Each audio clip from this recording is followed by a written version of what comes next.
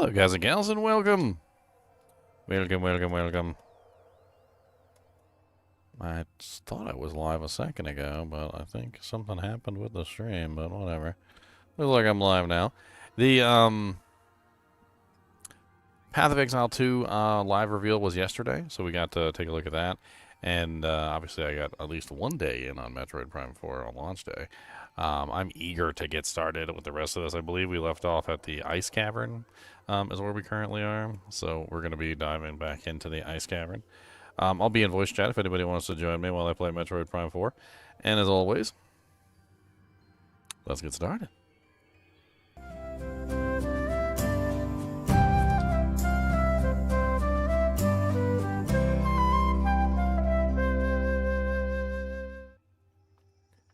Alright, so I am playing with the mouse controls. I've got this pretty nifty little Joy-Con holder, so it basically turns it into an actual mouse. But this literally is just the Nintendo Switch Joy-Con.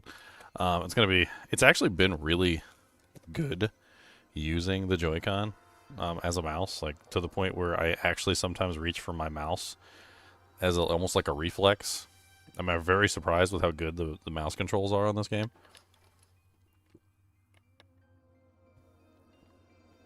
Absolutely love it. Of course, the other hand is just the regular Joy-Con.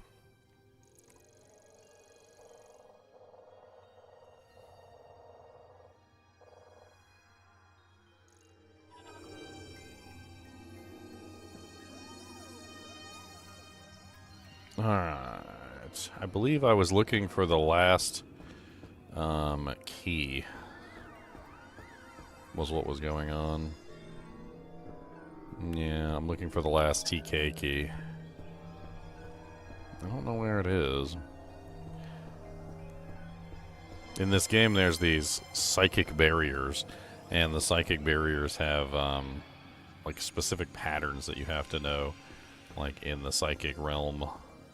And the patterns are something that you can find. They're like embedded in certain objects, and so as you go forward, you can locate the keys by scanning objects and essentially finding the TK keys in objects. But I think I've scanned just about everything now that I think about it. I don't know what's left. Am I liking the game? I like it. I like it. I've heard some complaints so far.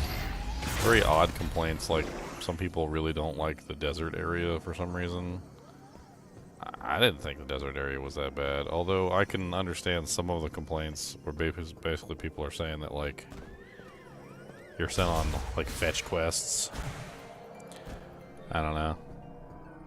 Like, one of the main complaints I've heard that I think is kind of valid is you're first told to go to, like, any of the three, like, dungeons or whatever, right? And so you start going around and you start looking for the three dungeons. You find the ice dungeon first usually, and the ice dungeon you can't get into because you need a heat beam.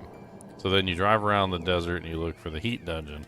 You go into the heat dungeon and you find a chip, a heat chip. But you can't go into the heat dungeon because it's locked. Well, then you can't even use the heat chip because the heat chip has to be activated by the engineer. So then you drive all the way back across the desert to get to the engineer, which activates the heat chip.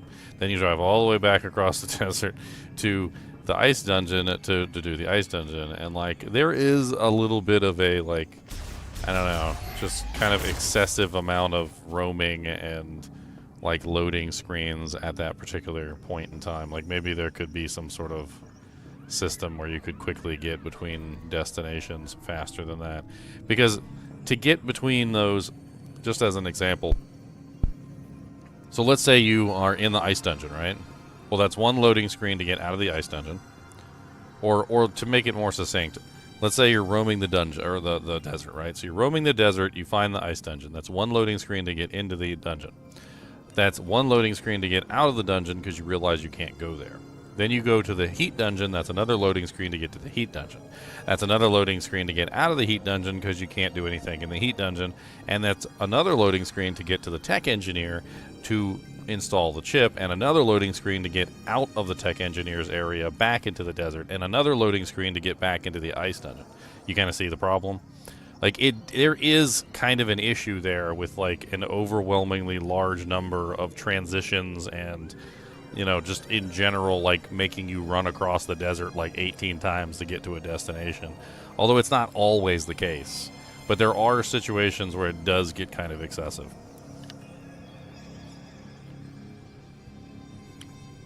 That being said, though, you don't do that all the time. Most of the time you're in the dungeon. Just having fun. Like, I've been in this dungeon for a while. I don't know if dungeon is the correct term. I think this is like a research laboratory. Alright, we found one of the TK codes from this guy. Is there anything down here?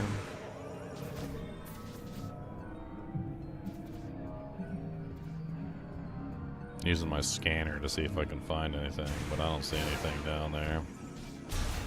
I can't believe they gave me the double jump so early either. Like, the double jump is usually something that they save toward the end of the Metroid games. The coveted double jump.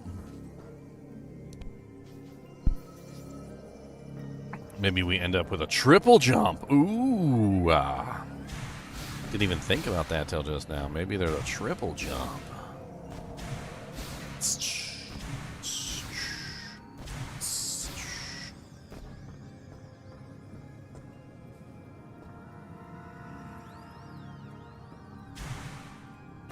Well, this is the first dungeon, Raging Punk. I mean, you'll get to this dungeon, too. This is, like... You said you almost have Viola? So if you almost have Viola, you're almost here. Like, it's really not that much further than Viola.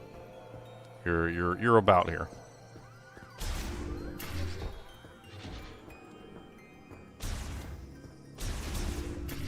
Because once you get Viola, basically you start roaming the desert, and then once you start roaming the desert, you go to the your first dungeon essentially is the ice dungeon.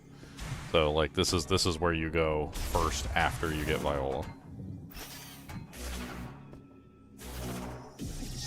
I thought the Viola dungeon was difficult. I thought it was kind of hard, especially with the way they made you do each tower with only like one save. Where you had like a save at the top of the tower and that was it, and then they made you go all the way back up the tower. I died a couple times going back up the tower. I died a couple times. Especially that one frickin' onslaught tower, man. Oh my god.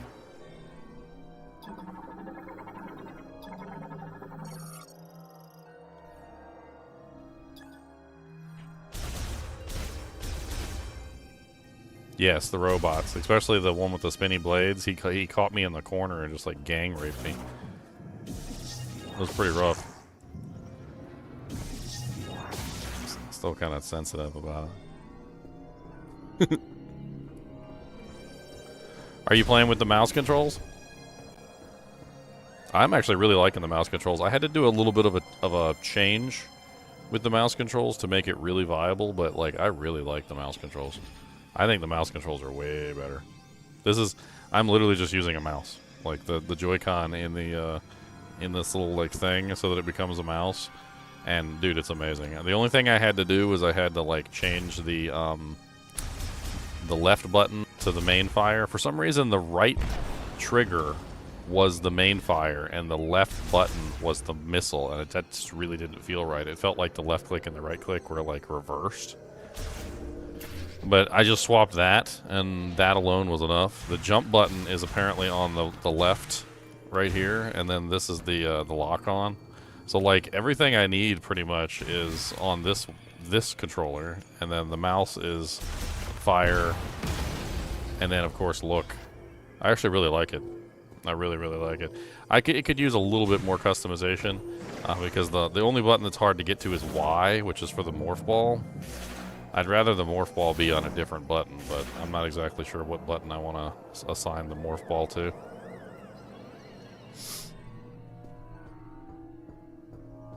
Overall, though, it feels like a PC game.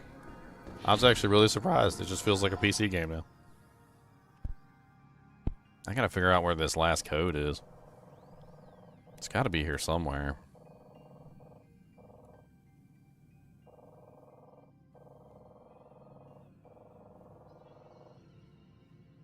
I don't think it's up here. In fact, I'm pretty sure it's not up here. We came up here already.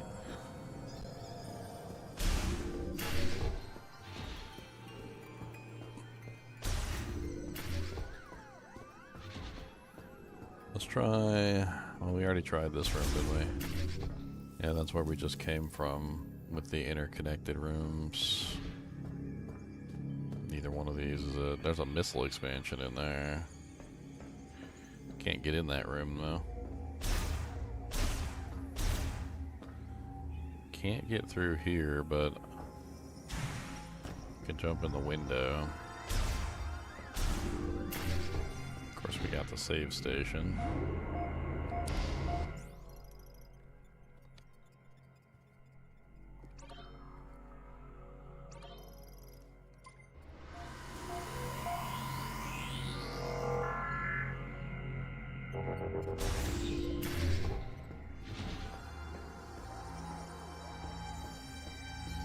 There's the stupid door I can't bypass.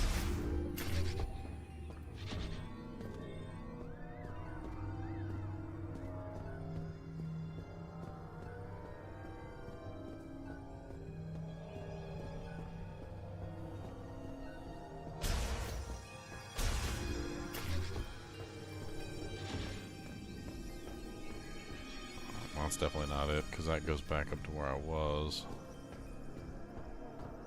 Yeah, I don't think this is it at all. That's just backtracking.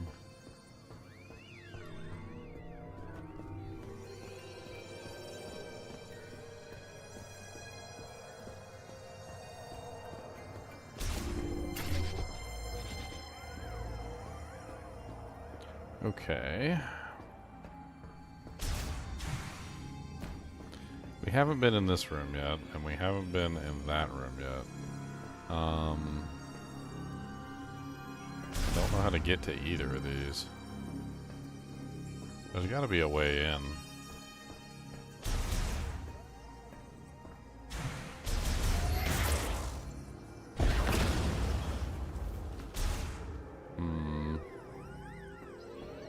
The door's basically indestructible. There's obviously a connection there between the two rooms. You can see the ball connection right there. Question is if they're connected, then how do you get into at least one of the two rooms?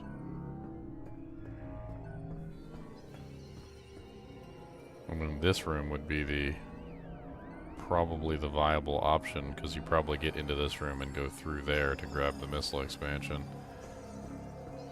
But I don't know how the hell you even get into the rooms if the doors don't open. These rooms, the door is open. There's nothing on the ceiling, is there?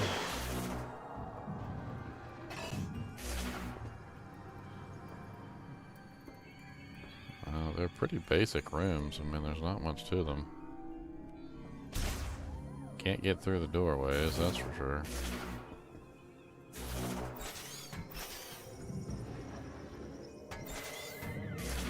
I'll reason it out quickly enough.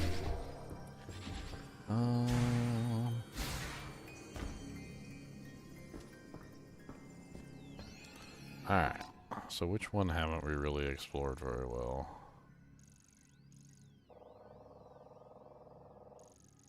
I don't know.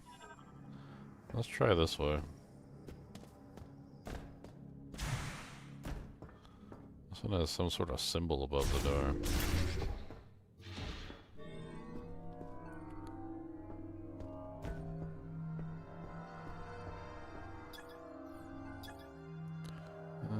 Everything's still currently offline. Currently offline. Currently offline. Your mom's offline. How about that? There was a TK code from this guy's dead body. That was actually something that did happen. Each one of these specimens I've already scanned.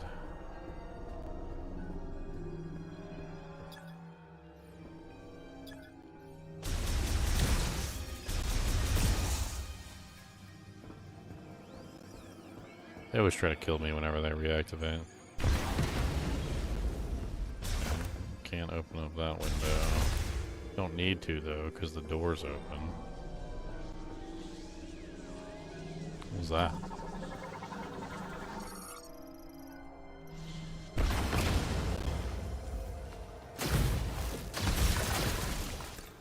A grapple point?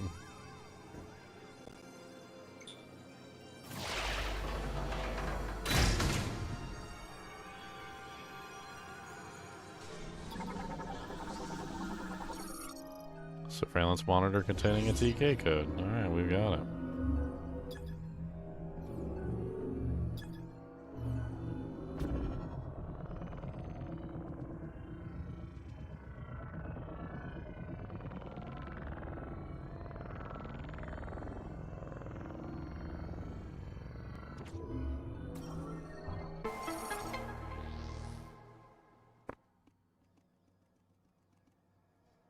TK code fragment collected.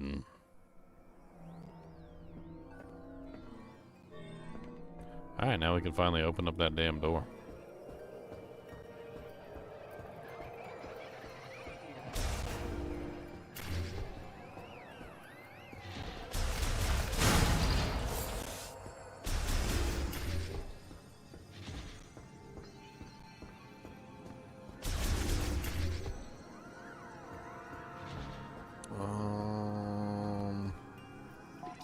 Which way was it? It's this way? Yeah, it's this way.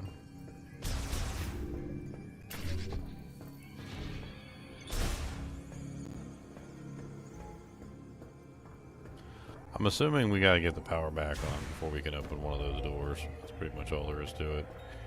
We should be able to access this now.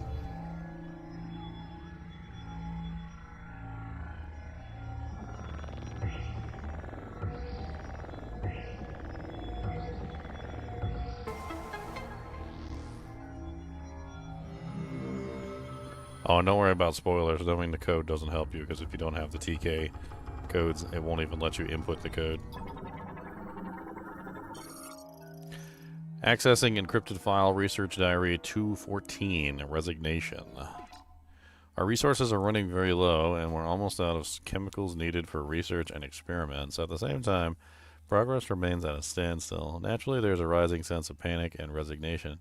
We cannot hope for more chemicals to arrive, and if we use up what we have before the experiment succeeds, no, even if it succeeds, and with what we have left, and we are losing researchers, everyone is likely in the same, thinking the same thing. What, death? So if we don't have enough chemicals, even if we succeed, we won't be able to cure everybody.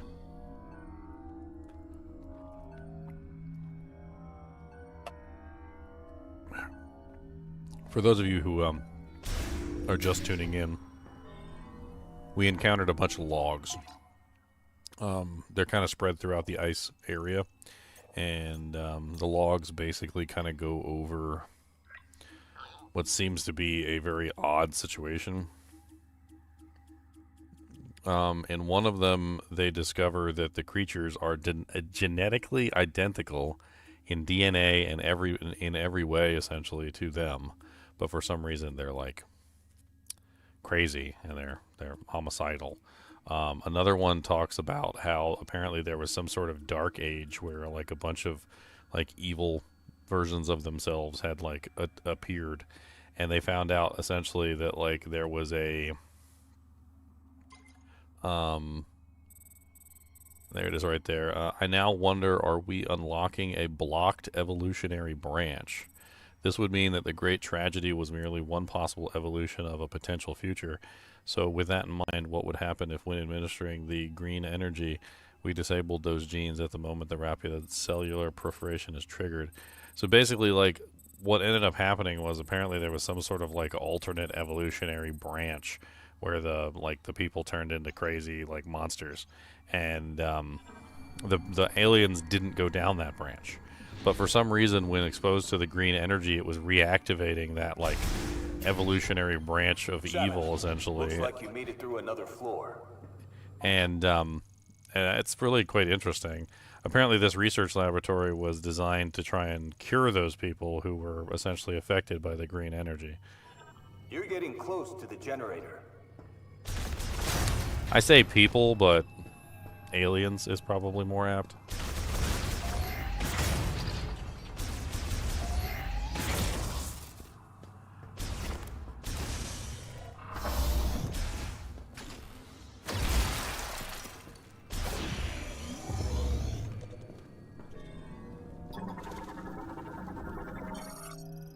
Crustacean morphology ice crawler. Well adapted to freezing temperatures, it remains active in lower temperatures and possesses a relatively soft carapace covered in sharp thorns.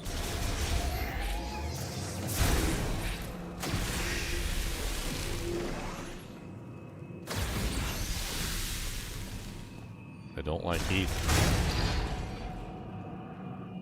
Some sort of like really neat looking wind turbines.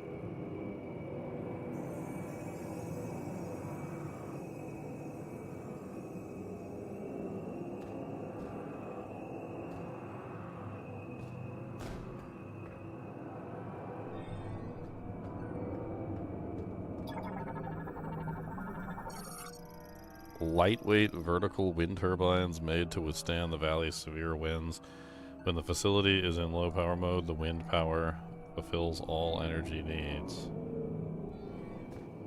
Uh-huh.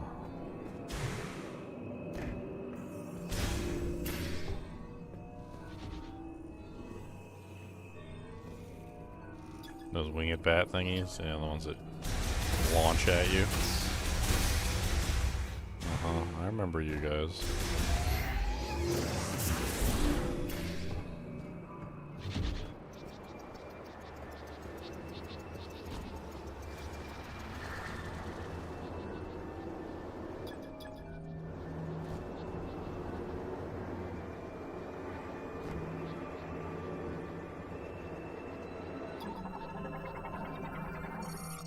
Cargo gondola lift used for transporting cargo. Research staff over the valleys below. Reinforced cables proof it against strong winds. Currently offline.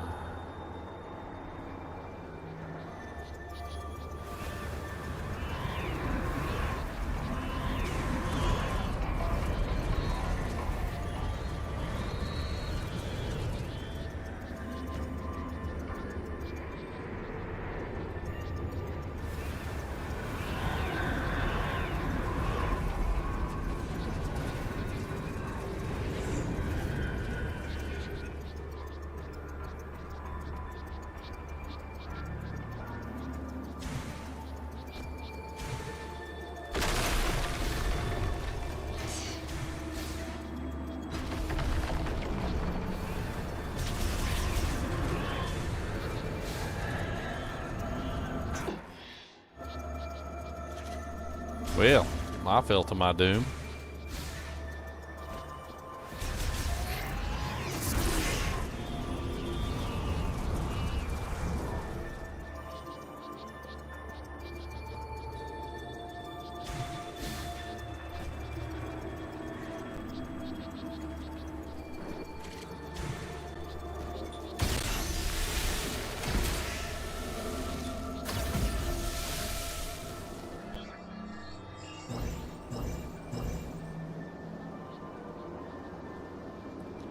Grapple. I believe those are grapple points. I don't know. Psychic grapple point connection for psychic grappling. Swinging back and forth from it can generate momentum from point to points. It doesn't seem like I can access it.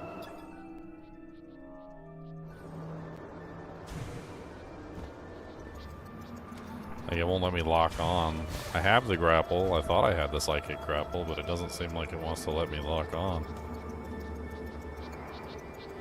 Or do I not have the psychic grapple?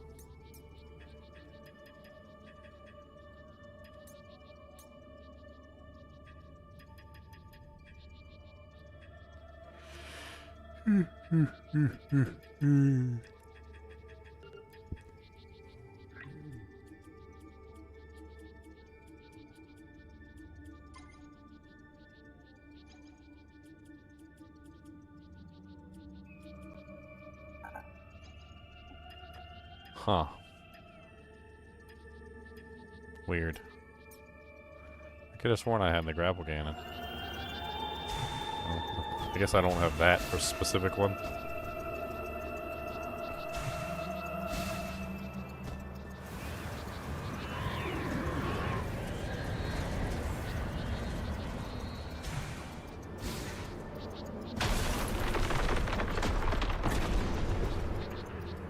Scary.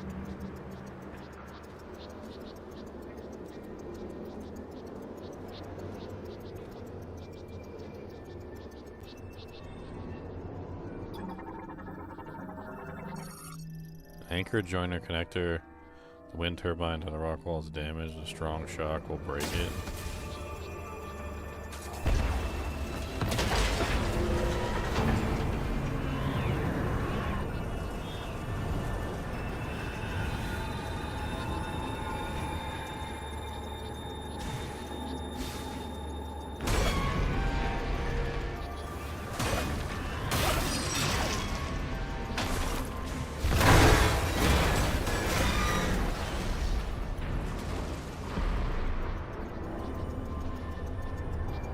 Looks like I don't get to go back.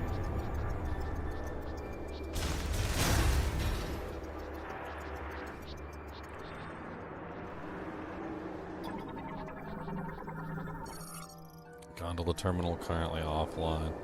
So apparently I don't get out of here unless I turn the power on. I think that much is pretty clear.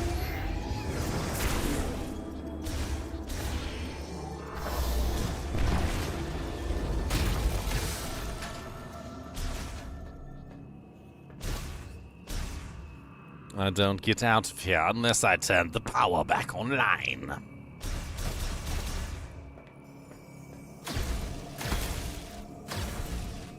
Oh, okay, door's broken.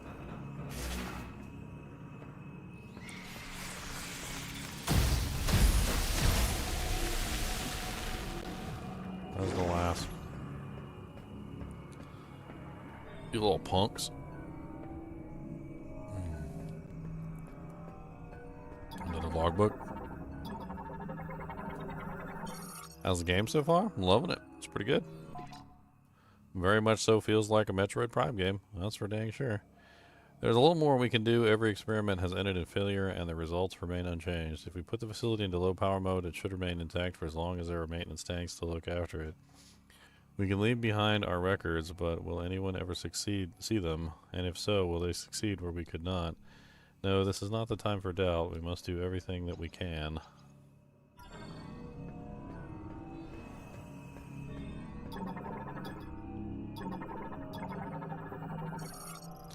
Shutter linked to the bomb slot. Activating the bomb slot will unlock the shutter. I'm assuming the bomb slot is covered.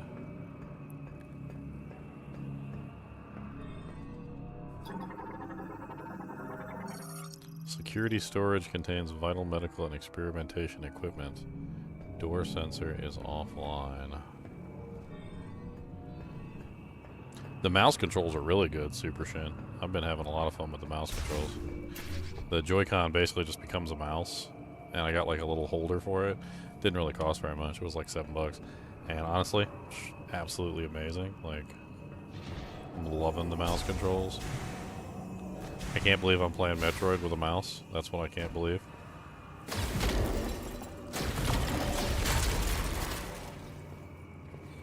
I feel like I'm living in 2045 over here.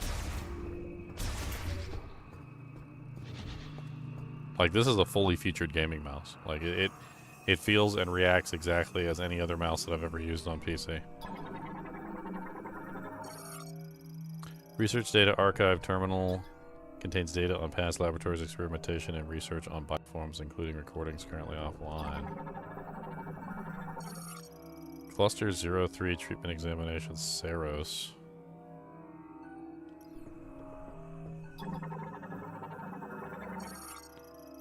Cryogenic and bioform studies, containment unit research and development. Captured specimen identification, medical records.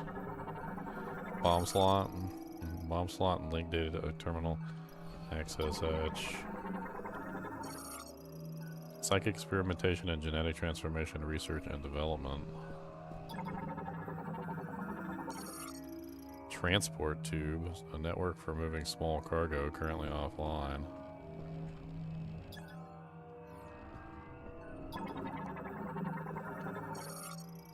Video log backups of experimentation and treatment.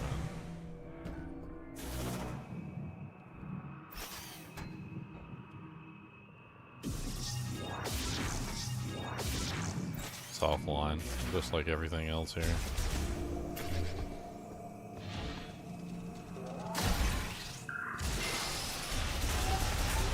You are so effing rude.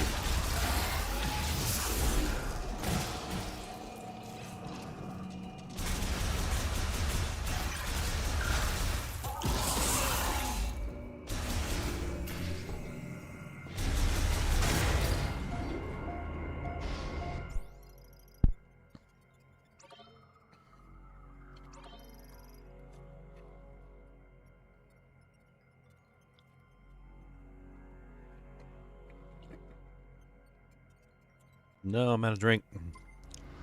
I'm out of drink. I need some more drink. Some more drink.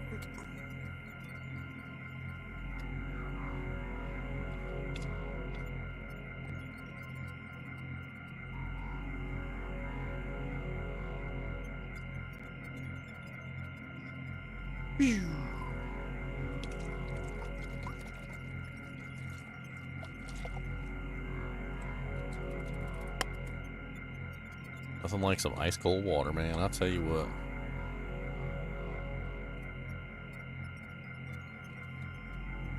I'm a water connoisseur, my friends. Anytime anybody ever tells me they don't like water, it's always because they drink it like they're getting like hot pipe water. That's what they're drinking. They're drinking like hot pipe water in like a nasty cup. That jank comes straight out the faucet. I look at them like they're absolutely just the worst people on the planet, by the way. Filtered water, okay? Filtered water. It needs to not be hot pipe water. Ice. You need ice. The colder the water, the better. Refrigerate the water and also put ice in the water when you get the refrigerated water out of the refrigerator. You want cold water with ice in it so it's as cold as it can possibly get. You want good water that doesn't taste like doo-doo. Not hot pipe water that's got like lead and chlorine in it. We finally have reached the end of our resources. Tomorrow we will abandon the lab and Chatoya's instruction to move to Chrono Tower built in Soul Valley. We will not be able to save our brethren. Why could we not find a way to stabilize the Griever cells when they reverted to their Lemorne counterparts? What did we miss? I will ponder this for the rest of my life.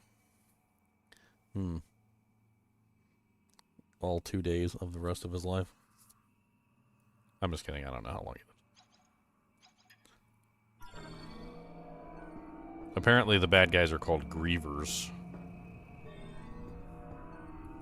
These little bugs are everywhere. They don't really necessarily, like, do anything. And they don't try to hurt you. But if you touch them, they just spontaneously explode, by the way.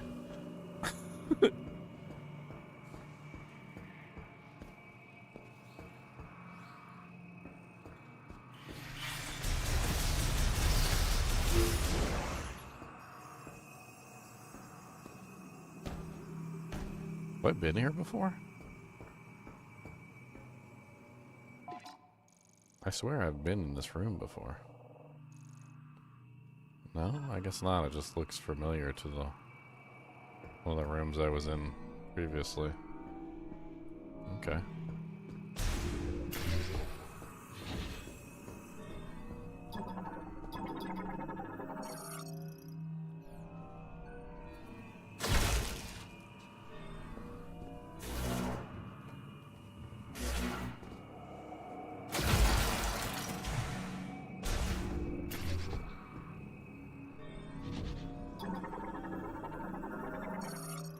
Main generator startup device used to initiate turbine rotation, currently offline. Generator maintenance slot used for maintenance tanks for turbine upkeep. Each turbine has its own dedicated slot.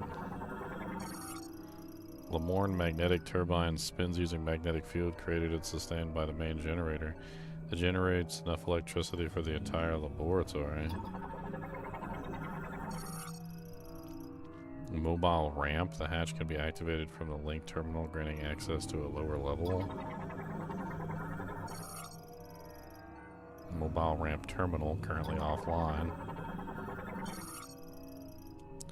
Accessing encrypted file, research diary, day 294, prayer.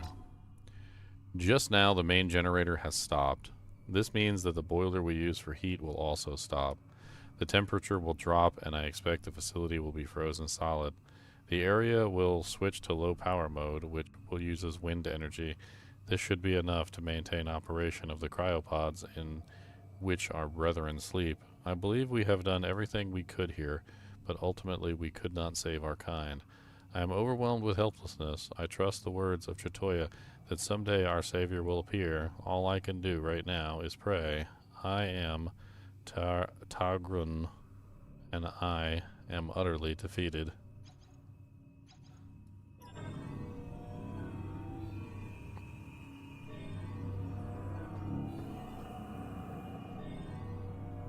Looks like it's offline as well.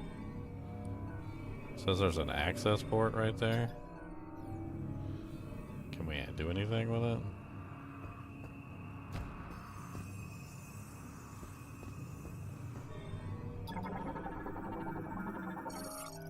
Slot connector links the generator startup device to the bomb slot.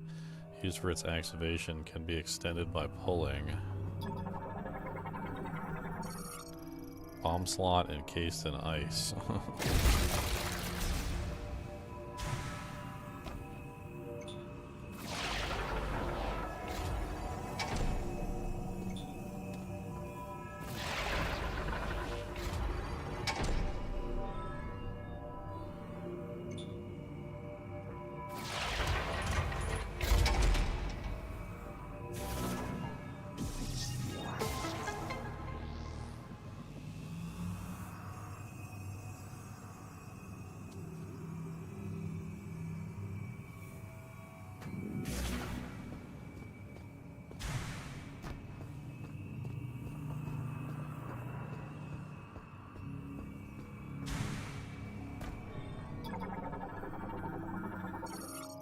Turbine hologram display shows the current state of the main generator turbine. All systems appear to be normal.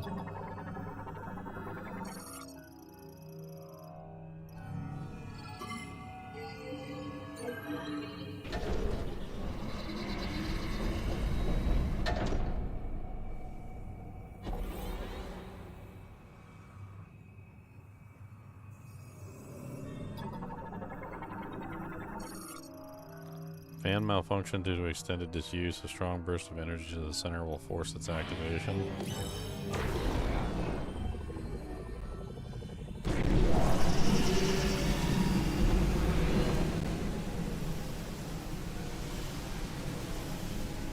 It's only 1 out of 3 though.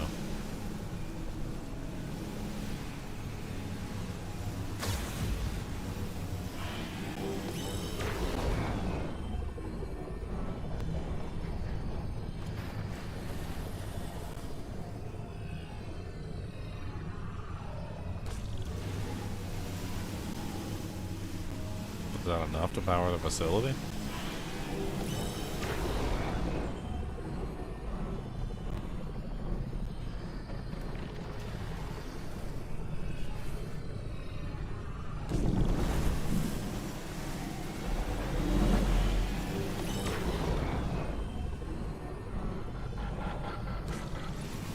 I don't see the other hole. There should be a third.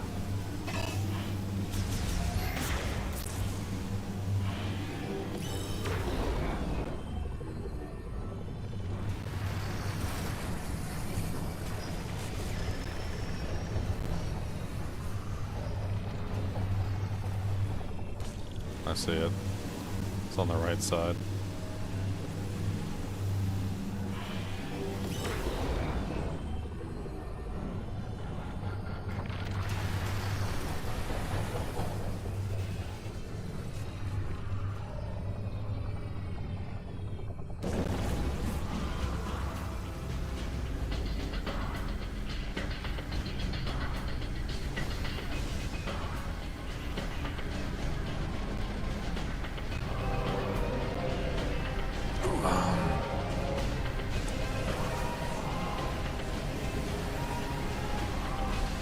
Hey, you've got the power back on. Rendezvous up top and we'll talk next steps.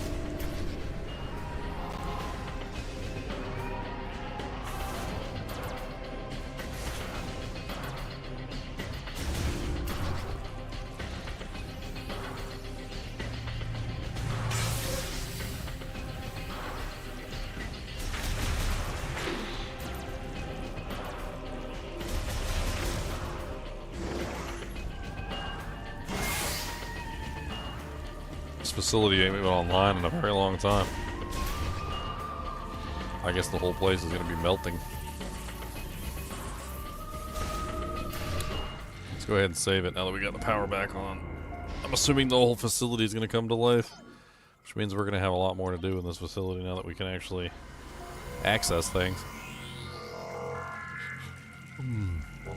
Wait a minute. Speaking of accessing things.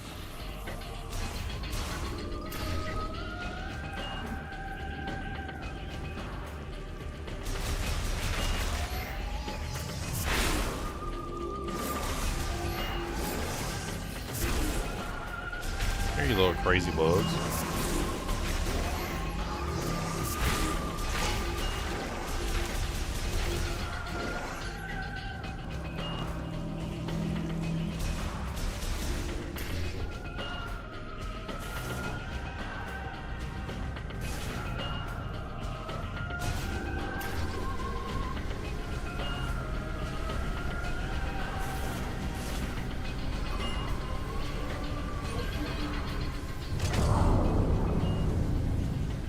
Yeah, there we go. I forgot there was a ramp here. I was about to go all the way back up and not even see it. What the hell is that?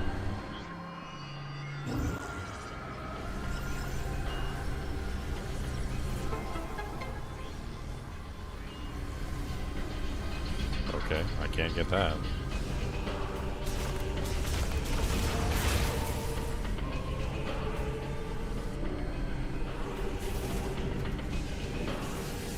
Whoa.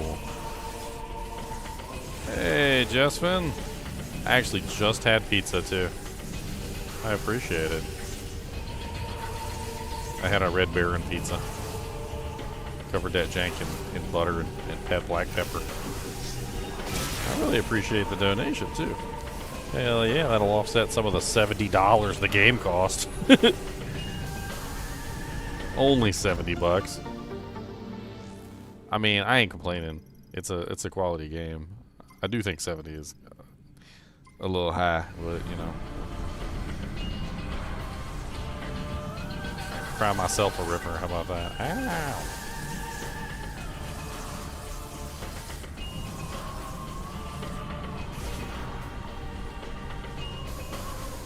Hopefully I make all my $70 back, and then I won't have to worry about it, right? Right. Wink, wink, wink, wink. Got another energy tank. That's always worth it. That up there is a ammunition upgrade, I believe. I'm pretty sure. Large shot expansion also restores 20. Wow, 20 ammunition increase. That's kind of crazy. That's a mag rail. I know for sure that's a mag rail.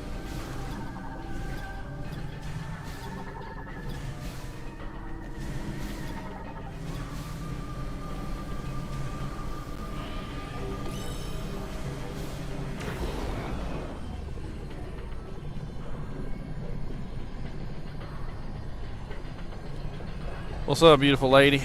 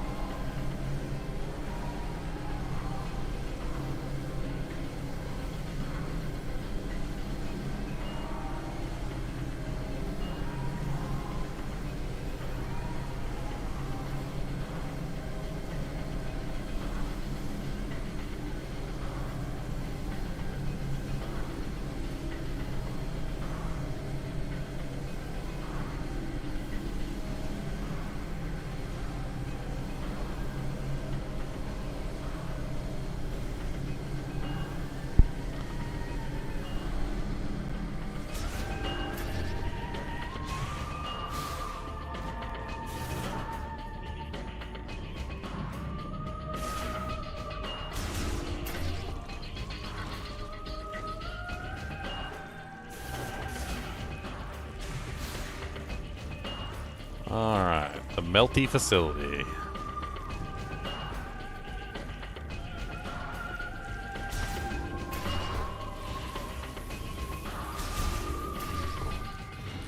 Might as well save it since I just got an energy tank. So, pop quiz for everybody who's watching right now. Does cold exist? Is cold a real thing?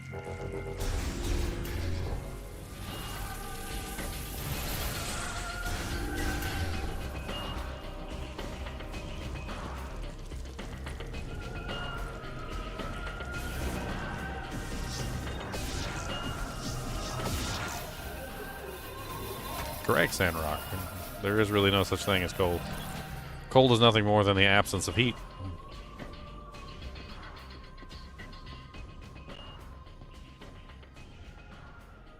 The absence of vibration. Commencing regeneration treatments. We have done everything we can. This will be the final attempt. Genetic adjustments are complete. Initiating injection of refined green energy.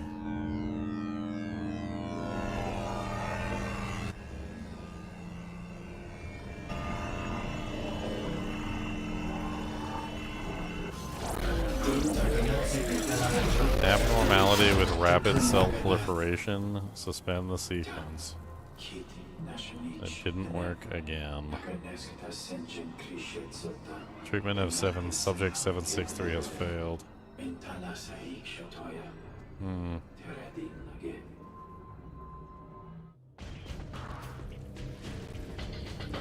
Come back to the control room. I'm waiting for you upstairs. So basically, their entire species was reverting to some sort of alternative evolutionary chain. The alternative evolutionary chain was apparently really bad, to the point of them giving them a different name, calling them the Grievers. Only to find out that the Grievers were not actually anything special, and they were actually just an offshoot evolutionarily of the original species. In other words, they're literally just the same exact species. Which means that there's thousands, if not hundreds of thousands of subjects here of the original species that could potentially be revived if you could figure out how to revert the changes.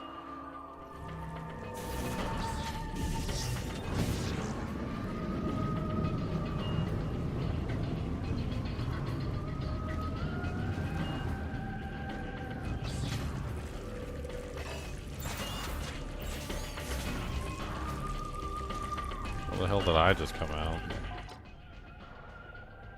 A room I've been in before? Okay. All the consoles are online now, though. Drive damaged, cannot be read.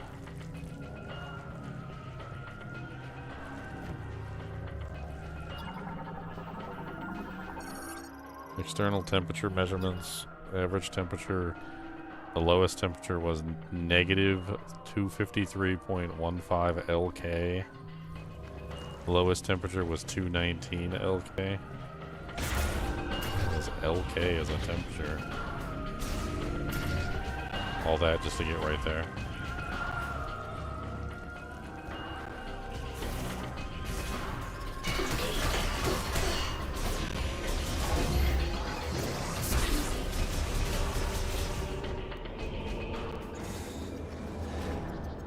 Alright, so we should be able to take the gondola now, right?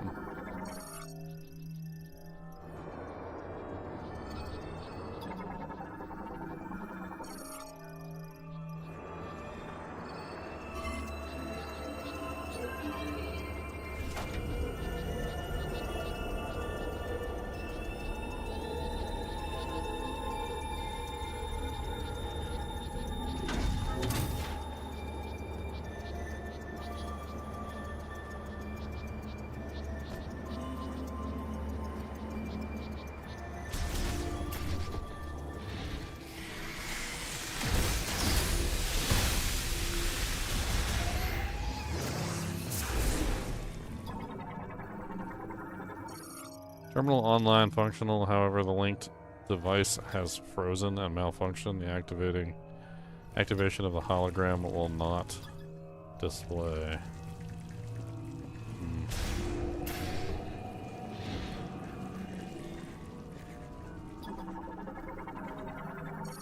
Shutter terminal online operational, however, the circuitry connected to the shutters has been damaged by deep freeze, rendering the controls ineffective.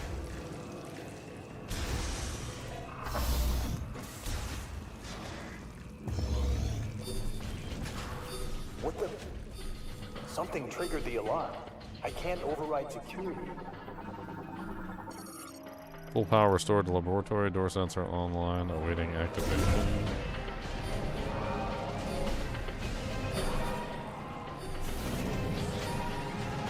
Yes, what's up, Lucas? He's being a goodest boy. Everybody can see your snoot. Yeah, they can see your snootums. That's a dog'em snoots. I'm not sure what's happening. This whole facility just went into lockdown.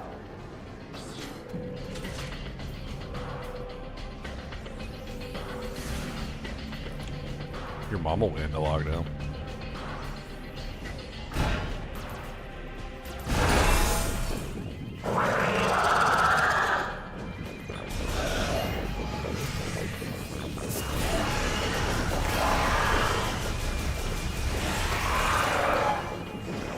No, I called this at the beginning. I knew they were going to start coming to life and trying to eat my face. I just knew it. Cryopod running on normal power. The rapid increase in room temperature has caused the pod to malfunction, and its inherent temperature is rising. In other words, evil monster, go rawr.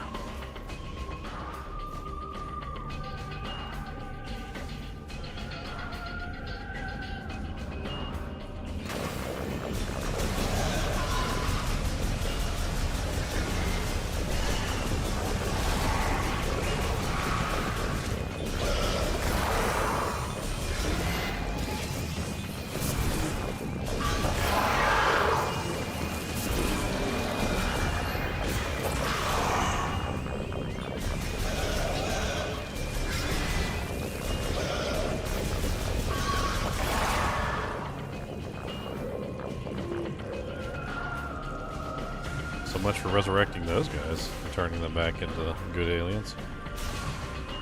I'm guessing a whole bunch of these pods are going to start malfunctioning. Alright.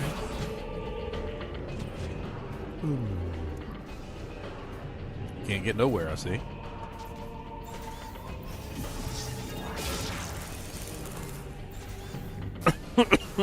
Start breaking stuff.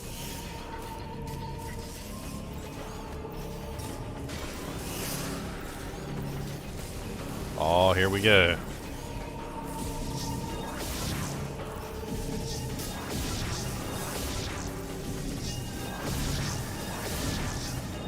Man, this is rough stuff right here. Trying to get this. Alright, so you go one. Oh, hold on. One. Messed it up. One, two, one. Almost had it.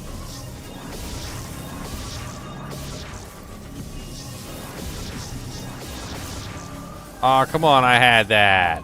No. That was so good, I had that. No. Okay, one. Messed it up.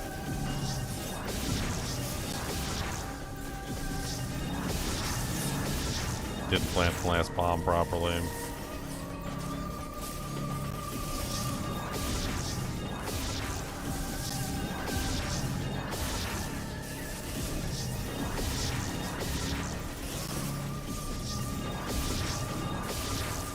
Didn't plant the last bomb properly. Didn't even get the bomb off. That was weird.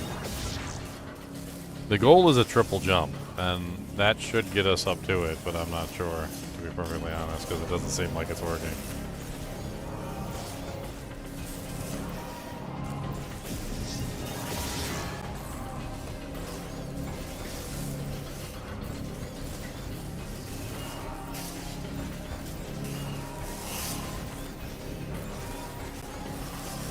It's so difficult to jump there.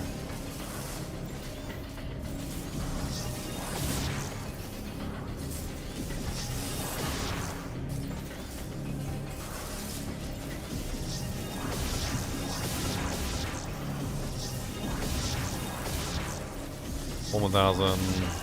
Okay. 1,000.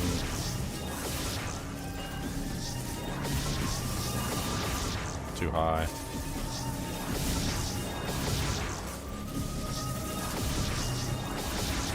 Ah, come on, that was nearly perfect. Ah, come on, I hit that. That was... Can you not double jump? Is that what this is?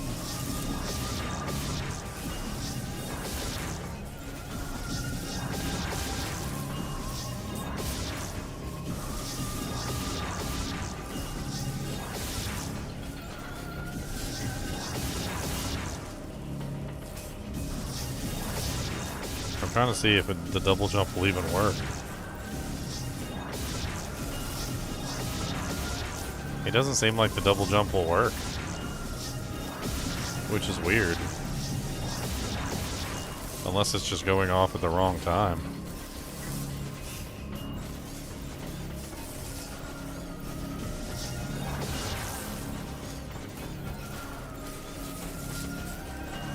Come on. If it wasn't for this lightning, I could get it every single time. I'm thinking maybe it's a jump from here instead.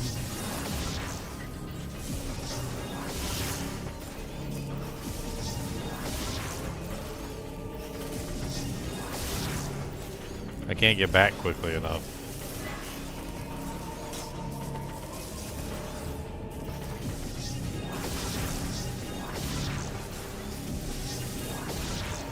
I'm trying.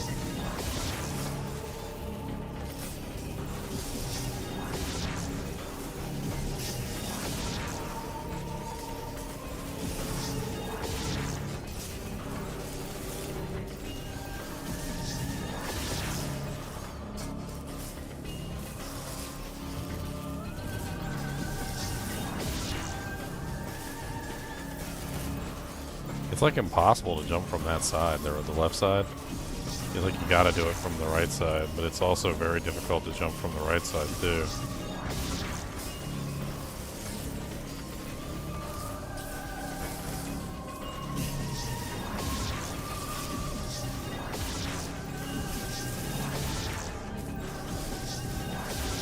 I'm not sure that's even enough space either. There's gotta be some other way.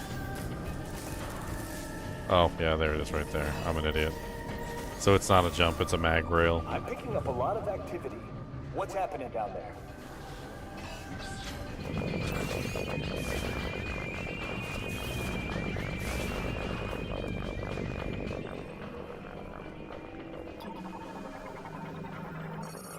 Broke the security shutters.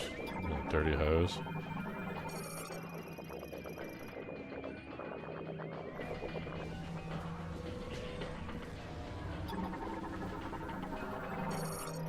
Destroyed cryopods.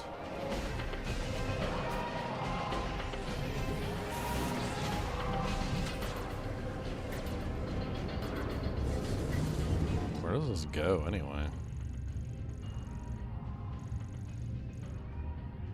Looks like I'm just going back to the beginning.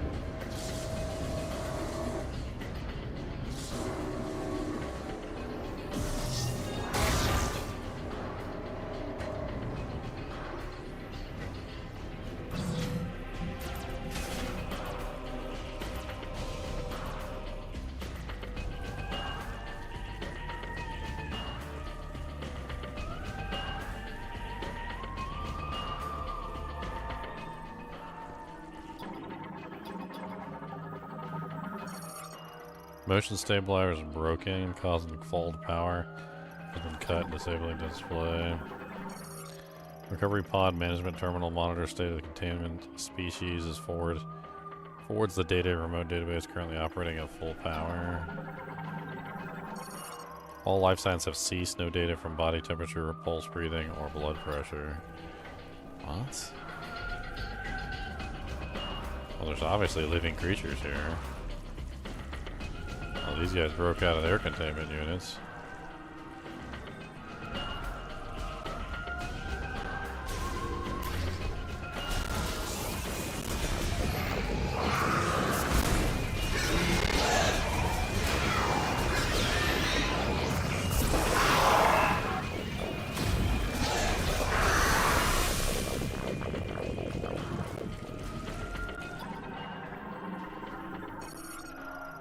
There's a specimen inside the socket's pods. Last news unknown. Broken pods, all sorts of. Well, they ripped the shutter open on that one.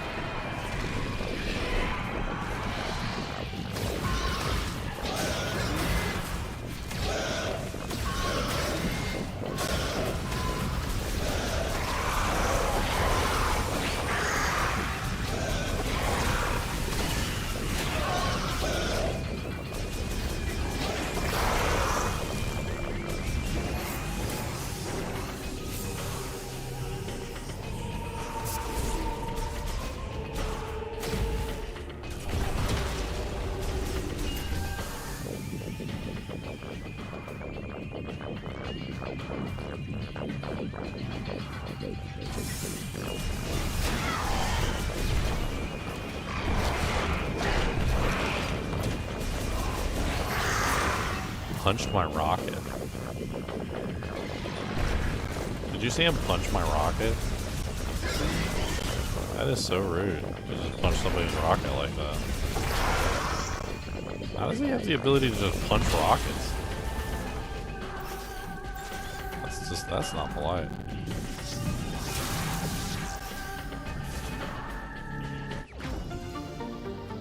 Freaking rude rocket puncher.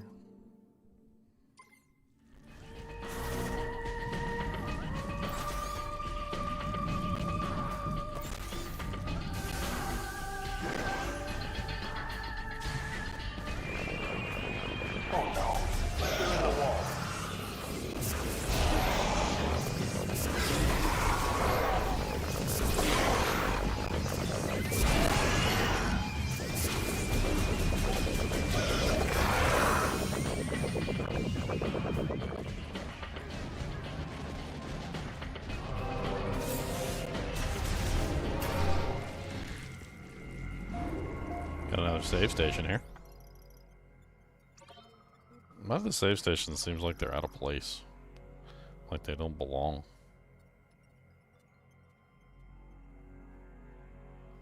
Almost like they were put here just for me. Apparently Chinchilla knew I was coming. Chinchilla foretold of the chosen one that would come and save them. Apparently I am he, and he is I. And we is they.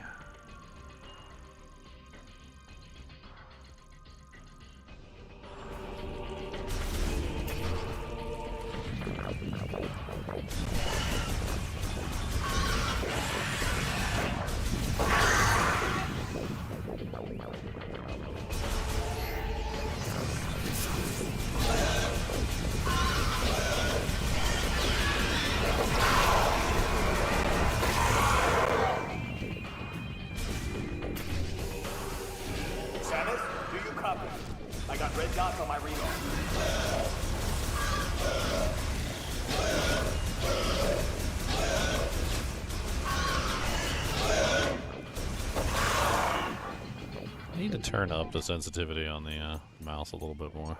It's close, but it's not quite there.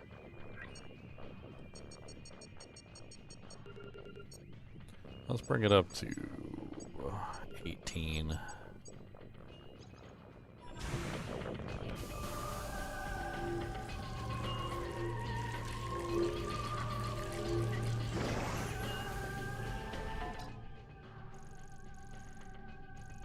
I think we're just going up.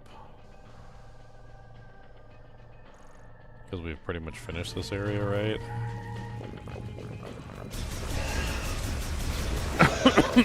You know, like canonically, I actually don't want to kill the Grievers. Because technically they can be turned back into the alien species, so I kind of don't want to kill them. Frostburn Griever variant awakened from cryopreservation. The preservation liquid has resulted in a loss of pigmentation, though their aggressive nature remains.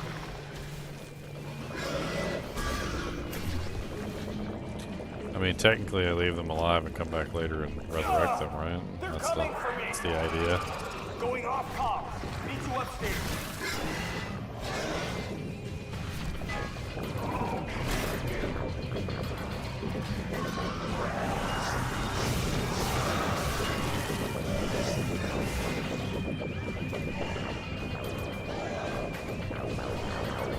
See, I don't know if I can go this way.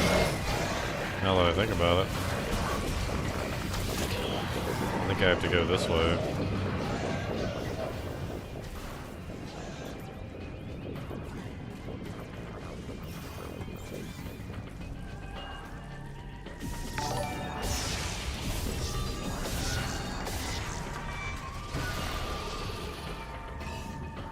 Oh, that was cool.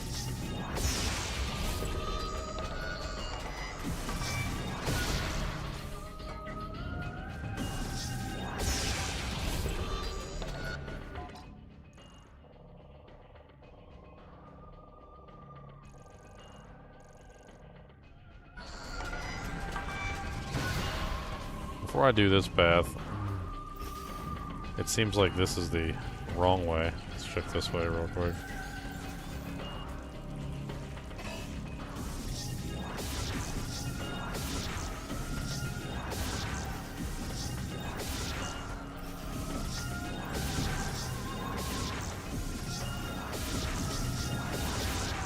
Huh. I'm gonna have to say that I don't have whatever it is I need to do that one yet.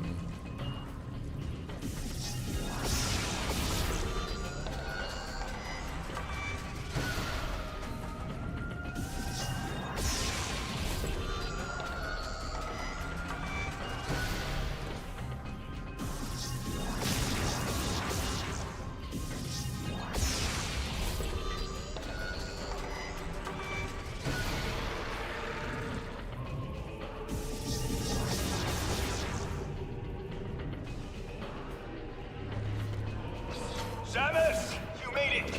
Let's take care of this.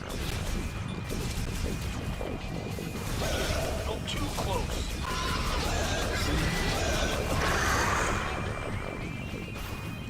Taking a shot.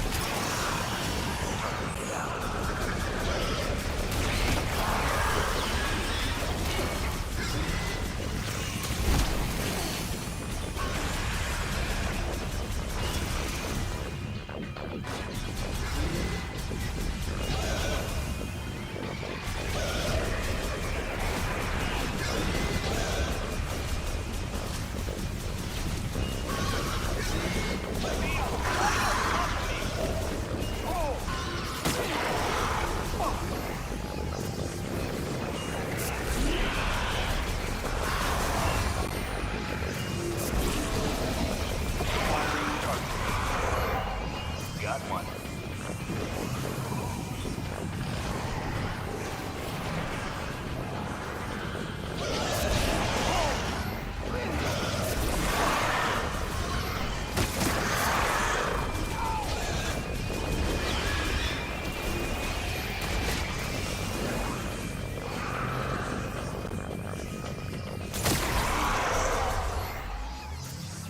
I think we're clear.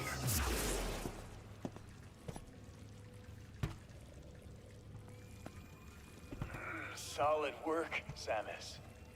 Power's back online. Feels like the heat is too.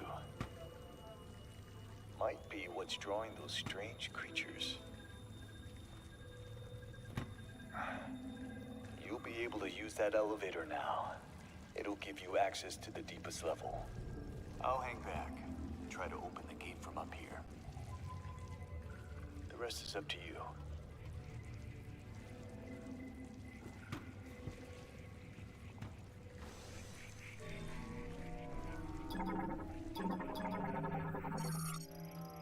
Monitors all materials, storage, and delivery. Galactic Federation Sniper Rieger Tokabi, an infantryman and former hunter who specializes in long-range precision shooting. Armed with a KT-6116 short to long-range rifle with visor-linked scope.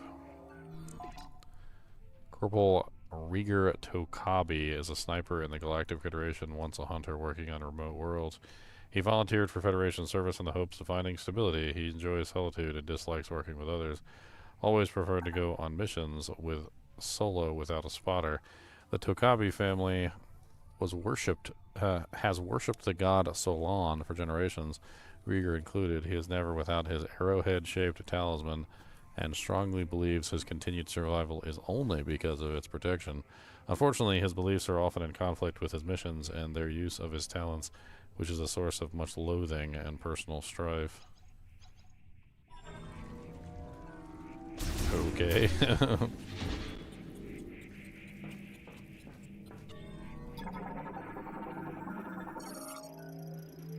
Rapidly regenerating cells using nanotechnology mixed into topical liquid culture, currently online.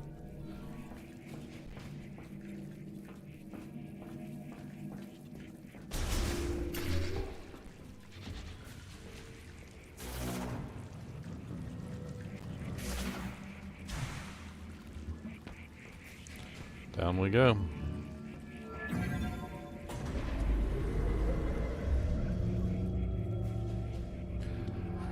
Down, down, down into the burning ring of fire.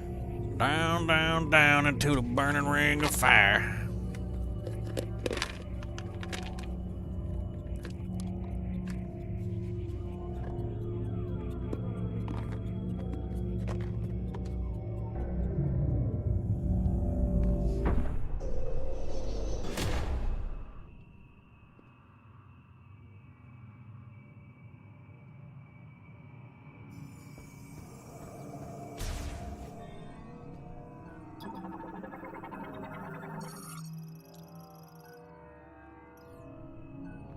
Reboot required before it can be reused.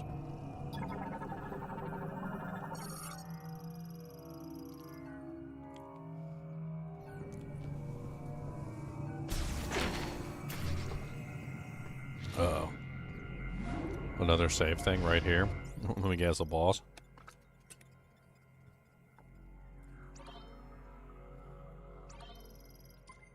Guess it's time for the boss of the cold zone.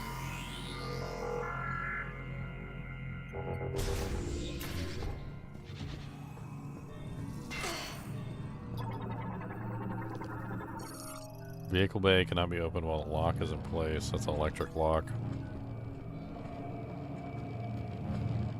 Looks like there's a missile upgrade in the left bay.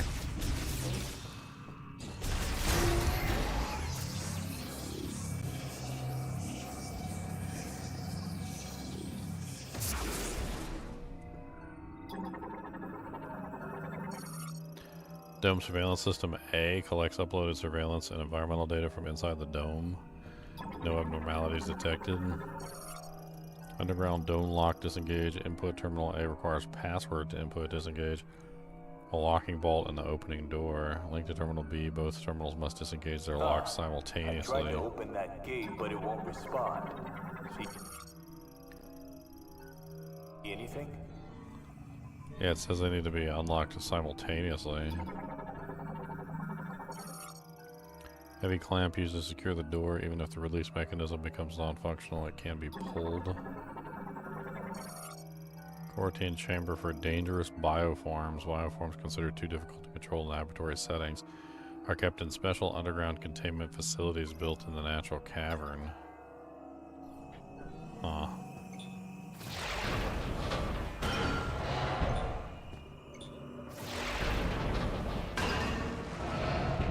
That did the trick. Opening now.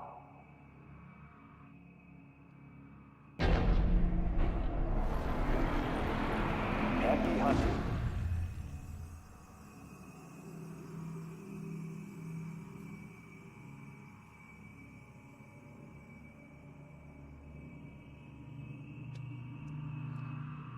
Ugh. My mouse pad's a little dirty. Feels like there's something on the mouse pad. I'll have to clean it real quick. It's probably like a Cody monster dog hair or something. It's always a Kubus the monster dog hair. Never doubt. It's always Kubus the monster dog hairs. I remember last time my mouse had some issues, I turned it over, looked underneath, and there was just like dog hair sticking out of it. I was like, oh, okay, that would be why it's like not working properly at all. Cody says it's not my fault. He said that's just a dog and I do my best to be a dog. And that's just a good dog. And I didn't mean to put mouse hairs in his mouse. Cody be a good boy? Yeah. Cody be a good boy. Does Cody want a snack-em? Huh? Does Cody want a snack-em?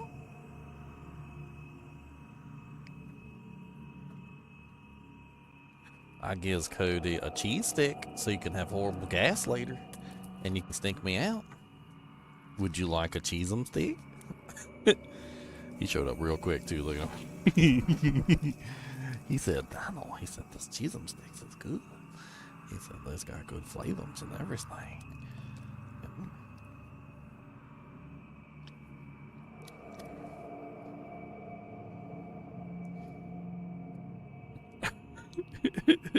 He's watching me peel it. He's like, yeah.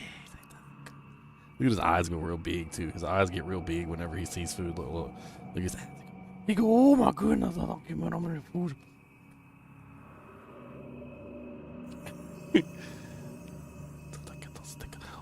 Oh yeah, give me that. That's a long one. Give me that. Jesus, things.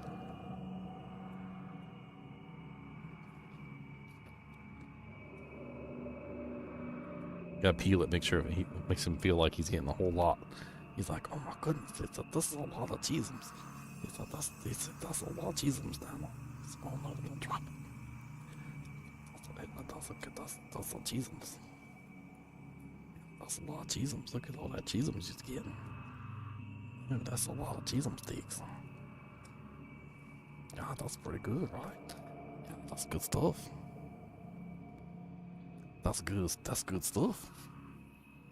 Yeah, that's good stuff.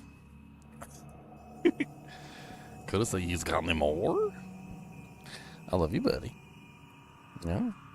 You gonna lay down for a night today? You gonna take a nap? Mr. Monster Dog.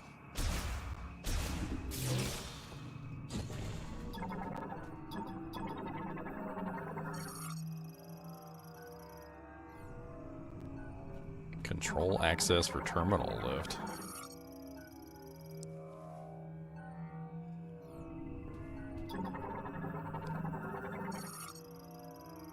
Dangerous bioform research terminal collects research data on bioforms quarantined inside the dome. Surveillance system terminal also keeps a backup.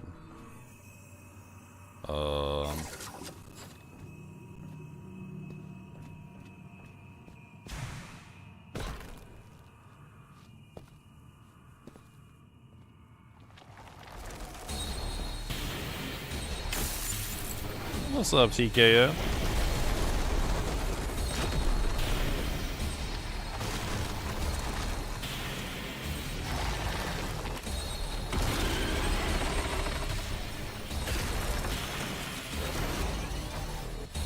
Well, that thing looks mean.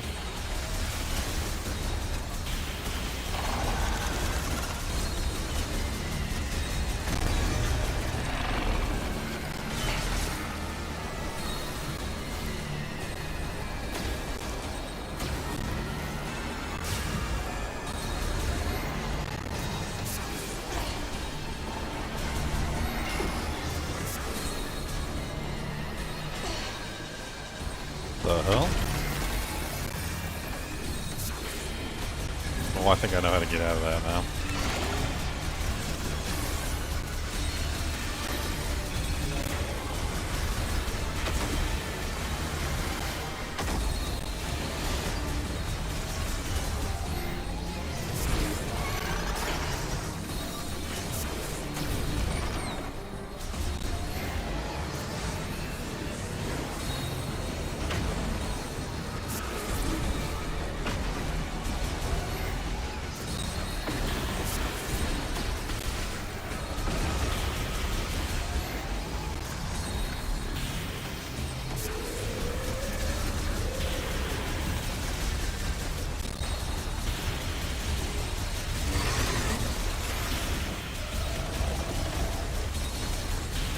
Assuming you shoot the eyeball, but I could be wrong.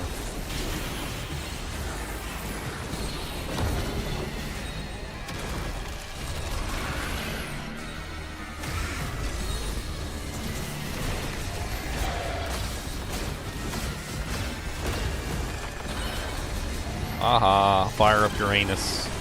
Volcanus and Uranus. Oh god, not Volcanus and Uranus.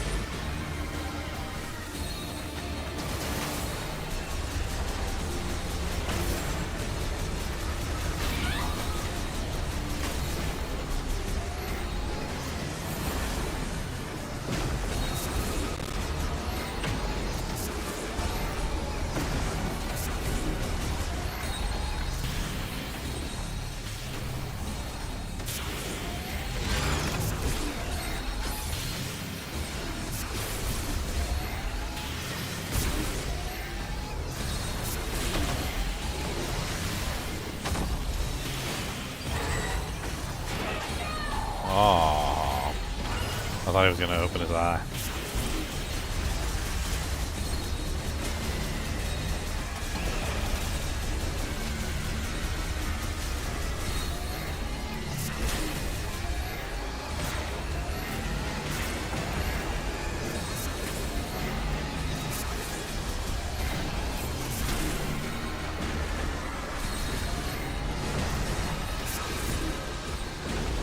Look here, Mr. Frickin' Pinball.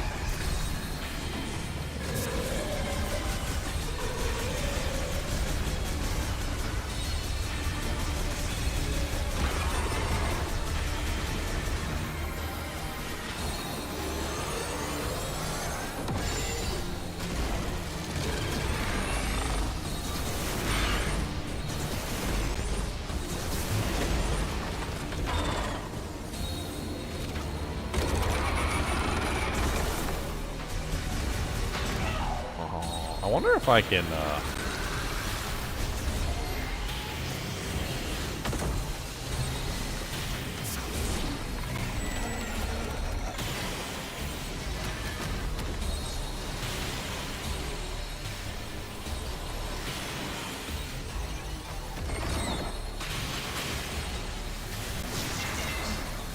was a bad idea.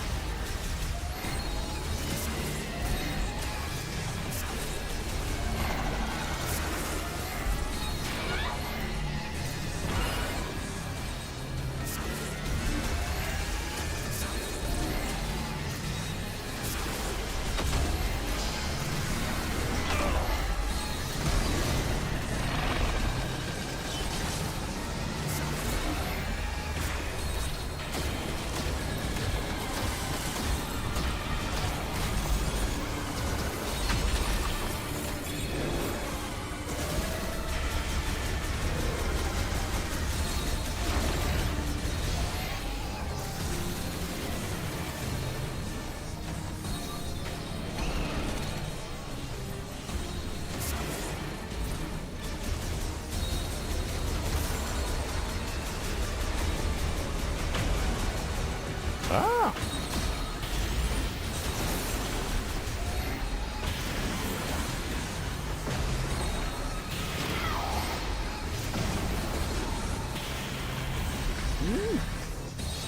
I'm trying to dodge.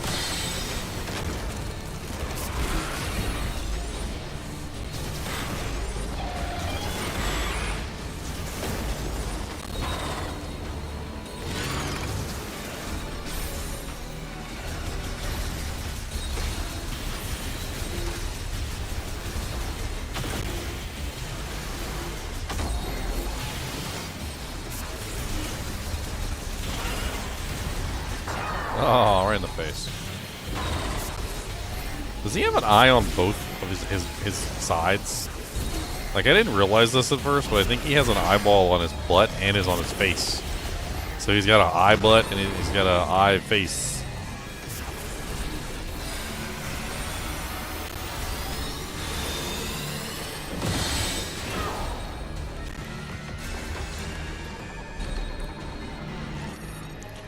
Crustacean morphology keratos, a gigantic cingulata-like organism covered in a hard shell. Only lives in extremely frigid areas and is capable of creating ice from air moisture. It possesses sensory organs below the carapace on its head and opens its shell to identify enemies or attack with its mouth. Metroid Fusion has altered its body composition, leaving its core completely exposed. Keratos, giant cingulata-like creature in double Samus's height, inhabiting ice belt. Its body is covered in a hard shell that resembles the peak of an iceberg and is impervious to firearms. Behind the shell segment on its head are sensory organs and a mouth. The shell segment, which opens when it wants to identify prey, at which point it will spit icy boulders. If the sensory organ behind the shell are to be significantly harmed, Keratos is known to enter an agitated state. It will curl into a ball and spin and launch itself at its attacker.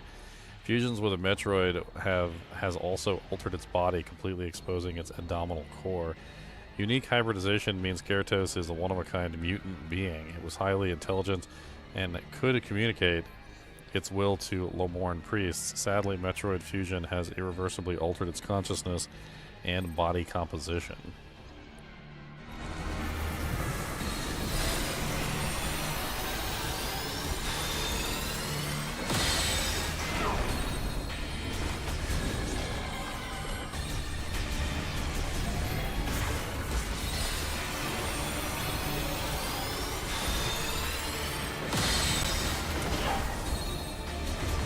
What the hell is it doing?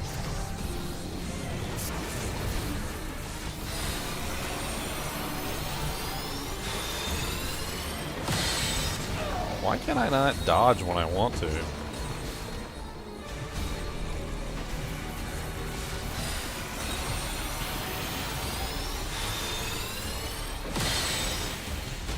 There we go.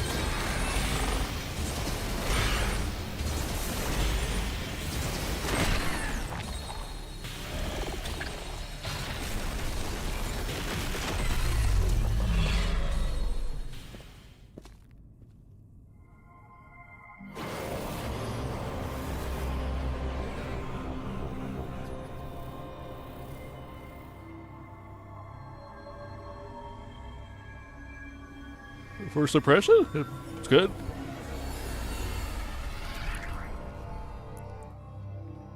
I mean, I did a playthrough of Metroid Prime Remaster not too long ago, and I can't say it feels that much different than Metroid Prime Remaster.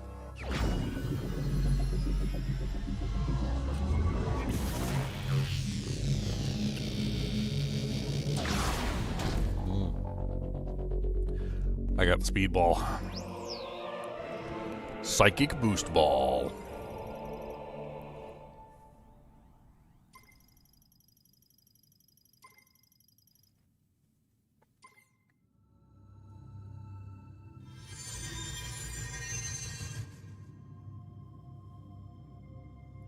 Well, Metroid's never been made by Nintendo.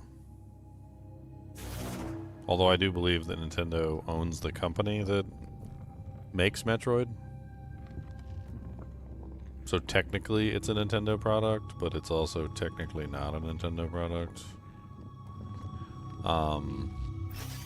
What's the company's name that actually makes this game? I can't remember.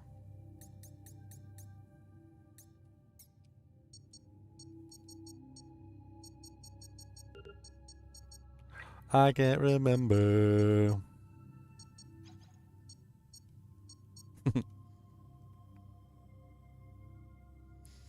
I could always look it up real quick.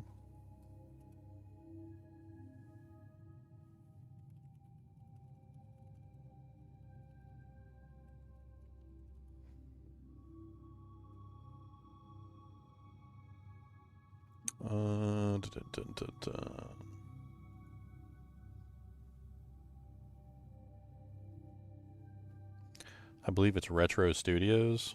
Let me make sure.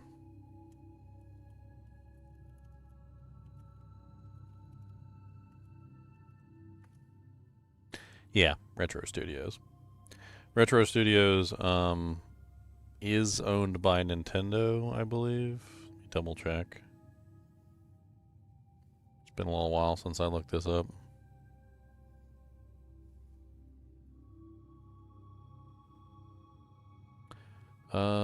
Parent company Nintendo, 2002 to present, yes. But Metroid was always made by Retro Studios. So Retro Studios made it originally, and then Nintendo purchased them back in 2002. Metroid Prime 4 was originally going to be made by Nintendo because Retro Studios wasn't making Metroid Prime 4, and then yeah, I don't know if you remember, but a long time ago there was a whole hubbub where they were going to make Metroid Prime 4 for the Nintendo Switch 1, and then it never came out.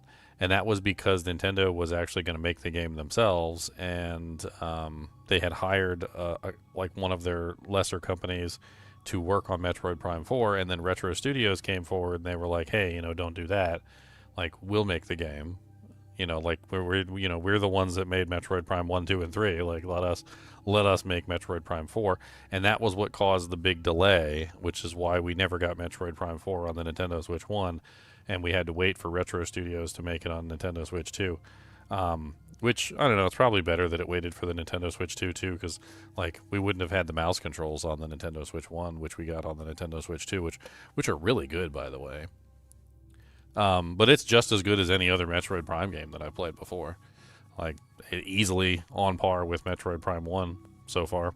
I mean, I haven't beaten it yet, but...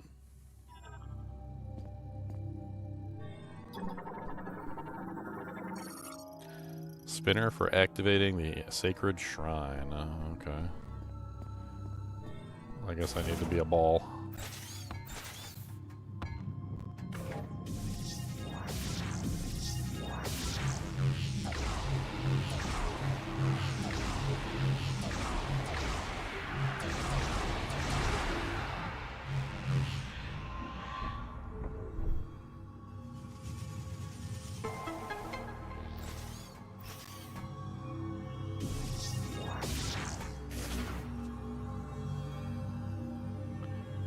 You want to hear the most exciting thing? Is that the mouse control feels identical to a PC gaming mouse. I have not had any issues with it at all. Let me demonstrate really quickly, right? So the sensor's on the bottom of this part of the Joy-Con, right? And you face the Joy-Con downward like this, okay? When the Joy-Con is facing downward, you have two buttons on the top, right? So you basically have this button right here, which is your right click, and this button right here, which is your left click. All right, so you basically right click, left click. There's no difference. These buttons right here become side buttons. So your A, Y, B, X, etc. These become side buttons. The joystick is actually very easy to use while using the mouse. I've never once thought that I needed a joystick on a mouse before. But you can totally put the joystick on the mouse and use it to your pleasure. Whether you're using it in the menus or whether you're using it to move around the map inside of the menus, or whatever you're using the mouse for, or the joystick for. But it's literally there on the side, and you can use the A button, the B button, and whatnot on the side of the mouse, and it's just very, very effective. Honestly, I really love it. Absolutely adore it.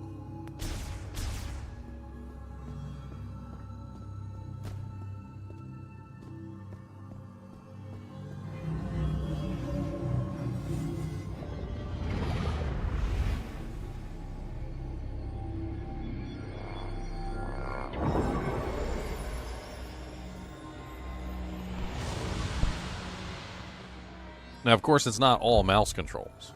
You still have the other Joy-Con in your other hand. So you're still using this Joy-Con for various things. So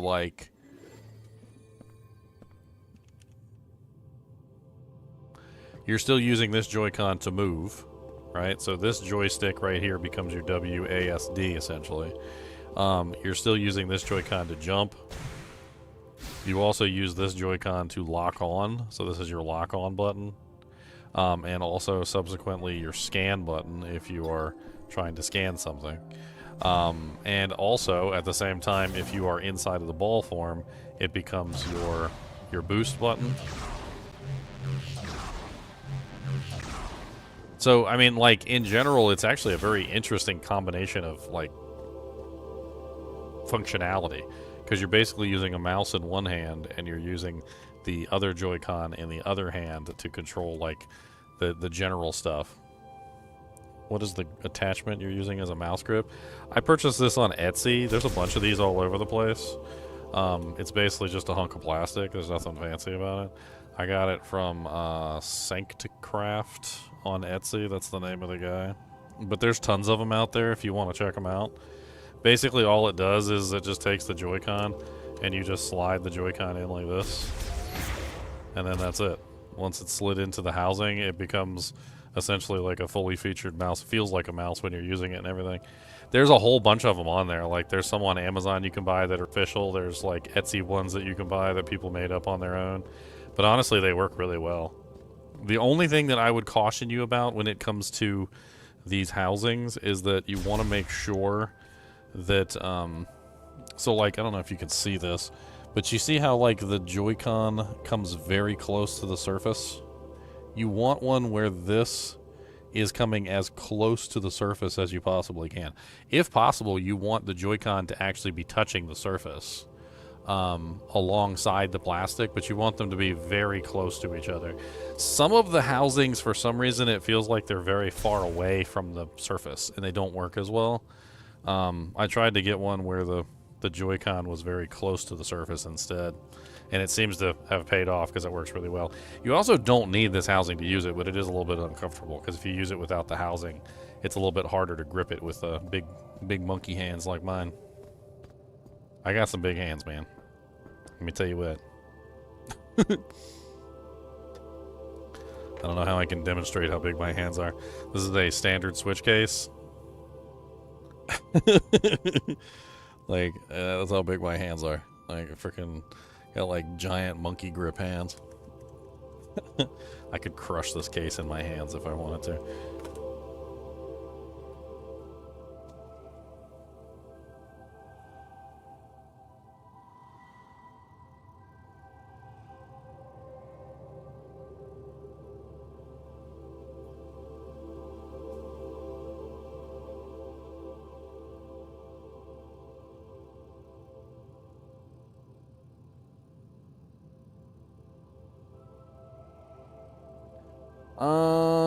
How do I get out of here? Let me guess, ball mode? I don't see a ball mode thing. I don't see anything. I definitely can't jump that, that's for sure. Oh, I see. I see how you get out. Clever.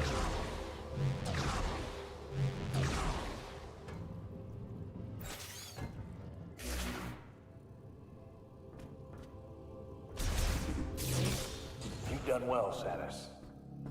I'll meet you up top. Meet your mama.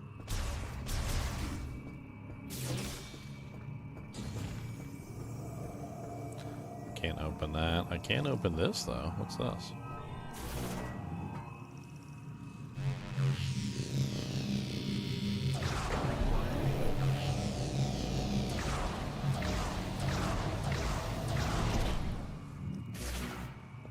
Interesting. Let's go ahead and save it since we just killed the boss, just in case we die like a pleb.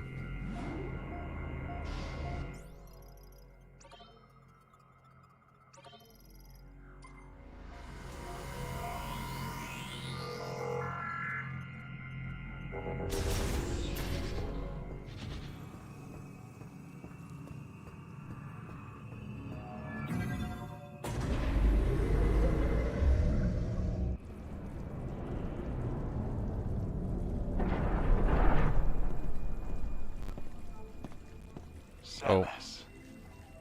Looks like you got what you came for. A message came through the station radio while you were gone. Somebody named Specialist Mackenzie He sent over the coordinates for base camp, so I'll be on my way soon. Now, I've been on a lot of missions. This has always protected me. May Solon light your path. You go on ahead. There's a healing pod up here, and I'll be as good as new in no time.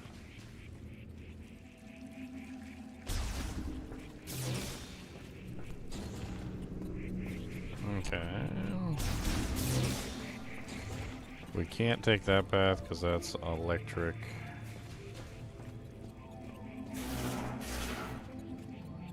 You know, I could have sworn there was a spinner path around here somewhere. I don't remember where. That goes back outside.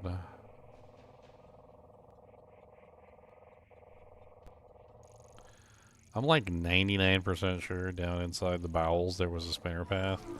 And now I kind of want to go down there and double check.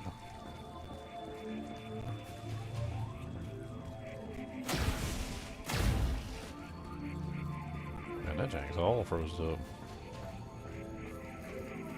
I love how the ice is melting now that I turned on the heater. It's pretty cool. Alright, before we leave here, we're going to take a dive back down into the frozen area. See if we can figure out that spinner. I'm like 99% sure there's a spinner in one of these zones.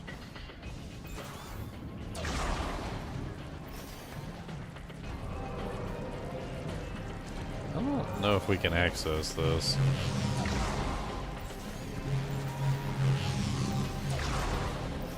I don't think we can. I don't think that. I think there's something special that you need for that.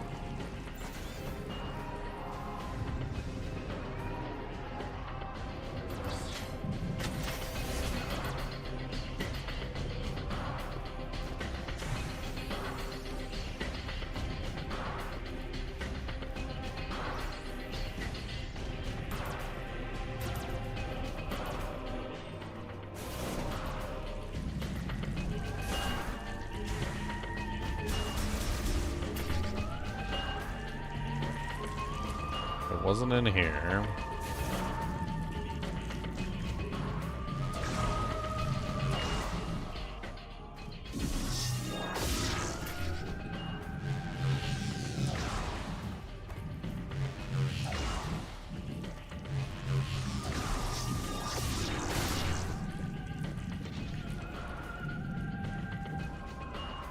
Alright, it was in one of these rooms. I don't remember which one, but I'm like 99% sure there was a spinner in one of these rooms. I don't know which one, though. It's not that one, because that goes out into the cold. It might have been through this door. No, that's the save. Okay. That's where I got the missile upgrade.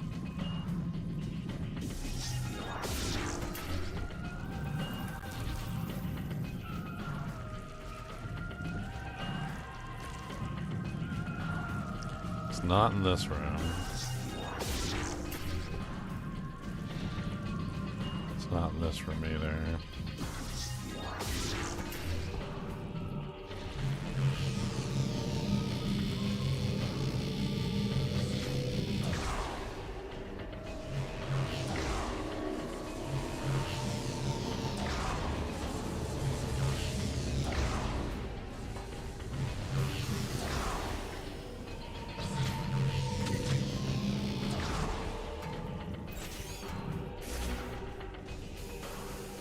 Is this it?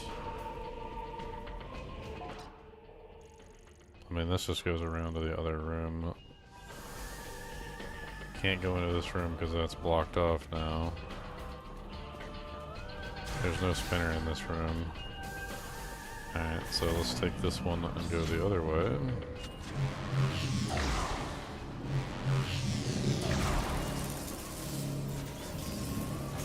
Can't get that.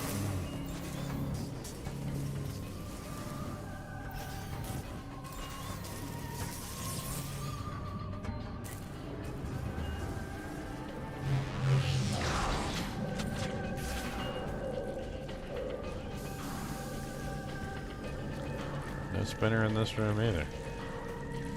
No, I wouldn't imagine it. It's got to be around here somewhere.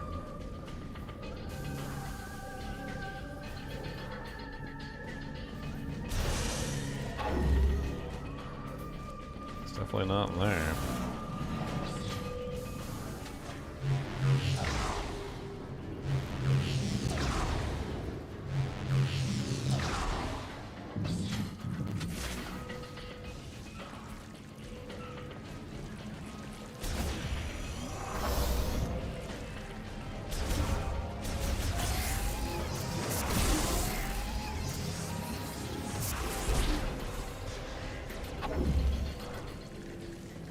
No, and this just goes outside, which doesn't help us out at all.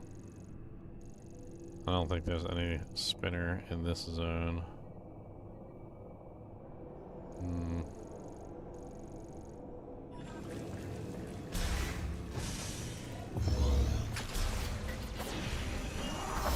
Maybe I'm mistaken. So let's go back.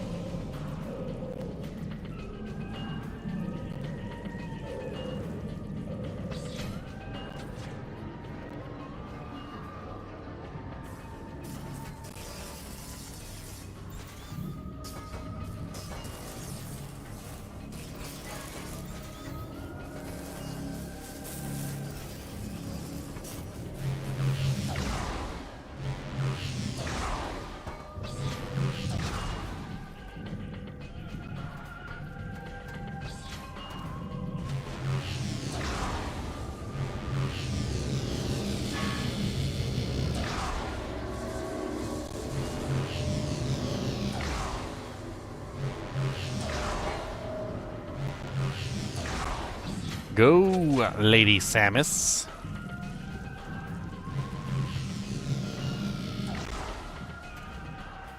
Just travel around as a ball everywhere.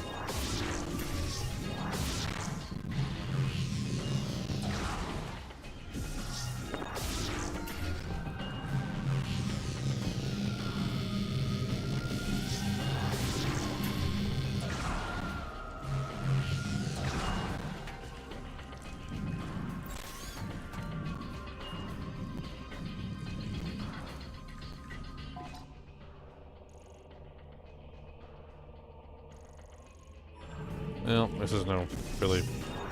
It's not down here, whatever it is I saw, so let's get the hell out of here.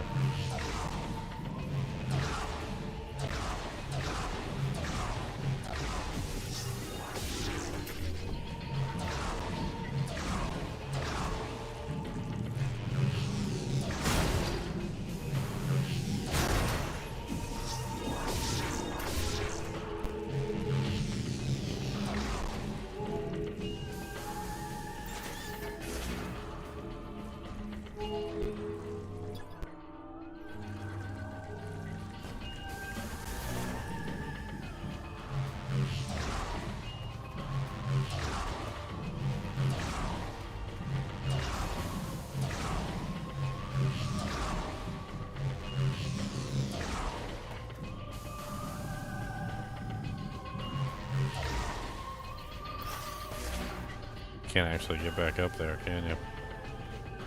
I forgot you just like jump down a hole.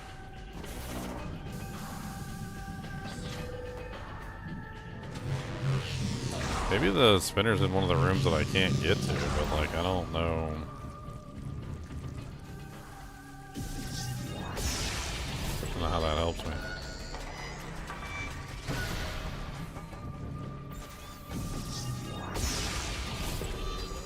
It's okay, there's a lot of spinners all over the place we can get access to now, which is great.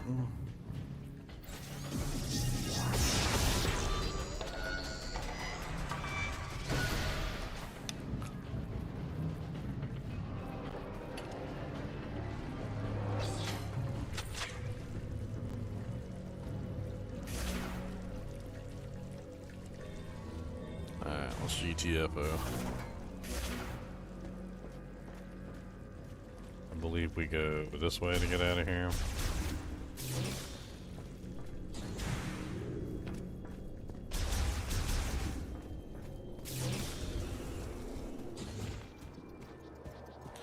Well, there's a spinner.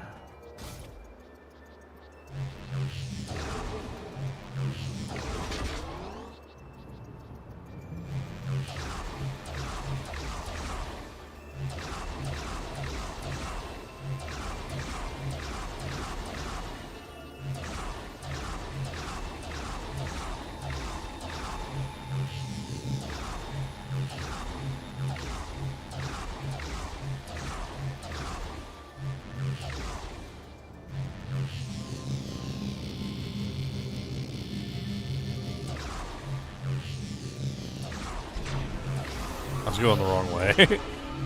Counterclockwise! Counterclockwise! I literally was going the wrong way. I'm not even joking. Whoa! That's one way to fly.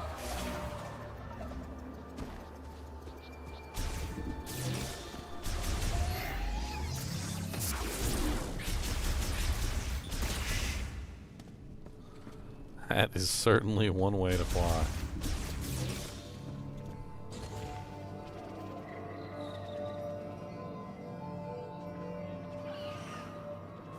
What the hell is that?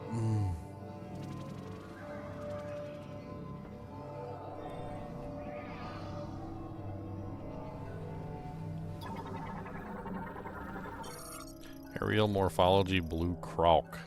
Chirotera variant that flies using their Pantagian wings. The leader guides their colony by emitting sound waves from their antenna.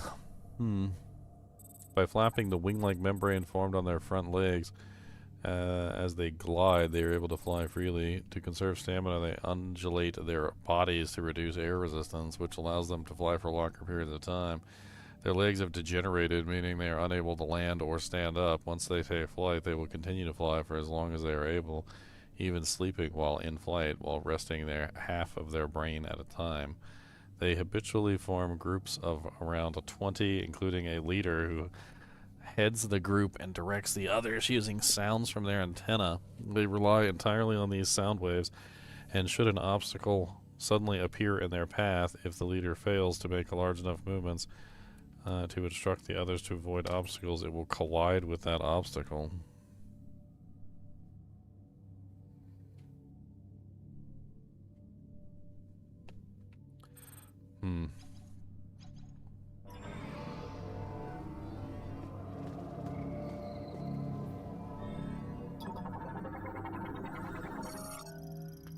Bomb slot.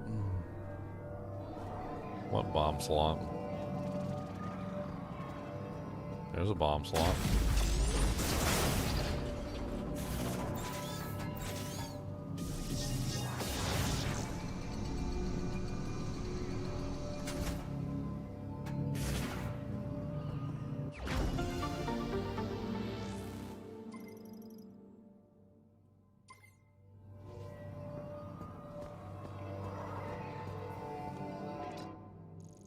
Alright, so we gotta save here. That way we can avoid having to come back down through here. Time to move on to the next area.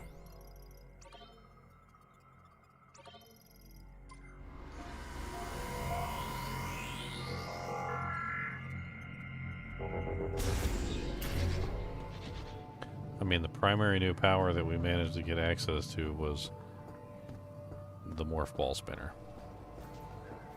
So my assumption is that wherever we're going next needs a morph ball spinner to activate it.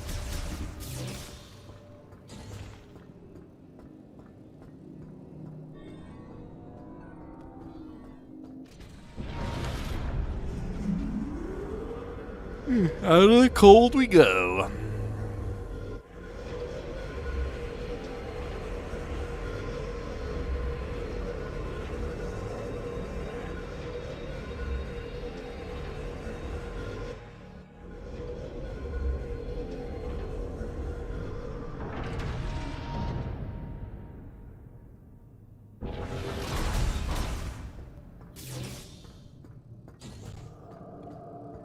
Bink.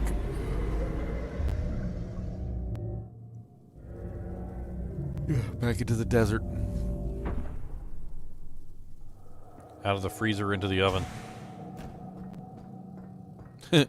Literally out of the freezer into the oven.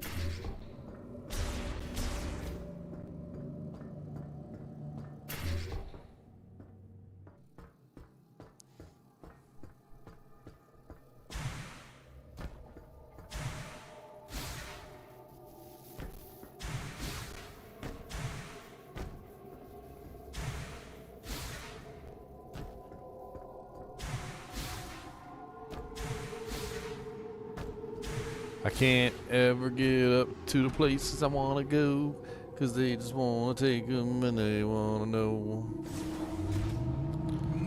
Speed limited.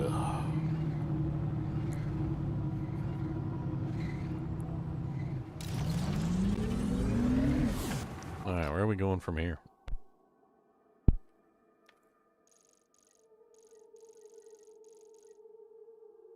Ladder of Thought Shrine. Thunder blocker, mech part. Some of these, I don't remember if any of these required the spinner to activate them. Actually, now that I think about it. Entrance to Chrono Tower.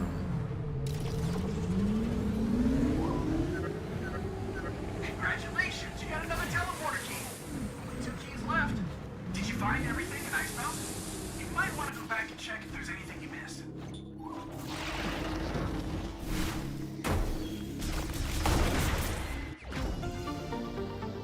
Nice, we can get these now because we have the grapple. Alright, so this one can be removed.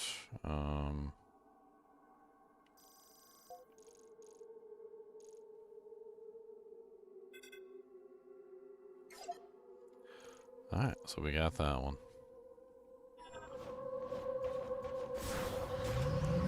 There's a couple of those actually. There was another one down there. Let's go get that one too.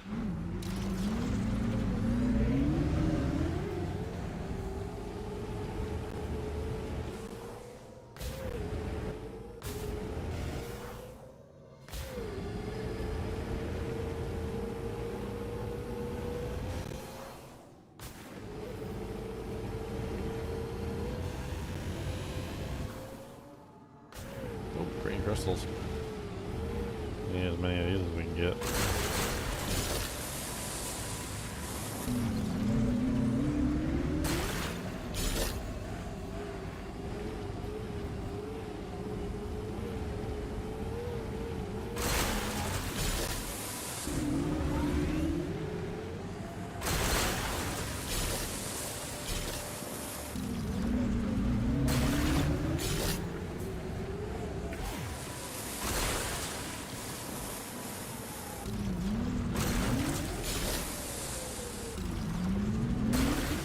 There's a quest to collect basically as many green crystals as you can to power up an artifact.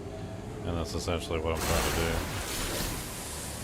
So every time I see them, I gotta stop and collect them. They don't seem to be generic resources, they seem to be finite resources. Which basically means that like there's only a certain number of green crystals out there is what it seems like. Because once you collect the green crystals, they don't come back. Now they will respawn. But they respawn as these like white, colorless crystals, and you can collect them and they give you power-ups and stuff. But they don't actually, you know, like HP and missiles and whatnot. But they don't actually give you anything anymore. I don't know how many green crystals we need to finish off that thing, but it seems like a lot. Like all of them, basically, is what it seems like. So you're gonna need to collect as many green crystals as you can.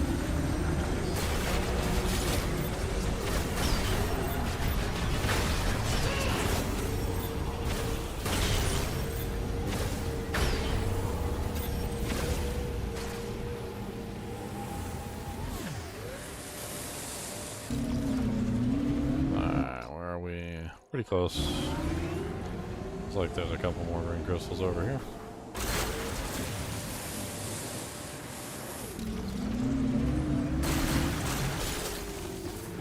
That's all of those. And what we're looking for...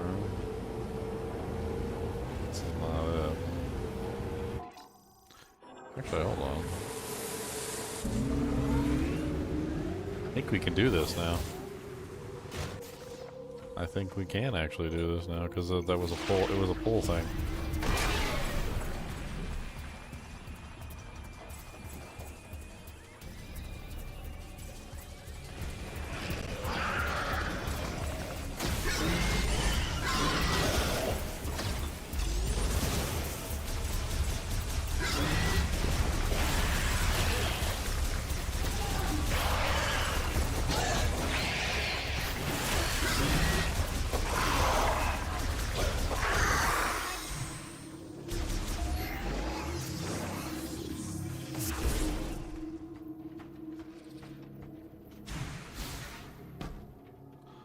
I have no clue what the hell I just did or why I did it.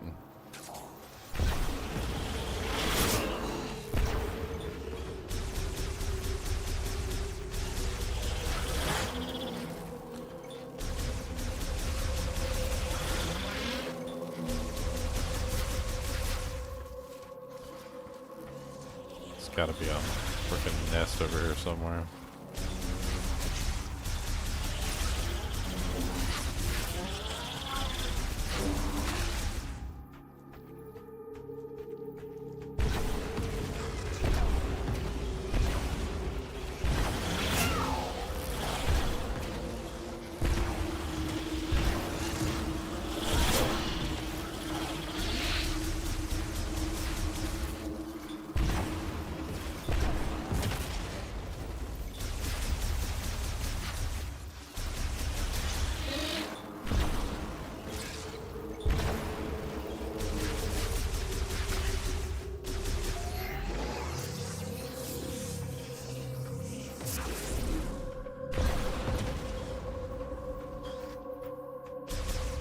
Yo, Mama is a Metroid Prime, they say. She's the one that they all play.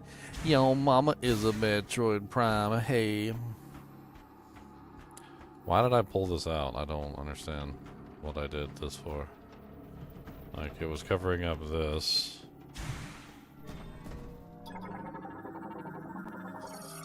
Chest protector for a Galactic Federation heavyweight golem. No significant damage detected. It can't be safely connected to the body. See, I don't have a quest to repair the golem yet, but I'm finding golem parts all over the place, so I'm assuming that there is probably a way to repair the golem.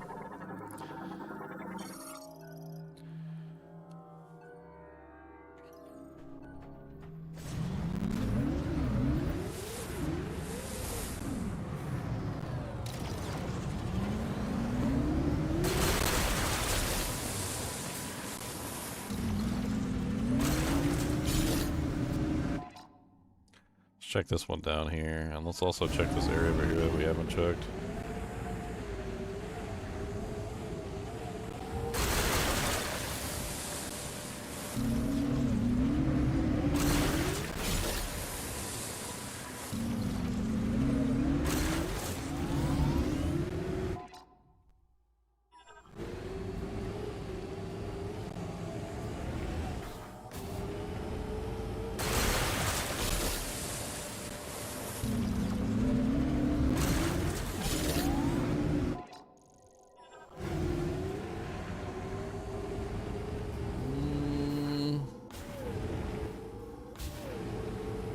$717. I don't know what unit of measurement it's using for, like, the speed measurement, but there's definitely a measurement.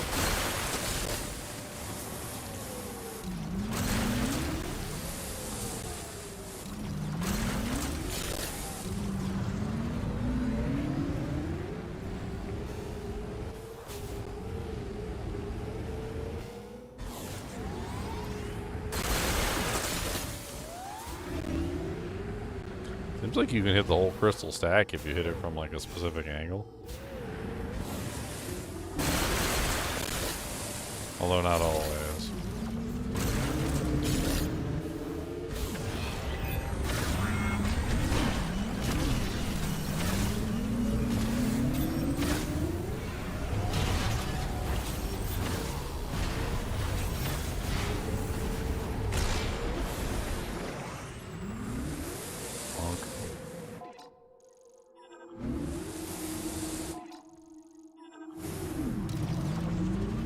Yeah, go ahead. D2R questions are fine. As long as you're not being rude and saying stupid things like, why aren't you playing D2R? Why are you playing this stupid game? The number of times that I've gotten that question while I'm playing something else is hilarious.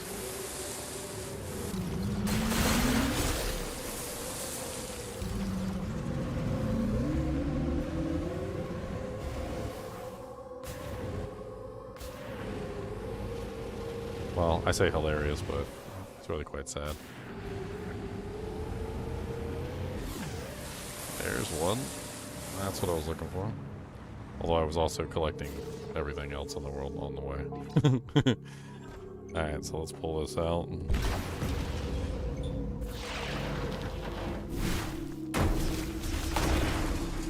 Another missile expansion. We're up to 90 missiles so far.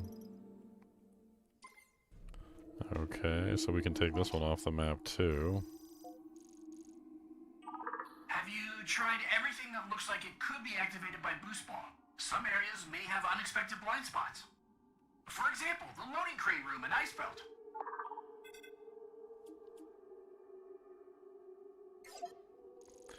The loading crane room and the ice belt.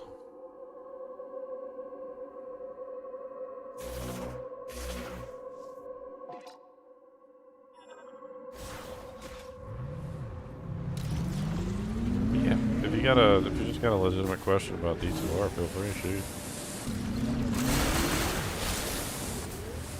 I did have one guy though, he sat in here while I was playing a different game and asked about like 10,000 questions.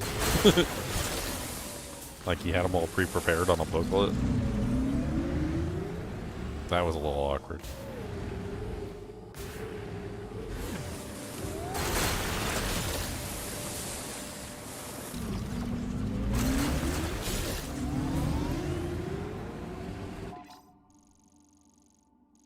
Okay.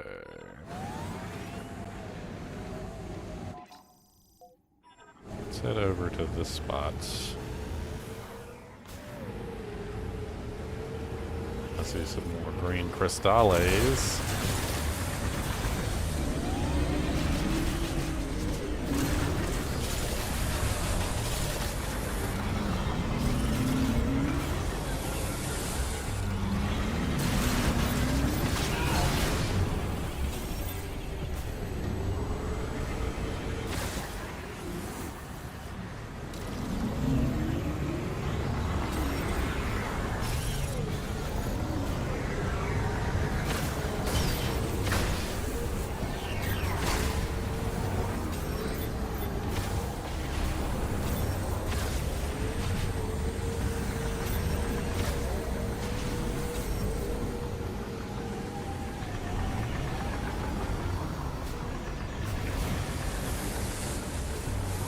Where's this guy at?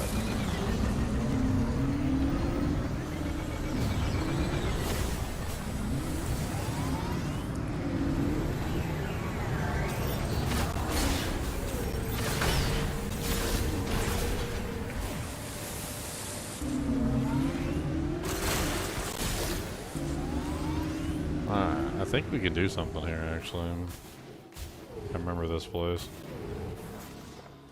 I think there's a vent cover I can pull off over here. No? Oh, surge of electricity. Okay, so that's not gonna work. That's a thunder blocker, so that's not gonna work either.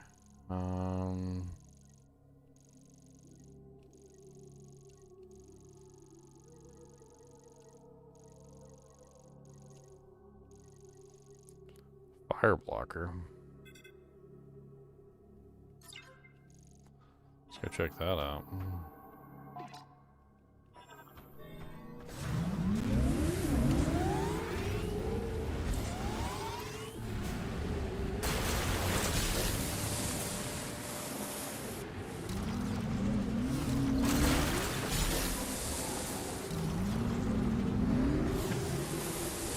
Green energy crystals.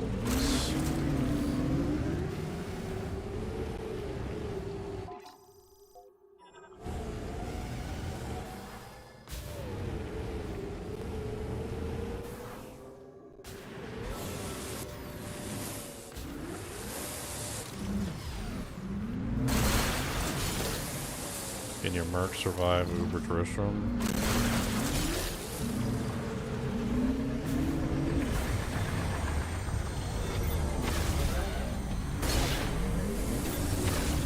So one of the things that you have to know about mercenaries is that there's a penalty.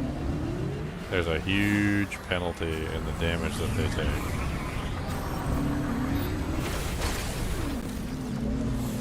If you've never actually researched this at all, you wouldn't know, but the penalty is essentially like 400% increased damage from bosses, which makes it extremely difficult to survive when their damage is being increased by such a dramatic amount. It's not impossible, but it's also not like easy. Now, the main ways to bypass this are to prevent the monster, your minion, from taking damage at all. And what do I mean by this? Well, essentially, there are ways that your minion can absorb damage by reducing or mitigating the damage, right? When you reduce or mitigate something, you're taking the number that exists and you're reducing it, right? So, like, let's say, for instance, I was the government and you did something wrong, and I fined you for $1 million. And let's say that you got it in with Flint, and you've got a 75% reduction on that $1 million. That's still $250,000 that you owe me. And let's say that you could reduce that $250,000 by a little bit more and bring it down to $200,000. That's still $200,000 that you can owe me. Wouldn't the better way to deal with it be avoiding the damage, the fine entirely, right? If you avoid the fine entirely, then there's nothing to mitigate. And if there's nothing to mitigate, then you don't have to worry about that bonus damage. Because the mercenaries have this massive increase in damage, it becomes extremely difficult to mitigate that damage. So you have to find ways to avoid it entirely. Now, there are some ways to avoid it entirely. Number one is dodge, avoid, and evade. You can't give your mercenary dodge or avoid, but you can give them evade through hustle. High defense also works. So if your mercenary has extremely high defense and somebody tries to swing at him with a physical attack, and they cannot connect said physical attack because the mercenary has insanely high amounts of defense, then that can allow them to essentially bypass the 400% damage increase, which allows them to murder your mercenary relatively effectively. The same goes for resistances. So when it comes to resistances for elements, Mephisto has a negative, 200 or 100%, I think it is, negative 100% to all resistances. And he also applies a huge negative to defense as well, which basically allows him to bypass the majority of any defenses that your mercenary has. He bypasses all of the defense on your mercenary, and he will bypass all the resistances on your mercenary, which means your mercenary has to be higher resistances than what it would normally be to actually cap him out. Another way that you can potentially deal with it is by using one of the mercenary types that doesn't go into combat on a regular basis, so he's not getting absolutely lambasted. The Act 2 mercenary and the Act 5 mercenary are terrible for this because they're melee and they run right in. And because they run right in, they're just going to get hit and they're going to die. If you use a different mercenary like Act 2 or Act 3, in general, they tend to stand back and they tend not to run in there and die as much, which means that you can usually keep them alive a lot easier. The Act 1 mercenary tends to be the preference because the Act 1 mercenary stays back and also life leeches, which is effective. However, there's a lot of immune to physical monsters in there, which can potentially mean that even life leeching, mercenaries are essentially useless in there. It's very difficult to make a mercenary survive in Uber Tristram. It is. Is it possible? Yes, but it requires some top tier equipment. Things like MDR and PDR can go a long way as well, like a nice ethereal gladiator's bane that has huge amounts of MDR and PDR. Now, the reason why this works really well is because it essentially bypasses things like resistances. It's like an order of operations thing, and since it's actually functioning before a lot of the other calculations, like in the order of how it calculates, MDR and PDR can actually be extremely useful, more so than percentage resistance reduction because of how they function. You can also utilize things that allow them to heal, like you can have life leech, life tap obviously helps out a lot. High physical damage with life tap can help out, but if they die instantly in one shot, then no amount of life leech is going to save them. I mean, there's a lot to it. Like, it's a really advanced course. What you're asking isn't something that's simple. Like, if you can't make a mercenary survive against the council in just the regular Travancore council, then you're never going to be able to make a mercenary survive in Uber Tristram. Like, you got to master. I would focus on mastering the council first, and then once you've mastered a mercenary staying alive in the council, then think about trying to master a mercenary staying alive, like in Uber Tristram.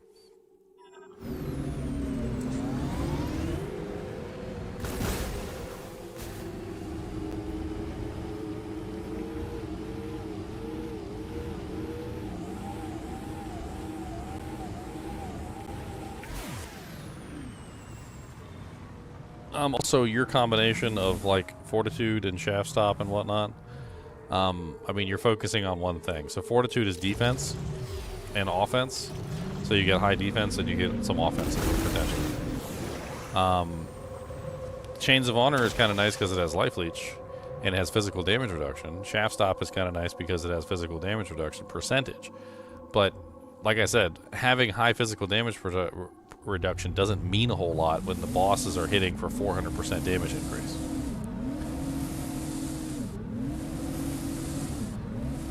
Can I make a wheelie in the sand?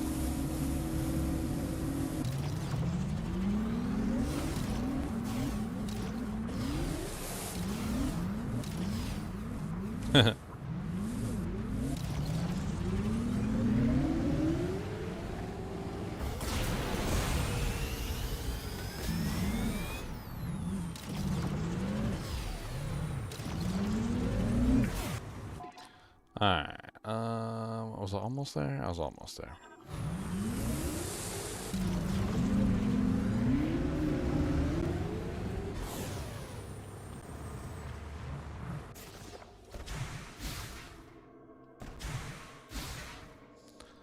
Charlotte, you always ask dumb questions. You didn't expect that, did you? You didn't expect that. I mean, it's never stopped you before. It's never stopped you before, Charlotte.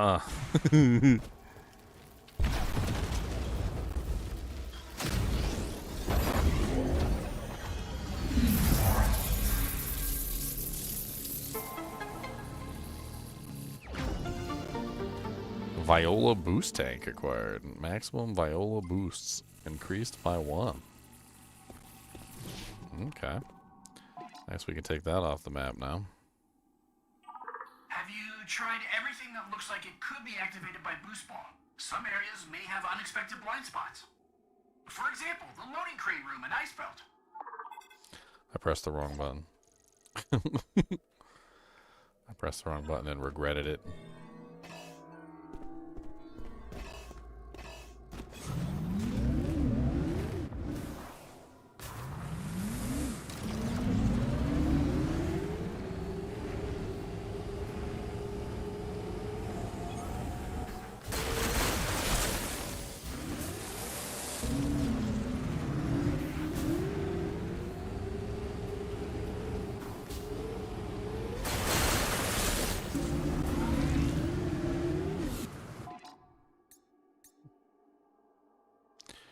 Return to the altar of legacy in Fury Green. So we have enough crystals to return. I'm gonna keep collecting though, because we need like 1 trillion billion of them.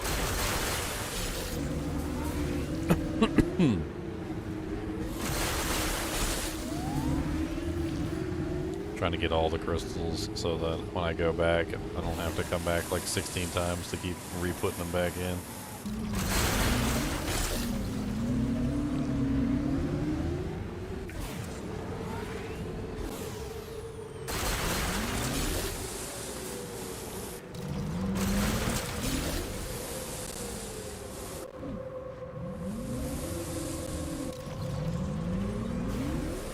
Act 3 Mercenary has the highest out of all of the mercenaries for resistances, which does make it very easy to overcap their reses.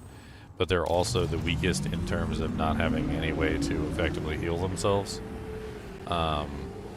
It's a drawback of being a pure spellcaster is that they don't have a effective healing method. The Act 1 Mercenary does have an effective healing method. The Act 2 Mercenary, of course, does, but the Act 2 Mercenary is literally the weakest out of all 3 mercenaries, or 4 mercenaries. I mean, I would probably... Like, are you a necromancer or something? I mean, question mark?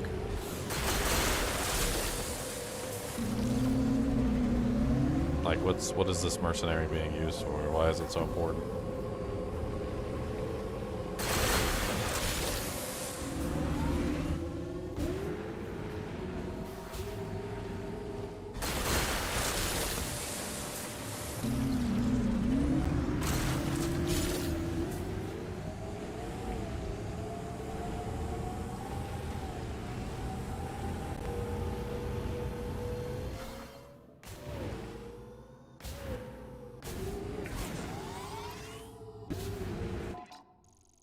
Trying to see where I haven't been. I want to discover the entire map and also grab all the crystals in the process. Is that a pull? That's a pull location, isn't it? Have I already done this pull location? Looks like I have. Okay. That was the one that I cleared earlier.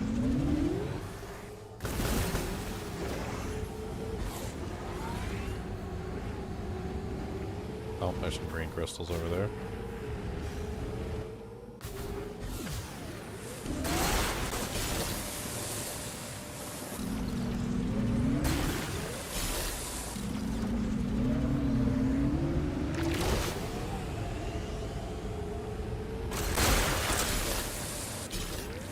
Barbarian. So your situation is even worse than most situations. In most situations, as a melee character or as a necromancer, you have options of essentially other tanks, right? So like if I'm a paladin and I'm a melee paladin, then I'm the tank. If you're a necromancer, you have an entire army to tank for your mercenary. So what you're telling me is that you're playing a character where you don't have a tank at all, and the mercenary is your tank. Because in any situation where you are the ranged character, your mercenary is going to go in there and he's going to get smacked down. And whether or not you can have a mercenary that will survive in Ubers that has to fight on his own, you know, as in by himself without you there, which is essentially what you're asking with the throw barb. I don't know if that's actually possible. No, I don't think it is. With your support and your accompaniment, maybe. By himself, not at all. There's no way in hell.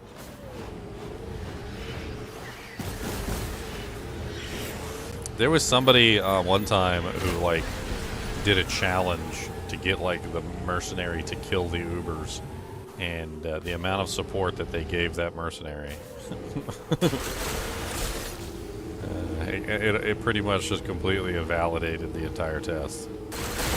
Like the general gist of the challenge was, can a mercenary kill the Ubers, right? And then what they did to make it so that the mercenary could kill the Ubers was paramount to the most ridiculous amount of support that you could ever give the mercenary. Like we're talking like auras, clearing the monsters, like going out of your way to get the Uber stuck in like certain locations so that no ads would spawn on top of the monster, you know, the mercenary's head. heals, like all sorts of crazy stuff. And by the time that they were done, like, honestly, yes, they achieved it. The mercenary was able to kill the boss, but like at the same time, the amount of like support that they had to give the mercenary to make that work was so insane as to be just completely invalidating the entire test. I want to say it's on Dobrunsky's channel. Like, I want to say that's where it's hiding. The like killing the Ubers with a mercenary thing.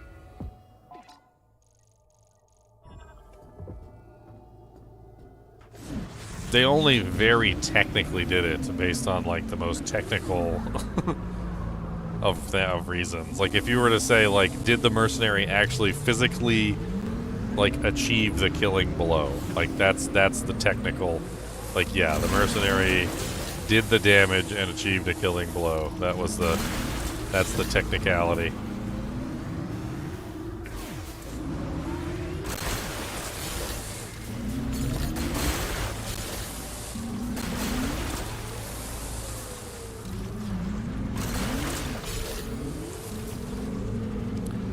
But if you're a barbarian, I would focus on defense.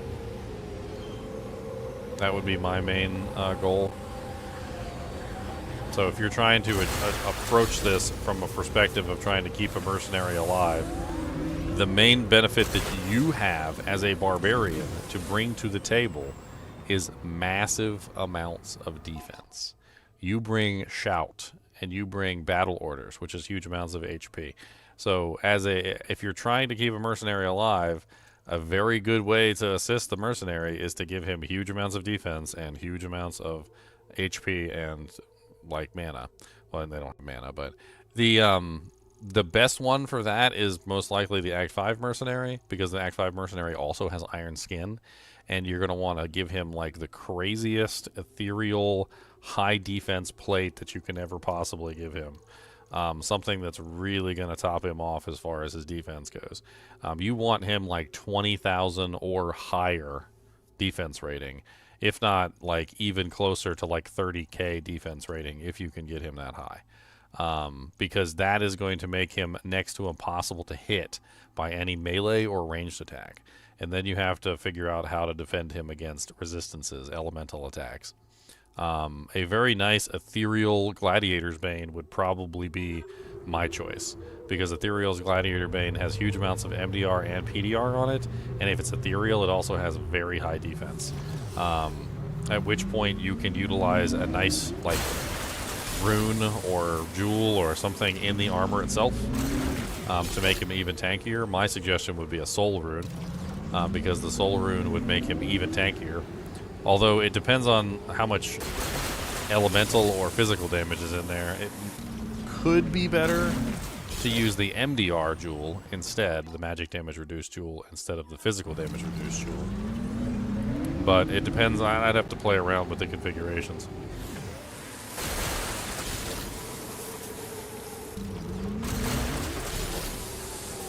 Some of the tankiest combinations I've ever come up with mercenaries, believe it or not, just Ethereal Vampire Gaze and Ethereal Gladiator's Bane. Just those two items alone will make your mercenary more tanky than probably anything you've ever put on them.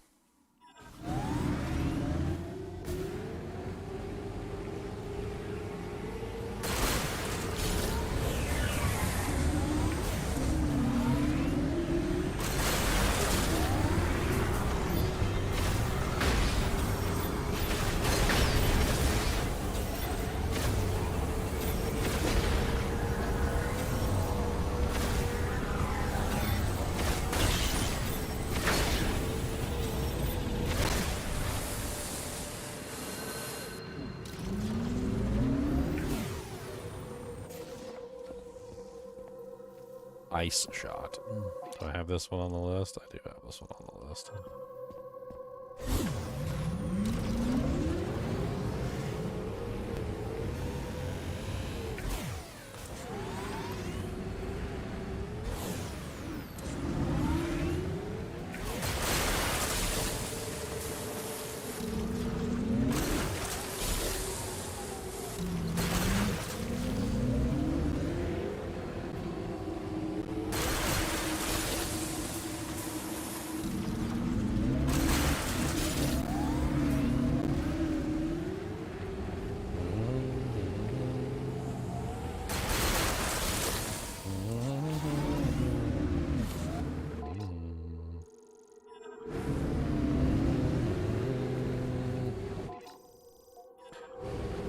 I'm just trying to clear out all these things.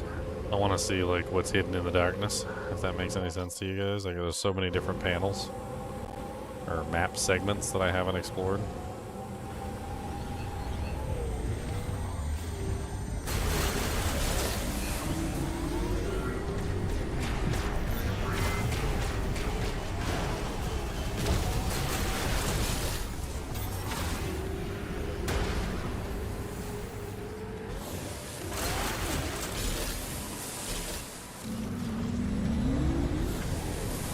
Damn it.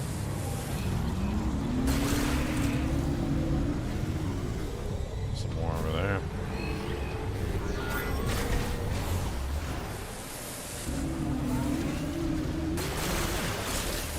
Yeah, the cycle's name is Viola. Her name is Viola. She was a cycle.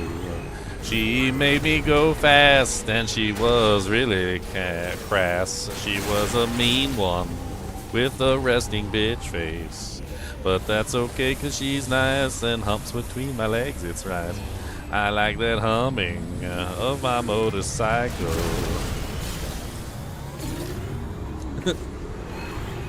Oh my god, get out my face. Yeah, I see you over there. You ready to get like freaking lit? Boom. Aw, you got away from me. That's cool.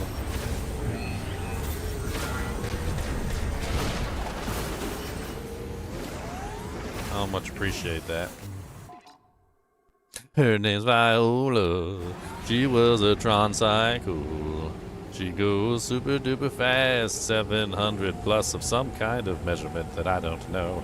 It could be miles an hour or kilometers. I'm not really sure which one, but it's definitely the one. Alright, let's go this way. Nope. More green crystals. Nice. How many green crystals am I up to? I'm currently not even, what is that, like 1/4? Like 1/4 of the way, maybe.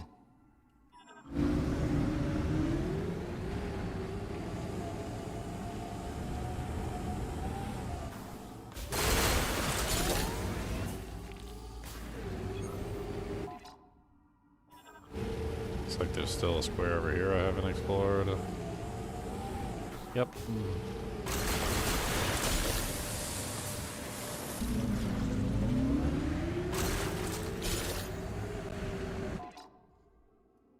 Alright, we'll start going through this section.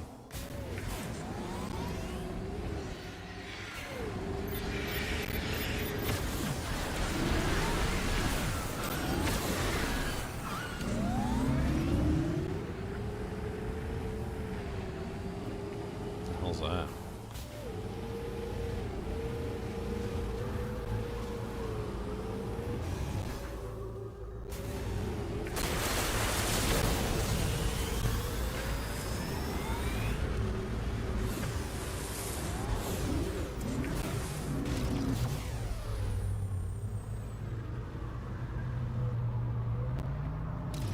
Doesn't look like there's anything special up here. Just crystals, I guess.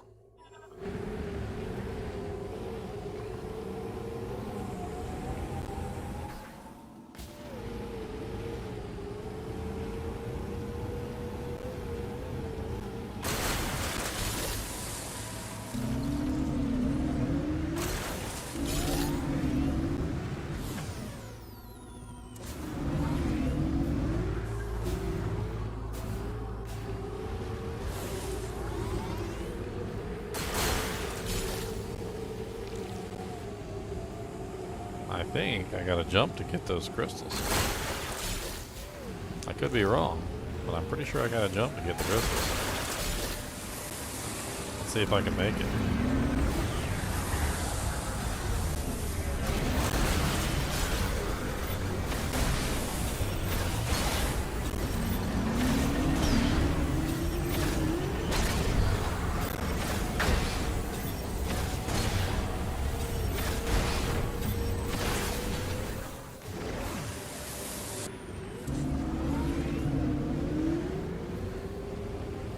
handlebars in her hair. Oh man, not the handlebars.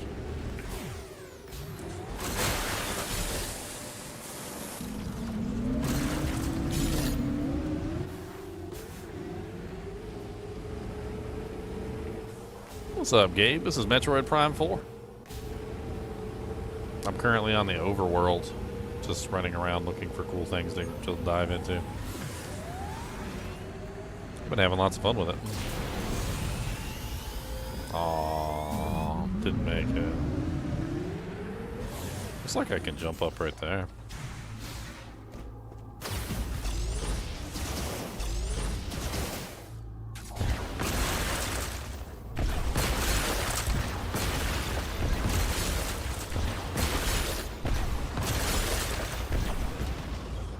I'm pretty sure those are green crystals too, but I don't think I can access them unless I have some sort of special weapon. Ugh.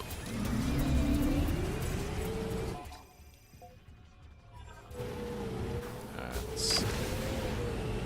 I haven't been over here yet.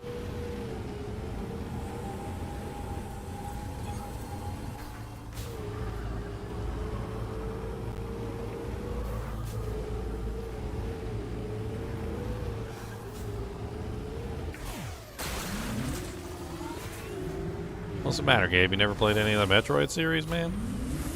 I love Metroid. I love me some Metroid, man. I love me some Metroid. I still remember me and my brother playing Metroid Prime Corruption together. On Wii. I'm pretty sure that was a Wii game.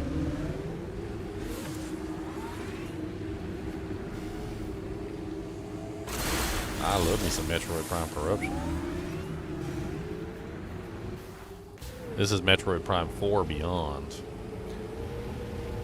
I originally played the first Metroid Prime on GameCube, I believe, was where it came out. I always confuse it though, because it kind of reminds me of a 64 title. I wonder if Metroid Prime was originally designed for the Nintendo 64, and then they later on they retconned it into the GameCube because it was later on the development. I'm kind of curious. I'm curious enough that I want to look it up. Was Metroid Prime 1 originally designed for N64?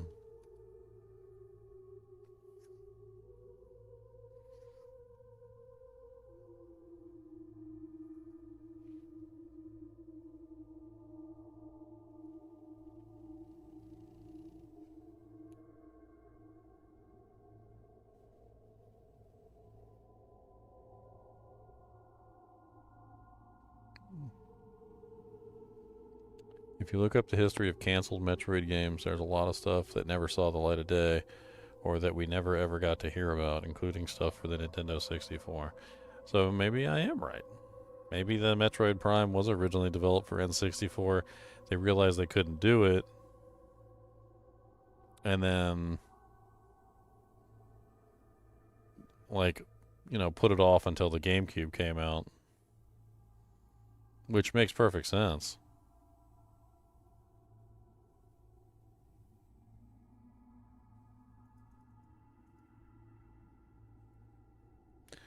When was the N64 released? I can't remember. Was released in 1996. Usually consoles have between a 6 to 8 year lifespan, so that would have been what, 4 to, yeah, so Metroid came out around the exact end of the Nintendo 64's life cycle, which actually makes perfect sense. So if the Metroid Prime was actually in development for the N64 first, and then they knew about the GameCube, then they realized that it wouldn't work on the N64, then shifted development to the GameCube toward the end, essentially, of the development. Because Metroid Prime came out in 2002, which is almost exactly the end of the N64's lifespan, which lines up perfectly with a situation where they might have been developing it for the N64 first, realized it wouldn't work, and then shifted over to the GameCube as the GameCube launched, and then basically making sure that it was for the GameCube when the GameCube came out, which I think the GameCube came out in 2002 as well, didn't it?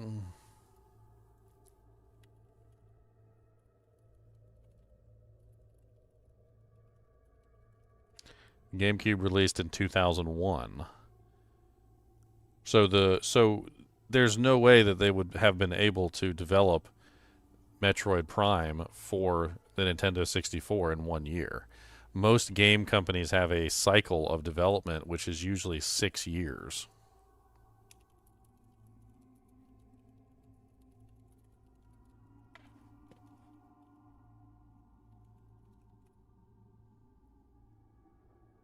According to this, Metroid Prime 1 was in development for 3 years.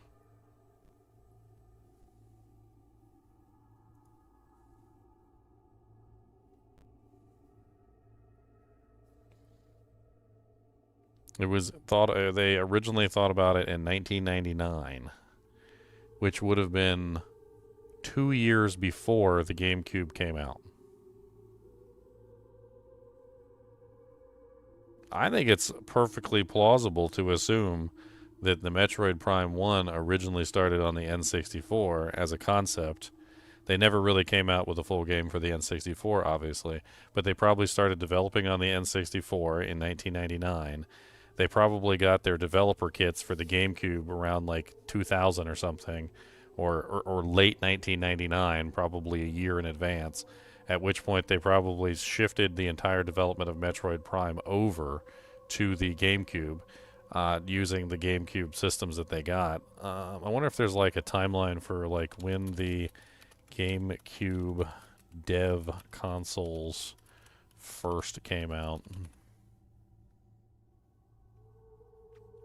Nintendo first showed development hardware for the GameCube codenamed Dolphin in E3 around 2000. August 2000, so the end of the year 2000. Which means that they literally would have only had 1 year. Like, because 2000 is basically the end of that year, right? So you're pretty much in 2001 at that point, which means that you have from 2001 to 2002, which was when it was released. And there's absolutely no way that they would have had a fully developed game in 1 year. So that means that the first 2 years of the development for Metroid Prime must have been on the N64, and then the last year was most likely them converting everything over from the N64 to the GameCube when they received their dev console around August 2000.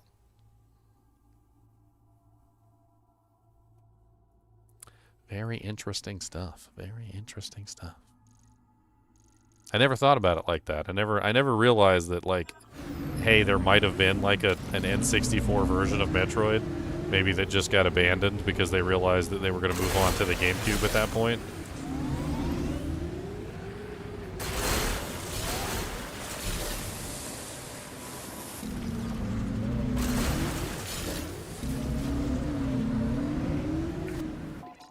Alright, so we got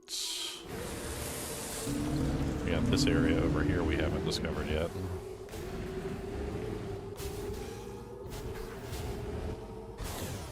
I don't know what to call them. There's a lot of hidden things all over the place. I'm going to call them temples. Because that's what they seem like. They seem like temples from like Zelda. There's a lot of like hidden temples all over the place. And when you find them, it's very obvious that they are meant to be found as you're roaming around the desert. Here's one right here.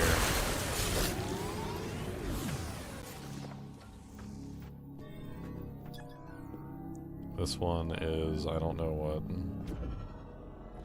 We're gonna find out.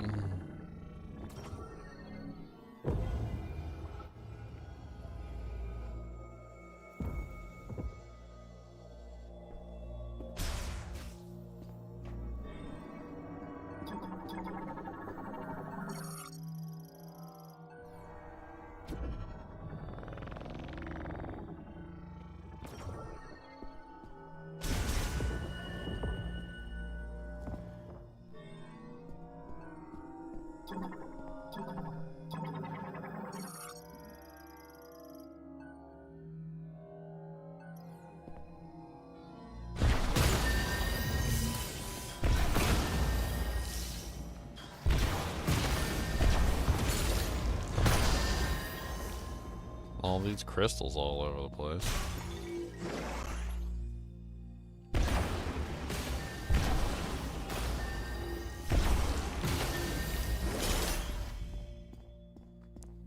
Okay, now what the hell is this?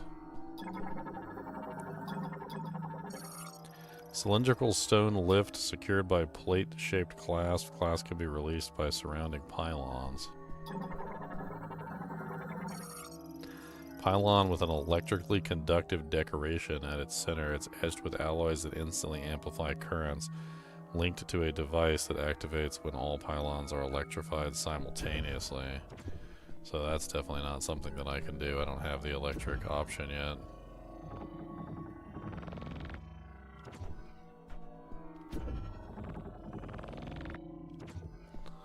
Yeah, so this is something I'll have to come back for when I do have the electric ability.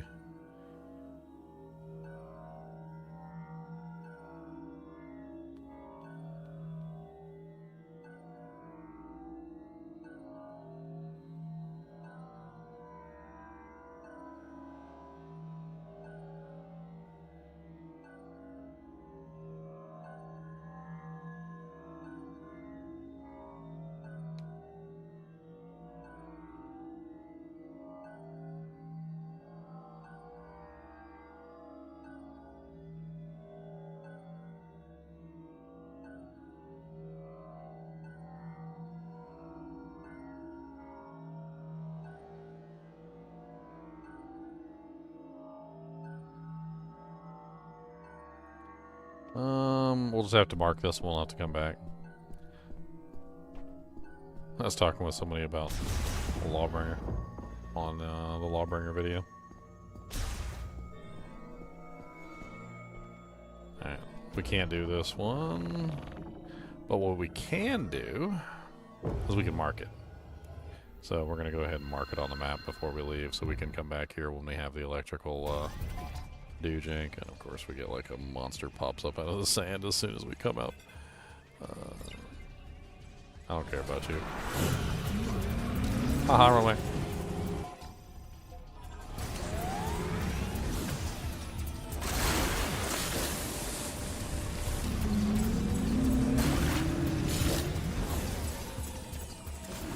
There's some more crystals over there.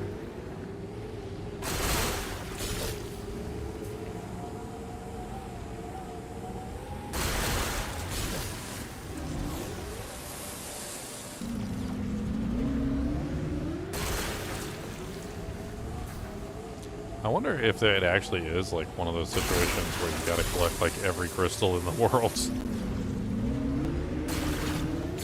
Get to collecting, boy!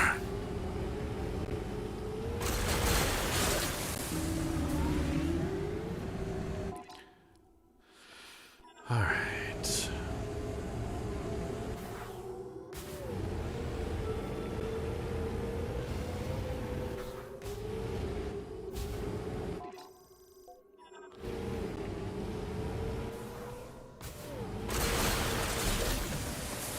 You ever notice how in these games like Metroid Prime 1 and Metroid Prime 2 and Metroid Prime 3 and Metroid Prime 4, like you never are actually doing any of this on your own? Like it's always some alien civilization that's like able to see into the future, that prepares everything in advance for you, like giving you every possible method of being able to figure things out. Like preparing weapons for you in advance and materials and supplies, and like nothing is ever like Samus did it on her own. It's always the alien species that came before with near godlike omnipotence looked into the future and saw Samus was going to fail miserably and die in a horrible ball of fire. At which point they realized that if they use their impressive brains and their near omnipotence to place certain objects, powers, and upgrades in the path of Samus, they could turn Samus's death into a victory. And it's like every single game is like that, where you're literally just the person who failed, and the omnipotent aliens essentially give you every tool you need to succeed. Do I have a build for the Disco Ball Paladin? Yes, I have plenty of builds for the Disco Ball Paladins, although not like actual build videos. They're theory crafts. I have a couple theory crafts. If you look for the I don't really want that. Can you get that out of my face? I don't. Ugh. Pop-ups on my studio page, preventing me from being able to look up stuff. So first off, if you go to the Bone Slayer Blade video, so that's the actual video that the Bone Slayer Blade is for, and you look at the Bone Slayer Blade, that is actually one of the first theory crafts that I did for the Bone Slayer Blade Paladin. And then later on, I tried to refine that build, and I did another theory craft later on, and that would be this one right here. And then even later on, during this season, I decided I wanted to finally do the Bone Slayer Blade Paladin, and because somebody had actually acquired, I think it was Leon, had actually acquired a nearly perfect Bone Slayer Blade weapon.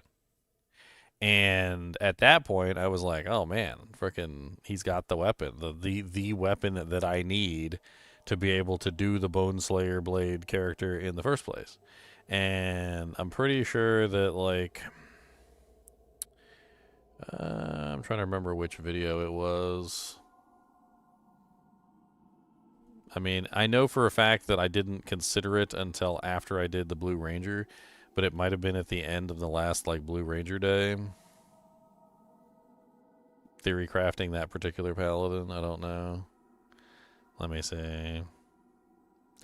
It does not look like it's on day 17. Let's try day 18.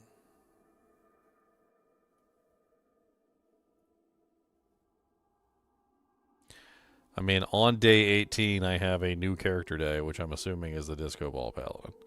That would be my assumption. So if you watch from day 18 on, you could potentially get a good idea of how the Disco Ball Paladin would work. Let's do a check here, and let's see if I make Disco Ball Paladin this particular day.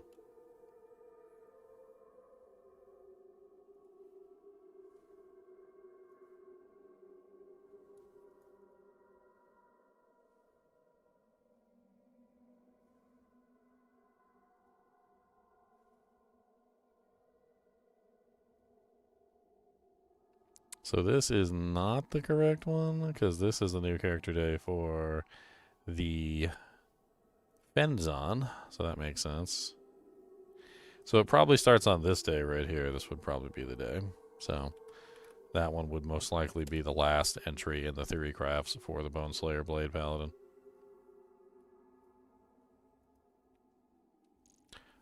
It's not a season starter, Josh. It is not a season starter. Okay. It's like the weapon is like level 70 something, I think, or 72 or 71 or something. It's not a season starter.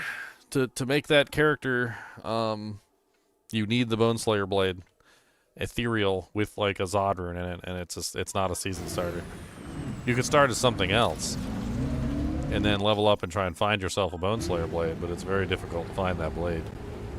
That's why when Leon found one that was ethereal and had the correct level 20 level of Holy Bolt, the like, I was like, oh man, I'm making it. I'm like, I'm making it. That was it. I'm making it.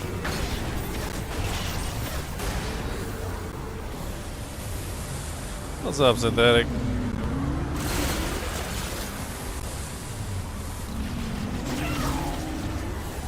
Oh, you little dirty hillbilly.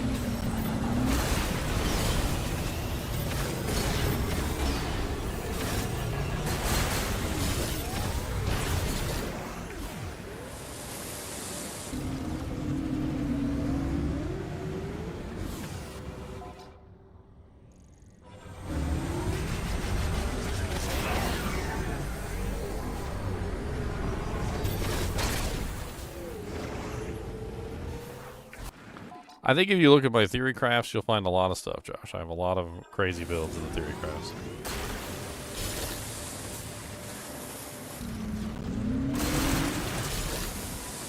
My suggestion to you is if you really want to level up as a Boneslayer Blade Paladin, just do a two-handed Zeal Paladin.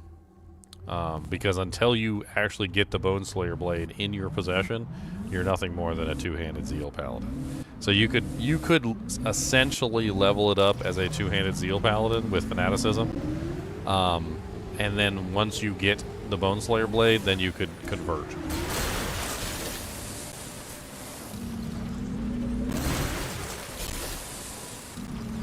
What the hell are these guys? Big weird-looking worm creature things.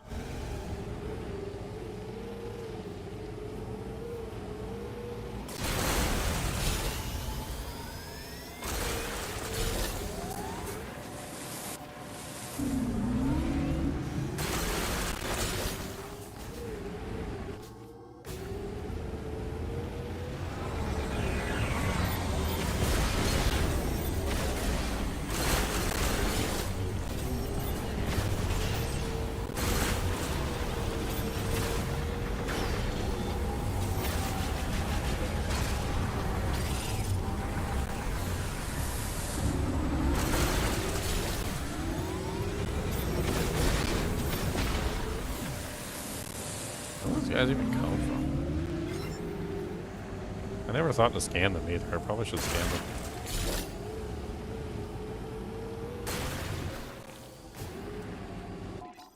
Alright. Let's keep exploring along the edge of this rim.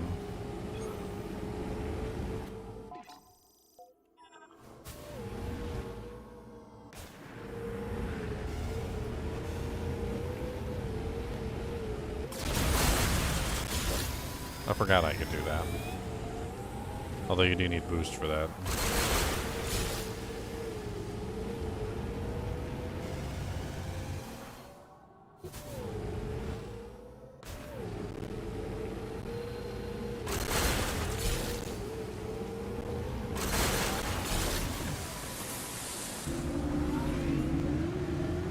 Alright, how much have we gotten so far? Not bad. We're halfway up the dewjank now.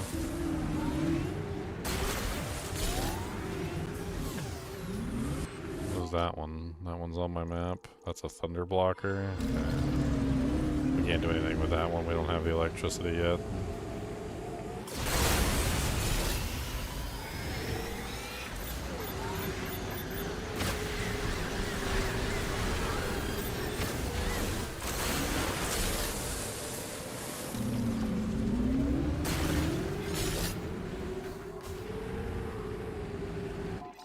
I don't know if that one's on my list. I see something over there.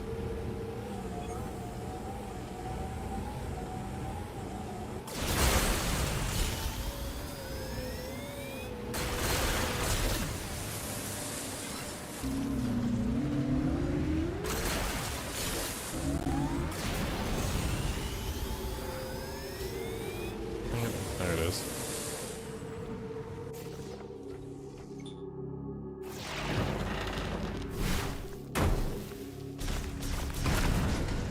Nice. Another buried missile expansion slot. Brings me up to 100, I think, right? Or is it 95? 95? Alright, which way from here? We still haven't explored, like, this whole area here. I kind of want to explore all of it if I can. So, I guess we're going to be roaming around that zone for a little while.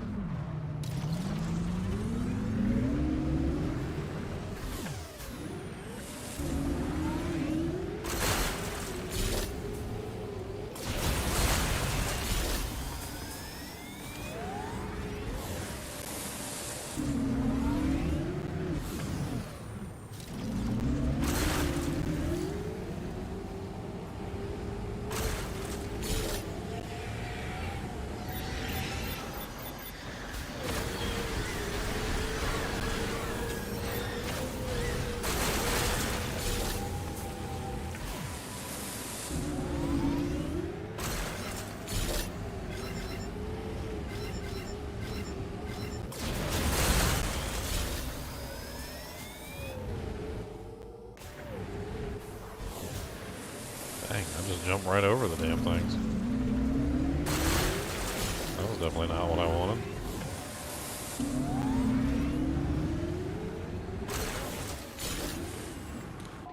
Alright, so it looks like we got a little bit over here.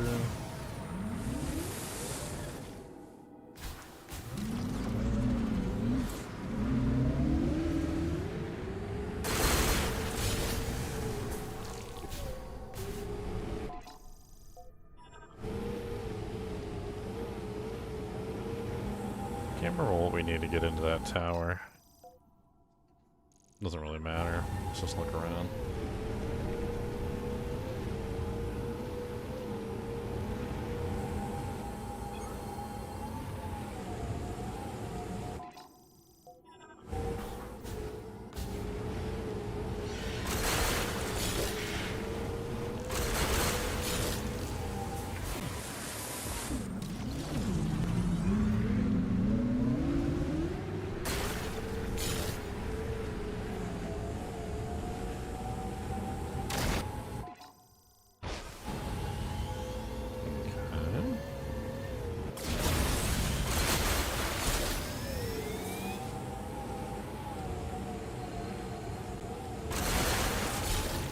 Something nearby. Already been to that before.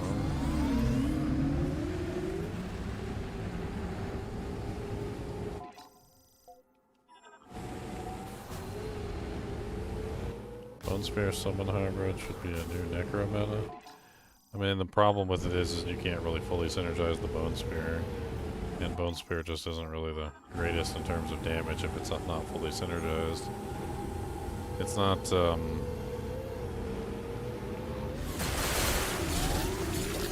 don't really know how to put it. The problem is that, like, back in the day, what you're talking about used to be the meta. So in D2 Classic, there were no synergies on Bone Spear.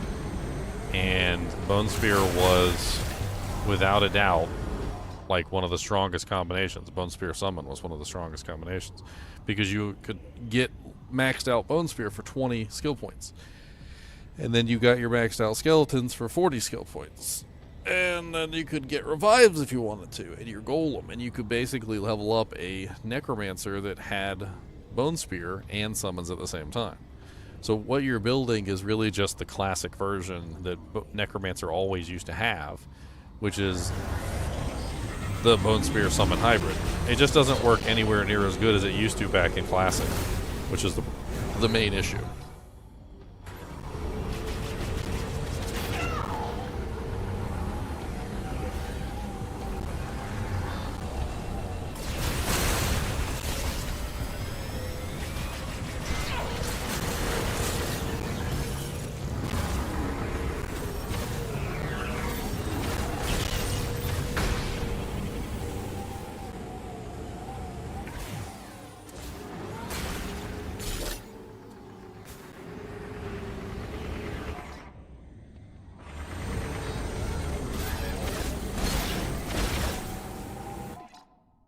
Trying to get these last couple bricks that we're missing. What if I could take these guys out? Never mind, they go into the dirt as soon as I come near.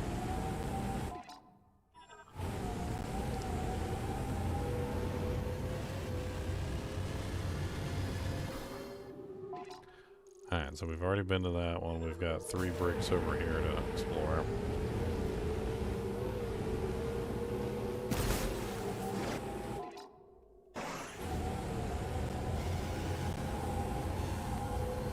I mean, I distinctly remember back in the day playing frickin' like Bone Spear Summon Hybrid. That was actually my go-to. I was actually kind of upset when LOD came out and they ruined the Bone Spear Hybrid by adding a bunch of synergies to it, and then you couldn't do it anymore. I mean, it really didn't work very well anymore at all, unfortunately. I really wish it did.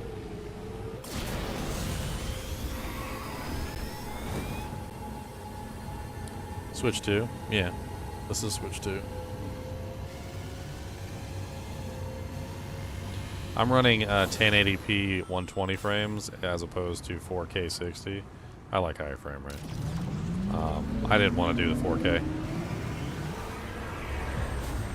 I'm actually just not that impressed with 4K in general. Like, I don't. Even on my PC, I usually run 1440p.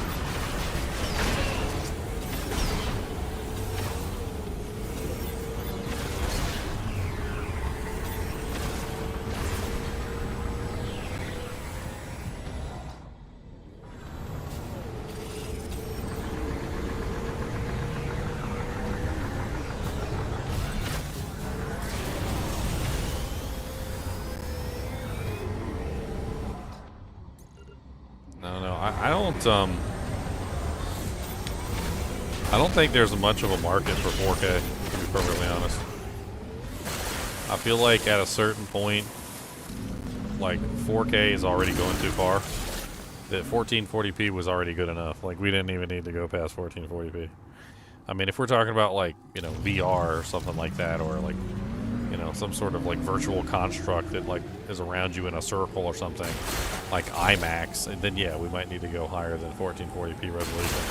But if you're talking about a game on a monitor, you know, 3 to 4 feet in front of your face, 1440p is more than good enough. Like, it's fine. It looks absolutely beautiful.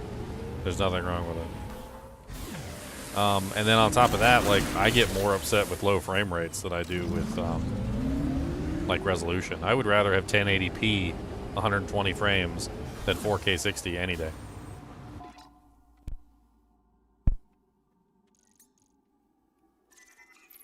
"4K 60 is not good enough, in my opinion.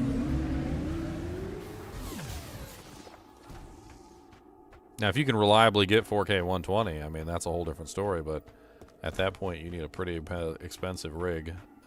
And it has to be 4K 120 stable, not 4K 120, like, sometimes 4K 40, sometimes 4K 770 sometimes. Like, I want it to stay stable at whatever frame rate I'm running. It's taken me years to come to this conclusion, but your eyes get used to specific frame rates, and as your eyes get used to those specific frame rates, you can tell when the frame rate fluctuates, and it really, really bothers, like, your eyeballs. Like, your eyeballs really don't like, you know, your brain, your eyeballs, like the interaction between like your visual cortex and like how your mind processes things, really does not like it when the frame rate is fluctuating up and down like a lot. I mean, like 10 frames fluctuation is sort of certainly fine, but like when it's fluctuating between like 120 frames and like 60 frames, or 120 frames and 30 frames, it's not good. It's never going to be good when it's like that. All right, I'm pretty sure that there's something here. Hold on. Forearm of a galactic golem. That's an electric current thing. Okay, I can't do that anyway. We have this one marked. I just wanted to check and see if I could do anything with it. Looks like we've got more stuff this way. Yeah, so it looks like this way.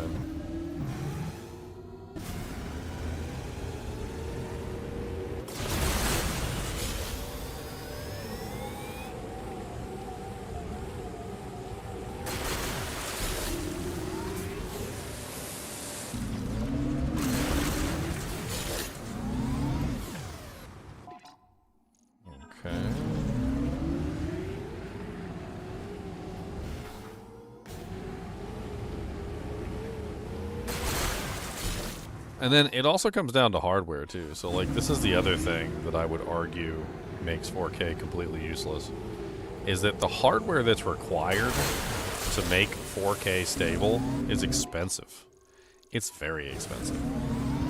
The hardware required to make 1440p stable or 1080p stable is cheap. It's actually quite cheap. Like, especially if you just shoot for like 1080p, like 144, you know, hertz. Like, you can easily get 1080p, like 144 hertz with minimal hardware on most games. Not all games, but most games. Like right now, I'm running a 3090 video card in my PC, but honestly, like I remember like back when I was playing with my 1080, like my GTX 1080, not even a Ti, just a regular 1080. I could run 1080p like 120 frames in most games, just with a 1080. And 1080s are dirt cheap, at least I think they are. I'm pretty sure you can still pick up 1080s even today for like relatively nothing. Maybe like $100.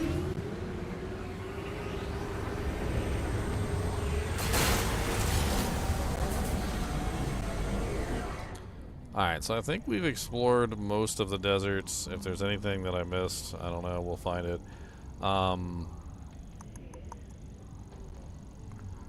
I want to go back and I want to turn in the green crystals. What the hell is that all the way over there?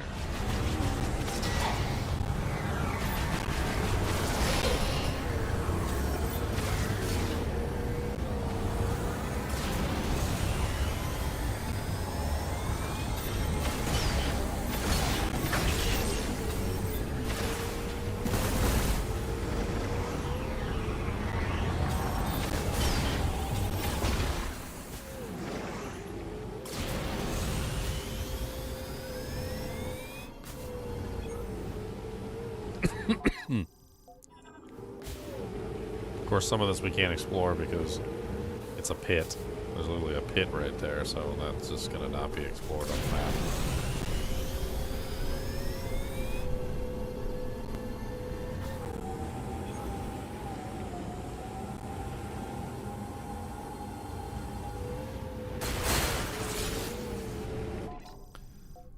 I think I know what that is, and I don't think I can do that yet. There is some juicy doojanks over here. That's a lot of green crystals.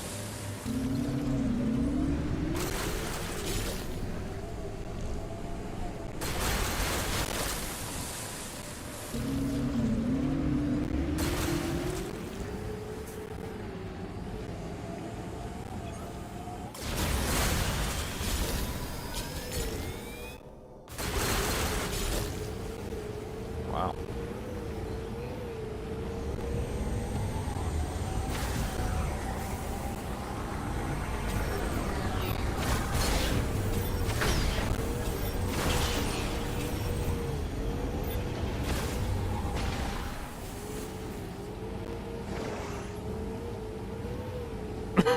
Alright, I want to go turn in my my doojanks and see what I got so far. We need to go to the cargo. That's the Vault Forge. We need to go here, I think? Yeah, I think it's over here. We need to go over there.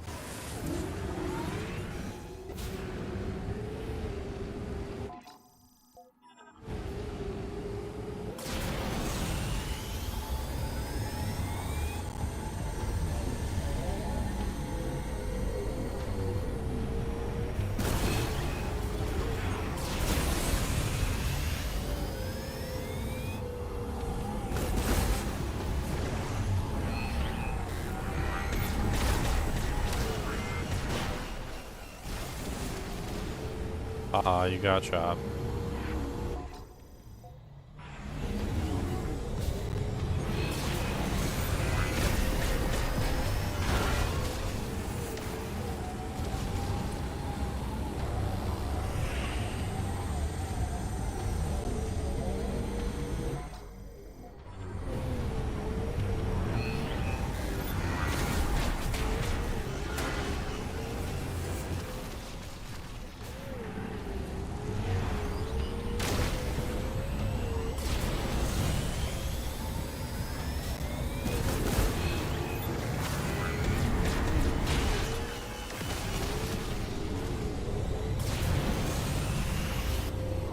Freaking little punk, man.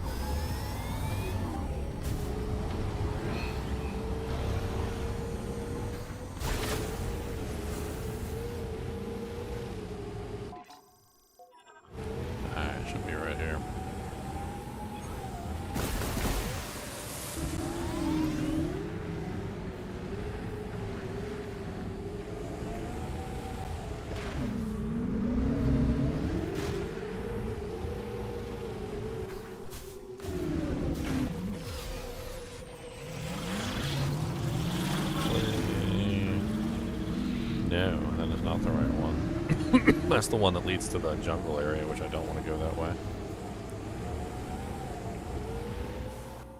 Which one is the cargo launcher then?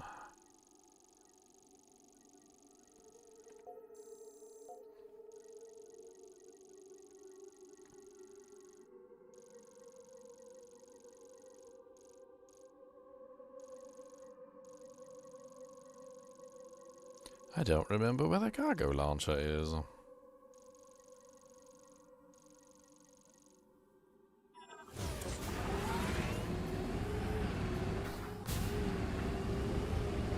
I done explored the whole map now. I don't know where nothing is. Congratulations.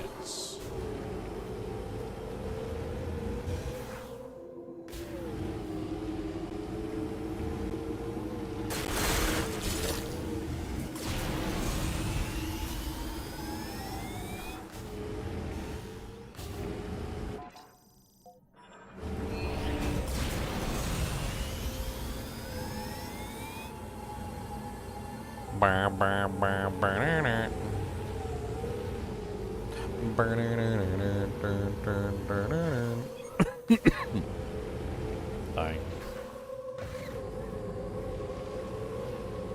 Is this it? I can't remember.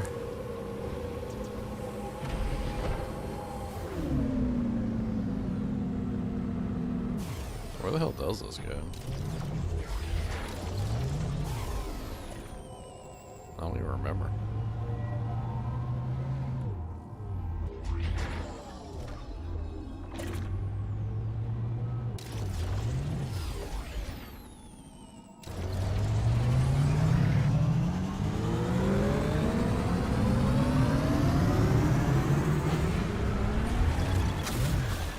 Oh yeah, this goes back to the tower, doesn't it? Where I got Viola from the from the get-go. This is where I got Viola. Yeah, we don't want to go this way. This is the tower area. I can't remember if there's any spin doojanks in the tower. Apparently I do have a Super Metroid thing. A couple of them. I think this one required like mag rails, and I think this one required some sort of electric suit. I think it required an electric suit. I don't think there's anything that we can do here.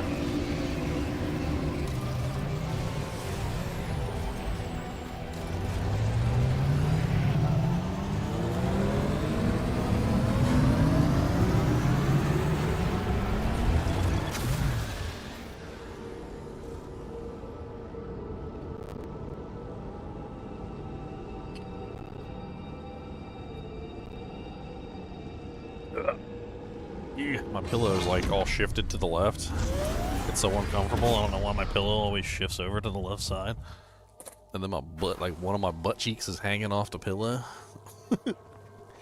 I got like one of those really nice like ergonomic sit for a long time pillows.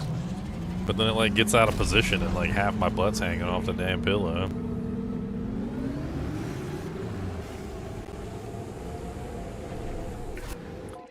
Alright, let's go this way.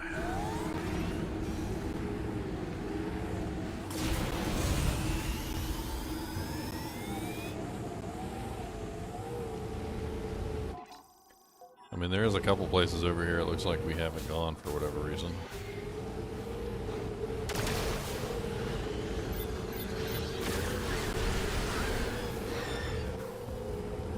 Looks like there's some crystals here. This is a jump where I got a power up earlier. Did you find everything in Icebelt? You might want to go back and check if there's anything you missed.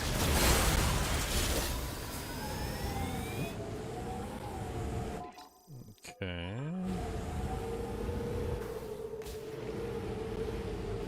I'm gonna go back to Icebelt eventually. I know that's where I'm supposed to be. I don't want to go. Can't make me.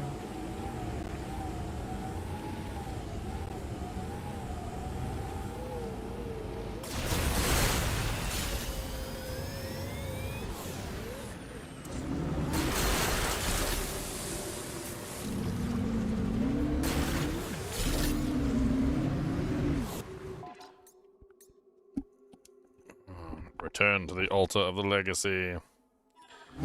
We're getting there. We got a large number of green crystals now, boys.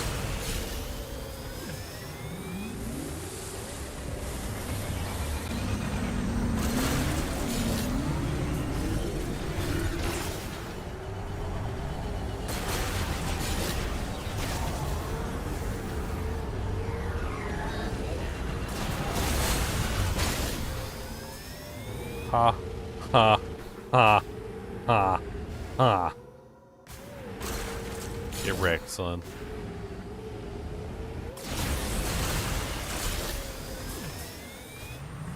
Almost got it.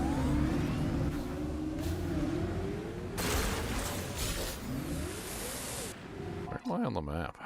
Okay. Apparently there's still a spot over here I haven't discovered and a spot over there I haven't discovered. Oh yeah, I'm always responding, man. I always respond to comments. Unless you say something really stupid. Sanctuary Aura is something that I researched in detail. I spent a long time researching Sanctuary Aura. I actually tried to make an entire character around Sanctuary Aura. And the moral of the story with Sanctuary Aura is it's a good one-point wonder. I would never build a character around it. Unfortunately, like it just doesn't really have good benefits to build a character around it. It's not worth it.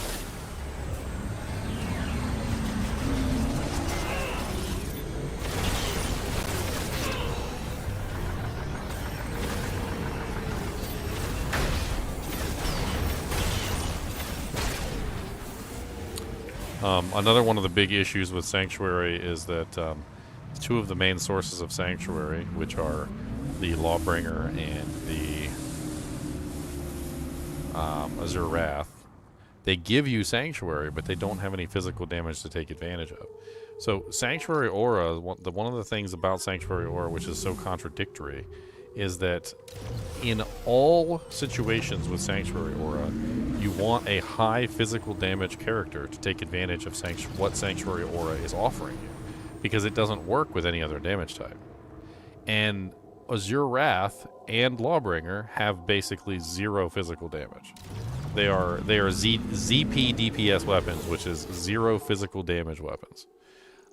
This means that when you use them with Sanctuary Aura, any of the benefit that Sanctuary Aura is giving is wasted because you're not getting any damage with those weapons. Which is really quite unfortunate. The only really good way to use Sanctuary Aura is to combine it together with another weapon of really high damage. And the only way for you to do that is to have two weapons, which means that you have to have your Barbarian, and the Barbarian has to have like a really high damage weapon in one hand and Sanctuary in the other. One of the best combinations that you can get for the Act 5 Mercenary in that regard is a Grief and a Lawbringer together. That is a really strong combination, and he will chew through physical immunes, physical immune undead with that. And Lawbringer also applies Decrepify, which means that he will also chew through non-undead monsters as well with that. Both. Not one, not two. Yeah, two. Both. I bypass physical damage entirely on my Barbarian. I've come up with a lot of Barbarians over the years, and my favorite Barbarian is the Barbarian that doesn't do physical damage. That's my favorite one.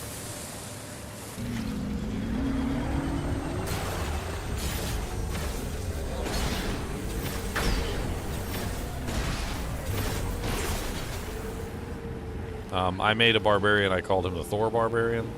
He's designed around 2 crescent moons, all the lightning charms that I can potentially obtain, spamming chain lightning and other effects, and he works extremely well. He does no physical damage. He uses a lightning thunder, and he has negative 70% lightning res with just the 2 crescent moons, and you can stack up even more with like a Griffin's Eye Diadem or something else that you might want. And by the time you're done with that character, like, you bypass all lightning resistance. You don't care about physical damage because you're not a physical damage character, And ghosts, who cares? You just literally annihilate them from existence.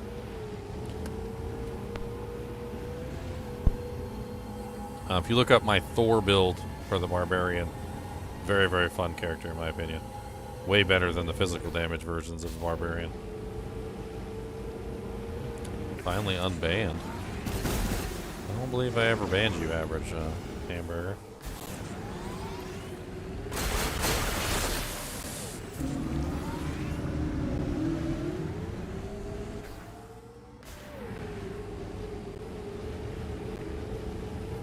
Yeah, I don't think I ever banned you.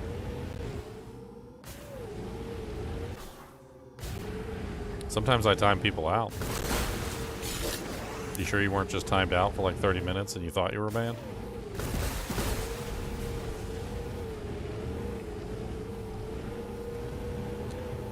Because I definitely didn't unban you, which means that there's no way that you would have been banned. Because if I had unbanned you, I would have specifically had to have gone in and unbanned you very deliberately, because it's not something that happens by accident. What is this game about? This is Metroid. The Metroid is a whole series. There's like 1,000 Metroid games. They started on the Nintendo Entertainment System back in like a million years ago. The first one was Metroid, and then there was Super Metroid for the Super Nintendo.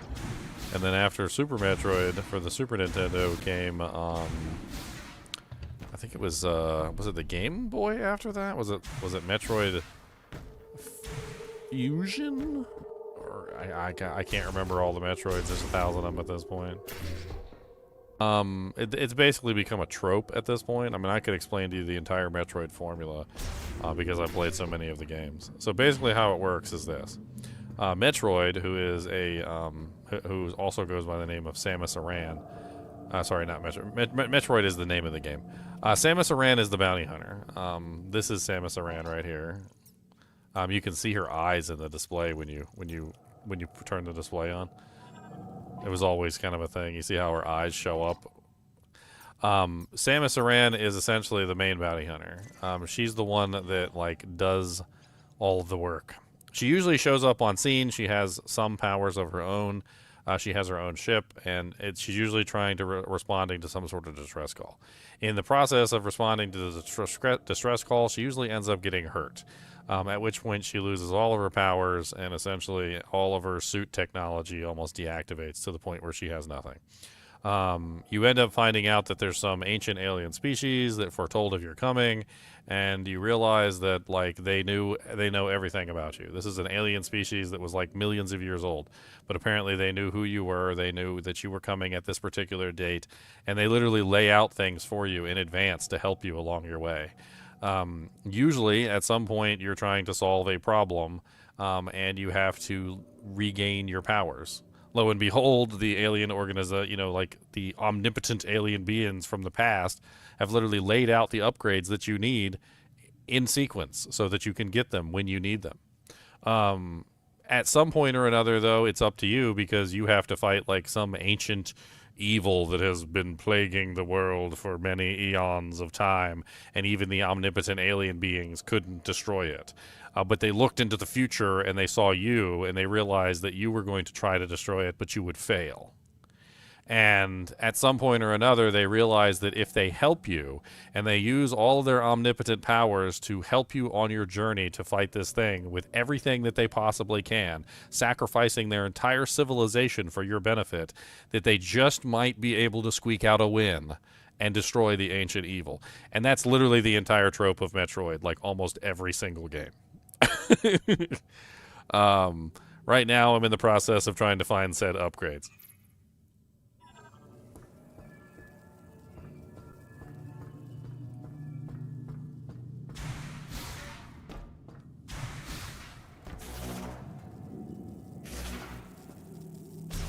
It was actually a really big drop back in the day. I'm not sure if you're aware. Yeah, my DMs are pretty much always open. Back in the day with Darth Vader. When Darth Vader, like for the first time ever, people found out in the movie theater that Darth Vader was actually Luke's father, right? Like there was like, oh my God, the big reveal, like, oh my God, I can't believe that you know Darth Vader is Luke's father. Oh my god, right? It was the same thing with Samus. The day that everybody found out that Samus was a girl was ridiculous. Like the internet blew up. I can't remember which one it was. At the end of the thing, she takes off her helmet, and you see that it's a girl, and that's like the first time you've ever seen who's inside the suit. You don't know who it is. You don't know like their backstory. You don't know anything about it. You just find out that like Samus Aran is a girl.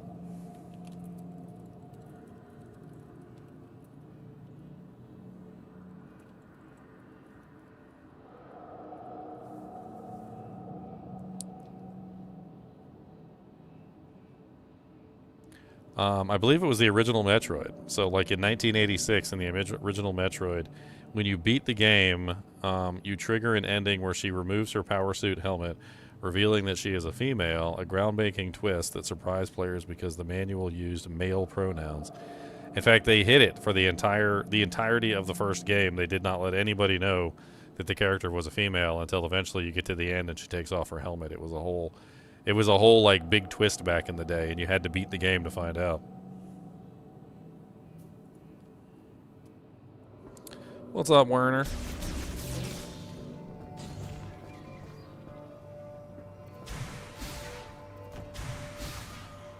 Alright, there's something here I missed. Let's save it real quick, though, because we've been roaming the desert for like 10,000 years. Like frickin' Moses. And we don't want to lose our progress. Shut up, okay?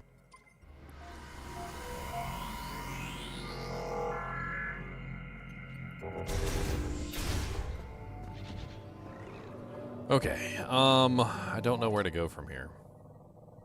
He's saying that there's some sort of crane that I can play with. I don't remember there being a crane, but whatever. What is that right across the way? Is that actually a door, or is that just a dead end? Oh yeah, this is where there was a missile.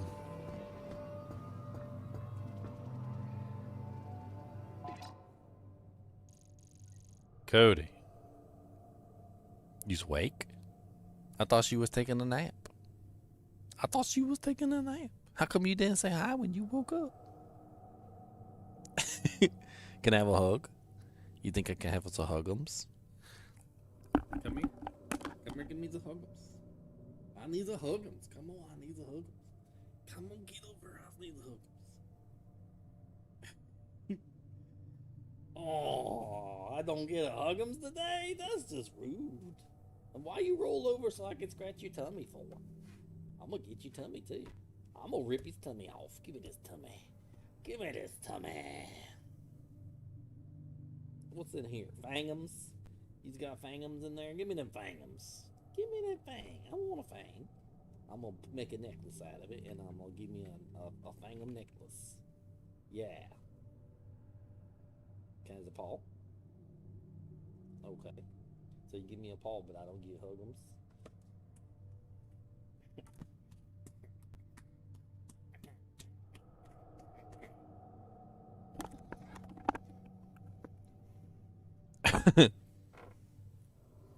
I'm beating up Cody. Don't mind me. You're bored? Well, welcome to the stream.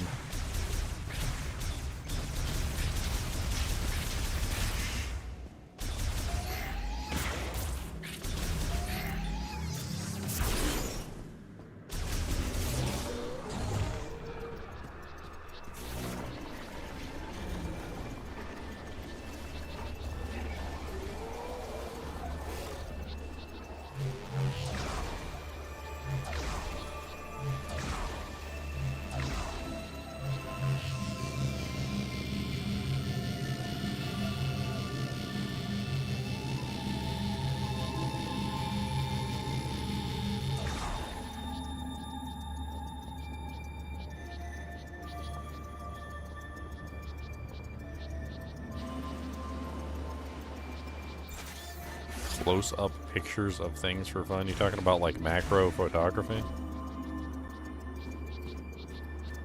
I remember back in the day I used to do macro photography of like pennies and quarters and stuff like that for fun. Macro photography could be really, Really neat, especially if you have a good macro lens. you can even use like microscopes and stuff like that to take macro photos. It's really neat stuff. I'm pretty sure I got like some pictures of like macro penny shots. That was when I found out that there's a little tiny Abraham Lincoln on the back of the penny. Did you guys know there's a little tiny Abraham Lincoln on the back of the penny? Bet you I can show you a picture of it. If you guys have never actually looked at a penny that you know deeply, if you find a nice like macro photo of the back of a penny, there's actually a little tiny Lincoln in the memorial. Let's see if I can show you guys real quick. It's something that you'll only ever see if you take like a really good photo, where you get like a little magnifying glass or something, or if you've got like really good laser eyes or something.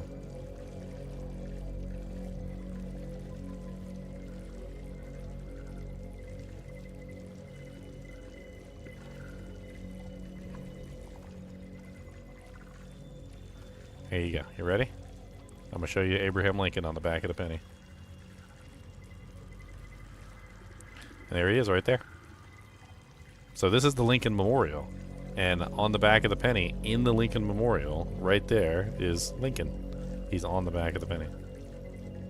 That's just the Lincoln statue in the Lincoln Memorial, basically. Macro photography can be really fun. It's definitely a very interesting topic. I have no clue what you should take pictures of, though, Average Hamburger. I'm sorry. You're going to have to decide that on your own.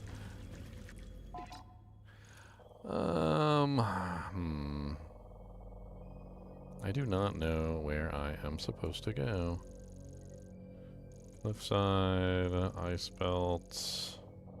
This place is effing huge. Like, if I knew where exactly I was supposed to go. Of course, he doesn't help me when I'm actually doing anything. You can take pictures of your cat. Close-up pictures of your cat. Do high-speed photography of your cat. That's always really fun. There's like a lot. That's like a whole genre right there. You need to get like really high-speed photos. Do you know how to manipulate the frame rates or the shutter speed and the ISO so that you can get like really fast-moving frame shots? And then what you do is you play with the cat, put like your, do like the thing so your cat's doing all sorts of stuff or throw stuff so they chase it. And you get like really crazy shots of the cat like in action. Cats do crazy things when they're chasing stuff or like trying to grab like a feather, and like their eyeballs go all big and their mouth gets all crazy and their teeth come out, and like it's pretty cool stuff. There's like a guy who does like really high speed shots of cats, like on the streets and stuff. Like he'll just wait for just the right moment, and he does like the burst shot where you get like 10 or 20 shots, all high speed shots like within a row, and and then he turns them into like little animated GIFs. It's kind of funny. I don't know where to go here. There's the biolabs, the medical bay, the power station, the surface.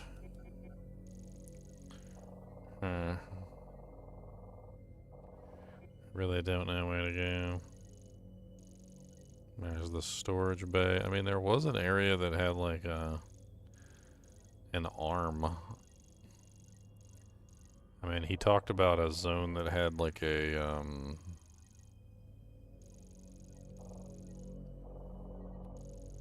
I really don't know.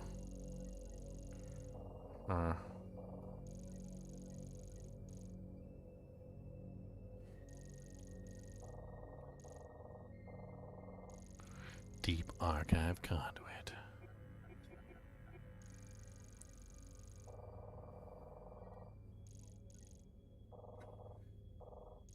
Actually, he said loading crane.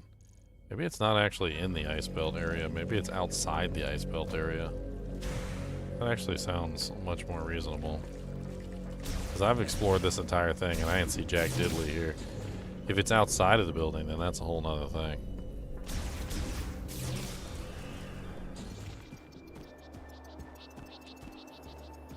Let's take the shortcut.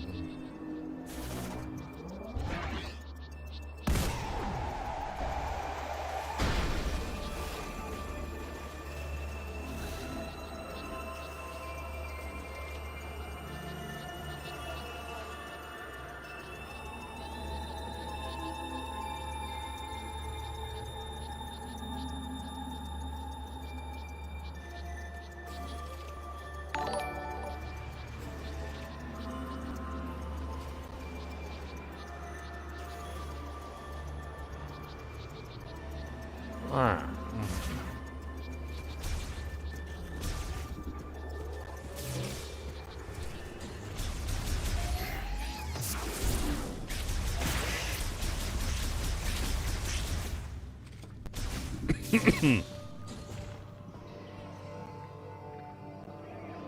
I think it's this thing.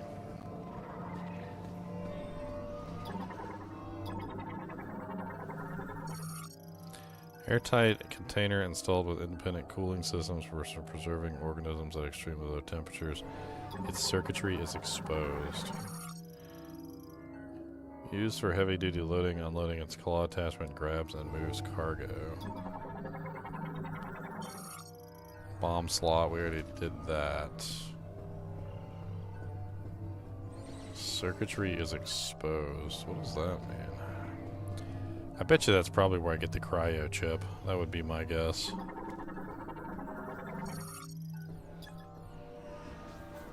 It looks like the cryo chip is there. I gotta be there. How do I do how do I do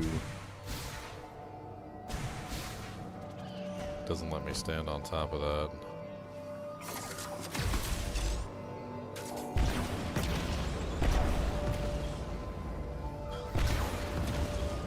Aw. There's gotta be some way to get in there.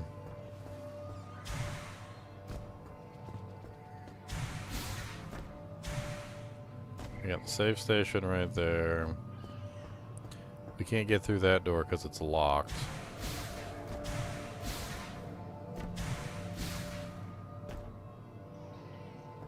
What is that? What's up, Boogie? You finally decided you want to give me a huggums? Hmm?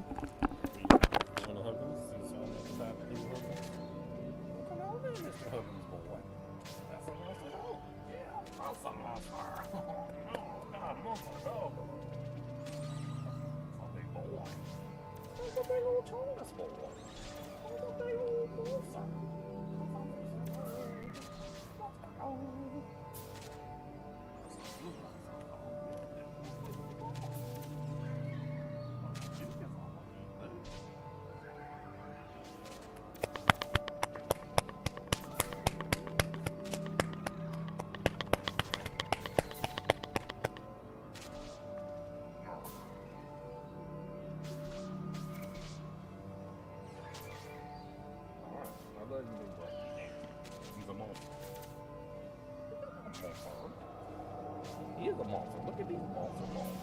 Look at these big monster feet. Come on, monstrous paws. Get down, big monster dog. Can I have that paw? That's a good paw. That's a good paw. That's a good paw.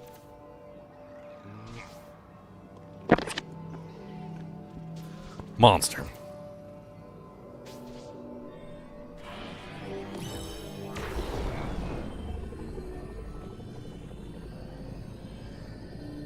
The hell's up here? Nothing. I can use this to explore. Look around. Like, see what's on the other side of things.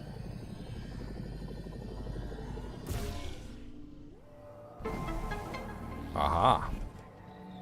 I was right.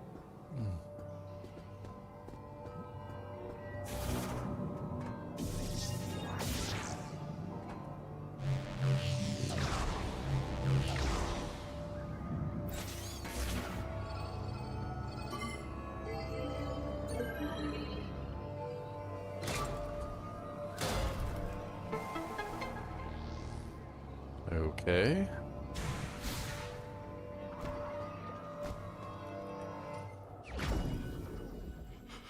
Alright, ice chip, yay! Now we need to go turn that in.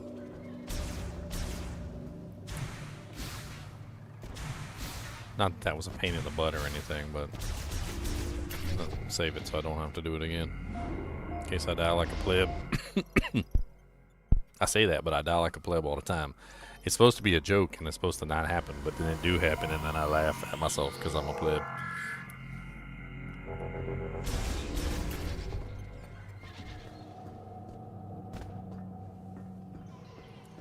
Yep. Originally the ball form was nothing more than a shortcut because it was difficult to make the duck animation. You're absolutely right. We're talking Nintendo days after all, so. I don't know where I'm going. I'm going the wrong way.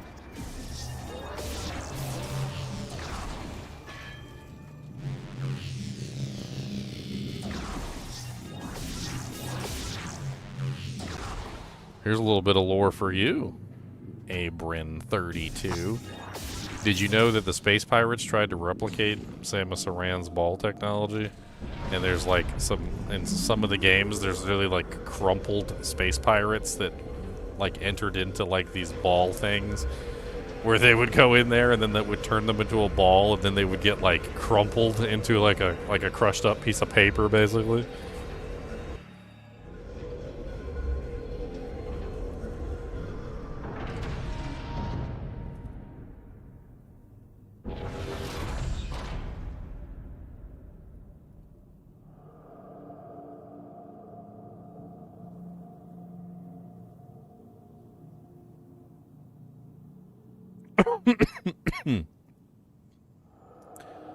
The Space Pirates' attempts to copy Samus's morph ball detailed in Metroid Prime logs failed disastrously, resulting in horribly twisted and broken test subjects, leading their science team to abandon the project due to the immense biological cost and technological gap with Chozo technology. They did, however, successfully manage to reverse engineer her beam weapons into the pirate trooper weaponry, but couldn't replicate the seamless matter compression of the morph ball, highlighting its advanced Chozo origins. The the notes, when you actually look at them and you read them, it's hilarious. They're like, yeah, we tried to replicate the morph ball technology, and the space pirates got like absolutely destroyed. Turns out you can't turn a creature of flesh and bone into a ball without completely collapsing their entire skeletal structure. Oops. Our bad.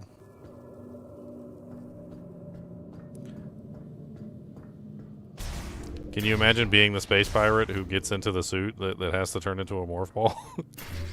Commencing test 732 of morph ball technology.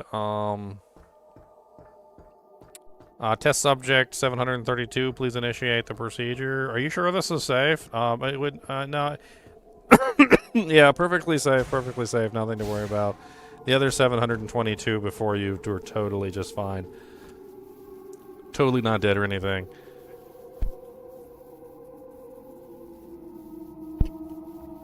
Totally not dead or anything. Oh, I just did it again. I accidentally grabbed my regular mouse on my PC mouse instead of the gaming mouse.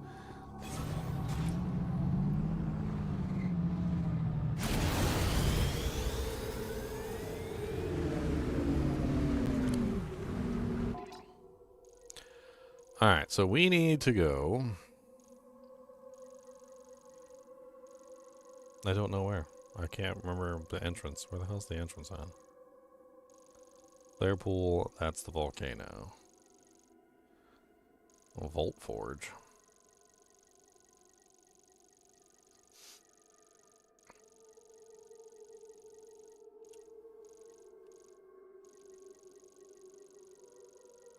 I'm like drawing a complete and utter blank at where the cargo pod thing is.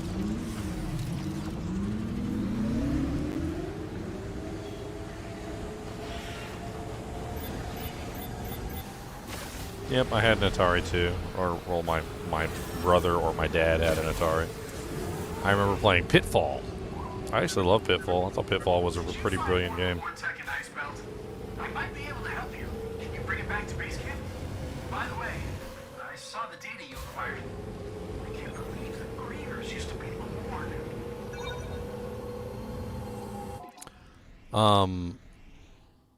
The hell?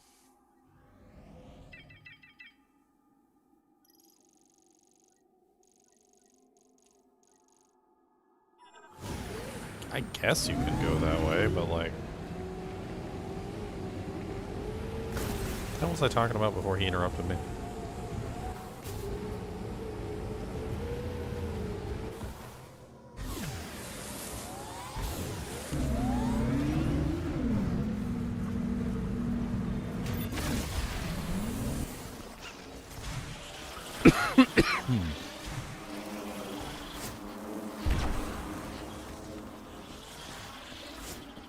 Oh yeah, Pitfall. Pitfall was really fun on the Atari. And if you get the SNES game, there's the Super Nintendo Pitfall game. The Super Nintendo Pitfall game actually has the original game in it. There's like a secret level in the original Super Nintendo Pitfall game where you can go and you can activate, you basically like jump into this hole or whatever, and it takes you to the Atari version of the game. It's really cool. I remember I sat there playing it for like hours. Days, actually. It was more like it.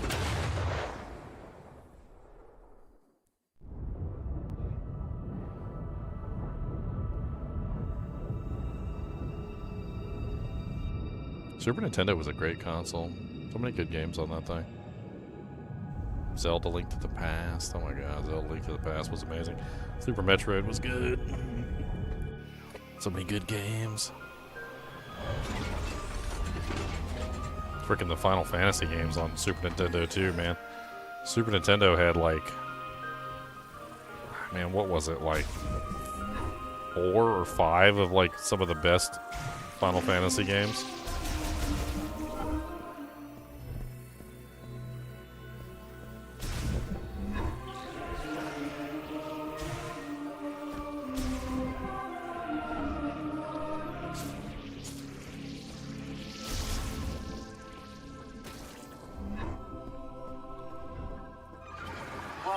Samus. Come on, show me what you found in Ice Belt. Catch you later.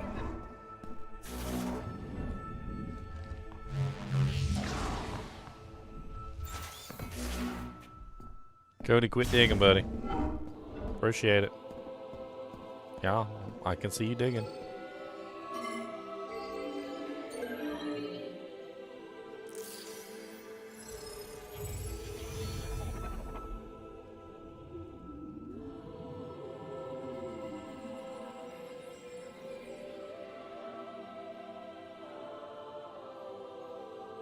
Shed your skin, Pinecone.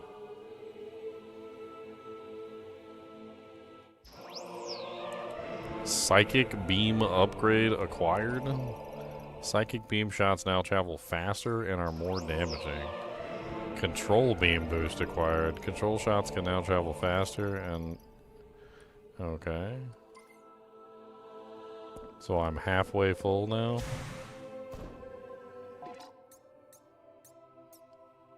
Yeah, I'm halfway full. So apparently I got 2 more upgrades apparently coming. I didn't know there were upgrades. I didn't know that.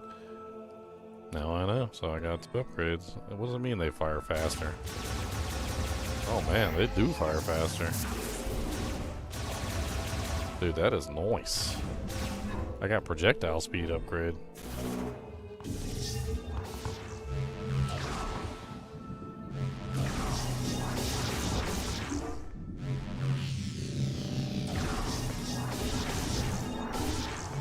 Back, Samus.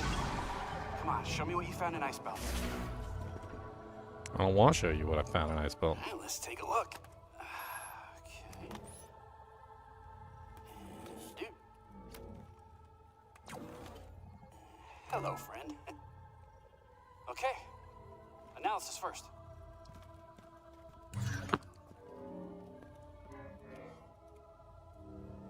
Oh, this is fascinating. It looks like this program inverts the energy emitted from the device.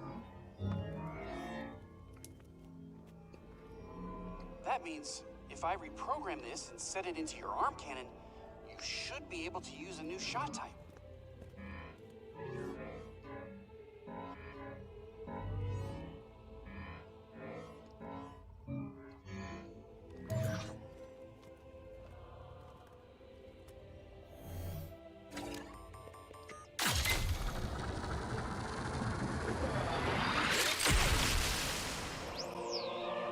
Ice shot acquired.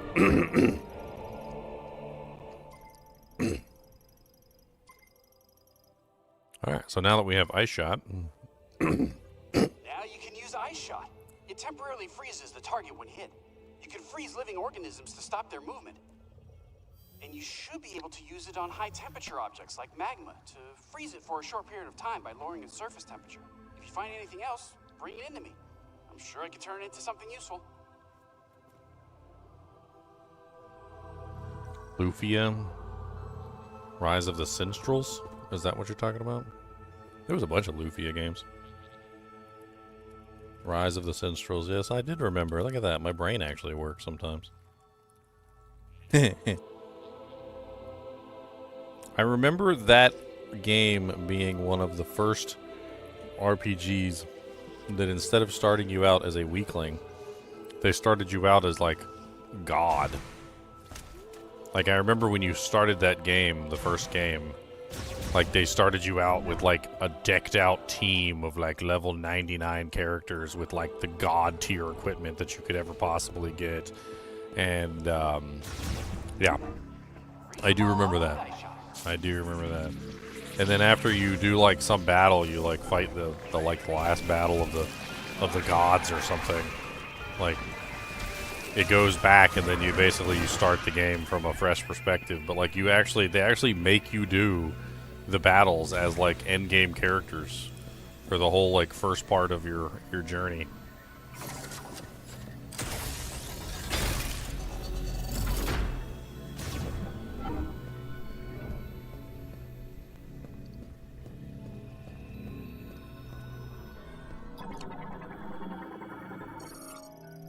Freezing water carried in all who live will blow out the candle of life. Do not forget this. Understanding this, you who command the power of ice, to steal the heat from every object in the world is an act to bring about stillness. The freezing of flowing water is precisely how one's first steps are to be taken. Remember this. Like a river that flows along the land, water travels within living things, bestowing its life-giving moisture.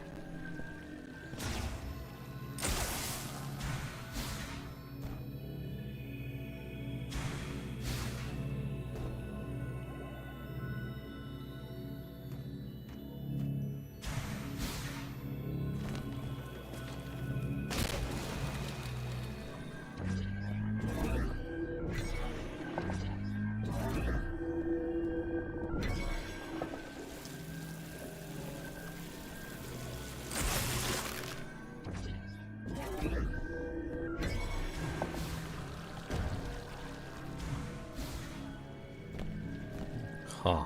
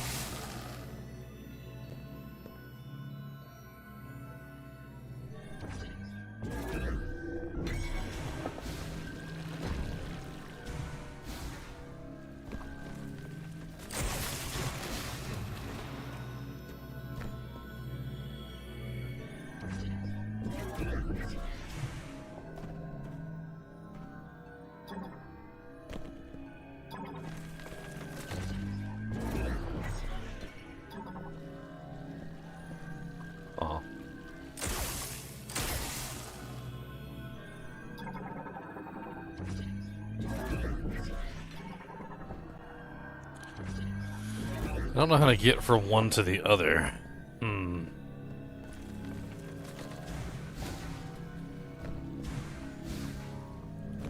It's definitely a puzzle, that's for sure. I just don't know what the puzzle is. I mean, if I take it from here and I move it to this one definitely goes up 100%. But then this one stays down. You can definitely freeze them. So I can freeze this one, and then I can pull this, throw this over here, which allows me to get up on top of this one. Freeze that one too. Okay, so I just needed to freeze both of them. I thought I just needed to freeze one of them. I only need to freeze both of them. Okay. Alright, so that gives me the elemental doohickey jank. Cody, what are you doing, buddy? Did you eat all your food? Did you get some waters? Do you want a punch in the butt? Do you need some snackums? You always need snackums, but what do you want exactly? What snackum do you want? He said, "No, I just want snackums." He said, "It doesn't have to be a specific snackum. It could just be any snackum that you got. You got some snackum? I like snackums." All right, so we need the lightning shot next. Cody said, "I was right here in case he's want to give me a snackum." You always like right outside the camera too, so they can't see you. Always right outside the camera. Yeah, I see you there. Don't think I don't see you there. I see you there. He said so. He said, "I'm a good as boy. I'm not supposed to with you." I'm gonna turn the camera so everybody can see you. How about that? We're gonna turn the camera and they're gonna be able to see the Kubas. They're the Kubas right there.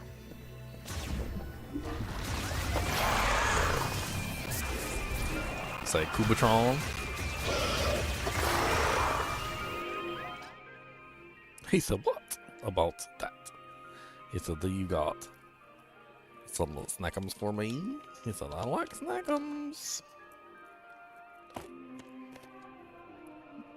Look at his face. Look. He said, "Wait a minute." He said, "You got something there." He said, "I see that something that you've got." Oh, dang. What you gonna do? Steal it from me? That's not very nice to do that. To do stealums. That's not very nice to do that. What if I do that and bonk you on the nose with it? What if it fights back? Cody, you're gonna rip my headset off, buddy. I need you to not do that. That is important that you don't do that. Okay, you ready? It's gonna fight. Come here. It's gonna fight you. You ready? Ready? Oh no, it's gonna fight you. Oh no, it's gonna fight. Oh no, that's a fighting speefum stick. Oh no, that's a fighting stick. Oh no, oh no. You got it. Congratulations. He said, "Oh yeah, that's a fighting beefum stick. I got that." Are you happy with yourself? You got something? You got a snack. There you go. You big until you got it. Yeah. He said, "Yeah, I'm happy just like I snackums." He said, "That's my snackums, and that's not for you." He said, "That's for me." Don't worry about me. I'll be fine. The cargo. Oh, the cargo thing's that way. Okay. We gotta get back to the desert.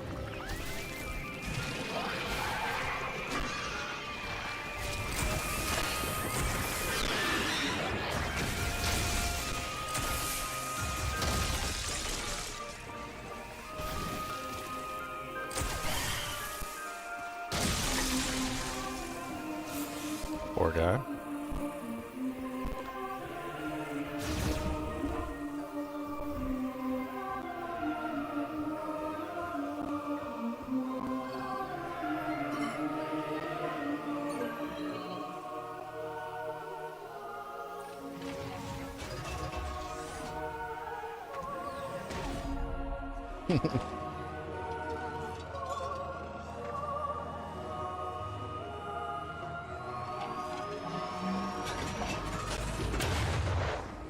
What's in them pockets? Cody, I got a snack in my pockets. Like a pocket snack. He said you do not. I checked earlier. He said, I said there was nothing in them pockets when I checked. He said, this is bullcrap. He said, I already done checked them pockets and you can't fool me.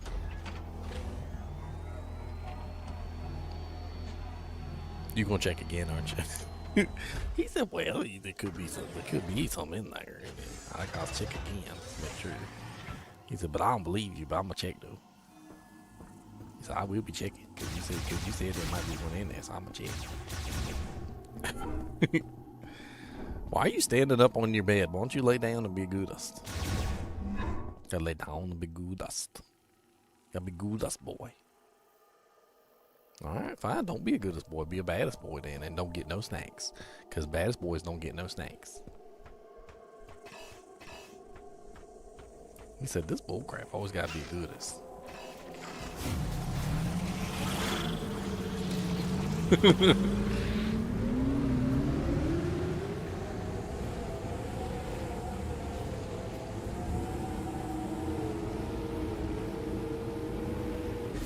Was randomly staring at Cody for no reason. I'm pretty sure that I had a fire. There was one of these that required a fire mech or a cold mech or something. Ice blocker. There it is, right there. Ice blocker.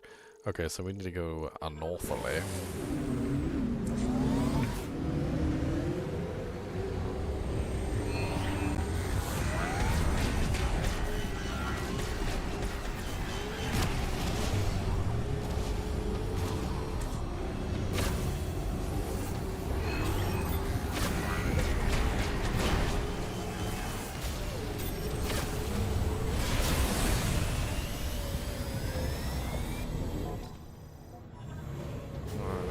This way.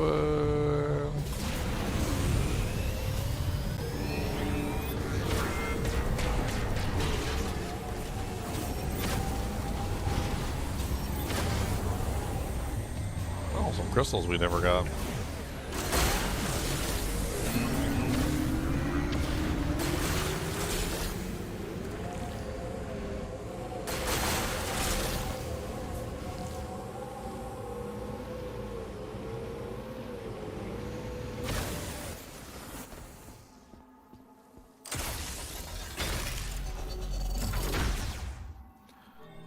Now that we've got that out of the way, get a new power-up probably. We're probably going to go to the volcano area next because that's obviously we have the ice gun now, so ice gun most likely leads toward the volcano area. They're direct elemental counters, right?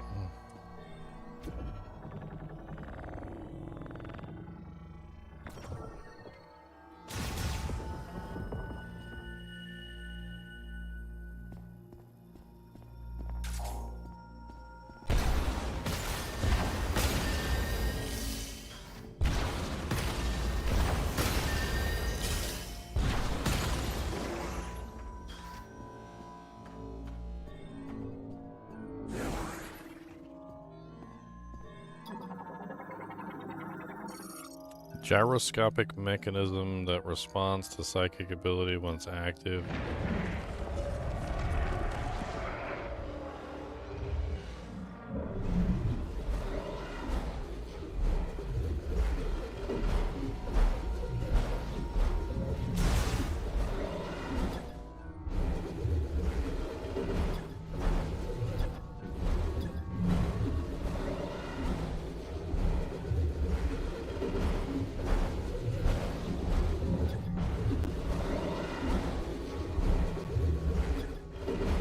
Trying to scan the item in the center, but it won't let me.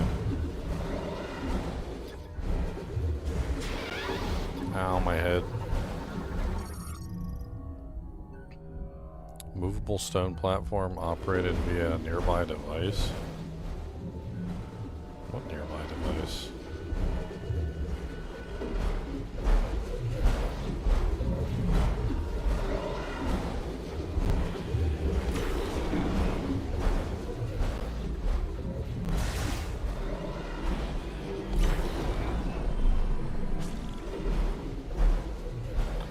I think this is the correct path.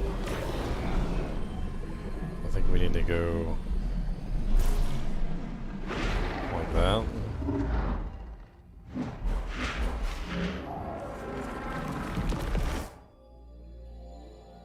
Elevator? Okay. Down we go. Deeper and deeper into the temple.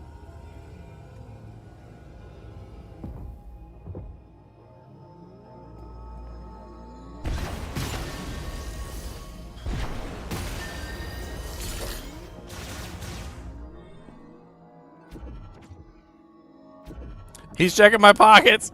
He's doing it. He's pocket sniffing. You pocket sniffer. I see you. I see you sniffing pockets. Ye old pocket sniffer. He said, well, you said there might be something in there. And I didn't think you was lying to me. I was not sure if you was telling the truth, but just gonna check and see if you've got anything in your pockets. And maybe you do, but I didn't see nothing in there.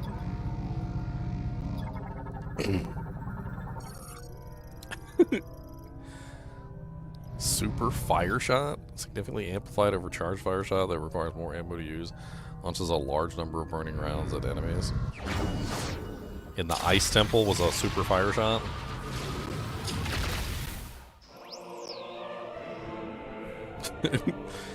He's so big you can literally see his snoot right there. Look, you see his snoot? It's a snoot.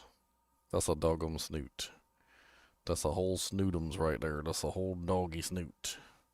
He said, don't talk to me about snoots. Wonder if I can turn the camera off so you guys can, like, see him laying there. Can't see me anymore, but you can see the dog. There you go. Who needs to see the stupid ginger? You guys can see the dog. That's some dogums. That's Mr. Kubis the Monster Dog. He said, this is me, and I'm the dog. He said, you must pay attention to me, because I am dog.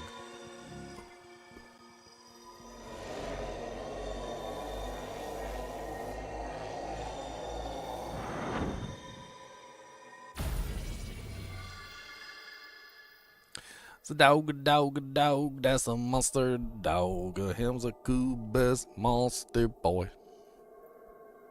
Kubis is a monster and him is a dog, but he's a pocket sniffer too. He'll sniff all your pockets and you can't tell him not to, 'cause he wants to sniff for you. He's a pocket sniffer, he's the best pocket sniffer that you ever had. He gonna sniff all your pockets. He gonna sniff everyone. He gonna sniff all your pockets for snacks on the run. Oh, Cody likes snacks, and he likes tacos, and he likes his mama, and he wants to hug her, and he loves all his cats and all the chinchies. And Cody likes to run outside and play with the possums. 'Cause Cody likes to go pepper-do now. He's a pepper-do monster in the snow now. Cody gonna go pepper-do now. Tell you what we do, going to pepper-do now.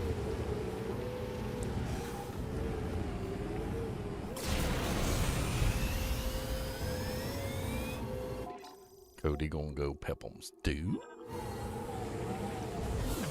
I can get Cody going so easily, guys. I can get him going so easy. Are you guys ready? Watch this. Watch.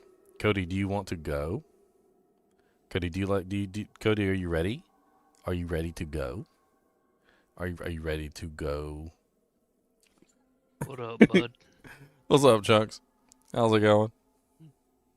Uh, Playing some Metroid today. I got Cody all riled up.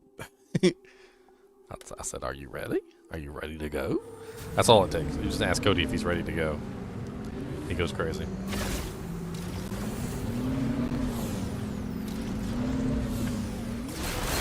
keeps on falling.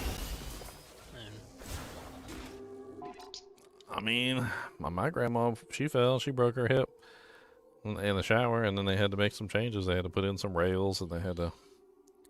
I mean, we got the rail in the They shower, had to we get- got the seat in there. They got the seat, She and then, just- like... Yeah, little... I she mean, just she keeps falling my right grandma behind even the had sink. one of them things, because she had stairs in her house. She even had one of those things where she could, what's it called? Like she could ride up the steps. Like it was like a Oh, yeah, seat, we got one of those. and she basically just sits in the seat, and then it basically takes her up the stairs, like a conveyor belt.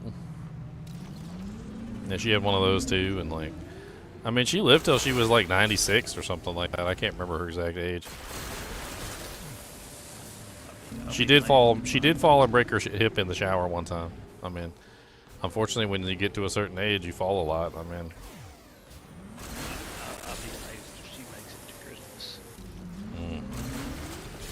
that's terrible. She won't lock the chair. It's got the two little handles on the bottom of it that'll like lock the wheels, and she just won't put them on. She just kind of leans over. Takes off.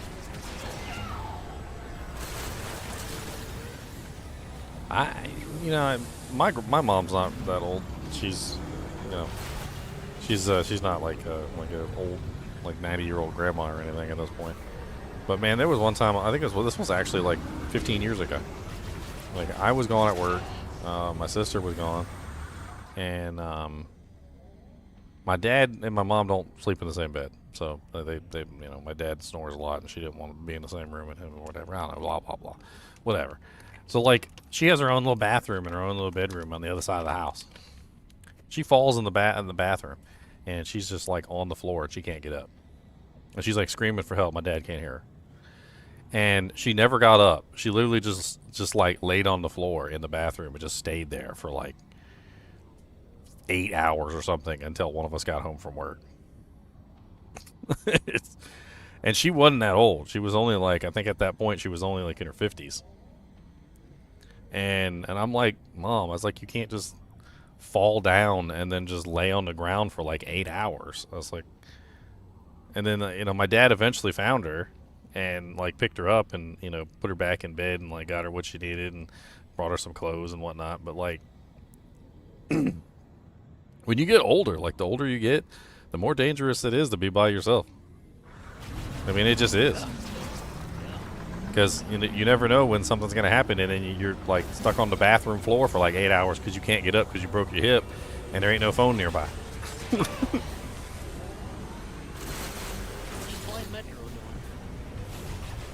What? What are you playing Metroid on? The Nintendo Switch 2. Oh. I think it's on Nintendo Switch 1 as well. It's owned by Nintendo. Retro Studios is owned by Nintendo, so of course it's going to be a Nintendo exclusive.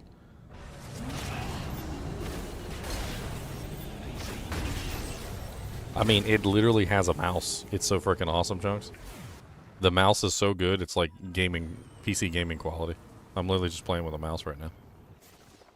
The Joy-Con becomes a mouse, and you basically just turn it sideways, and it's a mouse. I'm actually really surprised because like sometimes I'll be sitting here because I'm using the same, like mouse pad and everything that I have on my PC. I have like a kind of like a setup with my keyboard and mouse on it, and like I accidentally grab my PC mouse sometimes and start trying to play the game, and I don't even notice until my character's not moving, and then I'm like, oh, I got the wrong mouse. And that's how close together they are performance-wise. They literally work almost identically. It's really quite nice. All right, I think I can do this puzzle now. I think the thing about this puzzle, I think, was you were supposed to freeze all of these, and I think that is what causes it to... I think, anyway... There's got to be something here. So let's try this one. And this one. Yes. So that's what we need to do. And that pours all the water in one spot. Yeah. What's this? What's this place? Can we freeze like the water underneath our feet too? No? Can't freeze water at our feet. What's this upgrade?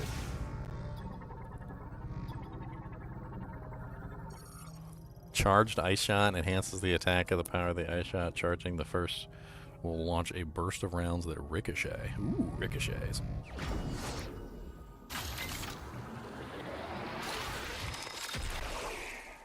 Ow, that hurts. What was that?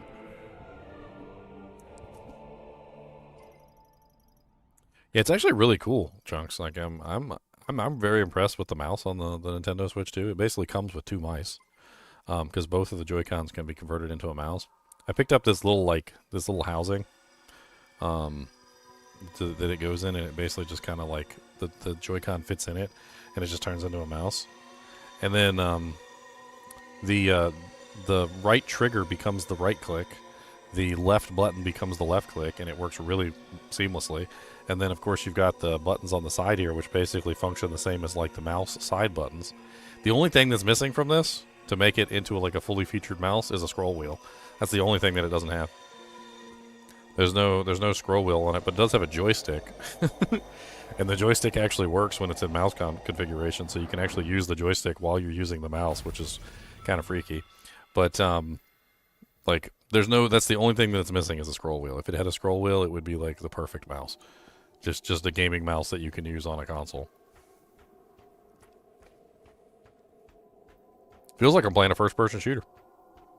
Doesn't feel much different than most first-person shooters I play on PC. Alright, so let's see here. We got the ice shot. We got the ice shot upgrade. We don't have the electric shot, so we can't do any of the electric stuff. There's like 2 electric ones there. That's an electric one. I don't know what that one is. Entrance to the Rings of Stone.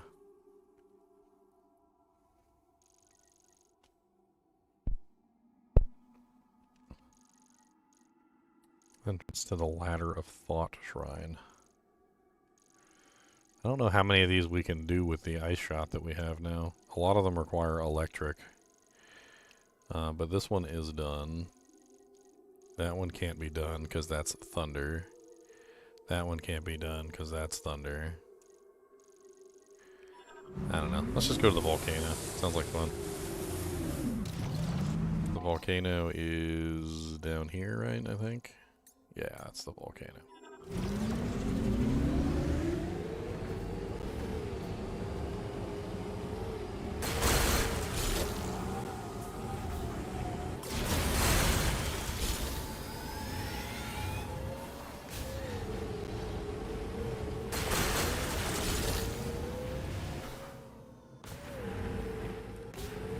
I need my green crystals. How old is your grandma? 90. Okay, so she's at the age where she's even despite her best efforts, she might still be falling down.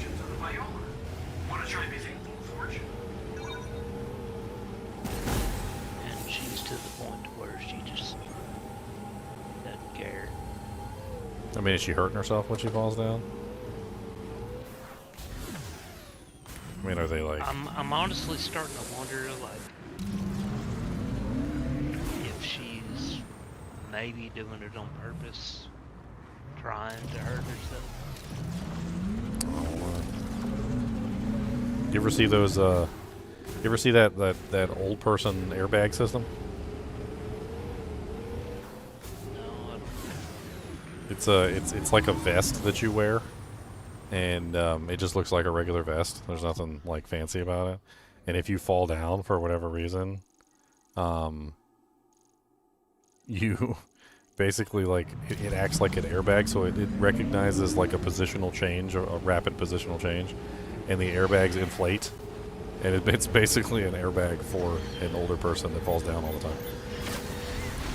There was like a guy demonstrating it, and he was like reaching for something, and he falls down, and like right as he's about to hit the ground, all the airbags inflate, and it essentially works like a little temporary, like try not to get you hurt situation. It's kind of neat.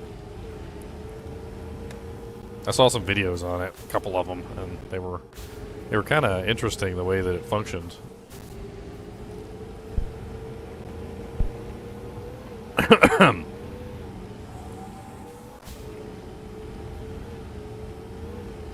Yes, Cody. But this allows she's not paying attention to me, and that's I don't like that when you don't pay attention to me. Just want to make sure that you know that you're supposed to be paying attention to me and not the stupid video game. That does not important. And it's not more important than me. Don't choose that.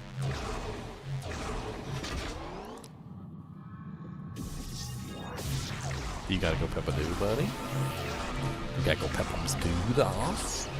You gotta go do those peppums. I think you do gotta go do those peppums. Look at your face. I said, yeah, I gotta go do them peppums down. Okay. I'll take you out just a second. Hold on. What the hell is this?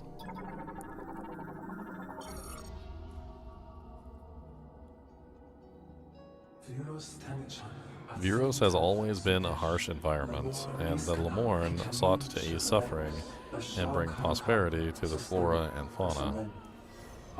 In the volcano, we discovered green energy. We were able to refine and use to shower the land and trigger an explosion of flora and fauna growth. But there was a tragedy we did not foresee. We were hunted to the brink of extinction, with nowhere else to hide. The last surviving 13 Lemorn took refuge in the Chrono Tower. We sought our last remaining hope and deciphered the prophecy again. And we learned that you are Lemorn's last hope, and you are the only one who can put them to rest. Okay. So I came up here for a prophecy. I mean, it's an interesting little tidbit of knowledge. Psychic recordings. Interesting. Oh, there is an upgrade up here as well.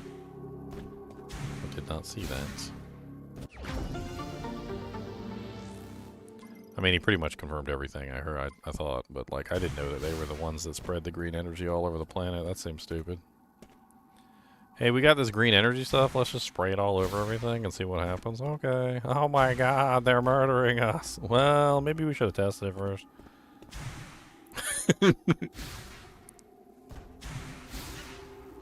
Maybe we should have tested it first.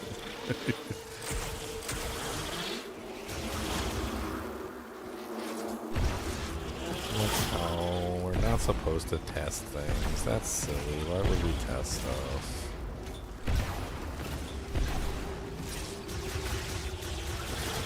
Oh, why can't I click you?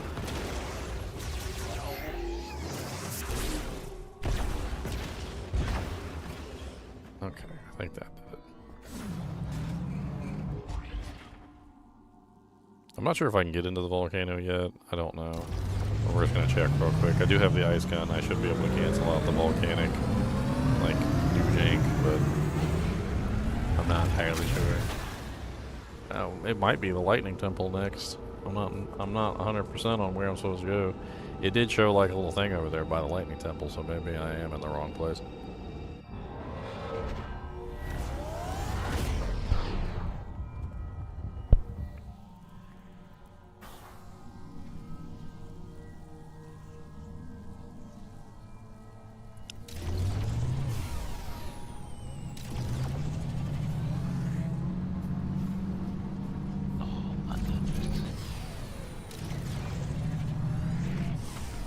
Okay, so there's a literal wall of lava in the way that I can't bypass. Alright, so we can bypass the wall of lava now. Alright. And there is something here for us to do already. Look at this.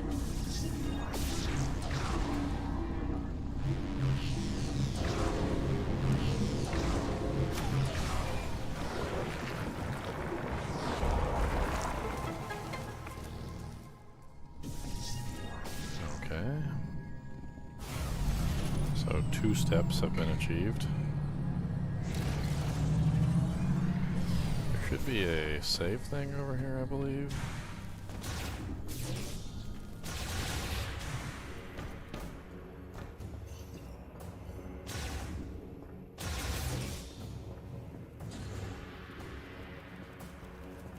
No, this is where I got the chip.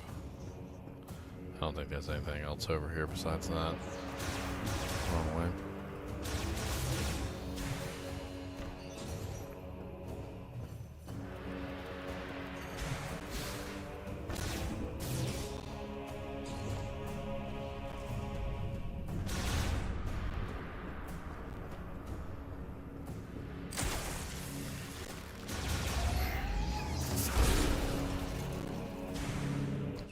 decent upgrade.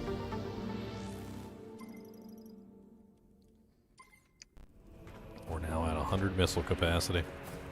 Did you ever play any of the old Metroids, like Metroid Prime 1 that was on GameCube? I played the GameCube. They recently did a remaster of the GameCube one on Nintendo Switch, and it was really good. I'm pretty sure I did a playthrough on it. I could probably find a link for you, but it was really good. I remember you done a playthrough. Yeah, this is 4. So the other two, Metroid Prime 2 Echoes and Metroid Prime 3 Corruption. Corruption was really good. I remember Corruption being very good. Yeah, but those were I think on the. I can't remember. I can't remember if 2 and 3 were on the GameCube or if they were only on the Wii or if they were on both. I think they might have been on both. Well, it doesn't look like we can go any further. You know, you ought to do a Halo playthrough. Halo Steam. wasn't really something I ever engaged in back in the day because I never had an Xbox. And then like, I don't know if you remember, but it wasn't on PC. There was like a whole thing where you had to have like. I mean, it is now, but it wasn't then. Yeah, it wasn't then. And then even when it came out on PC, there was a restriction. I don't know if you remember the restriction, but there was a restriction that prevented you from being able to play it on PC if you didn't have like a specific version of the operating system. I can't remember what it was at the time. There was like an operating system restriction, and I didn't have that particular operating system. So I never got to play Halo like when it first came out. I got to play it like later on after it released and whatnot, but I never really got to play it like at the time when it came out. I love that game. It's one of them games that, I mean, like typically, you know, you give me a first-person shooter, you give me a mouse and a keyboard. But Halo, give me a controller, I'm a monster. I have no idea why. It just. Well, they're designed in a specific way it's to make so that much work. different. So. Like I can play through it on a mouse and a keyboard, and I can beat it, but I'm not as good as if you put a controller in my hand. Put a controller in my hand, then legendary difficulty all the way through. I'll destroy it.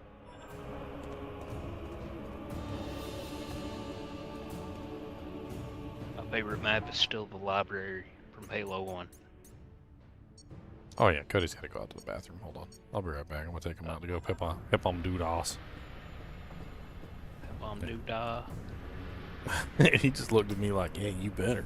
You gonna take me out? I'm gonna call 1-800-DOG-A-BOOSE on you. I'm gonna shit right here in this floor I'm gonna right call in front of you. 1-800-DOG-A-BOOSE. I'm gonna call your mama, and I'm gonna tell your mama that you's being mean to me, and then I'm gonna tell her to use your foreface." All right, Cody, let's go.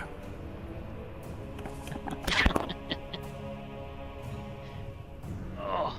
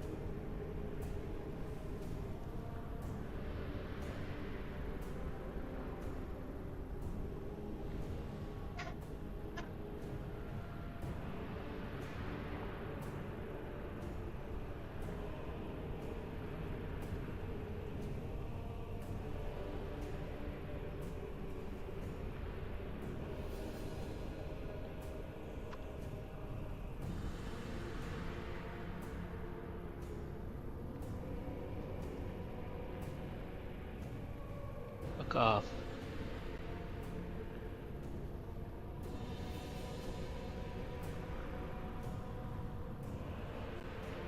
Go. Get away.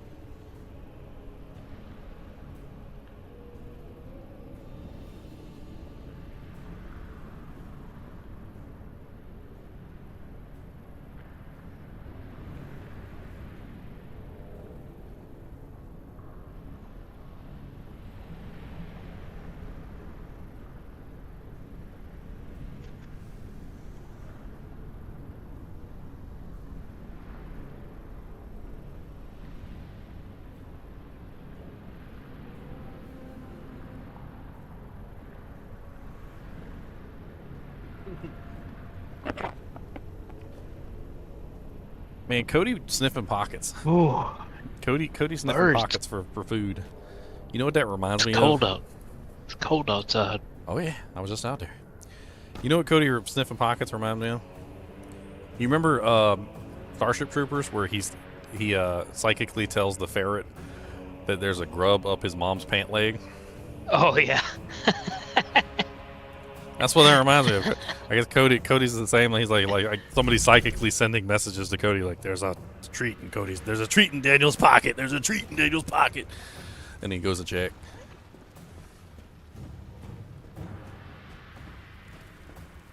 So what I want to know is who is sending Cody psychic messages and telling him there's treats in my pocket?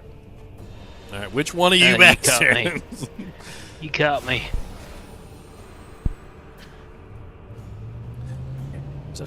There's a milk and bone in his pocket. Yeah, they gotta go get a milk and bone. Cody's like, no, I don't care.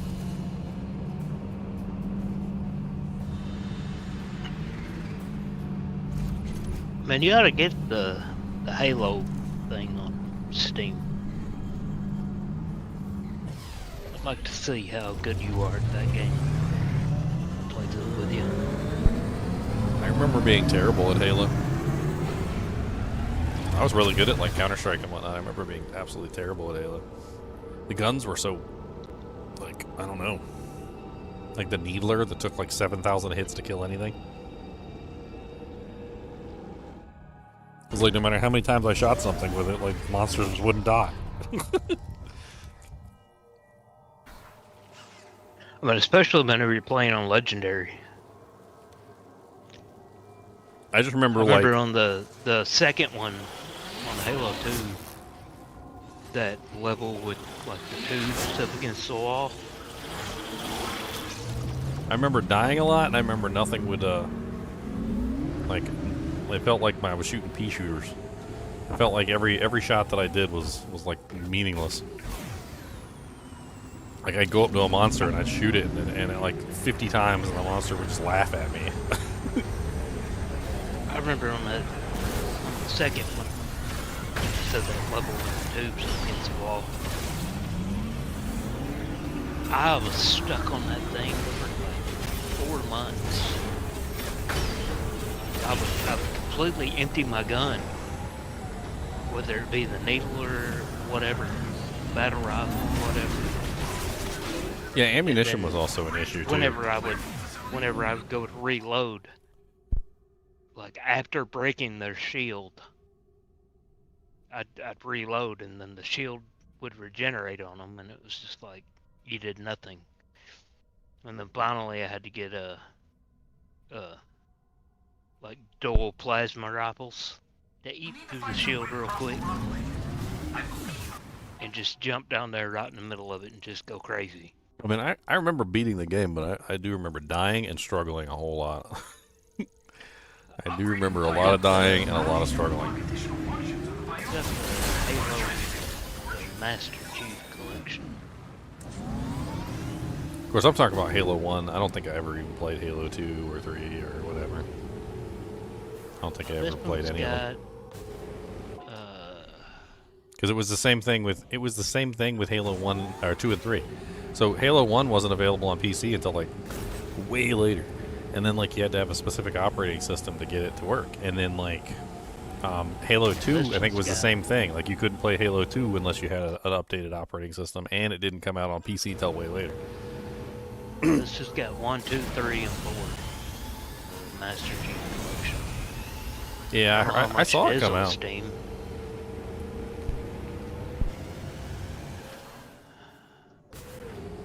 Look, I guess. I mean, it's not something I'm going to be able to play anytime soon. Because I got $39.99. PoE 2 coming up soon. And then we also, I'm going to finish this, obviously. So I got the Metroid game that I want to finish. And then PoE 2 season's going to be a while. So it's probably not going to be until after PoE 2 season.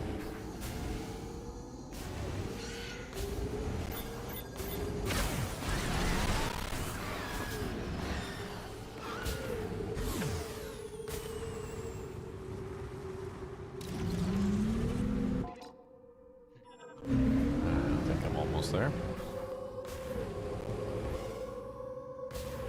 Is this the Bolt Have Forge? Have you swapped over to Windows 11 yet?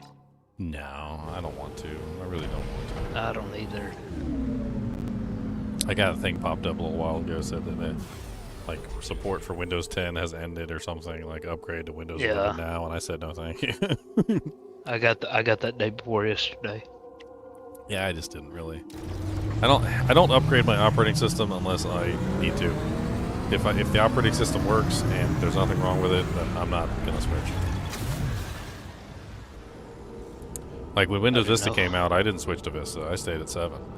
And Vista then everybody sucked. talked about how bad Vista was, and I was like, good. I was like, I'm gonna stick with 7 for like a long time. Or not 7 to Vista. It was XP to Vista. And then when 7 came out, Windows 7 was amazing, and I upgraded to 7, and then I stuck with 7 until like 10. I did not upgrade to 8 or 8.1. They were both trash. And then I eventually went to 10. I didn't do 8. Eventually I went to 10, and that was the only one that I actually really liked. I liked the few versions of Windows XP 64-bit. But there wasn't that many of them.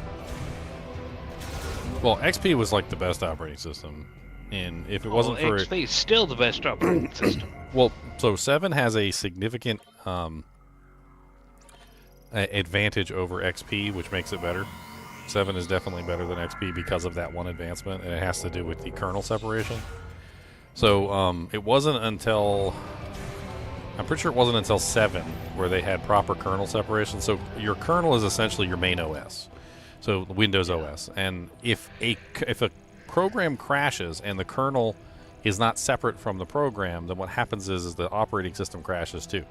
Like you remember back in the day, if your PC crashed or your game crashed, it like took your PC with it. Like your PC would go down too, and it would freaking black screen, and then the whole computer would reboot. That was because of the kernel was actually integrated into the applications. So like whenever the application would crash, it would take the kernel with it, and then the whole OS would die.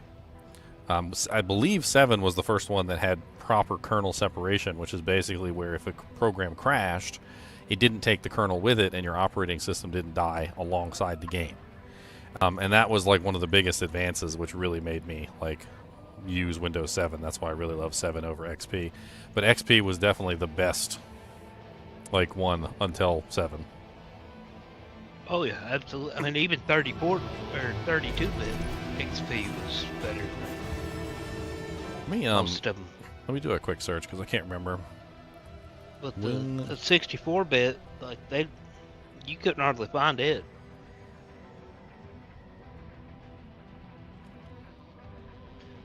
Of course, I mean, really the only difference between the 32 and the 64-bit of XP was it would recognize more RAM. Because 32's topped out at what, 16 gigs?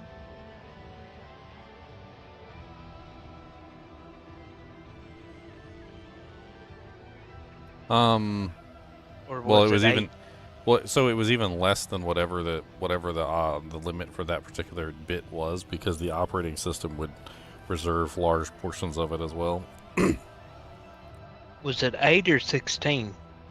I'm pretty sure it was 16, but then what happened was there was like a large amount of the memory addresses would get reserved by the operating system, and then like some of it would get reserved by the actual like BIOS and things like that. And then by the time you were done, I think it was 8. Okay. But technically it was 16, and you could use 16, but like a good portion of it was being reserved by other things that needed those memory addresses.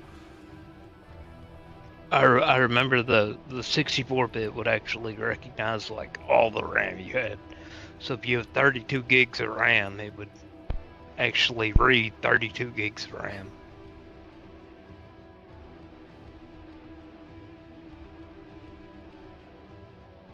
But yeah, XP was definitely the best operating system. AI is giving me such bullshit answers. It says kernel separation was first introduced in like Windows NT 3.1 in 1995 and Windows 95, and no, it didn't. Because like the majority of the time when your computer would crash on Windows 95 and Windows 98, it would almost always take, like if the game crashed, it would almost always take the PC with it. Like your PC would almost always crash alongside the game. I never had 95. I had 98. I had 95 because I didn't have 95. because I was into computers before 98 existed. I had 98 too, and it was trash. And then 98 second edition was amazing. You never installed 98. You always went to SE. 98 SE was the premier. Yeah, I think that's the one I had. 98 SE. Then after 98, I went to XP, and then after XP, I eventually went to 7.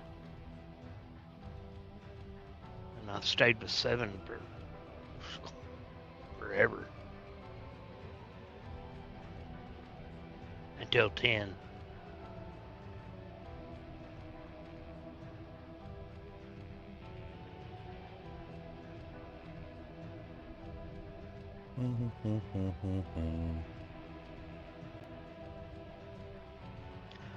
When I was talking to one of my buddies earlier today,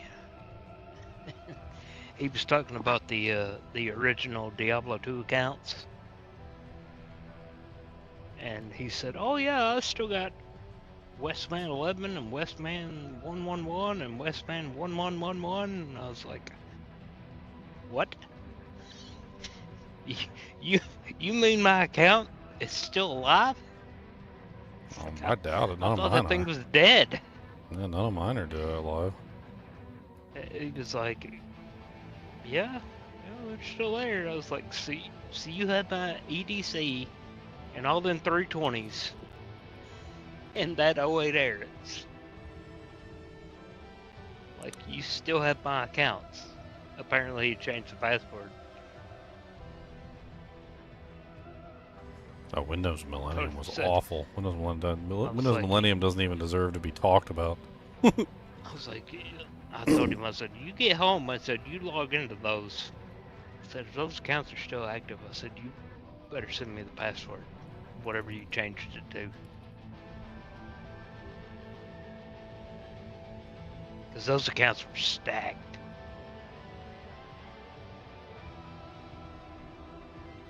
"37 32020s on 2 characters. One of 3 08 glitch valors on the Paladin.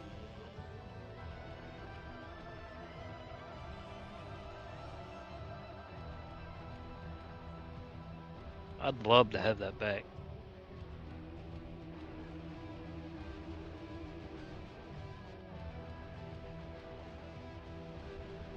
The Windows 7 was using a more stable, refined, robust, multi-process architecture that was inherited from the Windows NT kernel. which properly isolated applications in their own memory spaces, preventing one bad application from taking down the whole OS, unlike other Windows 9X, where everything shared memory, leading to system-wide crashes, blue screens of death with a single application failure. A key architectural shift that offered far better process protection and fault tolerance. And that this is one of the main things that Windows 7 brought into being, and it was such a lifesaver. I mean, I remember, like, when I went from XP to 7, I used to have games crash all the time. And every time the game crashed, Windows would reboot and I would have to start all over again. But, like, when I got to 7, the game would crash and Windows 7 would stay up. And it wouldn't destabilize. And that was, like, one of the reasons why I just absolutely adored 7 over XP. Not because XP was worse than 7, but just simply because 7 wouldn't crash when the games would crash. And they wouldn't take out my whole computer every single time just because the game was buggy. And that was the era of being able to actually play buggy games. Because you remember back in the day, like, if a game was buggy, you just couldn't play it. Because it would just restart your PC all the time, and there was nothing you could do. And then you had to, like, reboot everything, get the game back up and running, and then it would crash again. But, like, when Windows 7 came out, if the game crashed, you just booted it back up and tried again. And you could do it, like, 10, 20 times. At the same time, it would take you to, like, reboot your PC, like, 2 times with the old operating system. Because rebooting your PC with those old hard drives was terrible. Remember? And, like... Oh, yeah. Yeah. So, like, every time it forced a reboot, it took a while. Then well, yeah. Well, XP you was... were waiting. Well, there was no SSDs in XP days. Not really.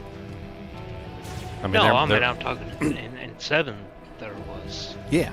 Well, that's the thing, is that, like, you got into the XP era was an era of, like, crashes, and the Windows 7 era was, like, the first era where we got, like, semi-stable operating systems that didn't crash on a regular basis. Yes, Cody. I just took you out to go pep 'em do. And I remember on 7, whenever, like, you could turn the computer on, and within like 15 seconds, you would be in. I was like, oh, this is amazing. It only took 15 seconds to get in. I seen you huffing my face. All right, I seen it. And that was rude, to huff in somebody's face like that. That's not very polite.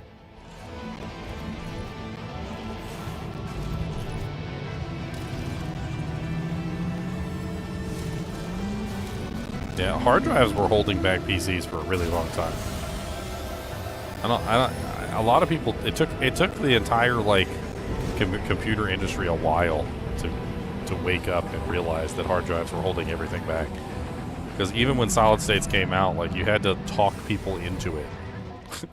you had to literally, like, talk people into putting the solid states in their computer, and they're like, I don't know, it's so much smaller than the other drives, and, like, it's so much more expensive, and it's like, dude, it's going to change your whole life. Shut up. Put it in there. Well, I mean, and the majority of people just use the solid-state drive for the OS. Yeah, that's all you needed it for, was the OS anyway. Turned your entire operating system, like, supercharged your whole operating system. I remember I bought a computer from a guy, like a custom-made computer. Had a sticker on the side of it. It said, my SSD is faster than your HDD. I was like, yeah, it is. A whole lot faster. You press the power button in 15 seconds, you're in. Suit you upgraded on the HDD, then you press the power button, you're waiting like 30-40 seconds. Enables Viola to transform into Viol IC automatically, which allows them to travel over magma and lava. Oh, okay. That didn't matter, but it was like a 7200 RPM hard drive. No, it does. States had no moving parts, so they were just like boom. Well, like so here's stick of RAM. So here's the funny thing about hard drives, right? So hard drives. The original hard drives literally were never even saturating like a SATA 1 connector. Like there were multiple different connectors back in the day. There was IDE. IDE was the first one. Then it went to SATA 1. Then it went to SATA 2, and then we went to SATA 3. Right? The original hard drives, even in like a RAID configuration, couldn't even fully saturate a SATA 1 connector, and SATA 1 connectors were the slowest of all the connectors. When I first got my first solid-state drive, this was like really long time ago, we're talking about like a 40 gig solid-state drive that could probably cost me like way too much money. Oh yeah. Oh yeah. That 40 gig solid-state drive fully saturated the SATA 1 connector and fully saturated the SATA 2 connector. And then the only thing that it wasn't fully saturating was the SATA 3 connector, and that was like an archaic solid state from like way back in the day. And then ever since then, the solid state drives have been fully saturating SATA 3 connections. And that's actually kind of crazy, because if you look at like the full speed of a SATA 3 port, the SATA 3 port has a full speed of 6 gigabits per second. Which translates to a practical throughput of 600 megabytes per second, which is nutty. So, like, the solid states were literally fully saturating a SATA 3 connector, like, easily. And the hard drives were having trouble even getting close to that. Like, they couldn't even get close to that frickin' speed. I used to have, like, a little program that would test the speed of the drives and would go over, like, the read and the writes and all the other things. And, like, it would test each drive and see what the speeds were. I think I still have it on this PC. And, like, the hard drives couldn't even approach that speed level. They weren't even anywhere near it. Man, my first SSD was 128 gigs. And, like, the only thing on it was Windows. Like, it had nothing else on it. It had like an 8 terabyte hard drive, but the SSD, the only thing that was on it was Windows. That way it could boot up quicker. Hold on, I'm gonna check my Samsung Magician real quick and see. I'm pretty sure I have my benchmarks on here from like some of my older hard drives.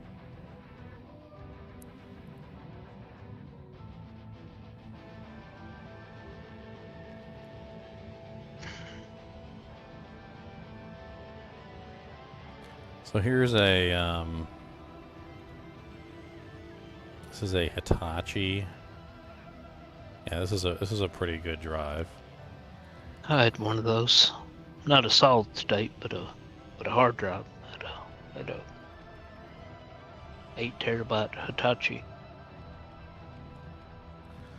Here, I'm gonna run a performance benchmark on that drive. I don't have any games installed on it anyway, so it doesn't matter. That can run in the background while I'm playing. I'm not worried about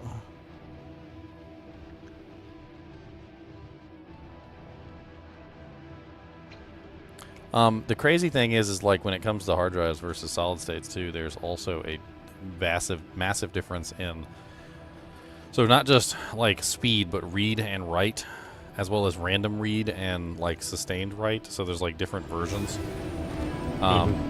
Where the hard drive is trying to read specific sectors of data, and they slow down when they start going through specific types of read potential, right?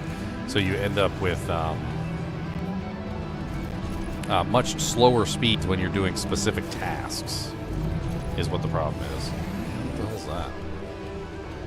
I don't know, I still wish I had one of them docking bays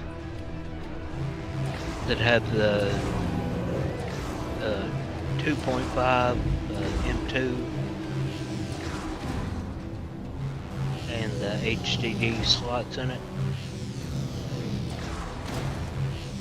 Just because I have my old hard drives, kind of like to have some of the stuff that's on them. What the hell's the point of this? Oh, I dropped it. Like mainly like Dungeon Siege 3. I hear you, buddy. I don't know what you want. I just took you out to go pep a dude. Okay? If you're complaining Well, I because you got want... the runs, man. I gotta go again. If you're complaining because you want snacks, I'm not giving you no more snacks. You already had a lot today. You had a cheese 'em stick, and I gave you a beef 'em stick. You're not getting any more. You've been cut off.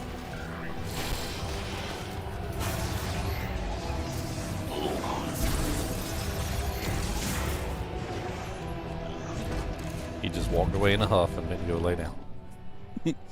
He said, "How dare you cut me off?" Well, I'm gonna go hop in the shower. Probably be back here in a little while. So I got the read and write on that hard drive is 125 megabytes per second and 124 write speed megabytes per second, which is nowhere even close to the solid states. The solid states are sitting at like easily 600, if not way higher, because that's just SATA 3. SATA 3 maxes out at 600. The old hard drives can't even cap out freaking like 125. Isn't even like I don't even think that's SATA 1. I'd have to pull Sorry, up didn't mean to click at yet. SATA 1. SATA 1's I'm max gonna go take a speed shower was... Oh, all right. I'll be back in a little while. Yeah, so SATA 1's was 150 megabytes per second, and my hard drive is only capable of 125. So like the hard drives can't even, the old hard drives couldn't even freaking saturate one SATA 1 connector. What the hell is that?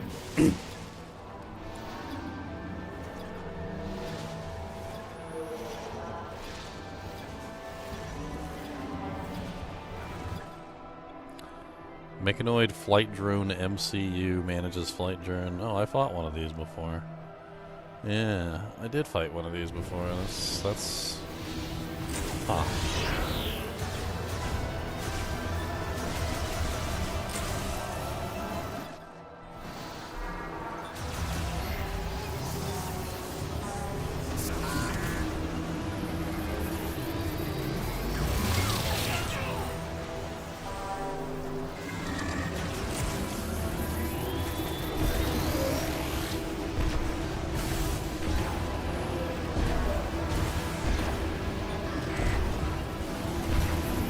Trying to get rid of the flight drones.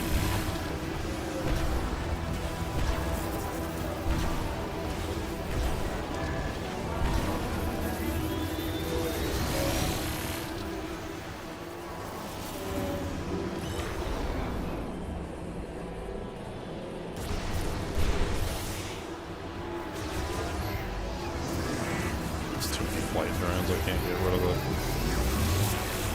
I don't want to hit the center. I want to hit the robots. There we go.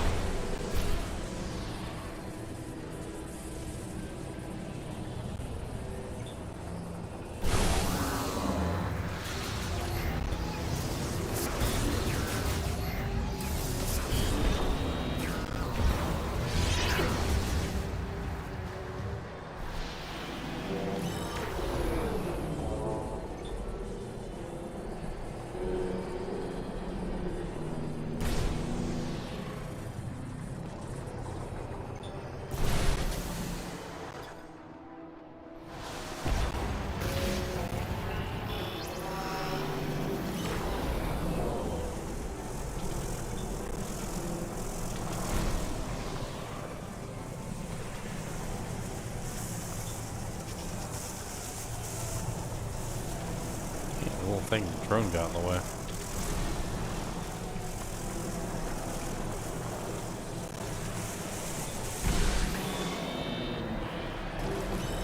I wonder why they got me the same monster again.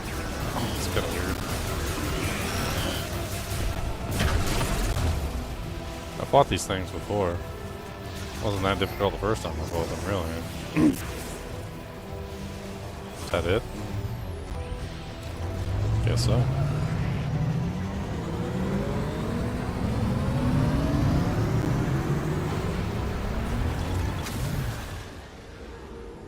Alright, so we have the heat suit. I think in Metroid Prime 1 it was called the Varia suit. Supposedly this suit protects against the lava, or gives heat resistance, and also allows Viola to ride on top of the lava. I think that's what it said. pretty sure that's what it said anyway.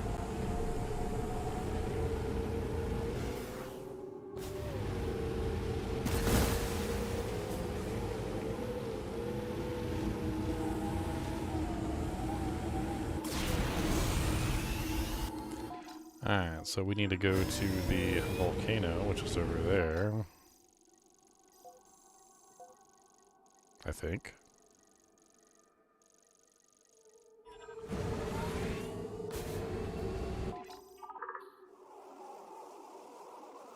Communications not available, of course.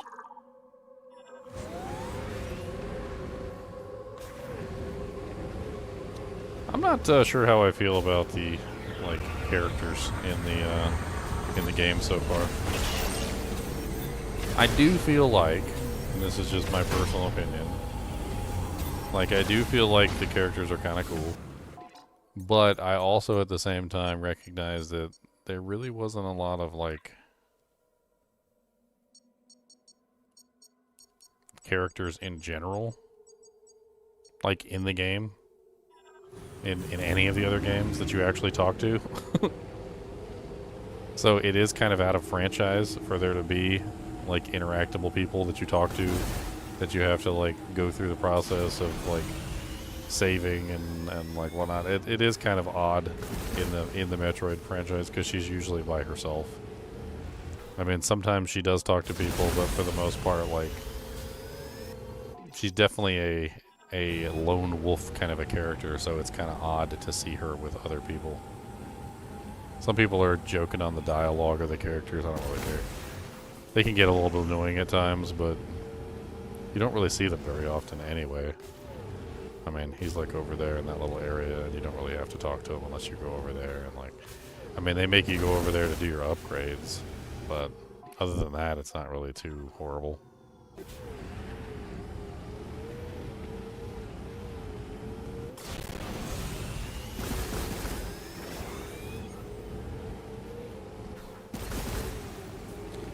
Alright, so we should be able to ride across the lava with the bike now. That's what it said. So, like, we can just drive. I'm going to drive my bike right into the lava and die, and they're going to go, huh, psych. You thought you could do that. Psych.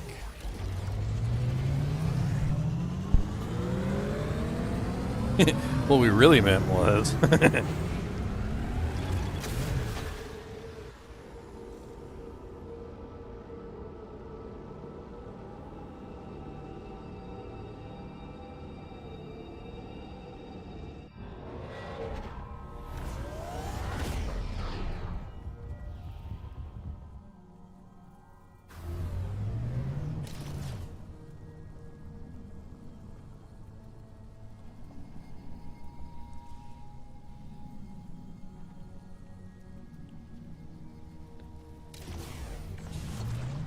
Oh, okay, so it turns into like a little hover bike, alright. Look at that, I got a hover bike. I'm playing Mario Kart, guys. Dude, that's like straight up out of Mario Kart, and I'm not even gonna lie.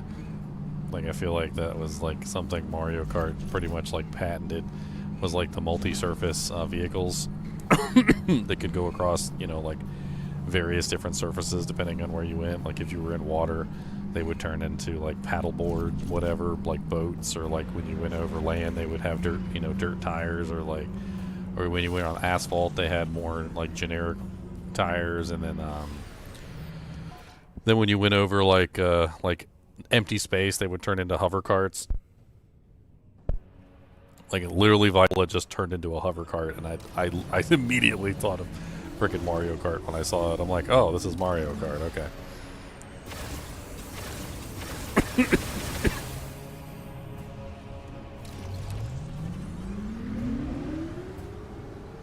Is this green stuff deadly?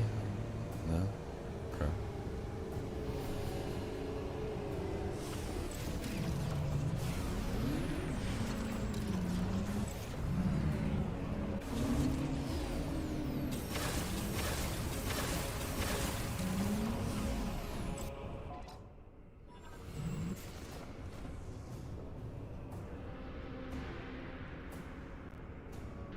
Seem to be having a little bit of lag on my stream here. If you guys are seeing it too, I don't know. I mean, there's a door right there. I'm kind of curious what's on the other side.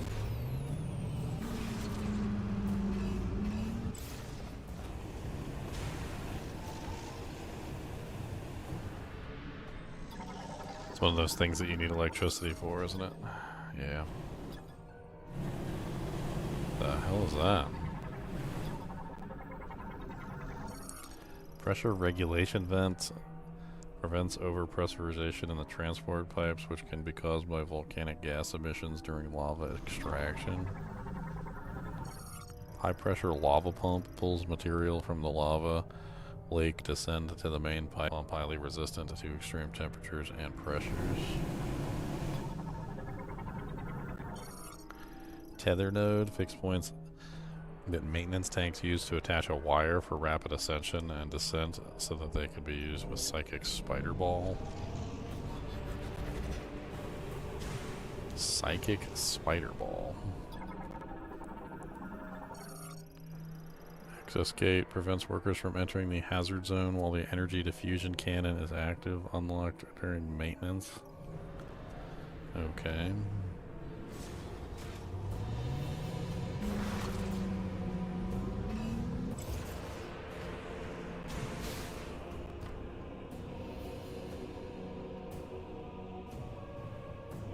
I seem to be having a little bit of an issue with the internet connection right now. I don't know what's going on. It definitely is throwing a fit, saying I'm not providing enough of a connection, so take it slow for a little bit here.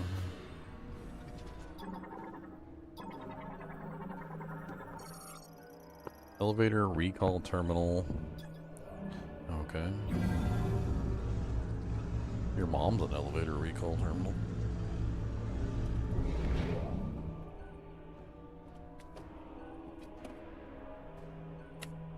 Uber.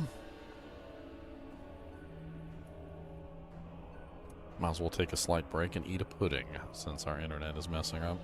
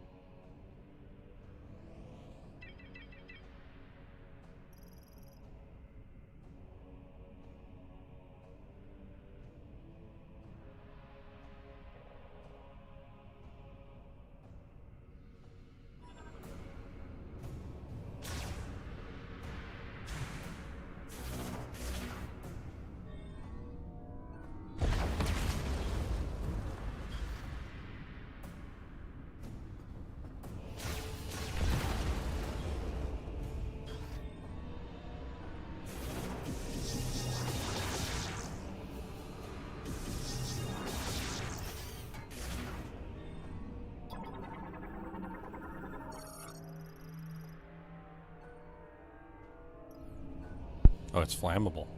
Okay. I don't know why a mesh grate would be flammable, but whatever.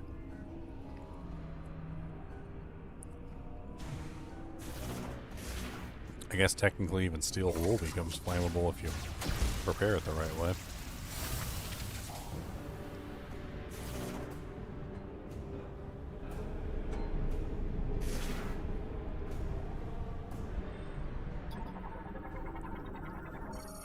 Cooling fan for pulling heat exhaust from the facility, currently operational.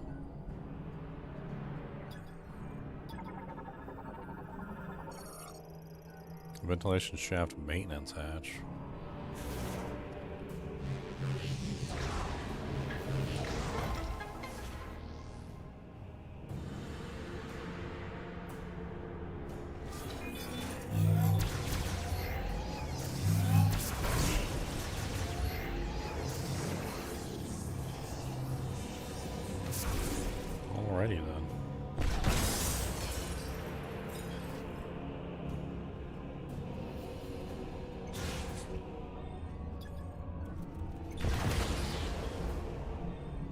Go with fire.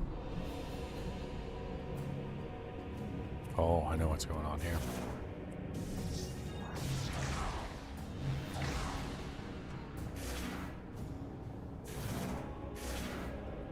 They love their half pipes, man. I think the people who made Metroid were skaters. Terminal manages the ventilation system.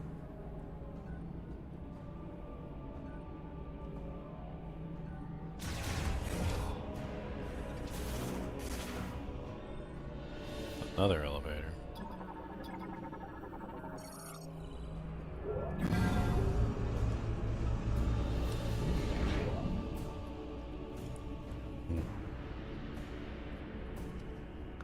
The lava zone. I'm having flashbacks to the Metroid Prime lava zone. Always falling in the damn lava and getting hurt. That's me. Hello, my name is Fall in the Lava and Get Hurt. I can hear the sound effect of her falling in the lava in my head right now. I'm not even joking. By the way, that pudding was delicious.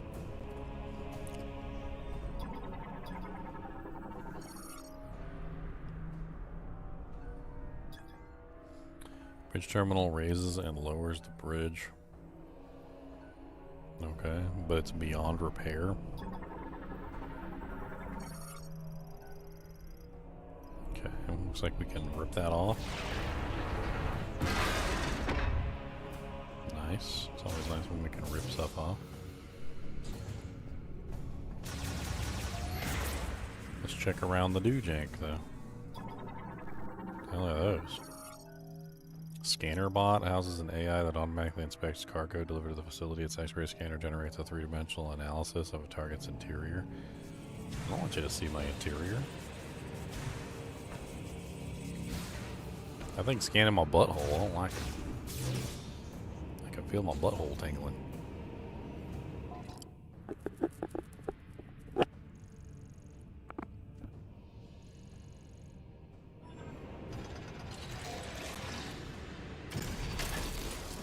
What the hell is that? Looks like a much larger version of some of the other ones that I fought.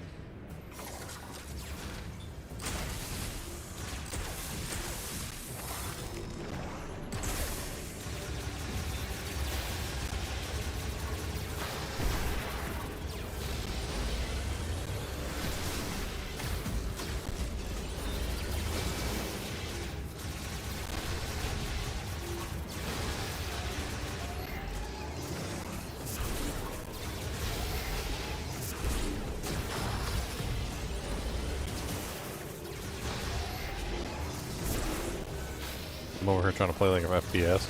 He's just shooting over the thing.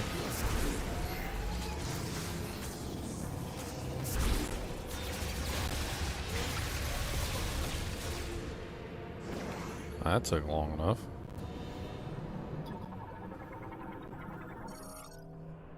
Save station.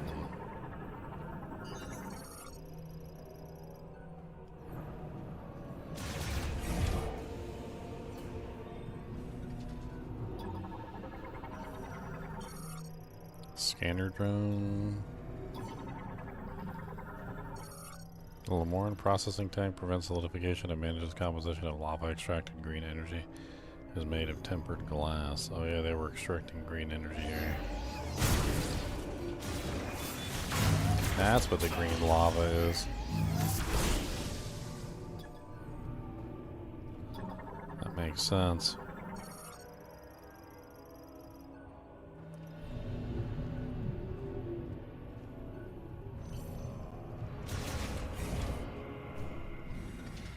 And that save station was like really far down the little pathway there.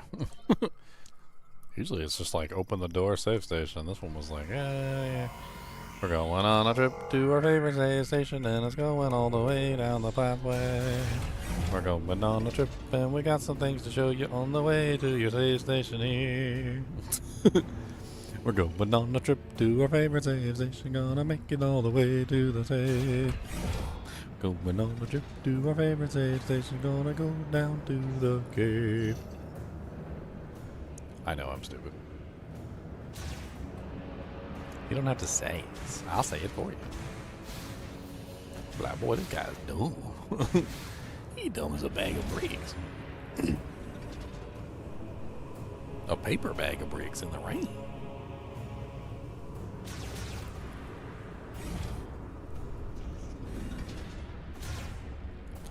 Electric lock.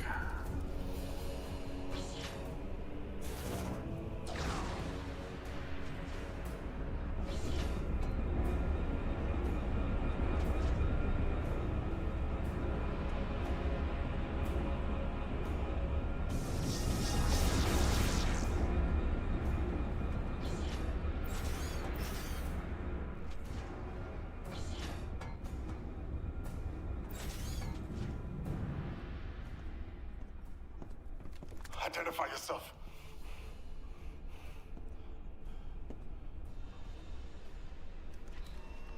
You're Samus. That's me. There were dozens of higher priority targets back at base. I doubt Fed Command would post their best hunter to rescue duty. We are stranded.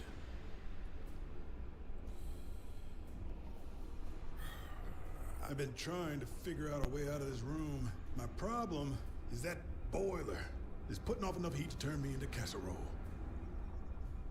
I got a hunch these consoles are connected to it, but the encryption on them is beyond anything I've seen. Something tells me that's not an issue for you. Maybe we can turn the boiler off. I'd appreciate the assist. I'm Sergeant Ezra Duke, by the way. Pleasure to meet you, Samus. Galactic Federation Sergeant Ezra Duke, experienced squad leader assigned to the UTO Research Center. And a soldier and a Galactic Federation seasoned veteran of several space pirate engagements. However, his stubborn personality frequently puts him in conflict with his superiors, causing him to be passed up for promotion and assigned to lead a single squad at the UTO Research Center. Those under his command often view him as a strict and inflexible leader. However, at his core, he is a loyal, compassionate, and trustworthy. Those who understand this about Sergeant Duke believe there is no better soldier to have at your side. To everyone else, his reputation is simply that of a skilled fighter with a fondness for firearms, specifically the grenade launcher attachment. He likes to make things go boom. He likes to make things go boom. Boiler room control terminal manages boiler and room functions. Access granted. Activate hologram.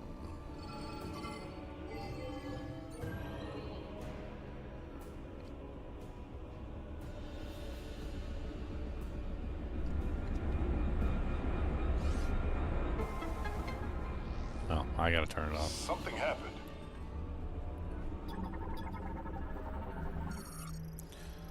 Assist the main terminal with boiler operations. Just need to get in there and shut off the heat.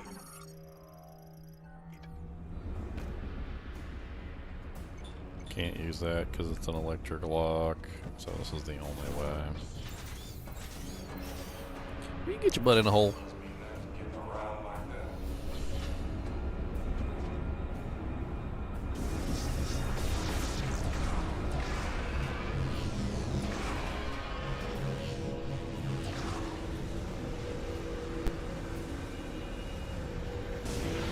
Did I turn it off or did I turn it up? Like, what the hell? Seems like I turned it up. That jank said 11. You turned me up to 11.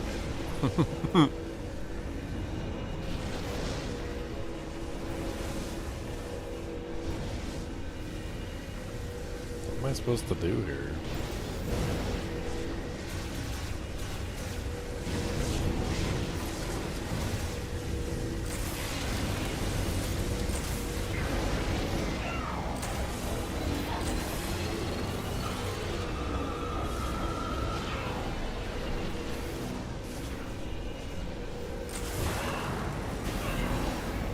I'm gonna die here.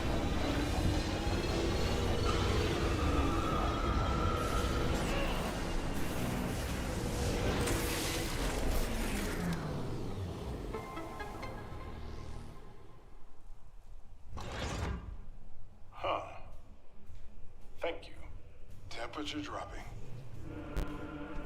Ah, that's cold. Where are we headed? I'll follow you.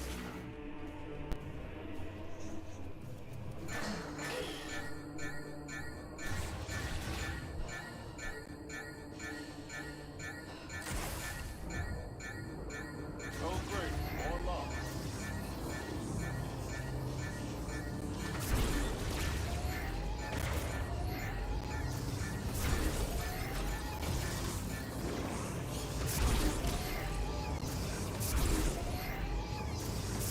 Now it's my turn.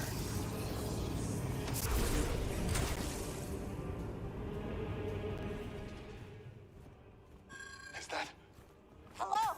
Come in! Armstrong? Armstrong, do you read me? Sarge! Finally!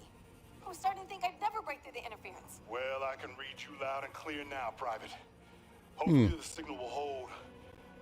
Are you all right? Where are you? Stuck. Not sure where, but there's a hologram in here with me. Looks like a cannon? I'm in a compartment on its south side. Are you safe? I should be. For now. Hold tight. We'll find you. Over and out. That doesn't sound good. We need to find Armstrong. Data received.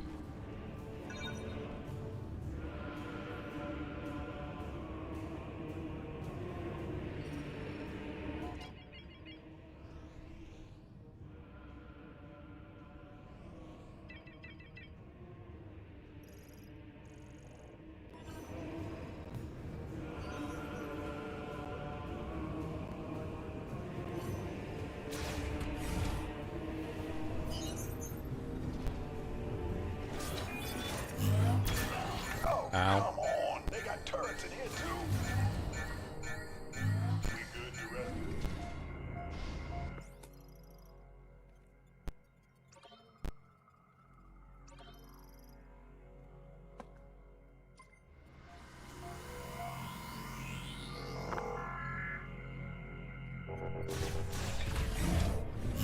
No.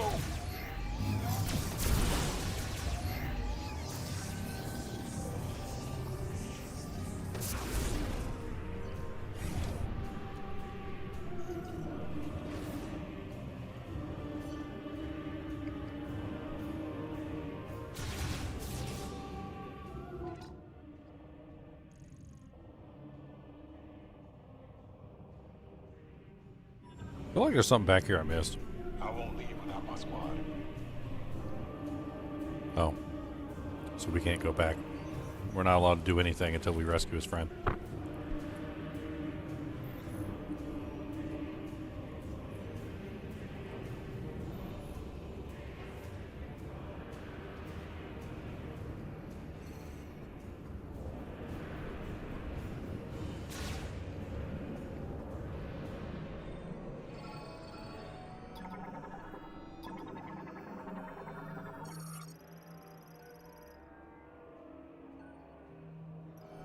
What's this, a door? Maybe we can open it together. You take one side, I'll take the other. There we go. We've got hostiles. Strange. This bot is offline.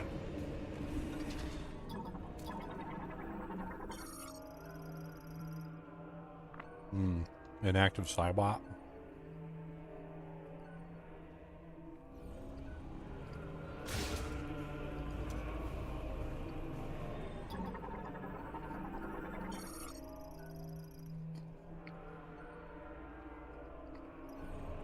Huh.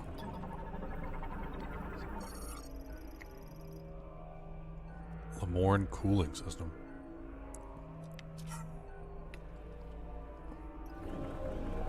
Can't see. My eyes just fogged up.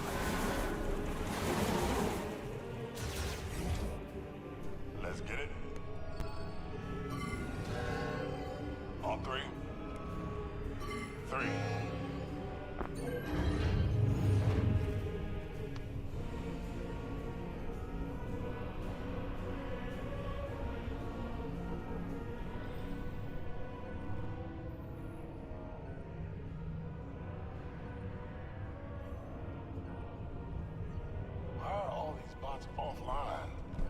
doing something with this containment system. So they're pulling green energy out of the lava and using it for what?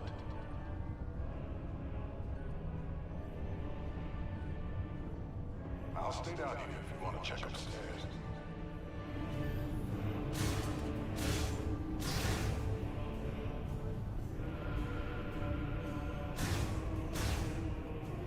Save your ammo. It won't bother us.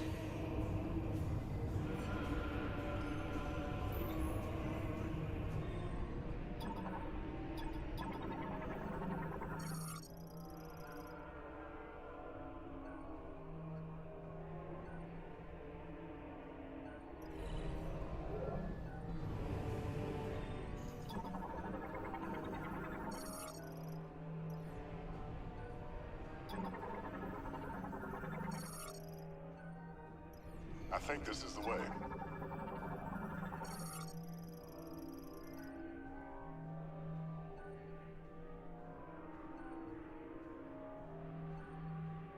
Okay. Great. We're locked in. Private Armstrong is on my squad. I gotta find her. Okay, well, we gotta go down. We gotta go down, down, down into the burning ring of fire.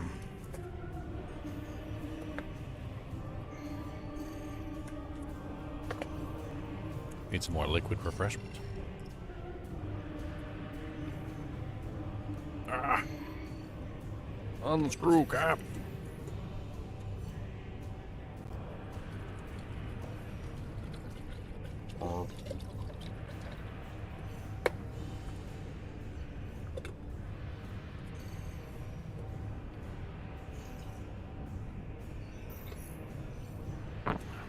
I heard once that Asmongold tried to drink some water, hated it, and had to wash his mouth out with soda after he drank the water.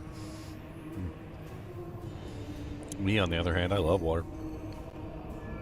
Yes, please. Nice, ice cold water. That's the way to do it.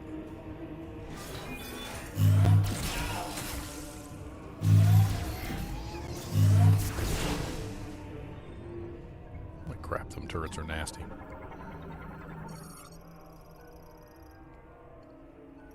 What the hell is that? A rocket?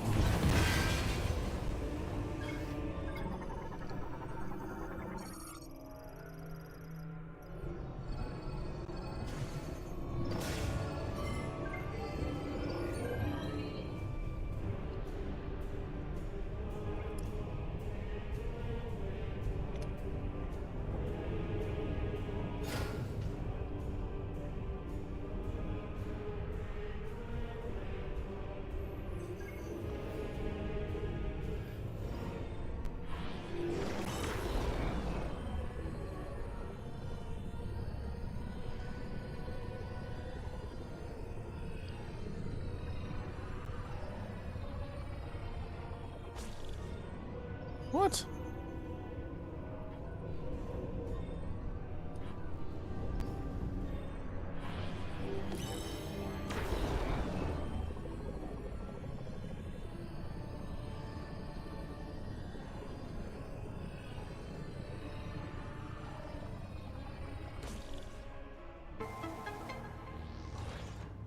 Nice work, Samus.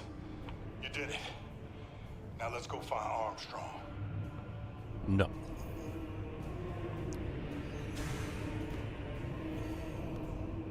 Is this literally just jumping down where I was?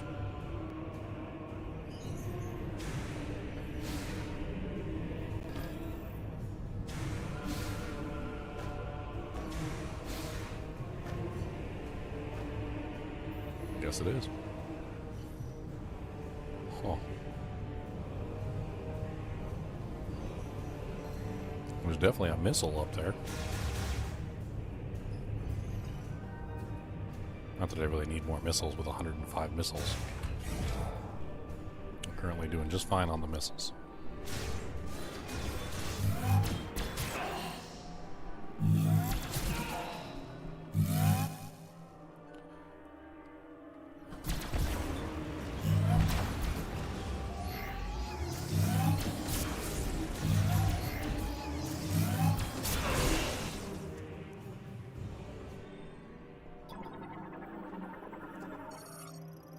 Extractor terminal manages the green energy extractor. All systems appear to be normal.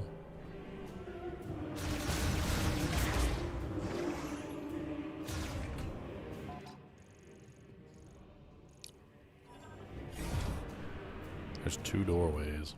What do we I have took the wrong one, of course. Or rather, pouring the green right one. liquid into this container? Is this where all that muck was headed?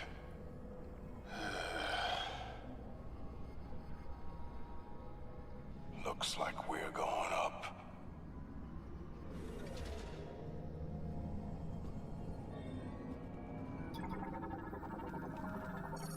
Energy diffusion cannon shell. Large ballistic cannon shell in the process of being loaded with green energy drawn from the extractor. Loading this thing with green energy.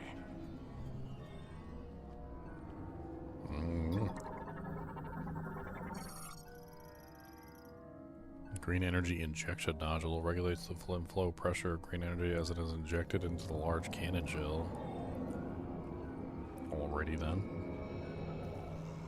More of those bots. Some kind of artillery ship. Pneumatic shooter terminal controls air pressure within the pneumatic tubes and manages cargo routing. Uses air pressure to avoid rapid cargo delivery to several points across the facility. Usually requires custom capsules. Huh. Maybe I can put the ball in there.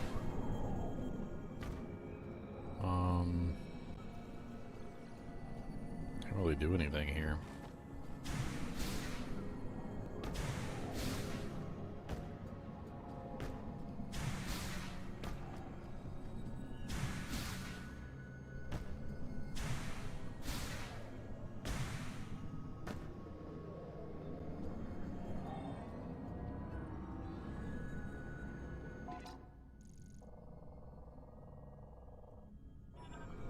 I think this elevator is the only thing.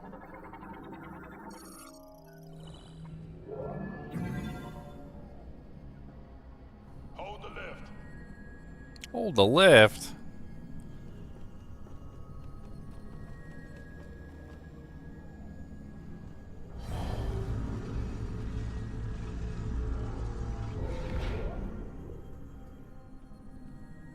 I don't want to hold the lift.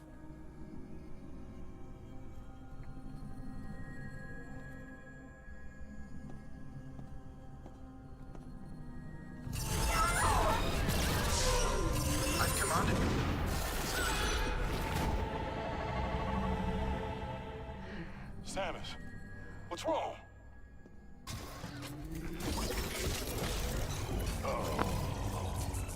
They're waking up. Come on. Let's take Because them the down. best sign of waking up is robots in your cup.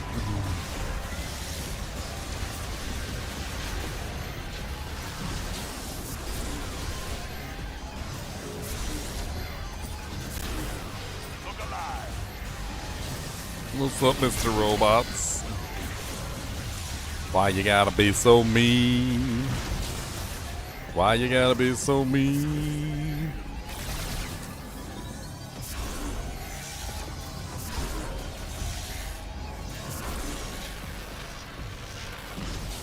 Let's keep going up.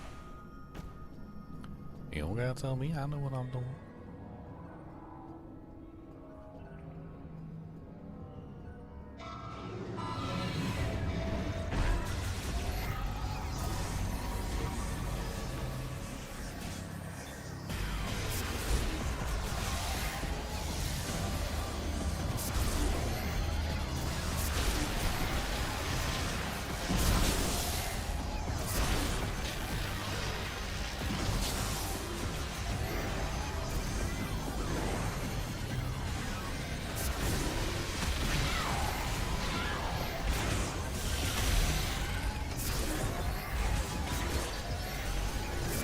Frag out.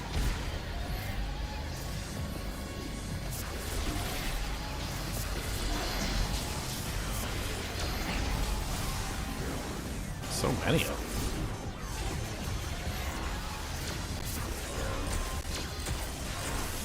Ice shot is slowing them down.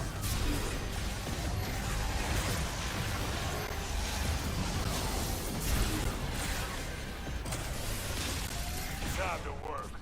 Up and up.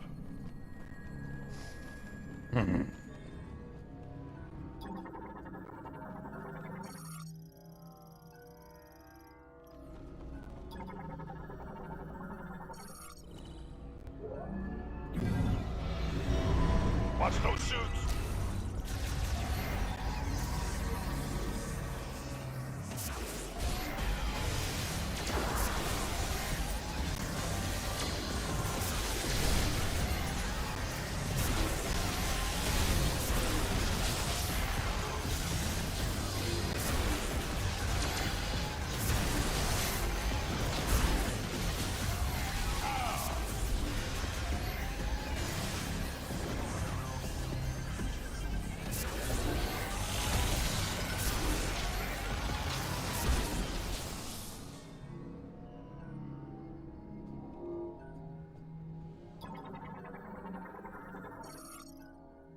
Energy injection to Overseer's This is the room. way.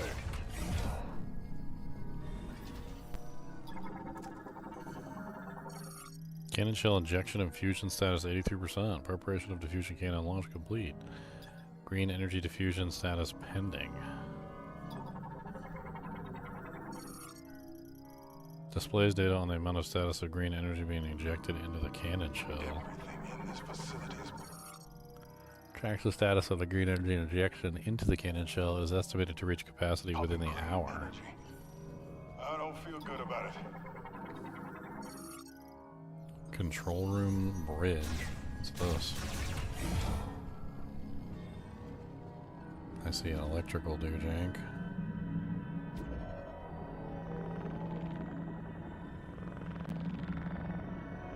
Something funny is going on.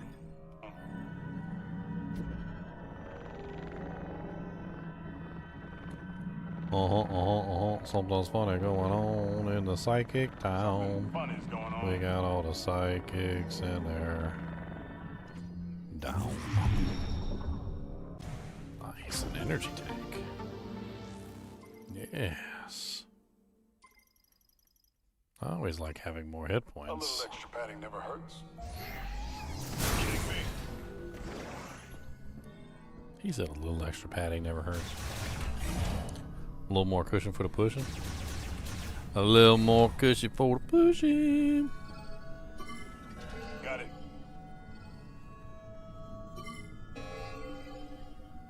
Time to work.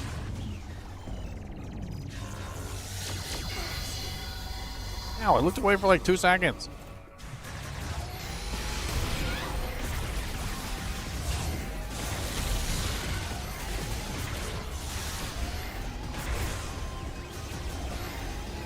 Here comes the boom.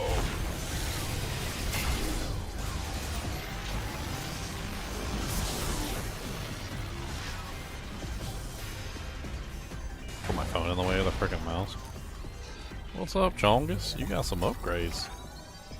I don't like that.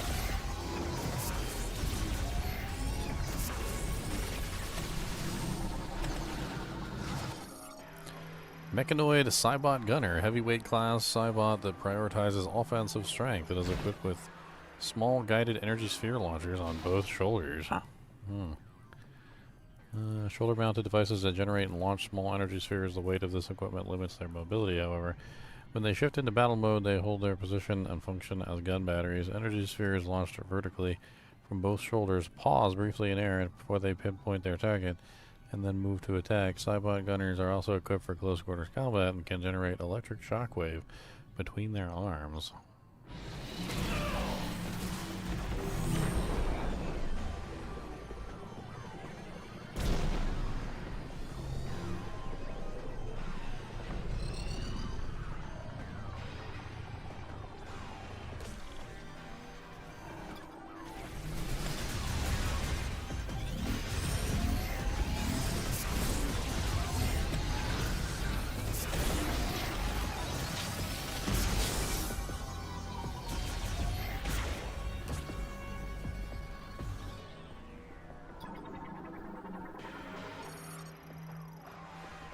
Multi-lock gate. Oh, there's more. Oh, shieldy boys. Try scanning the shield.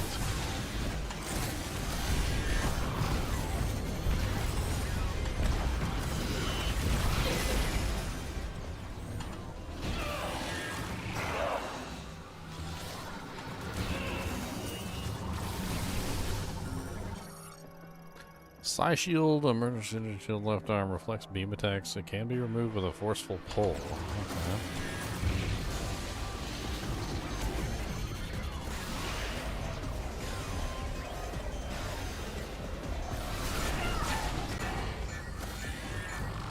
I'm low on energy.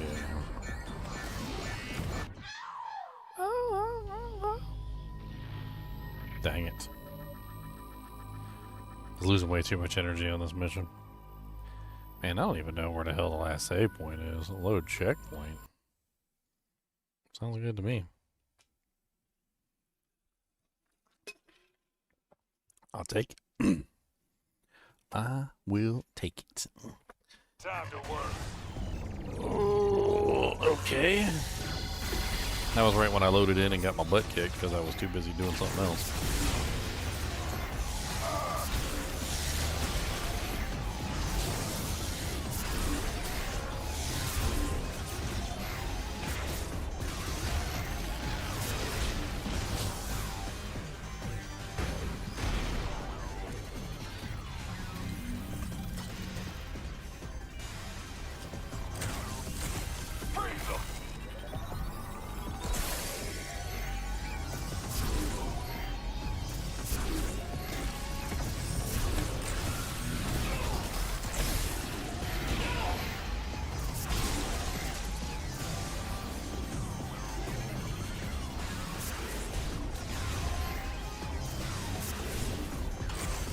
Try scanning the shield. I'm hit.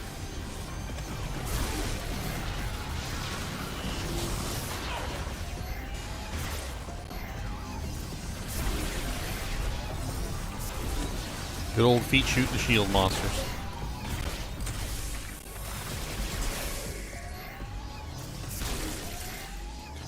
Piece of cake. Feet shoots. Red velvet cake. Red velvet cakeums. You got cakeums? You got cakeums? I like cakeums. Emergency escape route designed for maintenance tanks. Maintenance tanks must directly access the hatch to gain entry. What? Where is it going? Down?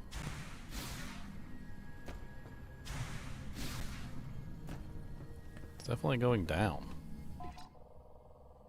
But where? It just kind of looks like it goes down into nothing. Don't think you can access it by jumping off. You can only access it by using the tube. Hey. Will you get out of the way so I can shoot stuff? Sorry.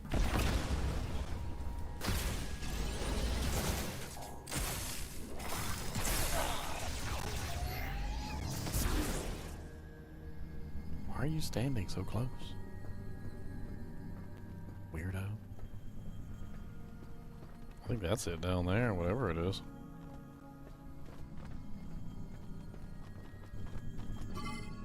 I'm on it.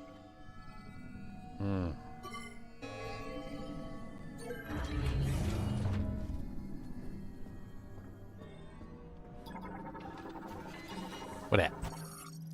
Emergency escape pod.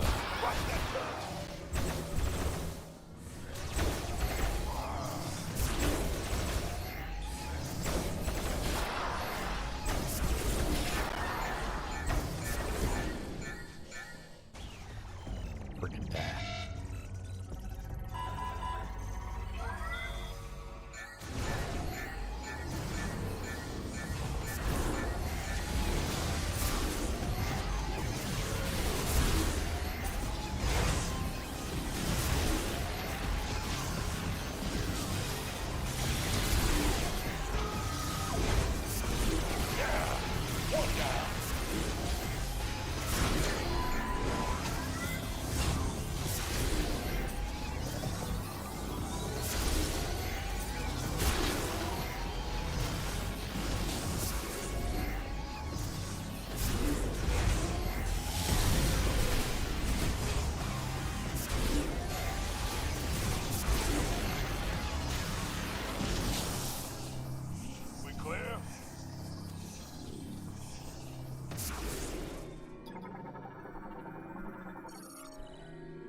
Armstrong's on the south side of the cannon. She must be in that room there. Where are you headed? It's below the cannon. In order to get there, we'll have to open the access gate and go in. To open the access gate, looks like we'll have to switch the facility into maintenance mode. Can you switch it to maintenance mode from here?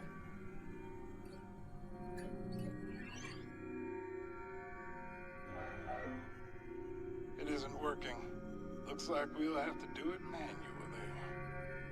Let's disable the clamp by going there directly. If we can disable both clamps, the facility should go into maintenance mode. And the access gate will open. The device we need is right next to Armstrong. Two birds, one stone. How do we get there? Ah, tram. Nice work. That's where we need to go. Armstrong, we found a way to your location. Headed there now. Copy that, Sarge. I'll be ready.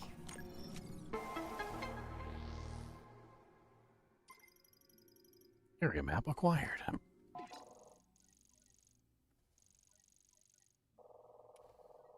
North and south tram docks.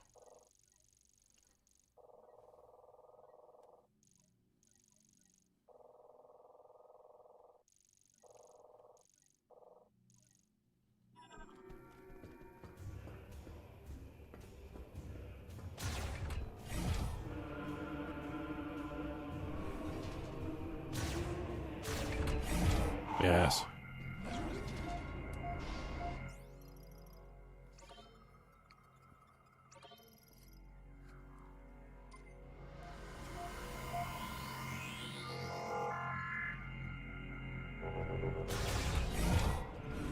You know, I wonder within a suit as advanced as Samus's, Tram station, but no I wonder if there is a, like, sleep mode where you can just stand there. I mean, if you think about it, the suit probably has, like, all sorts of things to assist you in movement and whatnot, so should technically be able to just simply, like, lock in place, so to speak, in a position that would be comfortable for sleeping, where you could literally just stand there and the suit just kind of, like, automatically keeps you upright so that you can just sleep while standing, and, like, maybe even has, like, a specific mode for sleeping so that you can just sleep while standing whenever you want to. I think that would be, like, a very simple procedure.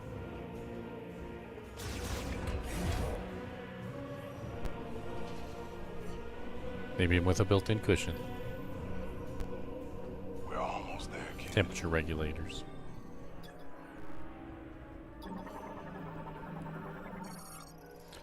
Tram system that stops through the facility currently suspended.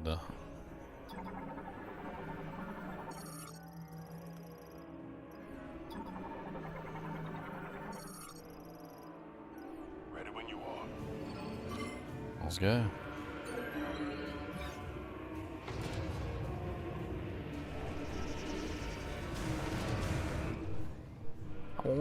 I wanna see.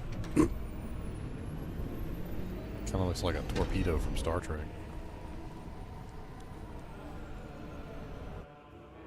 That doesn't sound good.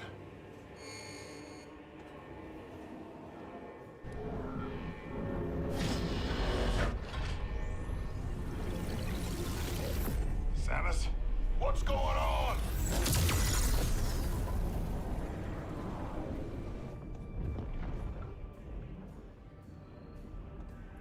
Where did it just fire that shell? What kind of chemical is that? They're dispersing it into the atmosphere. We better find Armstrong.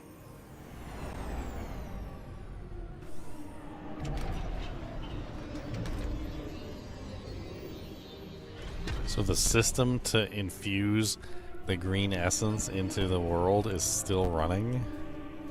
I thought they determined that it was a bad idea and turned it off. That's kind of funky. Funky Medina.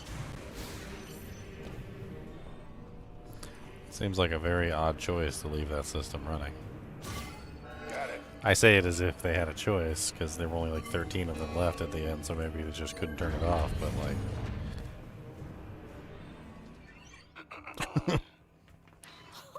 Sarge! Armstrong, you all right? I'm good. You? Yes. While I was waiting, I was studying this hologram. I just... Wow. Samus? It's really you. I don't even know what to say. Is this a new suit?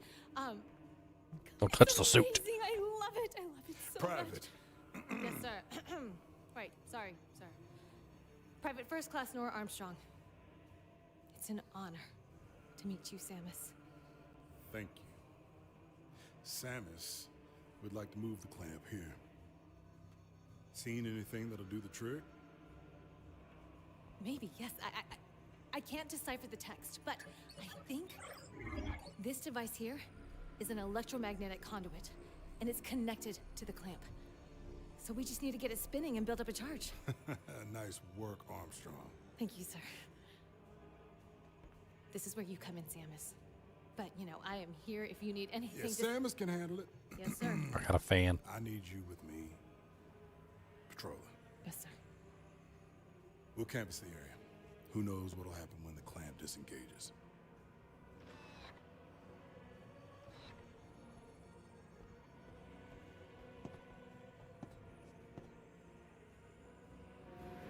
Face melting process. Engage. Armstrong, how are you? Breathing? I'm good, Sarge. Better now, of course. Sarge, look! She's doing morph ball. Yeah, I see it. Calm down. Oh, I wish my suit could do that.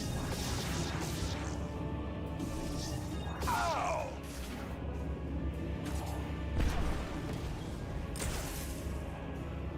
Oh, that's freezing! Why? Why? She said why? Galactic Private Nora Armstrong. Private Nora Armstrong is a soldier in the Galactic Federation currently assigned to the UTO Research Center. She excels in vehicle operation and mechanics and is known for her sharp intuition and skill when piloting vehicles she has never encountered.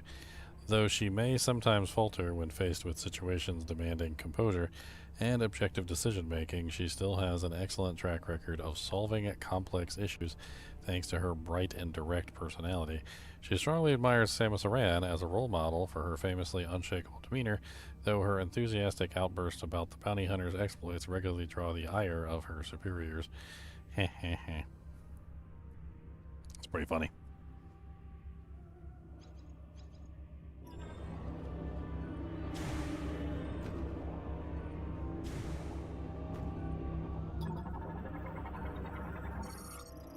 Discharged induction electrode plates. Charge amplifier. Okay, I can yank that open.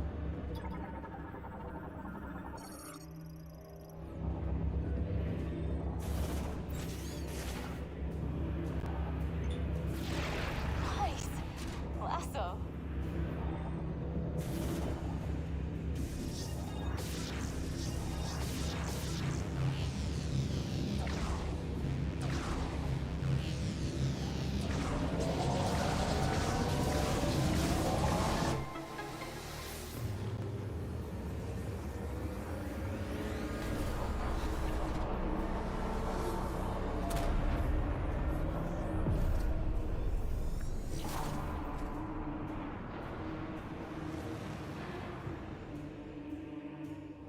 Would you look at that?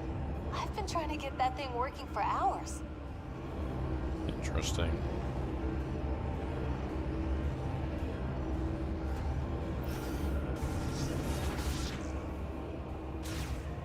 Thought that would have opened.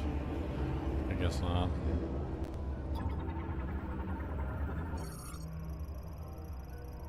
Stationary arm number 1 separated, now shifting from firing mode to maintenance mode. Device must be in firing mode prior to reactivation.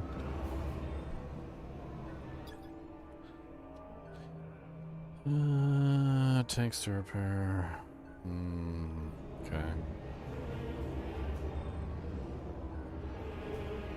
So what What's our now? mission, Sarge? We're sticking with Samus. She's the only reason I found her. Excellent. That's what I was hoping I you'd think say. we just take the tram to the next place, right?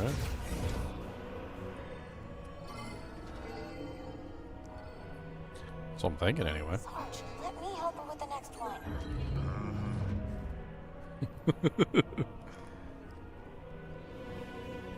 This is our ride? No way. This is our ride? No way.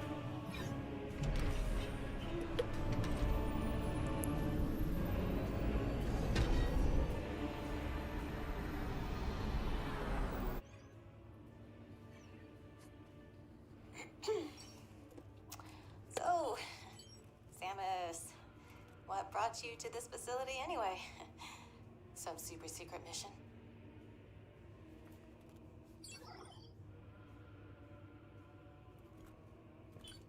Whoa. What are these? Some kind of keys? Is this how we get home? Oh, we'd love to help you find them. We? Private. Sarge? Well, if it's the only way off this rock. All right, I'm in. Keep your head on a swivel, kid. Who knows what else is out there? Yeah, keep your head on a swivel. Copy that, Sarge. Keep your head on a swivel, kid. You notice Samus doesn't talk? That's actually a whole technique, by the way. I was actually reading a kind of like an old article about Half-Life and some other games, and you might have noticed that like a lot of the characters in video games, like the main character doesn't have a voice. It's actually a strategic thing. The reason why they do it that way is because if you give the character a voice, then some people will sympathize with the voice and some people won't, because some people will like the voice and some people won't, right? But there's very interesting thing is that if you do not give the main character a voice, everyone will inevitably give the main character a voice in their own head, and it actually works out better that way. And that was actually the reason why Gordon Freeman doesn't talk in Half-Life 1, and it's probably also the reason why Samus doesn't talk in this game, even though there are other people who talk in the game. The main character itself never talks because of that one thing where they want you to make up the voice in your own head for the character, essentially. So they'll never voice those characters because that's how they're designed. Sarge, come on. I want to help.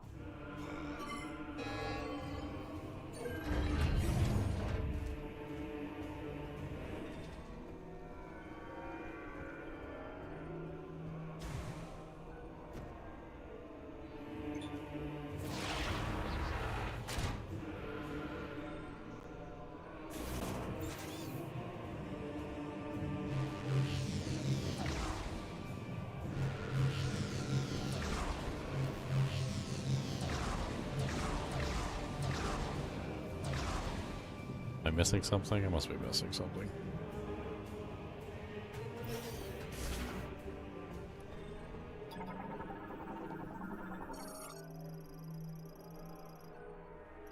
Okay, kid, you're up. All right. My turn, Sarge. On three. 3.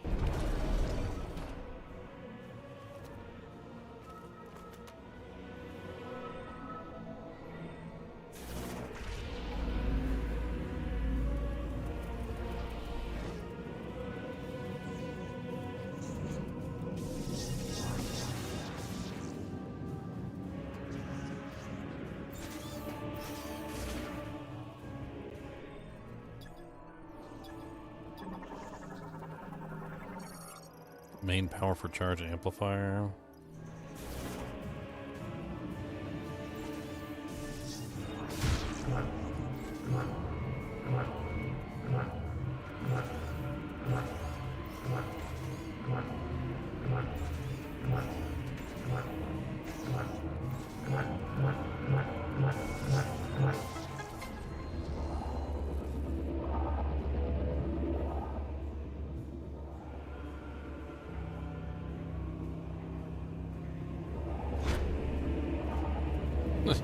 Just fall all the way back Come on down. back up.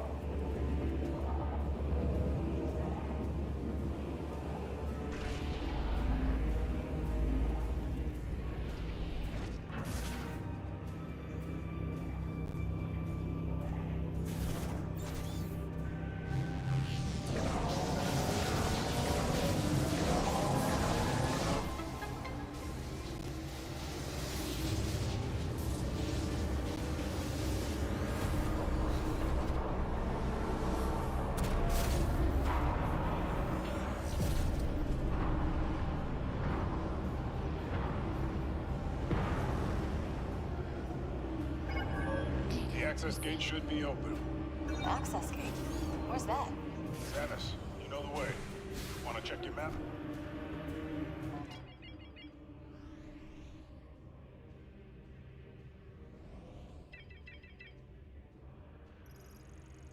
All the way back at the base.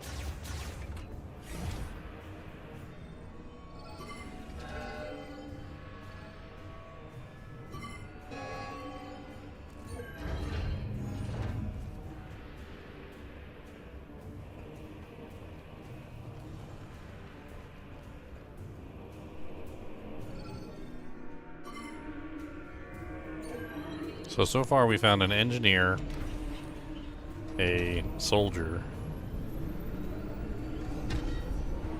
a captain, and a rookie. Almost there. The rookie seems to be vehicle-based. She seems to, in her thing, it said she was good at driving vehicles, even alien vehicles.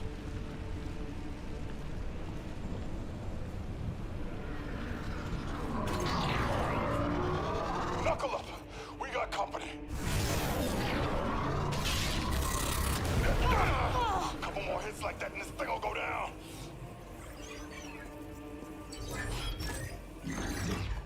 Hang on! I'm punching it!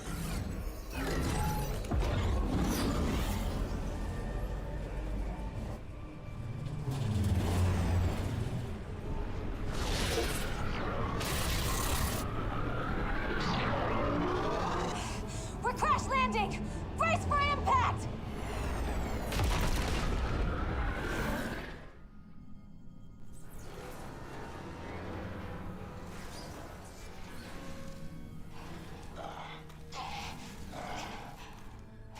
Everybody's okay?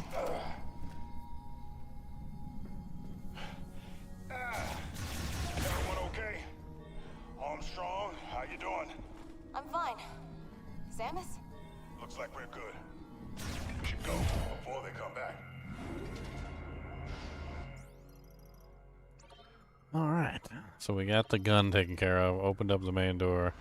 Now we're going down into the facility to fight the fire boss.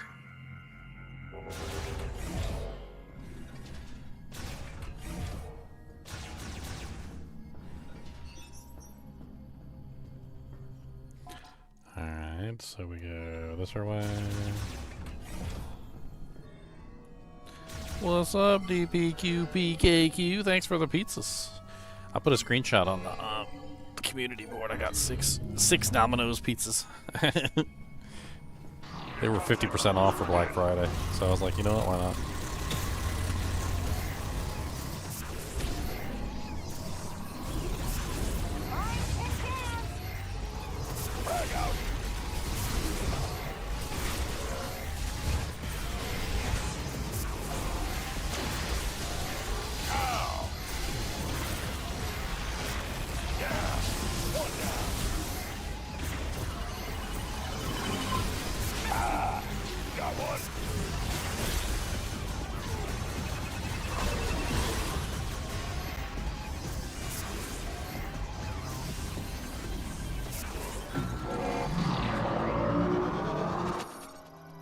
Vehicle hover shuttle transport, primarily used for transport of Cybots. The hover shuttle was primarily used by the Lemorn as a Cybot transport. They are fitted with jets that allow them to come to stop mid-air. Their development was completed during the machine era at the first time of constrained energy supply because their operation required a significant amount of aviation fuel. They were never mass-produced. They were later equipped with laser weaponry and missile-guided launchers for combating against grievers.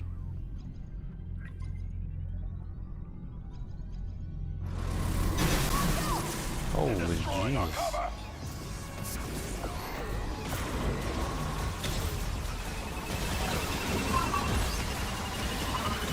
It's the eyeball. The eyeball is a weak spot, I see. Not exactly the best of weak spots, but it's there.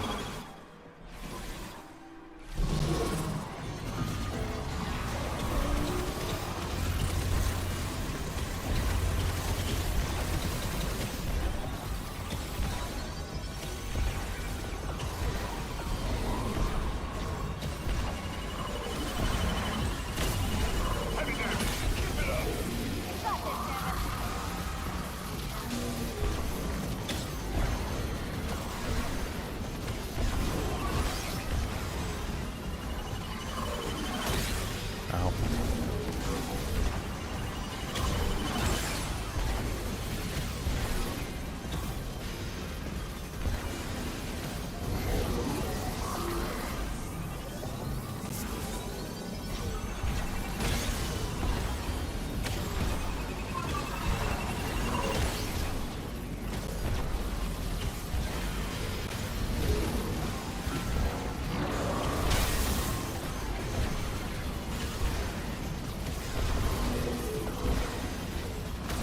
Boy, got some hit points, don't he?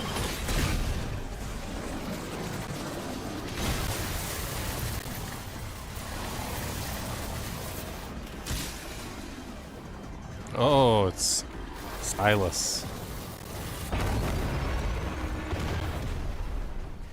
Silas was the one running that thing. That door, though. We'll have to find another way inside. He's a bounty hunter. It's right there. An evil bounty hunter. This is as far as we go, kid. It's up to Samus now. This whole facility's coming down, but we can stabilize it back at the control room. Buy you some time. You know what you need to do. Go get that key. And be quick about it, yeah? Never. Samus! We won't let you down. We won't let you down.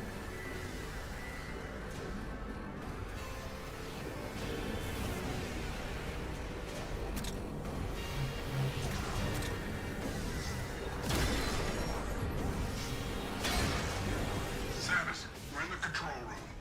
We'll get set up in here. See what we can do. There's two ways. Which way's the right way? Which way is the wrong way?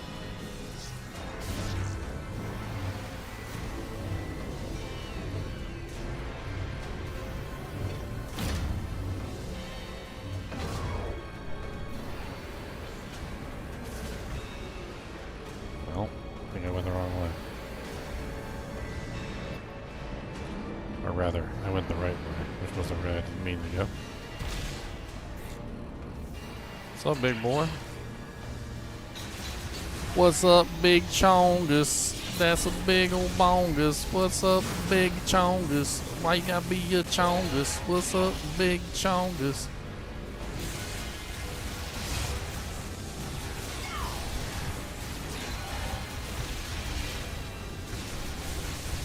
What's up, Psycho Boots? That's some rude attacks you got there, man.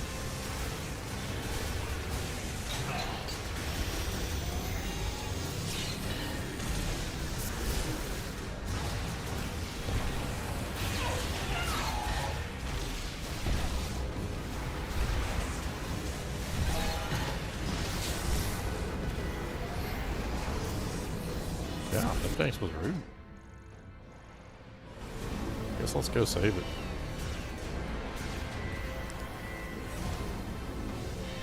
Hopefully that turret didn't auto-regenerate.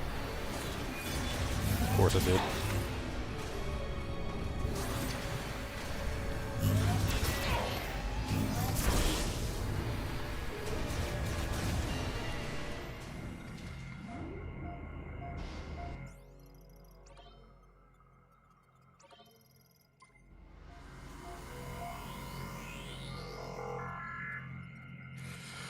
Like little purple gems all over everything.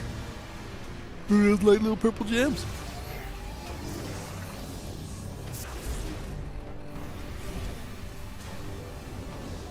Alright.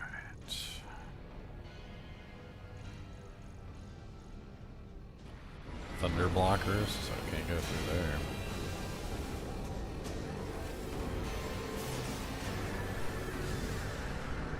Okay, we found a way to access the emergency systems. Might work, but everything locked down after the explosion. Stay positive, Sarge. We can do this. We have to.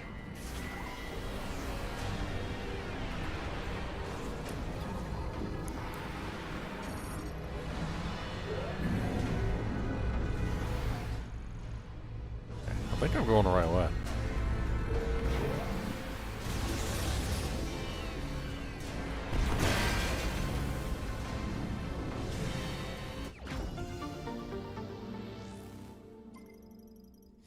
Do you have any plans to play Arc Raiders one day? I mean, does anybody want me to play Arc Raiders?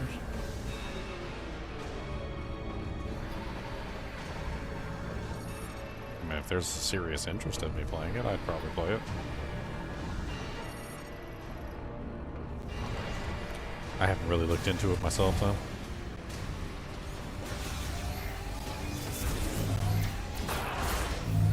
I've heard some people say it was good, and I've heard some people say it was trash, and like, I've heard a couple other people say it was mediocre. Like, I don't know.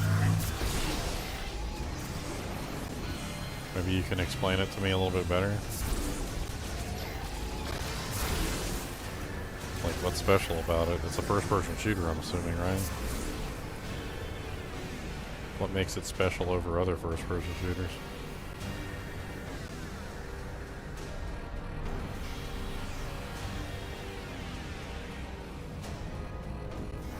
Can't go that way, so we have no choice but to go this way.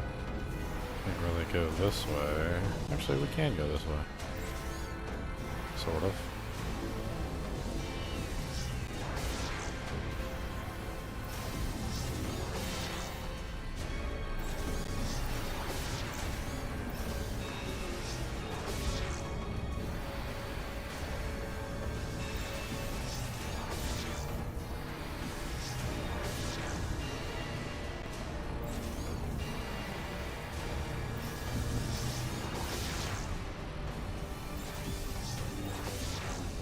Almost. That was very close.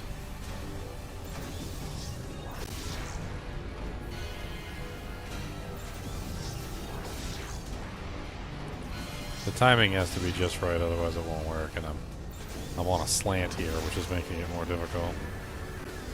I don't even know if this is the correct way. It's probably not.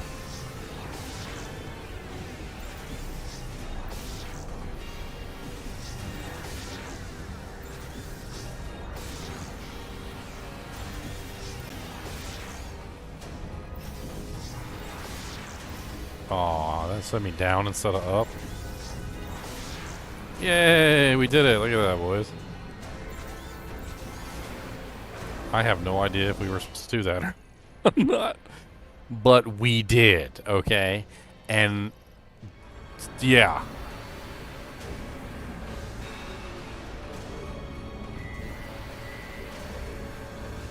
Yeah, if you buy me the game, I guess. Is Arc Raiders even... Does it even have a price, or is it like a free-to-play game? Or? Oops, never mind. Keep trying, kid. We'll get back to you, Samus. I mean, heck, I'll play with you if you want to hop on together. Don't matter to me. A lot of the times with those games, you need people to play with, and like, half the time I don't got nobody to play with. It sucks balls. Ah, if it's squad-based, oh man.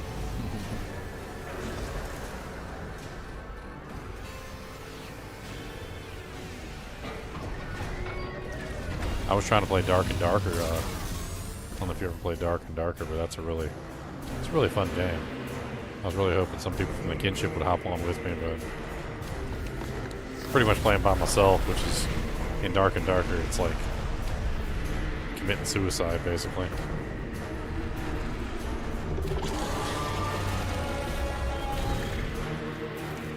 Way more fun together in a group.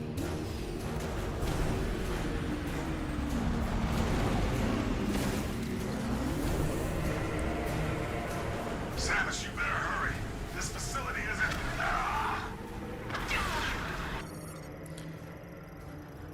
Squanta morphology, Feneros ore-based life form that inhabits the flare pool's Magdrada volcano. Its skin is covered in mineral molecules, and its body is over 150 meters in length. Green energy and Vuros lava could allow it to survive indefinitely. Deformed organic tissue has been exposed on its body's surface as a result of Metroid fusion. It's a giant mineral-based life form that inhabits the lava lake, swims through and ingests lava, extracting and consuming any green energy present. A flexible organic membrane connects the many mineral segments that make up its body, which can grow to more than 150 meters in size. Metroid fusion has resulted in some dilation of the internal membrane, exposing it on the surface of the creature's body and leaving it vulnerable to damage. Destroying these exposed areas renders the creature immobile. It is able to use absorbed green energy to regenerate lost or damaged portions of its body, though this regenerative effect is limited in the short term. Its mineral segments are immune to all types of damage, but its tongue is organic and susceptible to attack. Damaging the tongue will incapacitate it, and it can then be fully defeated by destroying its internal core.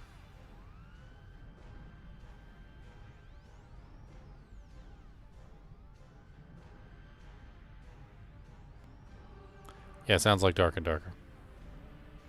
Sounds like it's exactly Dark and Darker, DPQ. Have you ever played Dark and Darker? There's gotta be something we can do.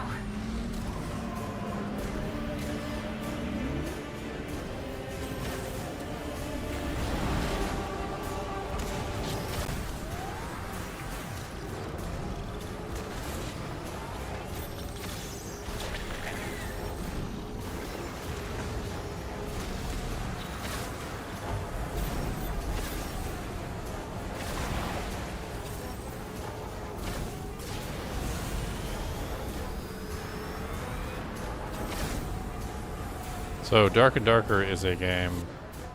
Dark and Darker is a game where you're in like a medieval world. You go into dungeons, and inside these dungeons there are other players. The other players are trying to kill you, and you are trying to kill the other players. There are also monsters in the dungeon, which are considered the, PvE portion of the game. And there is loot, weapons, armor, all sorts of stuff that you could potentially collect, as well as gold and jewels. If you can collect things and make it out of the dungeon, which you can actually go into squads, that's usually how you're supposed to do it, and you make it out of the dungeon, you get to keep everything that you take with you. You can put all that stuff in the stash, you can sell it, you can craft with it, you can do all sorts of other things, and then you can go into another dungeon. You can choose what to take with you into this next dungeon from the items that you have potentially obtained. However, if you die in said dungeon, you lose all your loot. That's basically the gist of Dark and Darker.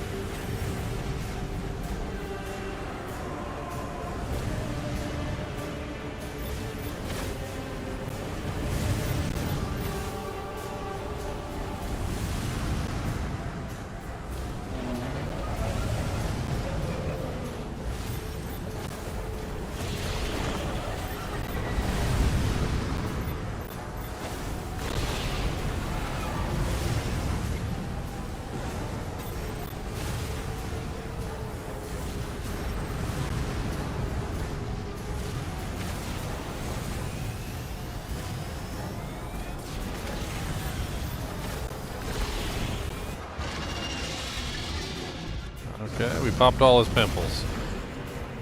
Pimple poppers were pimple poppers. I'm Pimple Popper MD right now. Yeah, I have some Dark and Darker live streams, DPQ, if you want to check them out. Like, there's quite a few Dark and Darker live streams. I think three of them. Got kind of frustrated because one of my teammates was a coward.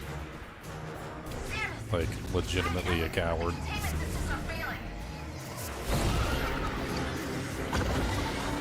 Used to piss me off so bad.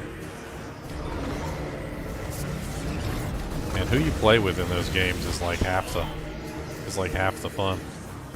Or half the problem.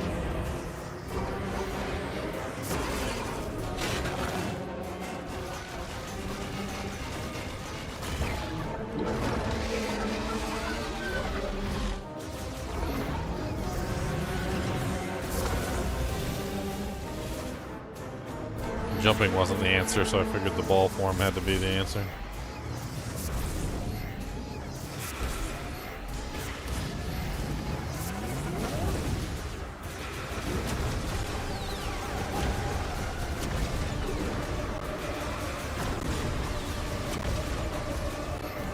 Fire them little mini suns at me.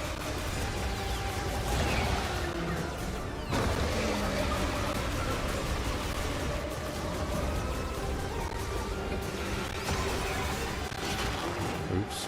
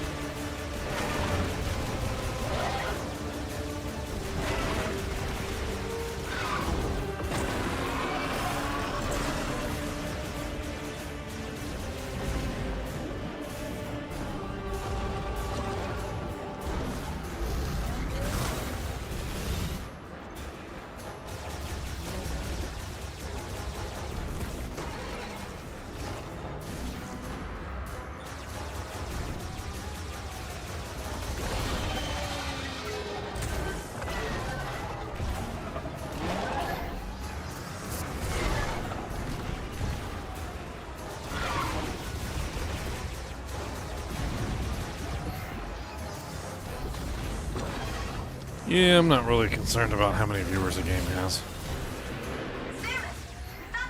The moral of the story is it doesn't really matter because whether or not my viewers will watch me is more so like the problem. If they will watch me, then it's worth it. If they're not going to watch me, then I'll just be streaming to like 3 people. My mom included.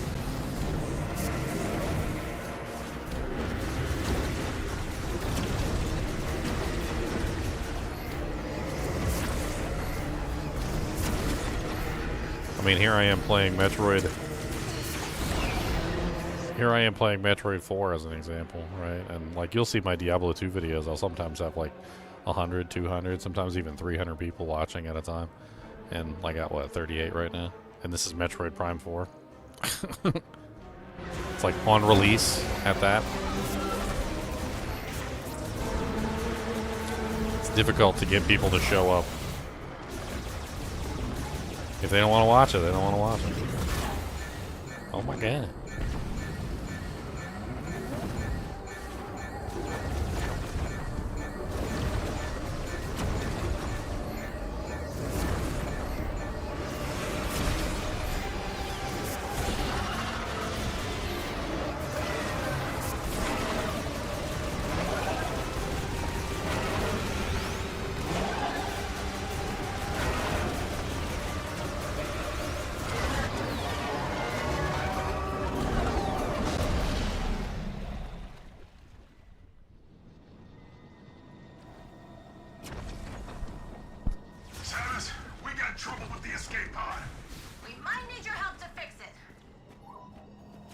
Am I supposed to go over there and fight this guy? Am I supposed to go inside of his skull? Like, what the hell's going on right now? Do I need to, like, shoot a rocket down his throat?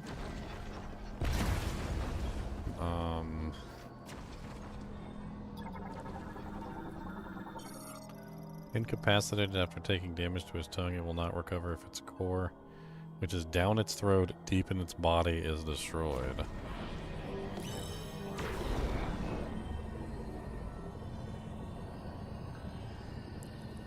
I mean, if you want to give me the game, I'll give it a try. Like, but I can't really promise anything soon. I mean, Diablo or Path of Exile 2 is coming really soon, and I'm still playing Metroid Prime 4 right now. Might not be until after Path of Exile 2, Last of the Druids.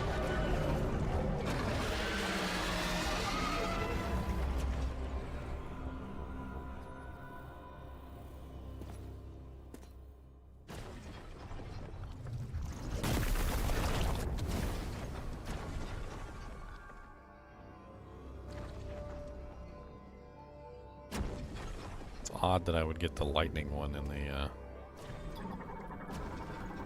the fire zone. Yeah, it's not. Psychic grapple enables attachment to both physical and psychic grapple points while attached, swinging like a pendulum, can provide momentum for farther traversal.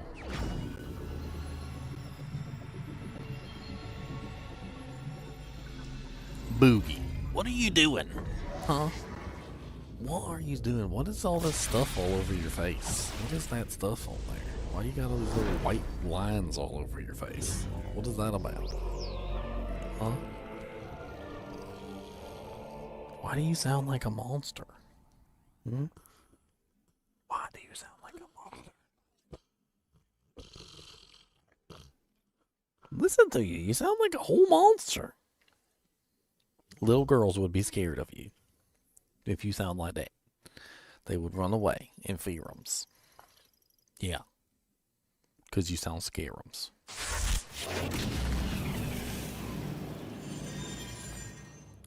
What's up, Dan in the Deep Blue? Thanks for the follow. Thanks for the follow. Well, sub technically, because it's on YouTube.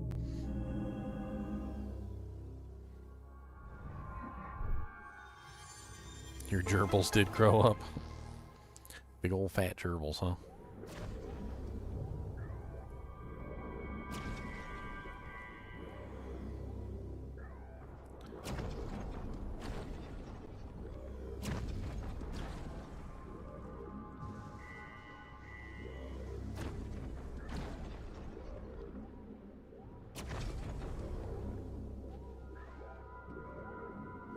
I told you need to separate them damn things.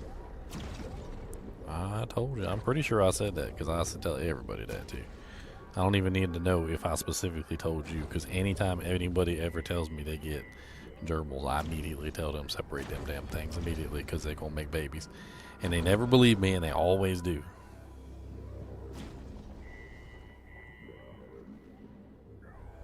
Always.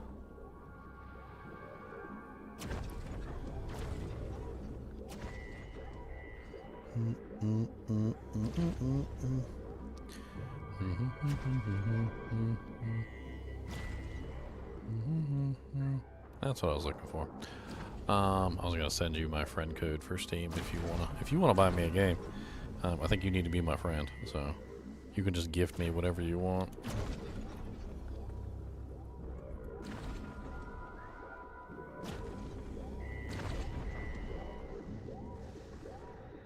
I believe that's right.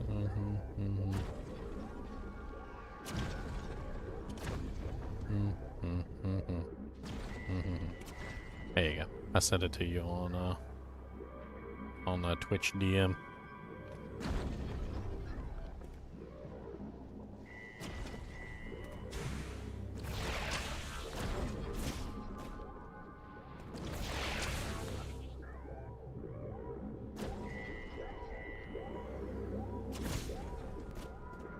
What?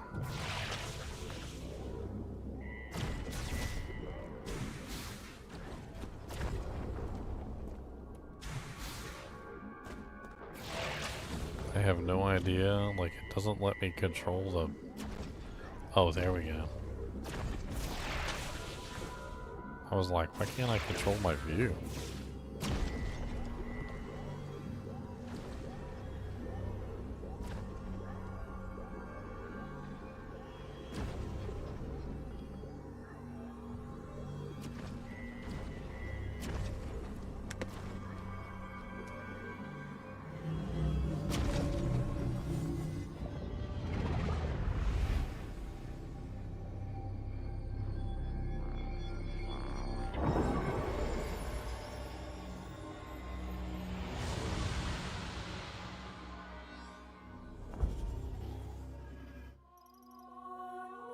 Master teleport key required.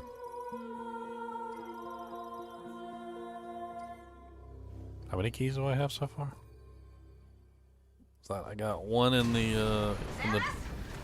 your help with the escape pod! Meet us up in the control room. We can't leave without you. If you don't make it, neither do we.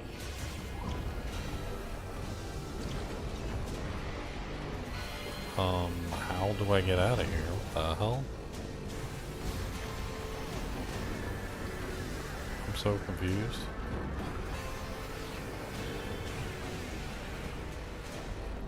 Like, I understand that I'm supposed to leave, but like, where am I supposed to leave to? Samus, it's not looking too good up here. Systems are failing. Fast. Are you on your way? No, no, I'm not.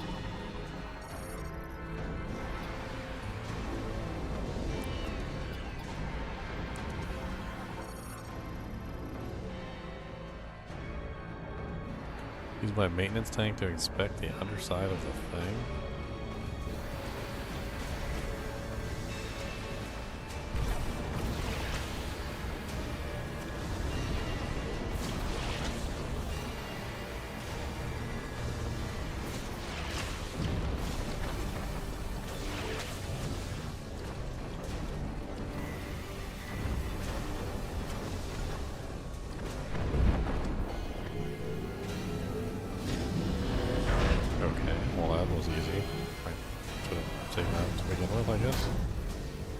Now for the hard part.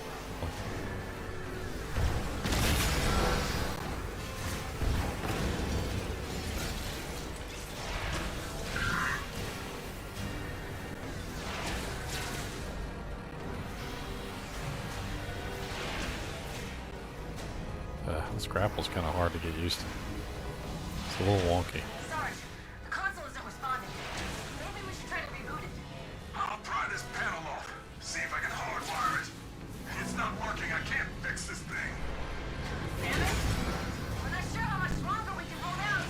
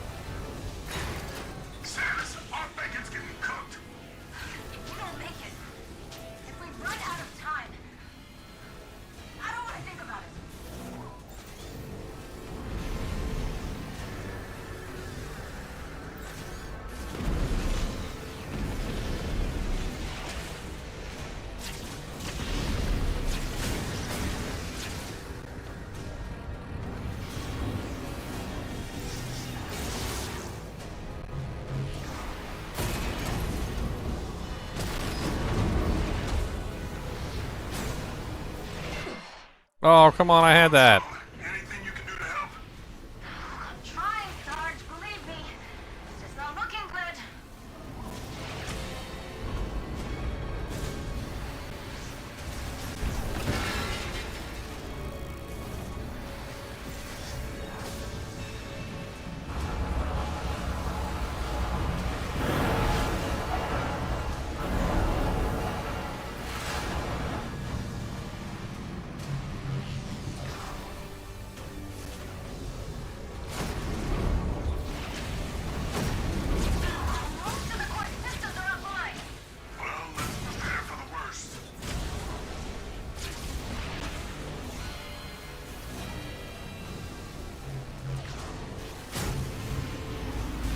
I'm all rushing. I don't even know if I have enough time.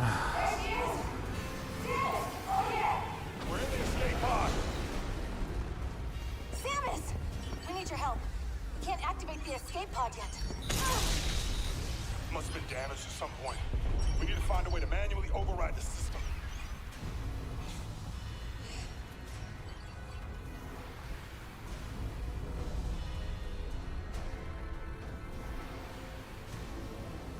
Understood. Lock in, Private.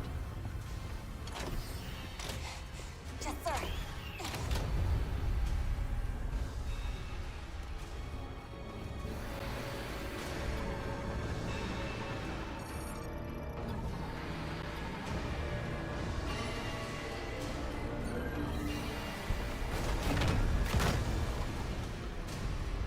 I guess they're getting out and I'm not. Samus?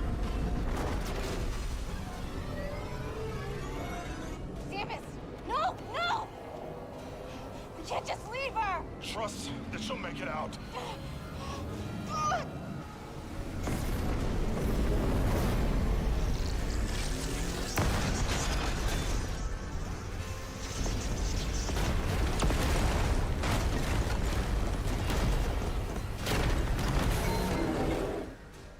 Morph ball.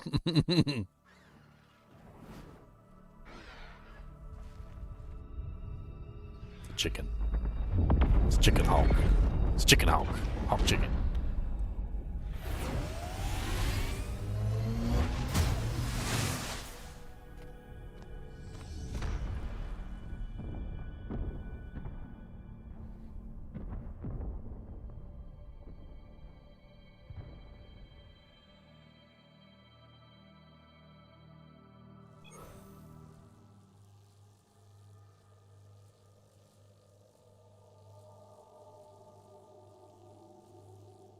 That's not it. That's not it.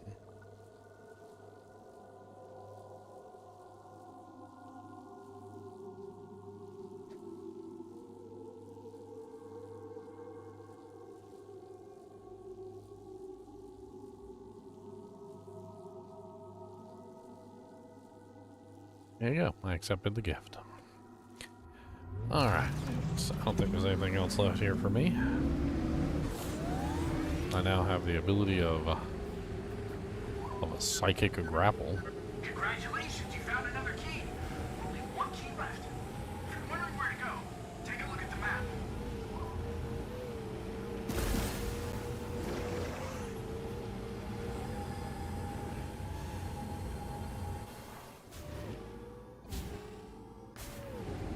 Sure.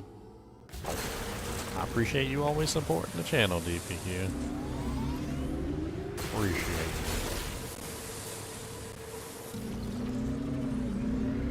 Now, the most important question for any first-person shooter. How good are the shotguns? I am, and always have been, an absolutely expert ace with shotguns. And it makes me upset when first-person shooters don't have good shotguns. For reference, in GoldenEye, not GoldenEye 007,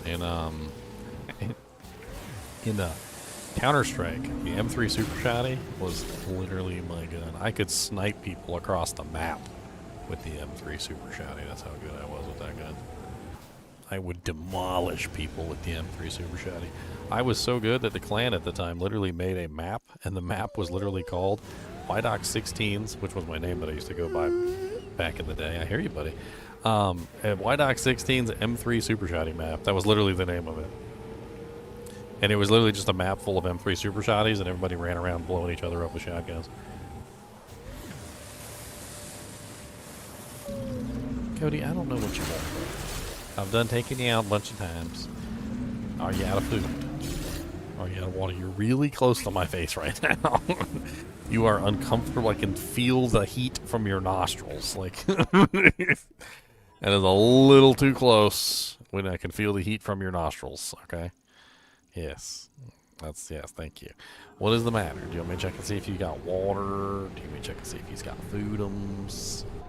Are you, you got the mud butt? Do you have a mud butt? He said, don't talk about my mud butt on stream for everybody to hear. That's not polite.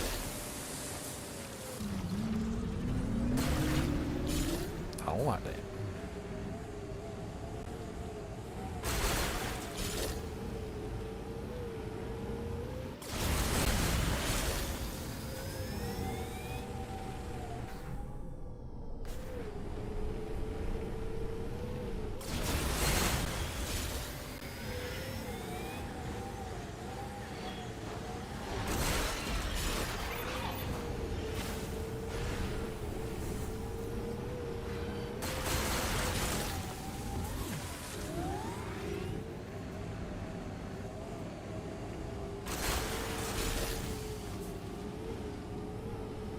Well, if I beat Metroid Prime within enough time, I might have a couple days left over for before PoE 2 start. Maybe I can play a couple days.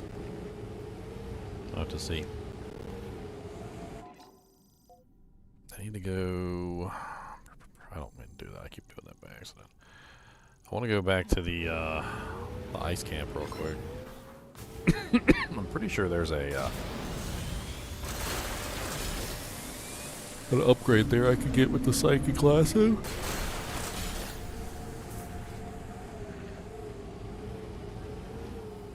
Yes, it's in the ice camp. Yes, 100%. I know where it is too.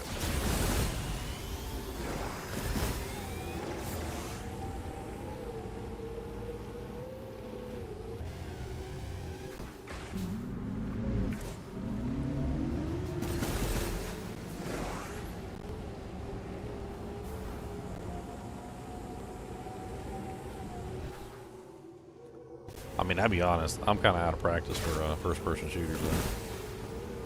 I used to play Counter-Strike a lot back in the day, but it's been a while since I really, like, I don't know how to put it, like, professionally tried to play. I used to really go at it. I did, like, leagues and all sorts of other stuff. I didn't much like how many cheaters were in that game, though. So many cheaters. Oh my god.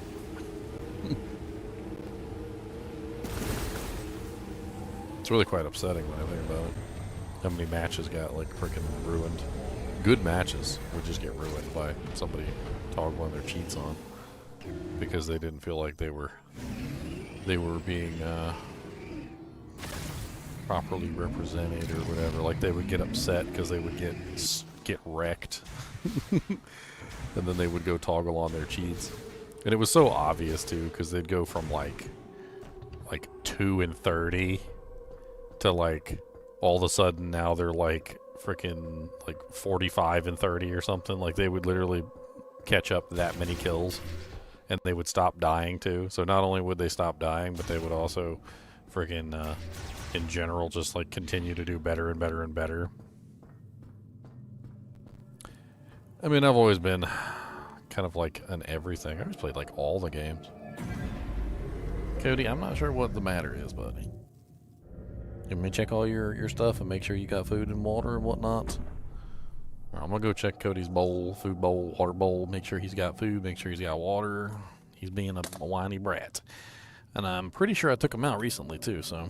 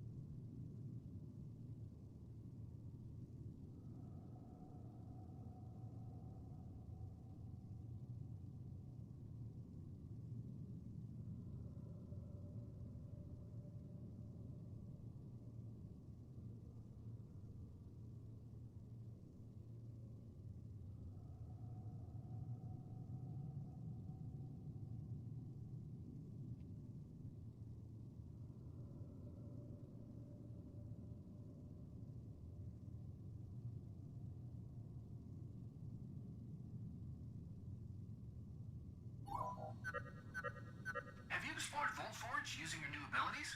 Might be worth checking out.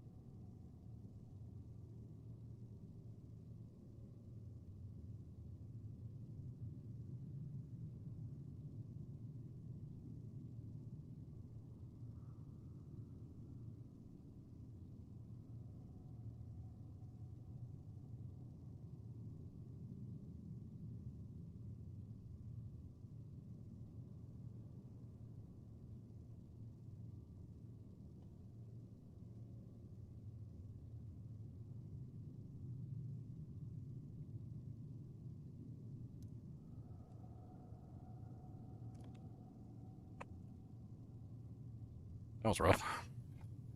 I mean, I checked Cody's food bowl and whatnot, and he had some food, and I filled it up all the way to the top. Refilled his water. Then I had to go to the bathroom.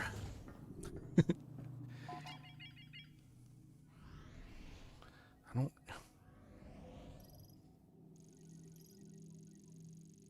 trying to do something right now.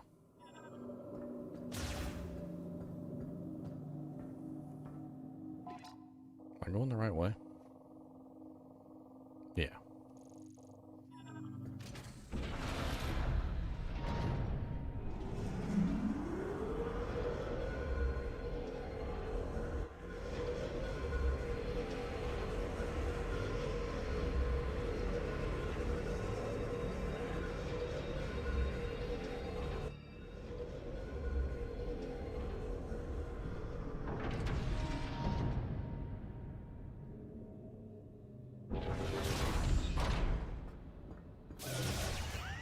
Yeah, I'm kind of surprised you've never heard of Dark and Darker if you really like the extraction style games, because Dark and Darker is a style of game that's RPG based. So it's basically an extraction RPG where you have different classes, like you have like a warrior, you've got a cleric, you have a kind of like a mage. There's like a thief class that also can utilize a bow. So forth and so on, and like it's basically like your standard RPG classes, and then it also has, of course, like the extraction aspect going to it and collecting loot and whatnot. Like the cleric can heal teammates, which is something that uniquely the cleric can do. Like the mage can shoot frickin' fireballs and stuff like that. You basically like level up your characters too. Like it's kind of like a whole thing. The game definitely has that sort of like RPG-esque style to it, even though it is PvP, PvE, PvE, or PvP, player versus enemy.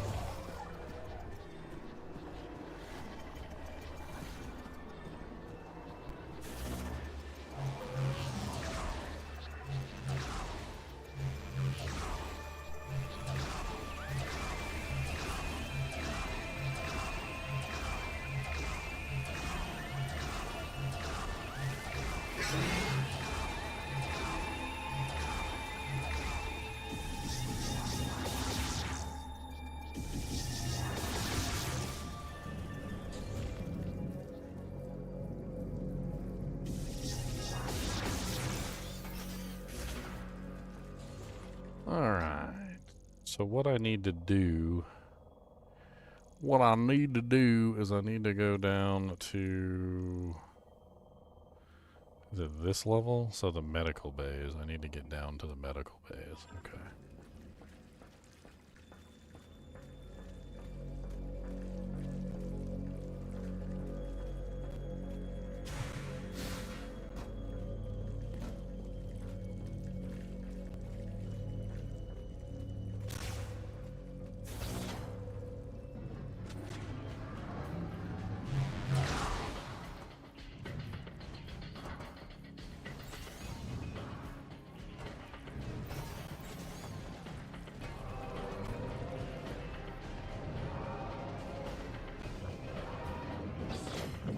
I'm like 99.9999% sure that there was a special sort of like thing that I could get here.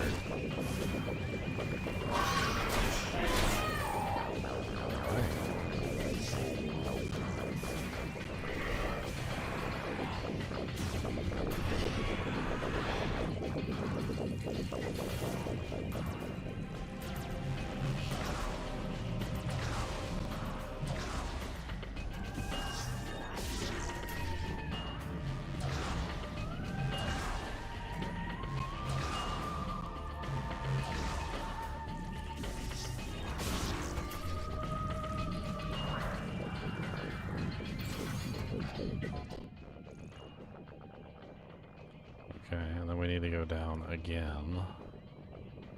Oh no, we're in the medical base. Okay. In that case... It's this way.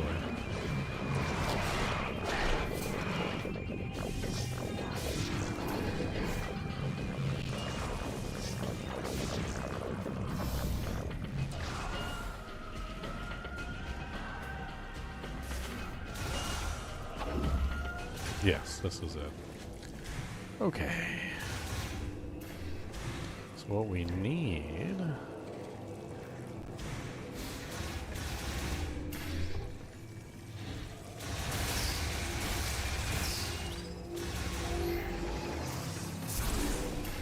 I think we drop down here. And then we go across here. Dying. Pay no attention to me.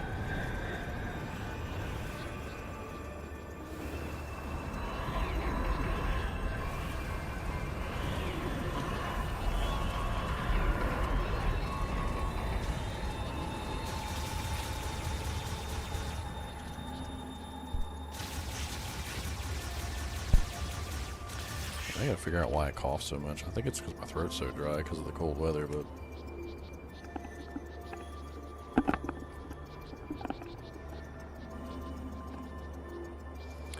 I got a humidifier coming, so hopefully that'll make a difference. Dry weather. This is it right here.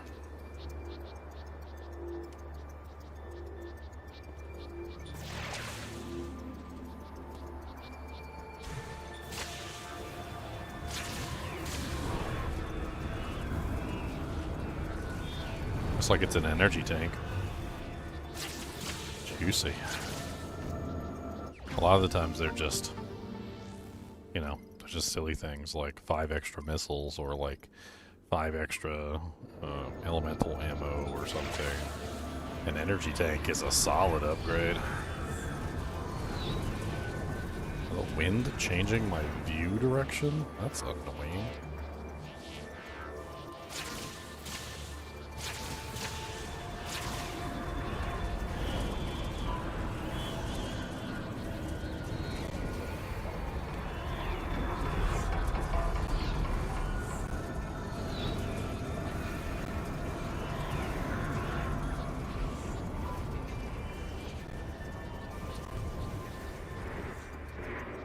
Hey, that wind was going for way too long.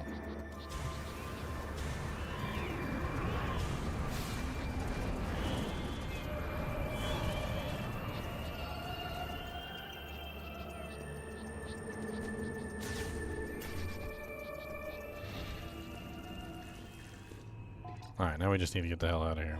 We don't have to stay.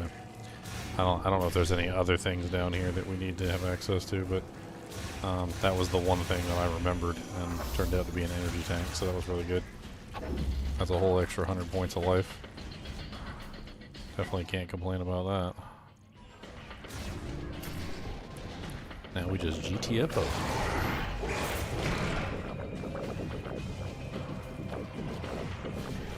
I can go ahead and save it so I don't have to do it again too, just in case I die.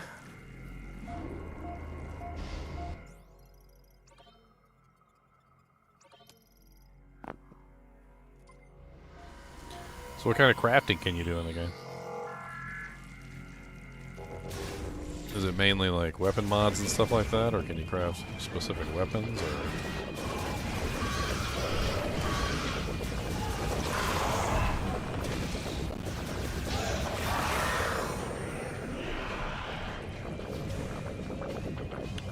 I believe we just go through here.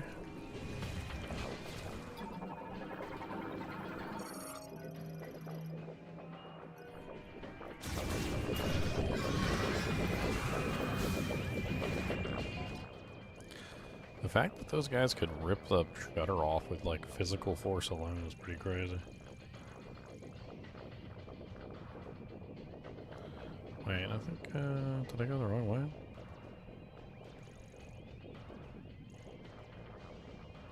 I think I may have gone the wrong way.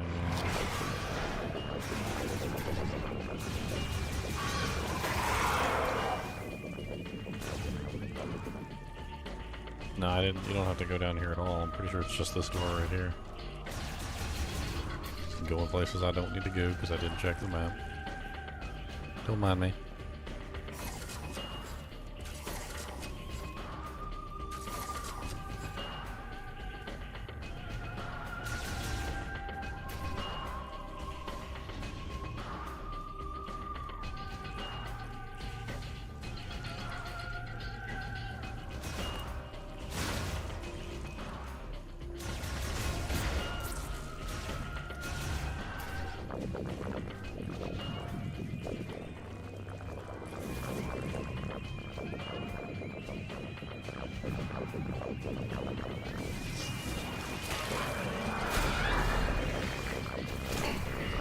I want to fight you, Grievers.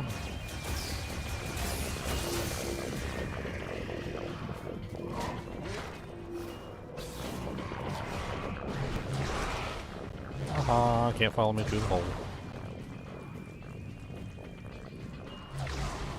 I don't think I can do this yet. I would assume not.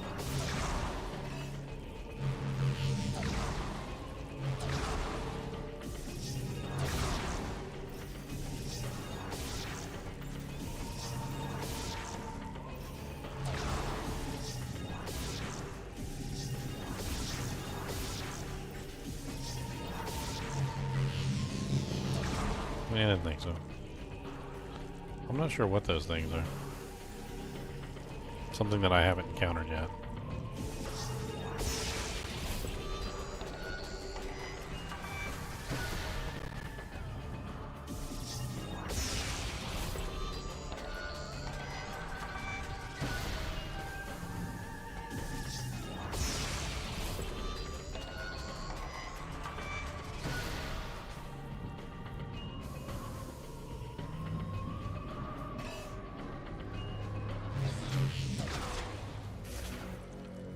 And then with that, we are out of this place. Plus GTFO. We don't need to be here no more.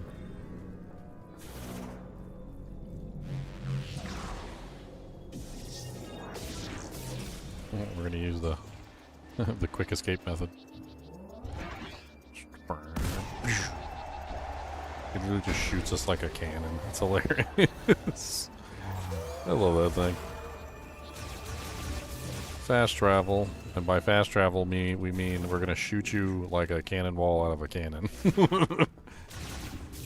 Well, I mean that'll get me there quick, but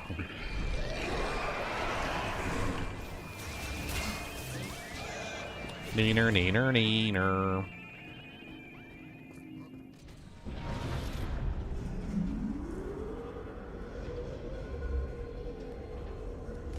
Ninta, ninta, ninta.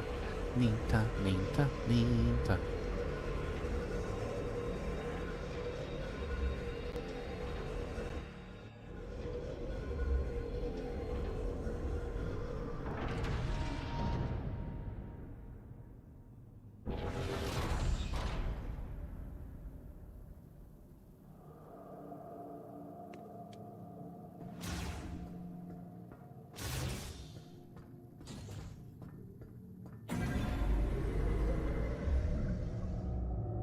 Back to the sand. I don't know if there's anything else we can get with the psychic grapple. I don't remember anything else. I'd have to like rack my brains. I'm sure there's other things we can get with the grappling.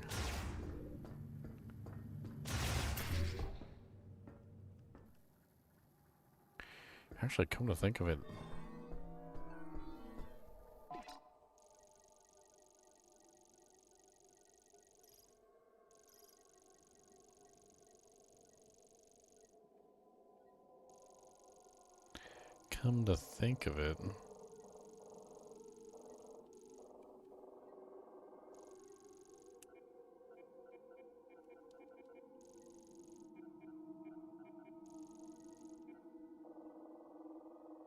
I think I remember something. It wasn't in the ice place. It was in the Vault Forge.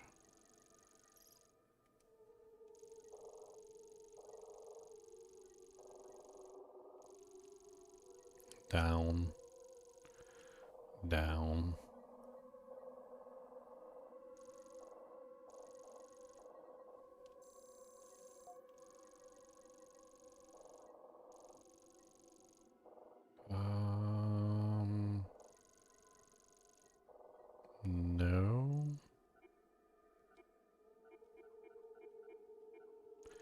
Not that tower.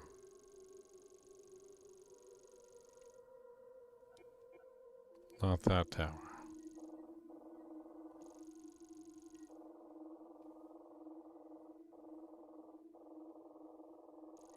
Is this it? This is it. Tower 1 right here. There's a grapple point that goes to this room right here. And it goes down into this section.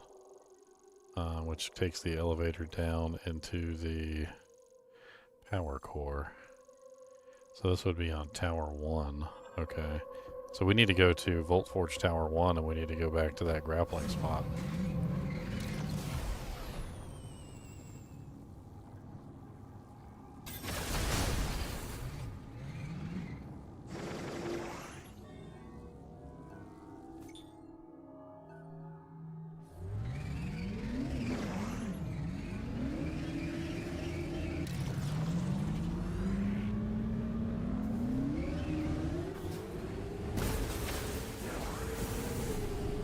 So we have managed to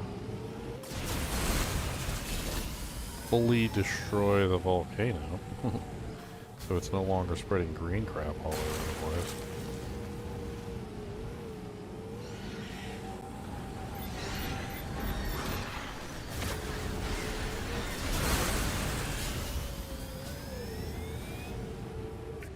What's our green stuff at? Not quite there for another upgrade yet. We need to go down to the Volt Forge. Have you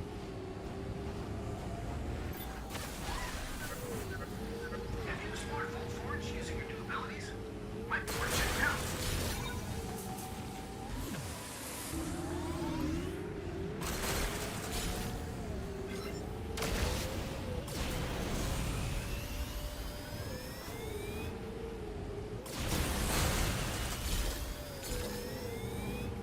Keep collecting green crystals whenever you can. So you have the green crystals to give them back. Green crystals, my favorite ones. Gotta have the green crystals on the run.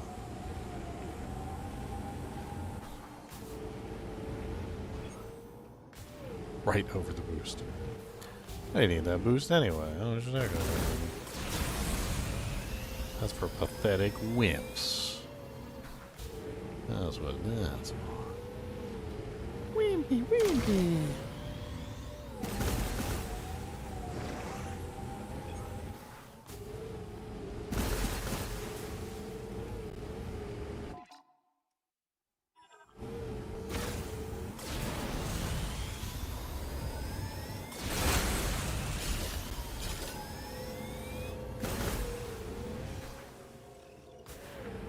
Oh, was that a crystal down there?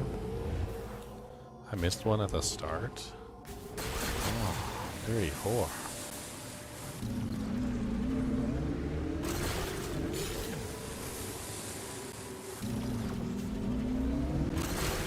What kind of power up I get for the next one?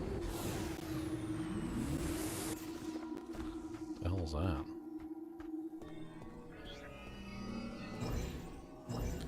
Oh, psychic platforms. Something I probably could have got ages ago.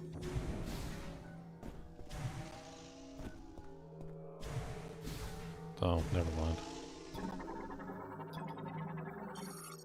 It's one of those ones that you need an electric shock to reactivate the drone.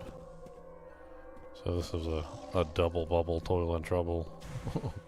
You needed the psychic things to get over here, and then you also need the electric gun to be able to reactivate the robot.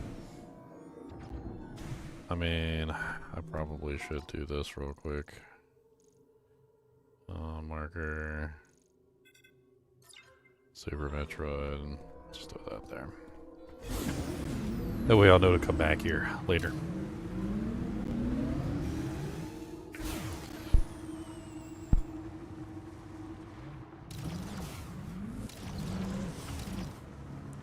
Did I do this one yet, too?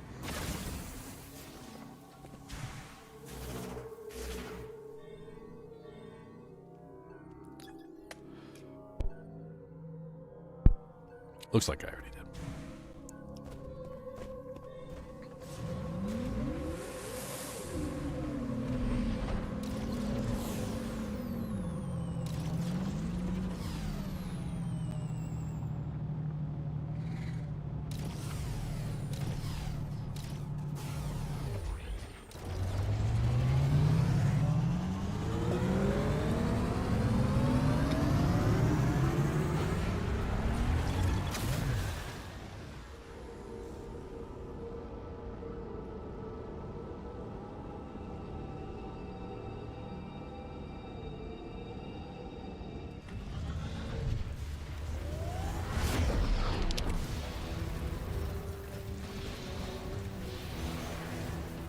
Okay. Hello.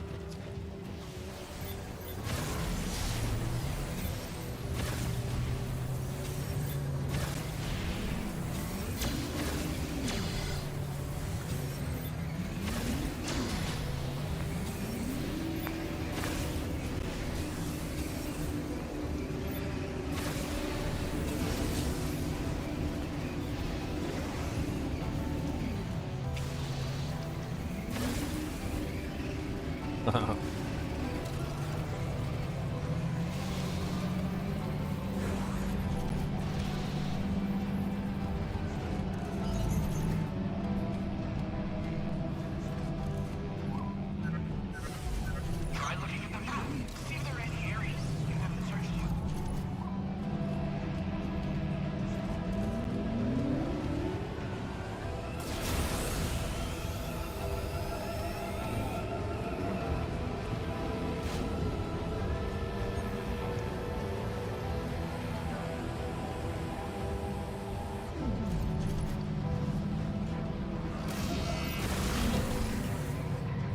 Ow.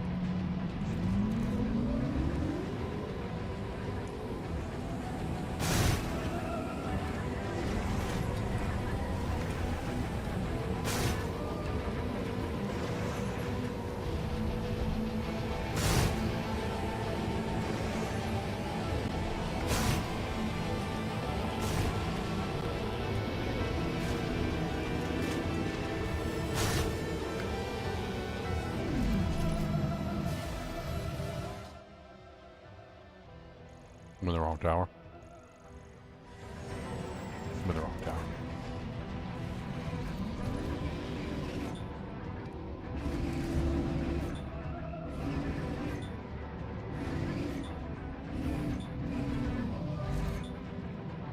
So we're 2-1, okay.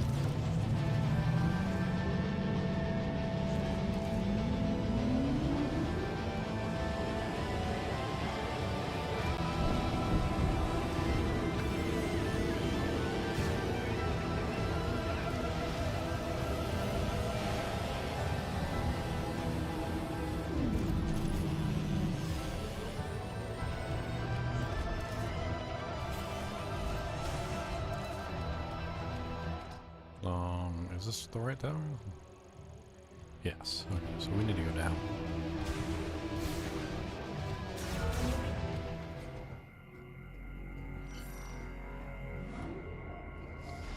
Going down, down, down at the burning ring of fire. Progress saved.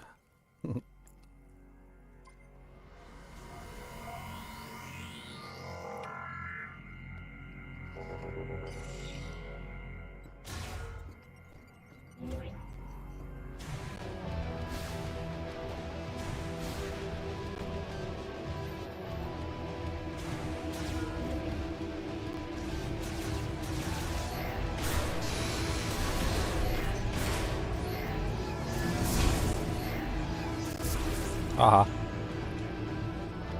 Don't gotta fight you.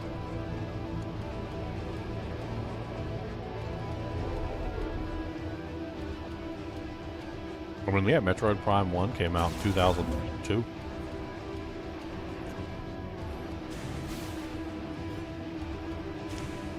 And I do believe it's very much so maintained a very similar-esque style to even Metroid Prime 1, so yeah, I can definitely see that.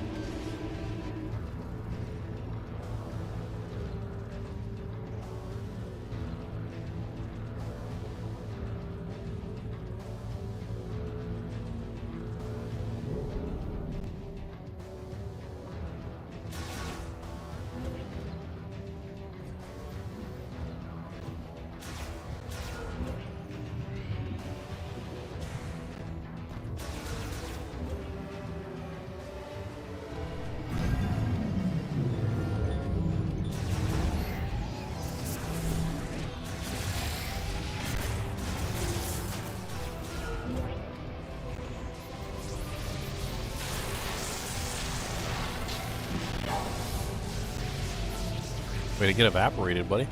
That was funny. Poor guy.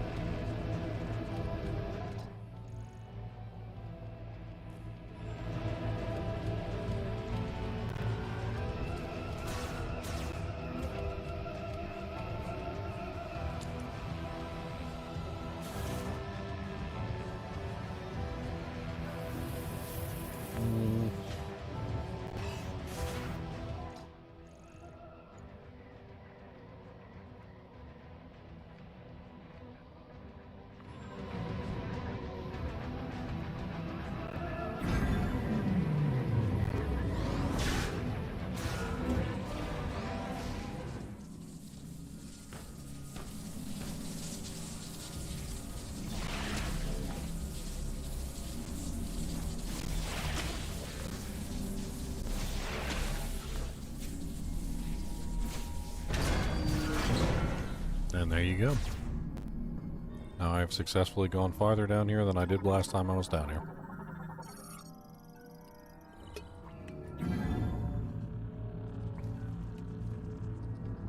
Man, these sausages kind of help my throat. They're a little spicy. It's like the spiciness of them is making my coughs go away. That's why I burn your throat out.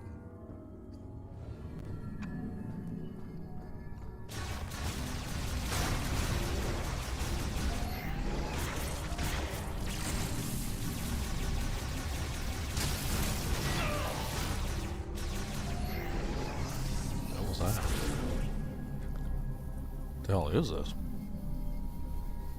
Scan mode.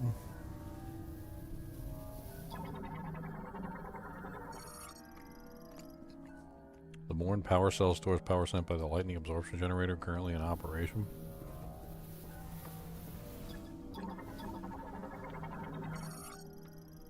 Malfunctioning power cell, an anomaly in this control circuit is causing a short. The panel cover for the circuit housing has been damaged but can be pulled free.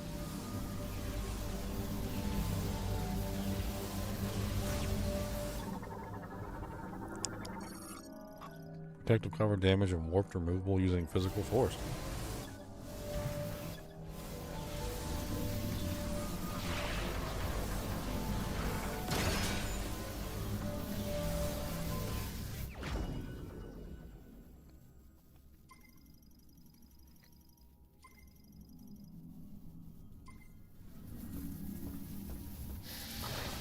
Let me guess. Boss?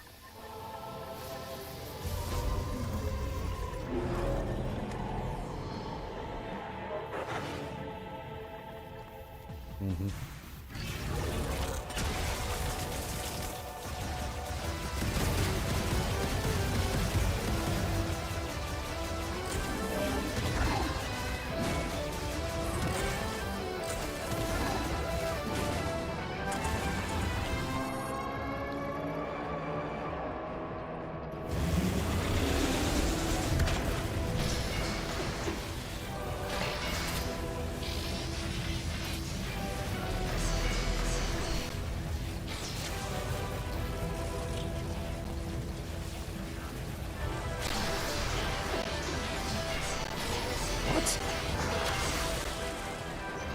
I was literally trying to go to the points. That was bull crap.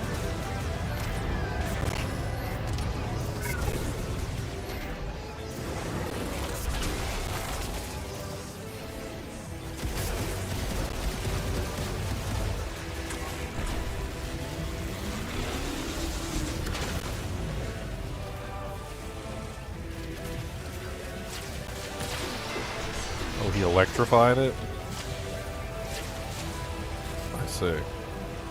So he electrified the one I was on to prevent me from being able to hang on it. Interesting.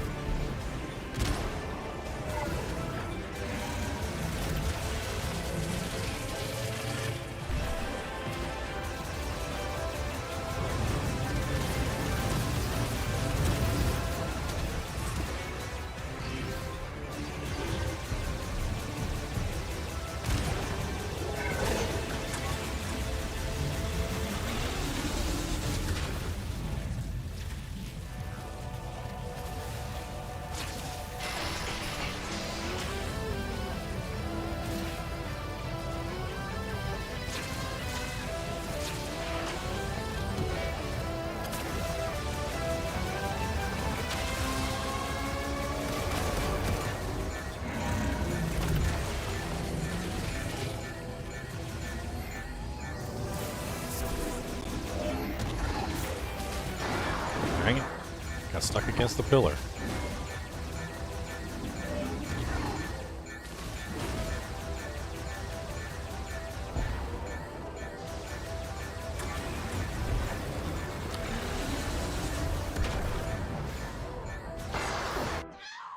Yeah, I pretty much knew it was going to happen when I messed up early on. Rather unfortunate. I couldn't figure out what to do. I didn't realize that I had to go up and grapple, and then when I did, he electrified the grapple that was above me, so I couldn't use it. It was all pretty poopy. I'll kill him this time. Won't even be that difficult this time now that I know I need to go to the grapples. I won't lose all my HP at the start of the fight like an idiot.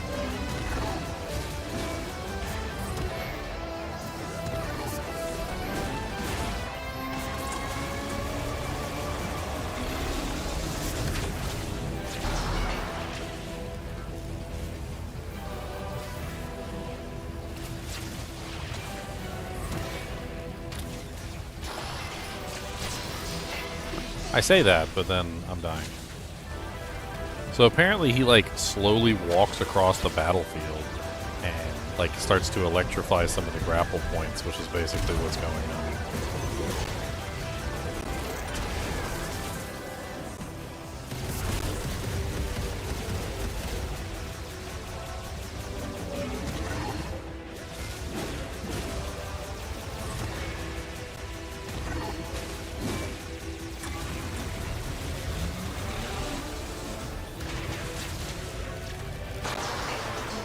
I don't know why it does that sometimes.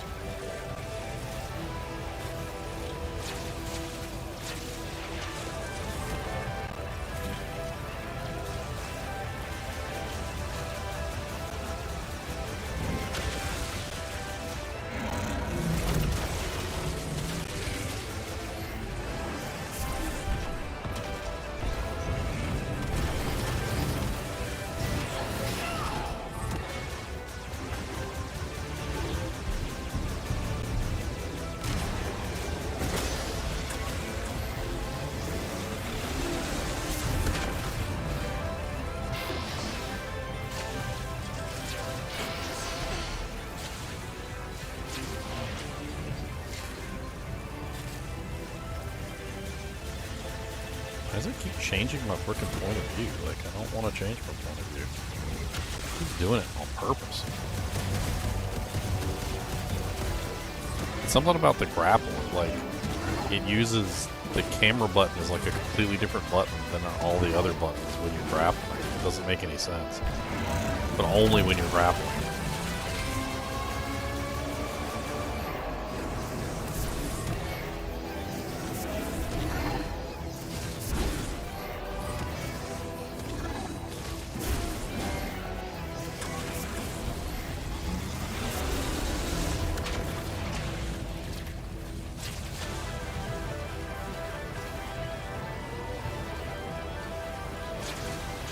See, like right there, it changed my perspective for some reason, like while I was grappling, and it seems to almost be like magnetically attracted to somewhere. Like it pushes my grapple, like camera, wherever it wants to push the grapple camera, and I can't control it. It's really quite annoying. I mean, it's not that. I don't necessarily hate that it's magneting toward the grapple points. It's more or less that like the camera seems to almost like move on its own when you're trying to, you know, like aim in a specific direction. It just decides it wants to move the camera.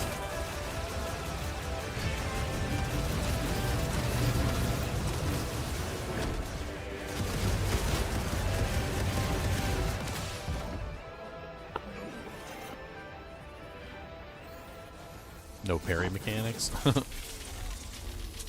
Not really a big fan of parry mechanics anyway. If done well, they're pretty much mandatory. If done badly, like they're overpowered and like only like a select 1% can even use them anyway.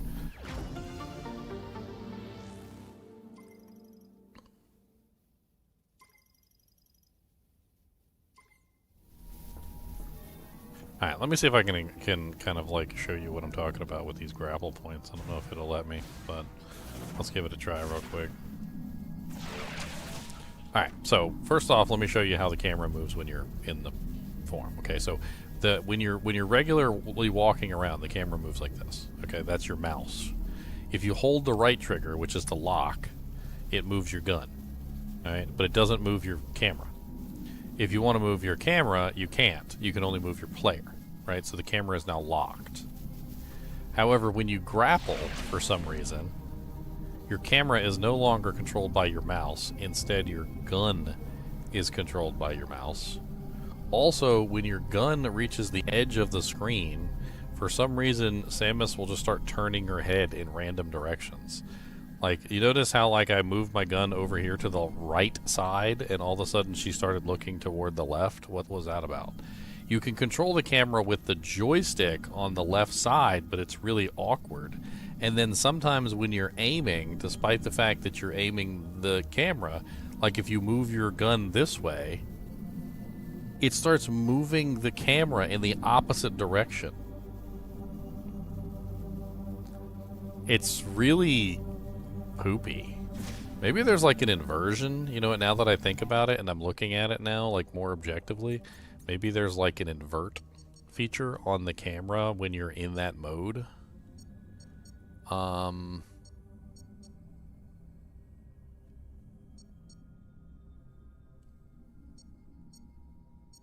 There's just lasso motion controls.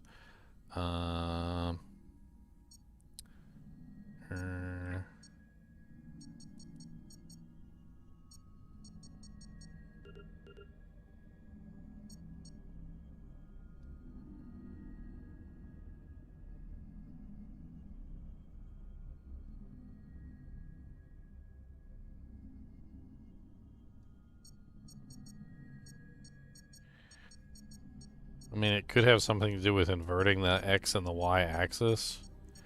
I really doubt it. Let's try it real quick just to see.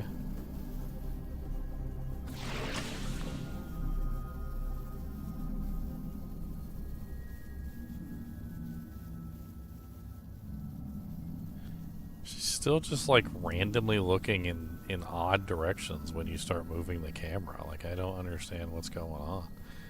Like, if I face my camera forward, right here, at the center of the screen, so we have this on the right, this on the left, right? And then I move my camera. Like, sometimes it feels like she's just doing whatever she wants to do when you hit certain spots of the screen. But it's only when you're grappling like this, which is really weird.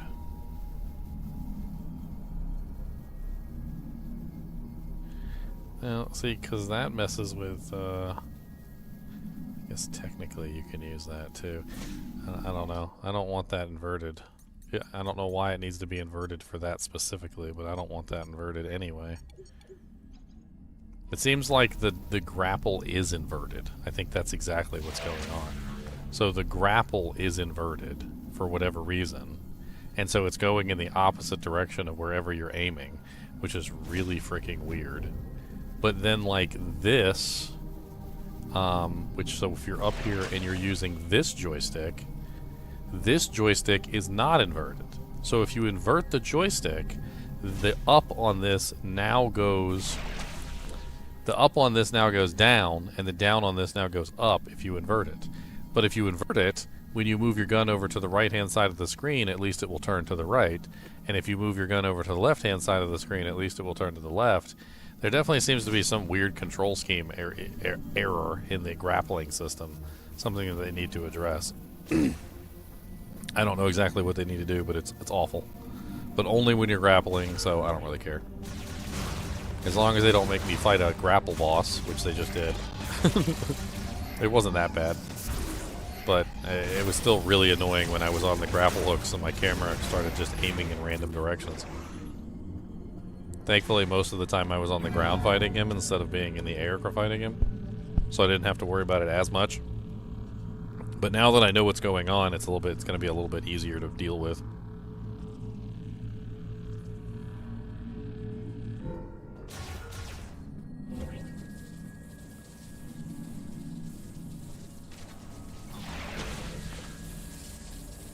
Oh, did I disable the... Okay. I disabled the malfunctioning thing. I don't even have to worry about this.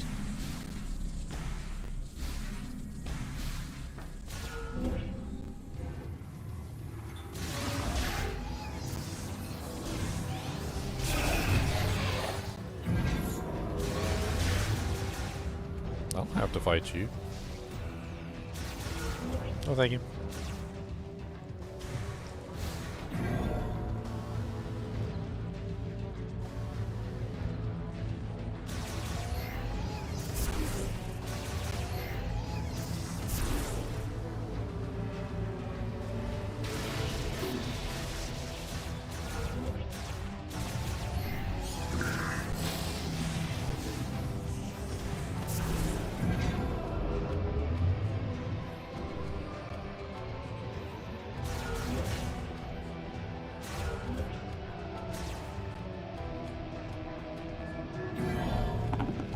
Alright, so we need to go get the chip installed, and then we actually have the lightning thing. We can go around and start collecting all the all the upgrades. There's a bunch of lightning upgrades all over the place that we needed the lightning access for.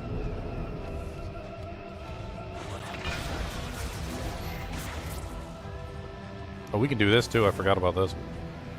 We can do this now.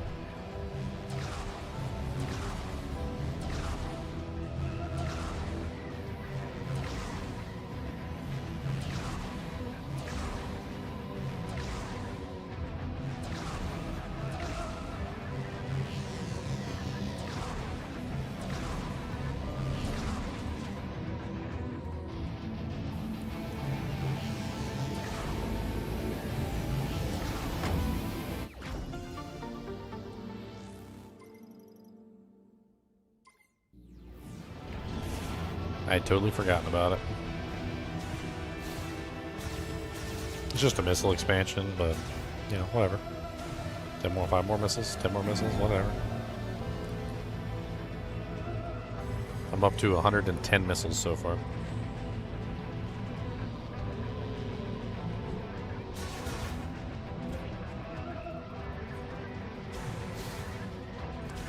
Alright, so we have access to all 3 guns.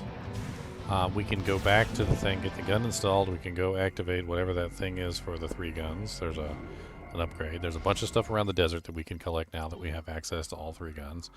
All over the place. So we're going to go visit every single one of them and grab all 3 gun bonuses.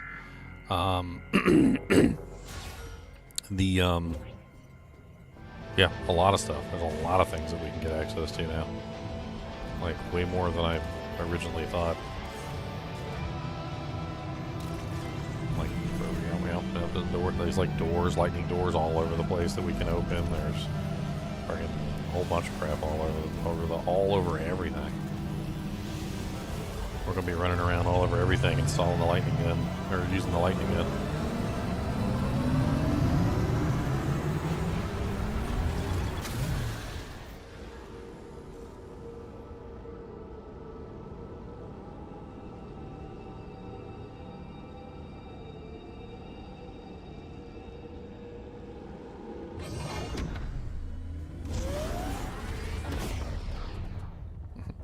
Sometimes I wonder what the developers think when they watch us play these games.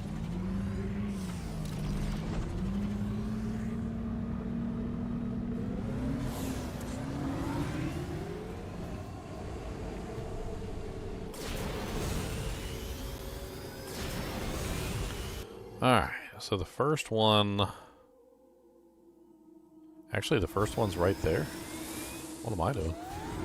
It's literally that one that I just found. Oh no, we can't. We can't do that yet because we don't actually have the lightning gun yet. We need to go get it activated.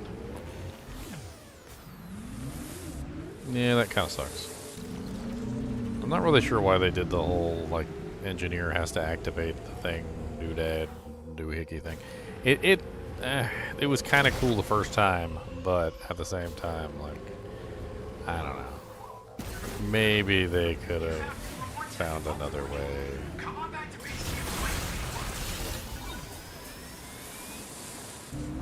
Plus, he's really annoying. Constantly like, messaging you and being like, come on over here and play with me. I'm bored. Kind of like a little lost puppy dog. You're the little lost puppy dog. Yeah, I don't need you to show me where to go. I'm sorry. You do not need to do that. That's just excessive. At this point, if you don't know where the engineer is, I don't...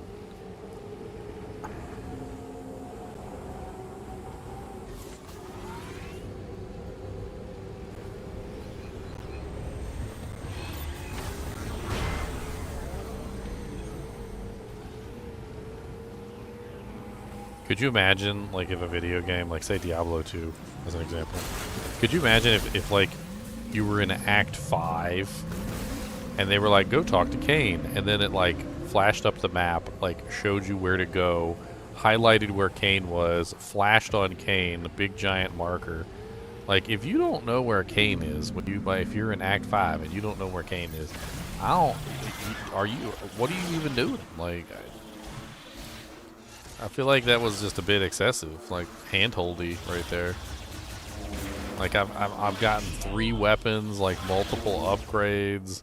The engineer hasn't changed positions the entire time. Like, was it really necessary to show me where the engineer was right there? Did the developers really think that by the time you get 3 weapons and multiple upgrades that you won't know where the engineer is? Because that just seems really... Yeah, that's a little weird. That's a little strange.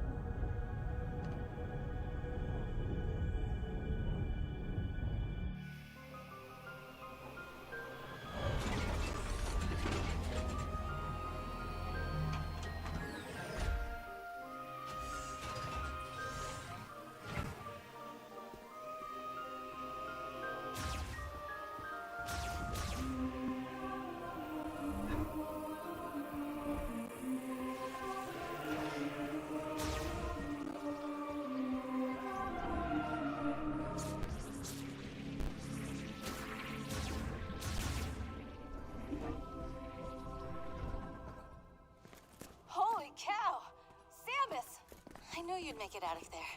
Because you're Samus Aran. Samus Aran. Excellent. Sarge, come on. She saved our lives. Yeah, I know. Glad you made it out. Thank you. Anyway, we could use a breather. Let me know if you need anything. Let's go, kid. Glad you're okay. Don't know what we'd do without you. You're making it worse. I wonder how advanced their suits are compared to Samus's. What about that? Wait. Of course, once she starts getting all the upgrades and stuff in the area, I'm sure there's a huge disparity. But Hey, Samus, I was finally able to get here after my leg was fixed up. Hold still. I am. I'm almost done. He's been saying that for an hour. All right, how's that? Better? I can't see. What about now? Good.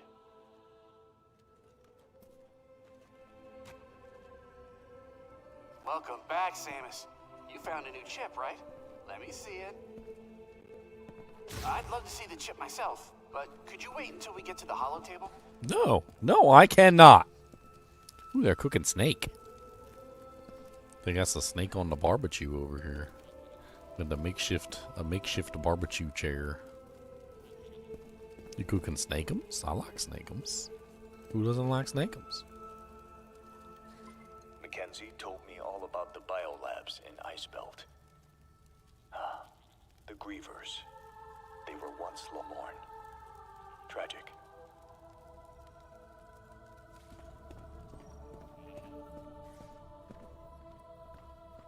Let me know if there's anything I can do to help find the teleporter key.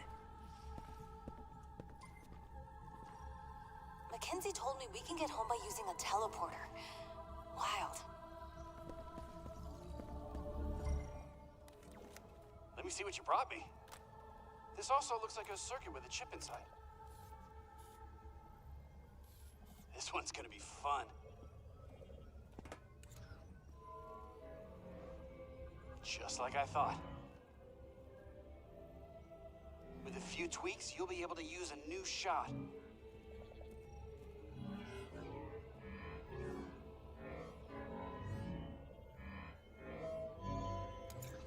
Sometimes I surprise even myself. This one's a beaut.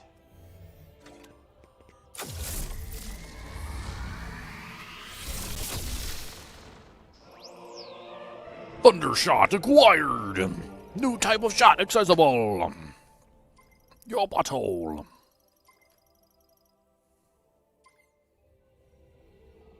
Presenting the Thunder Shot. Electric shock is effective against mechanical enemies. And I think you'll be able to provide electricity to devices. What do you think?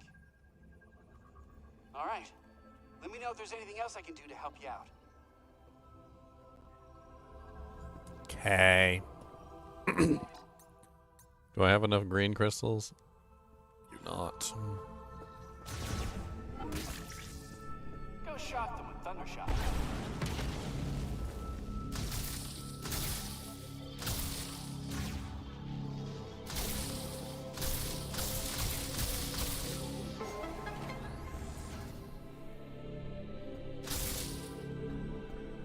Oh, it's an upgrade. Huh. I was wondering what that was the entire time. And now I know.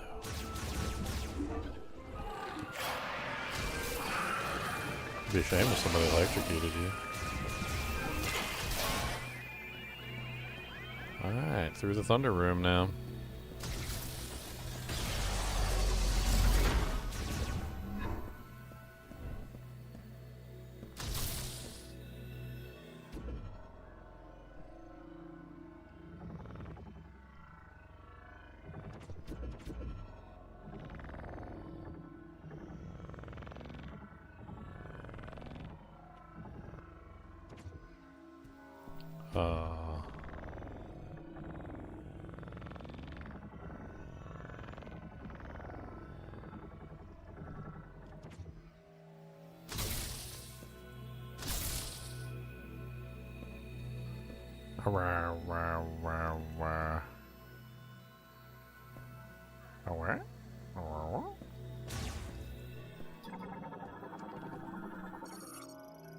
A device designed to resemble Rios' plant with the top made of conductive metals.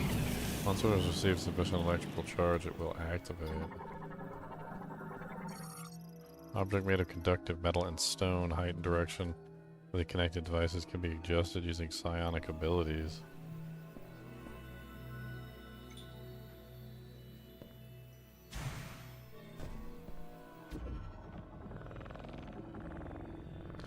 I'm assuming they all need to be pointed toward the plant. That would be my assumption.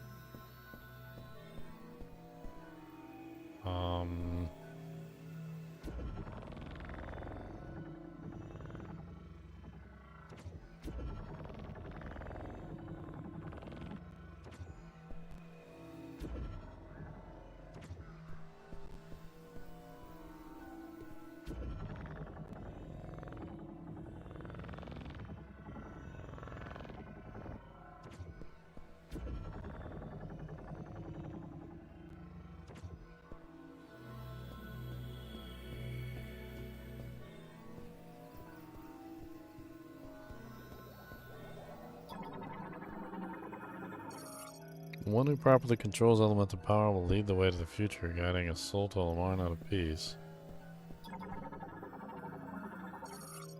The elemental lighting is a prophecy. A flash of roar will guide the path that is taken till Lamar's far tomorrow.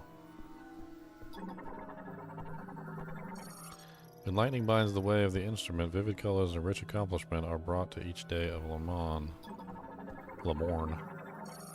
Yet one must not be arrogant. The path of which Larmon strives will lead us beyond the use of such instruments.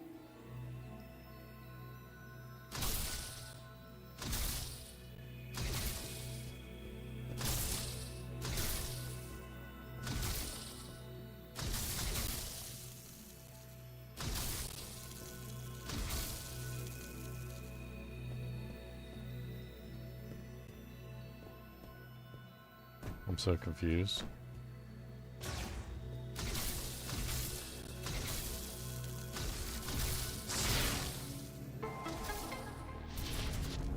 Oh, I did it correctly. Okay. I did it correctly. Look at me. I'm fancy. Okay, that means that the center is now open. Now that I have all three, the center should be open and reveal the secret. An energy tank? Okay. That was a little disappointing. I mean, energy tanks are nice, but I thought it was gonna be something really cool, like a weapon upgrade, or some sort of like triple jump, or refractive plative armor ×2 that increases all damage reduction by 1,000-fold. I know. Maybe my hopes were a little high. Maybe my hopes were just a tad high.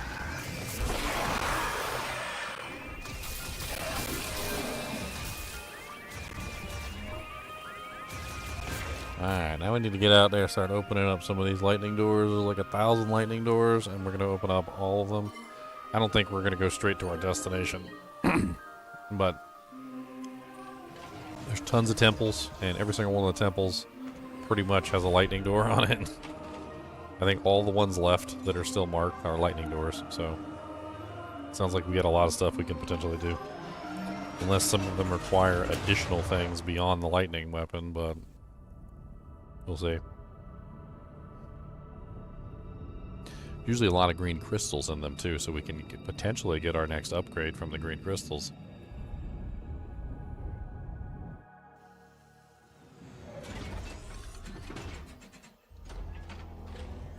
Can you imagine the precise mathematics and control to be able to fire a cannon toward another cannon and have the cannonball literally like land inside the barrel of the other cannon, of the second cannon?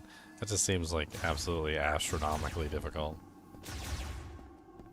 Seems more difficult than landing a booster rocket like Elon Musk does. Like it would probably be even more difficult than that. Like calculating exactly how you could fire a cannon so that the projectile would fly across a huge distance and then land precisely in the barrel of another cannon.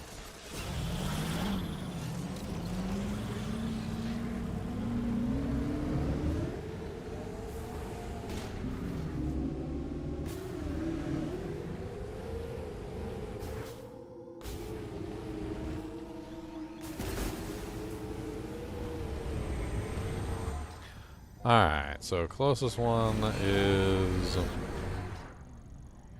not that one, it's this one, I think.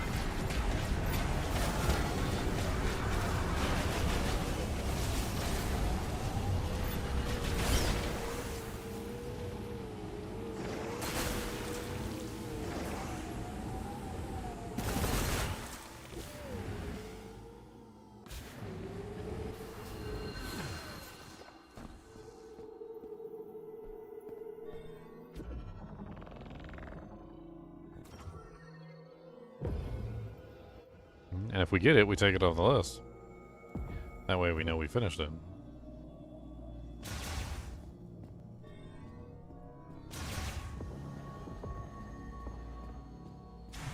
Did I already do this one? This looks familiar.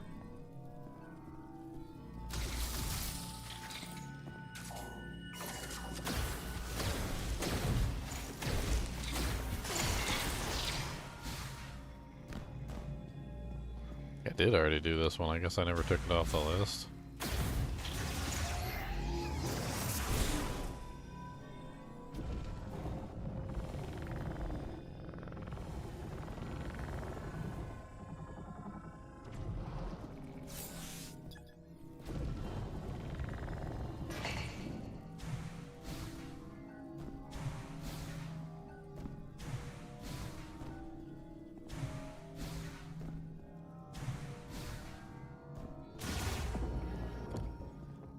How come I never took it off the list? Ah, see, I bamboozled myself.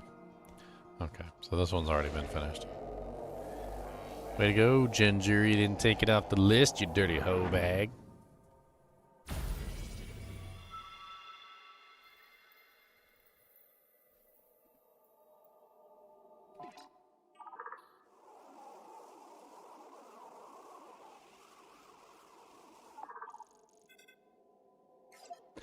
Alright, removing marker. We got this thunder blocker, we've got this thunder shrine, and we've got that thunder blocker. There's at least 3 shrines that we need to visit. I'm not sure. I think there's actually some more stuff besides that, too. I'm pretty sure there's a lot more stuff than that, actually. Let's just head this way.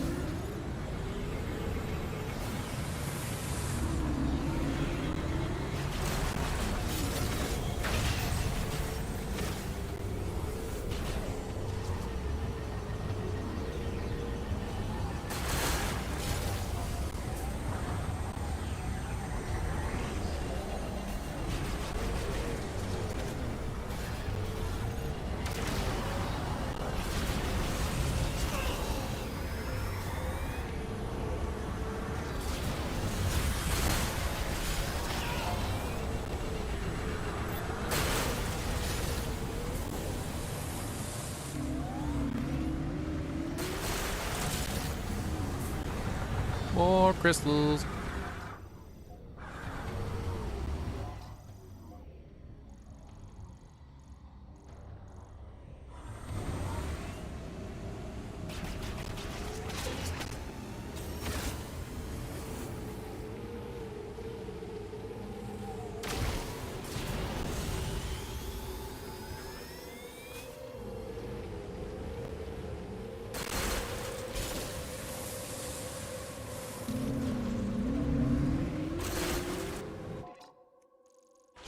Okay, so we need to go this way.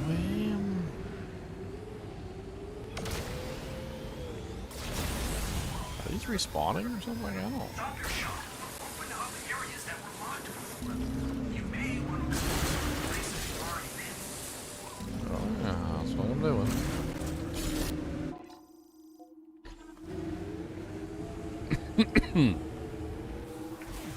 Oh my god, so much crystals.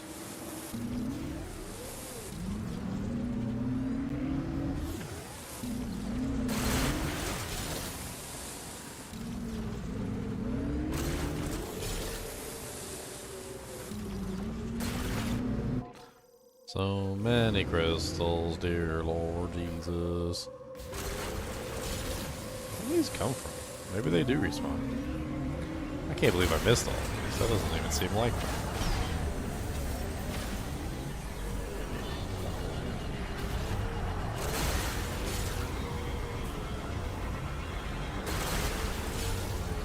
Oh, I know what it is. The volcano, when it erupted, it shot that rocket out, which sprayed the green crystal stuff all over the place. It must have regrew crystals. That must be what it was. So that event caused more crystals to appear in the zone. That makes sense. Now that makes sense. So that means there must be new crystal growth all over the entire, like, area.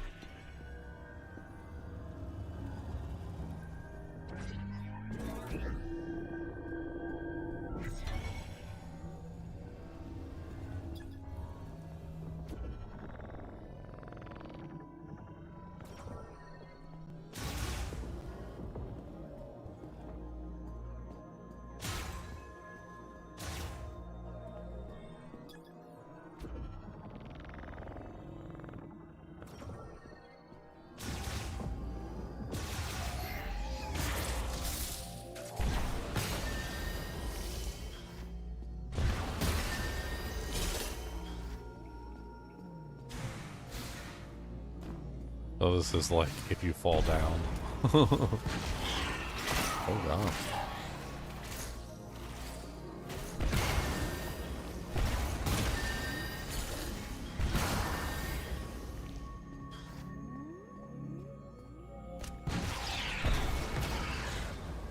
It's like it's a variant. Underground water cistern built well or more, and the water contains large amounts of green energy. Neo Root Sphere. Root Sphere variant transformed and strengthened by green energy permeating the sand's surface.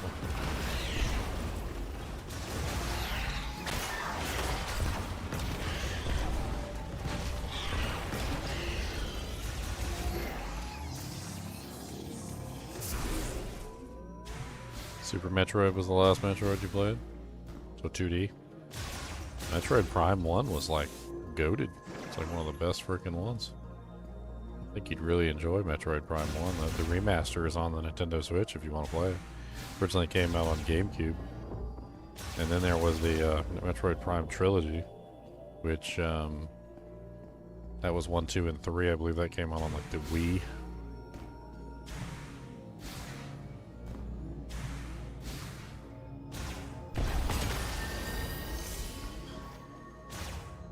They're all pretty good, to be honest.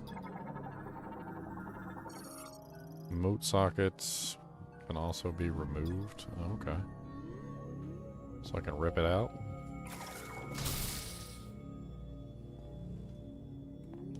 Oh, wait, hold on.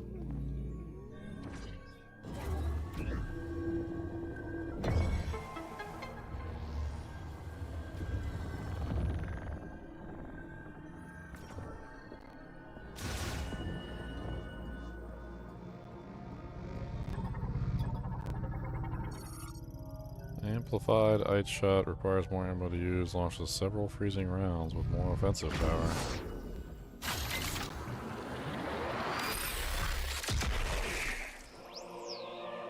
Super ice shot acquired. Consumes 10 ammunition to launch a storm of icy projectiles that can ricochet. 10? 10. Alright, so that finishes that one.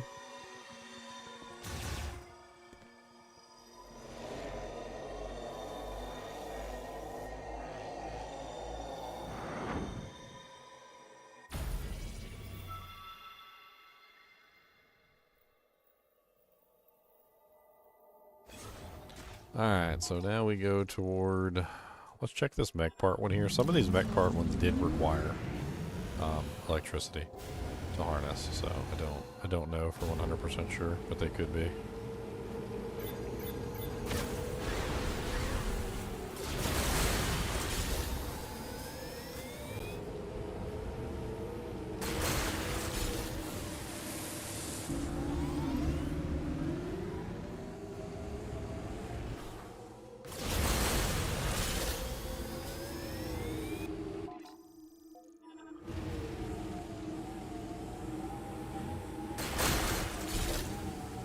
And the addition of all these new green crystals, we might get that upgrade too, actually. Like, there's so many upgrades that you can get. There's 4 upgrades from the crystals. And I think we're almost to the 3rd upgrade. I don't know how far away we are from the 4th upgrade, but... with all these new green crystals all over the place, all we gotta do is snag them and we can get one other upgrade. I'm just gonna go ahead and start snagging them. Check and see if we can get the use the lightning on this one. I can't remember.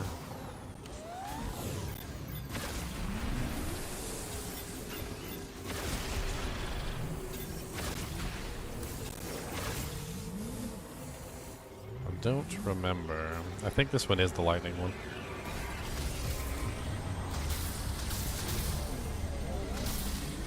Yep. I was right. I think it's just a missile upgrade here, though. Nothing too fancy.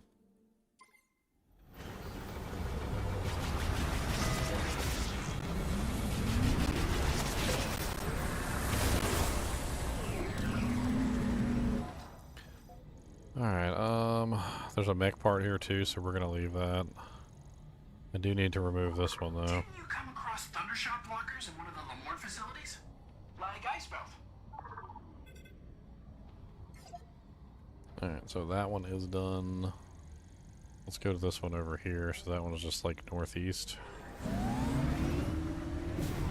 Is this game worth buying? I mean, I like Metroid. I think it's fun. I've always enjoyed Metroid. I mean, from a longtime Metroid fan, I think the answer is yes, but...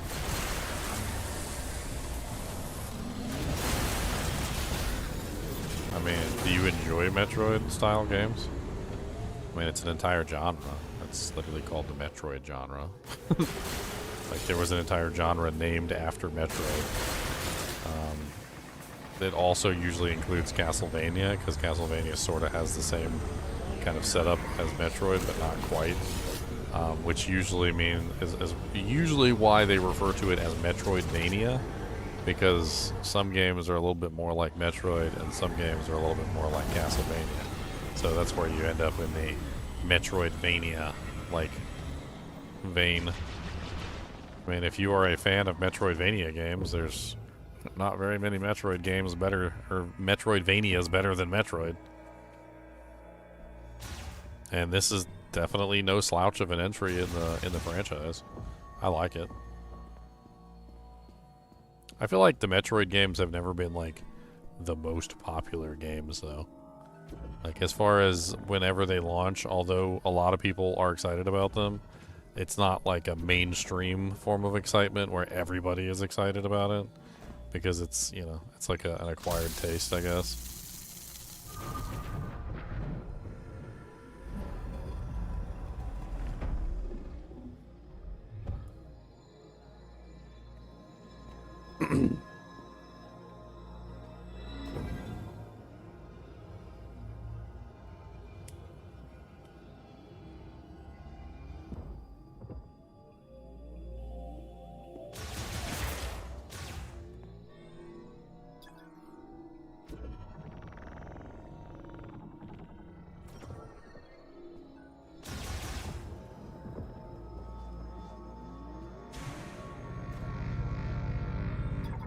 Probably the triple shot for the Thunder Gun.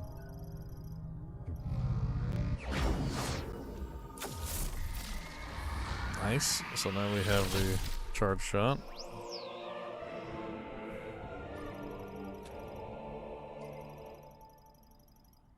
We're going to be collecting a bunch of these.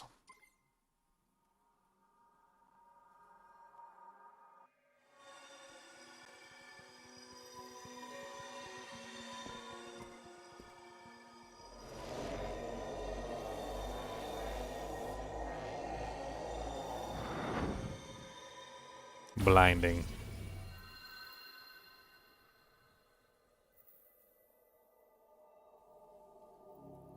Alright, so we can remove this one now. This is also finished.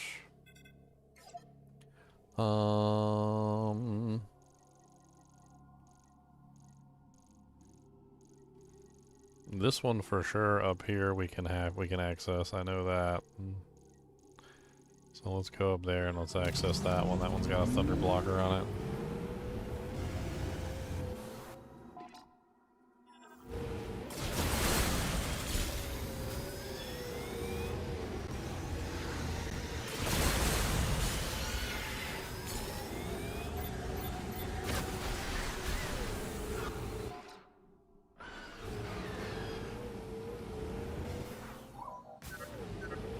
There's still some unexplored areas in Icebelt. Want to investigate further?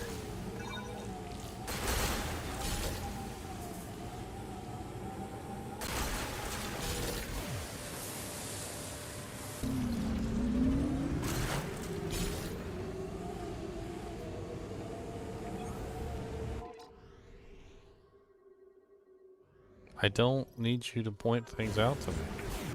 I don't want you to.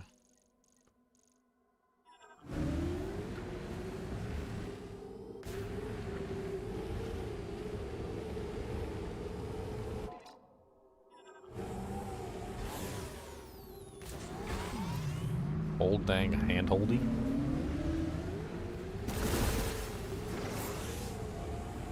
Okay, I see it. Boing.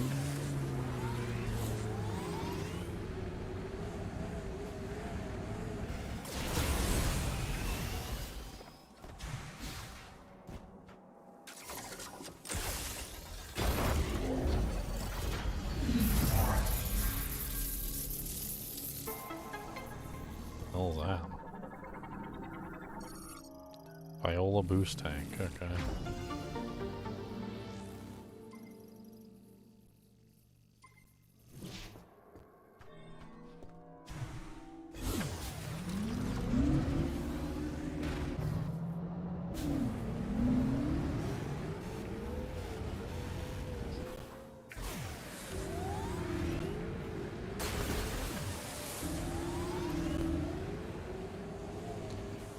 Don't believe that there's anything I can do here. I don't know, actually, though.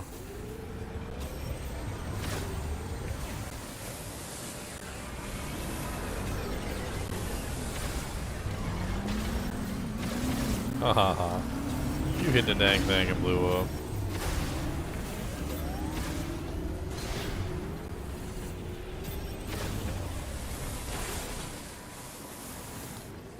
I don't think we can do anything with this mech part because we haven't activated like the mech quest yet.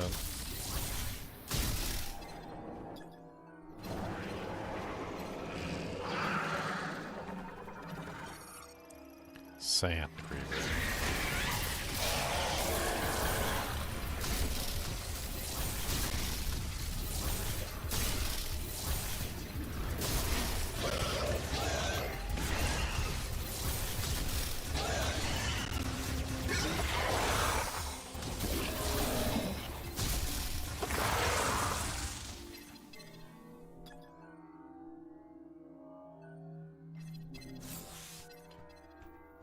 Yeah, I don't know about this one.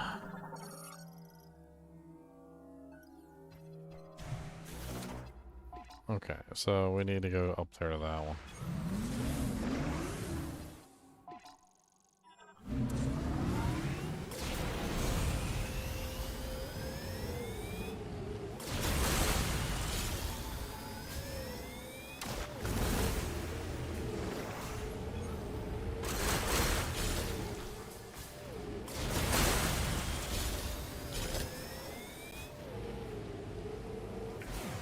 I got enough green crystals yet? Almost there for the next upgrade. Almost.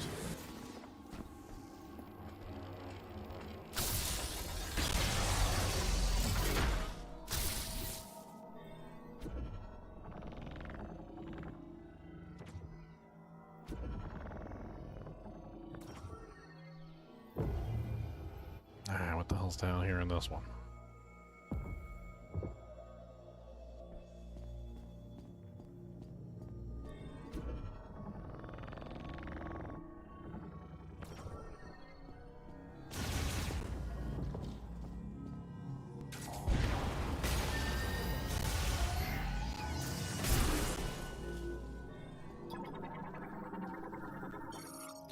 Crustacean sandcrawler excavates tunnels in the Soul Valley to form nests.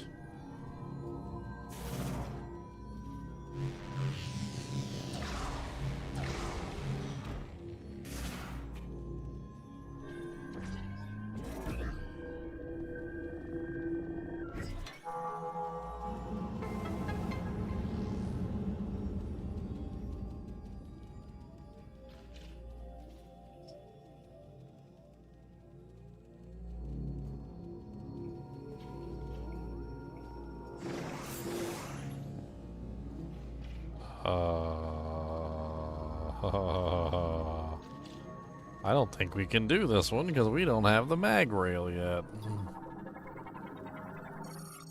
Socketing moat has revealed a psychic ball track and caused the skylight decoration to retract. The track provides a way to navigate through the ceiling. I'm like 9,000% sure we can't do that, but yeah, we don't have the ability to latch on to those tracks. I guess at the very least we can get access to these green doojanks. Oh, what's that? Oh, power up at the very least. Didn't come out here for nothing. Unfortunately, we still need to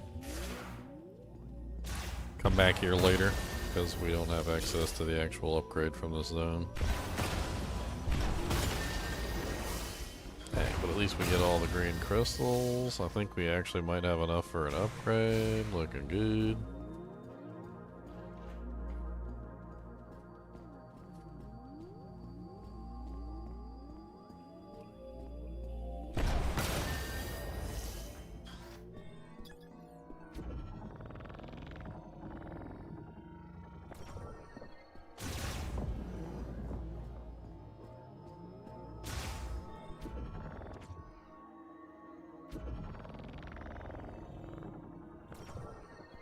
Alright.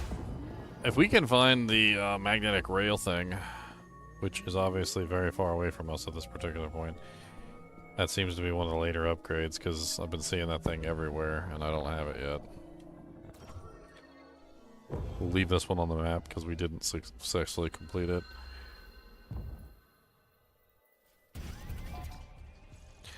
What else is left? I mean, I know there was some lightning things in the ice belts. There's also this thing down here, which we've never done before. I would like to see what that thing does.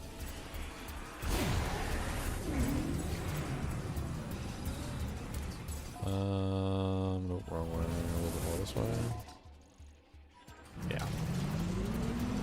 Looks like we're going past the tower.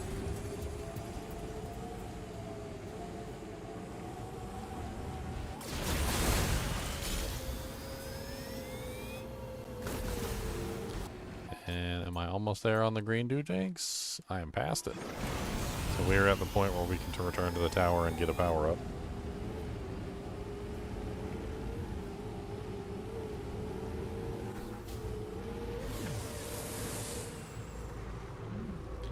I don't remember if I ever did this thing. The green power-ups up here.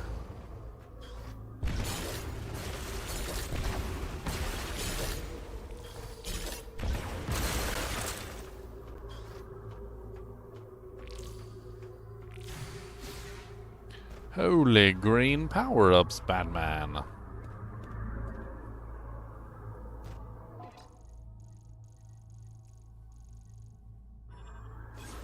There's a thunder blocker right there? Where? It says there's one over here.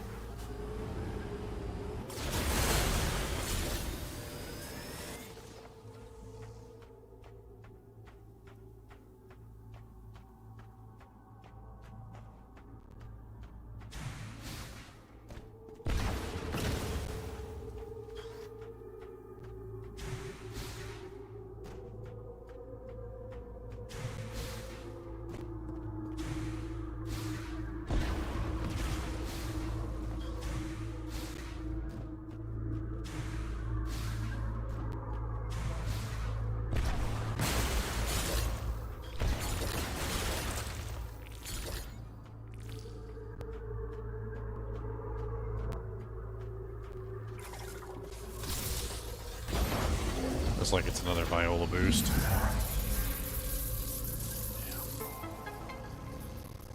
Alright, so 3 Viola boost tanks now. We got be boosting across the desert like crazy. Alright. We got a lot of stuff so far. It'd be a shame if we died. There's a save station right there too, so let's just go use it.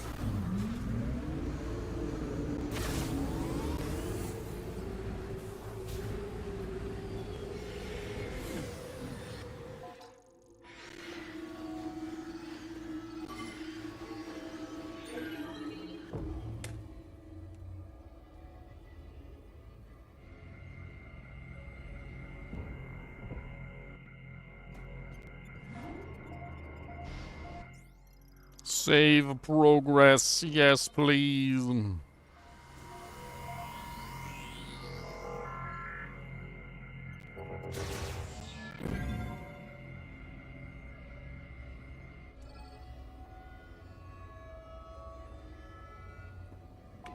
so now we just need to go down this way.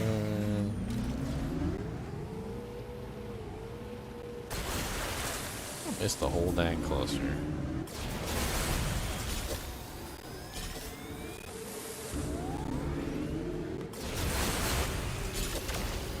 Good lord, I might be able to get both upgrades. If I really focus on trying to collect some green stuff, I mean, I'm already at... Yeah, I'm already going up the tip there. Huh. Katie. I'm going up the tip. Yeah, baby. If I just ride around and collect green crystals for a little while, I can get both end-game upgrades. We'll be super ready.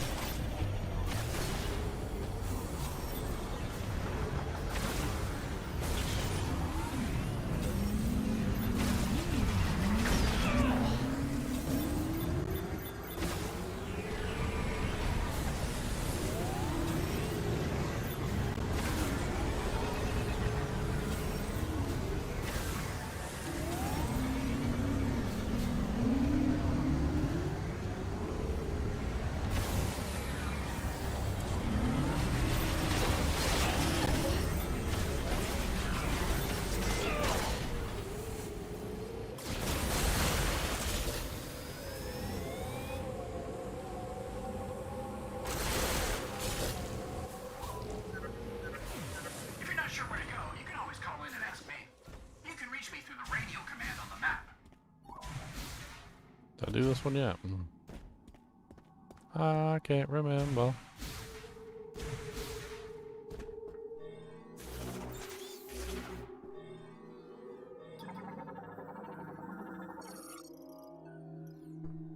Completed, device deactivated. Okay.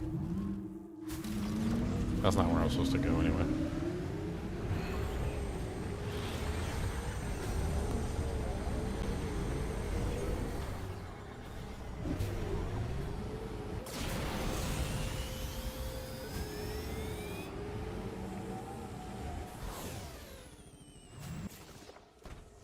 Alright, so I've never done one of these before because I didn't have the lightning. This is some sort of like tracking or scanning robot, I guess maybe, that tells you where things are. I don't know. But this will be the first time activating one of these.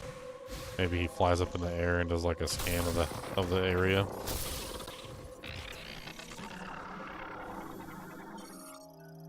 Ultrasonic waves from overhead displays positions of detected valuables within the zone map. Access code approved.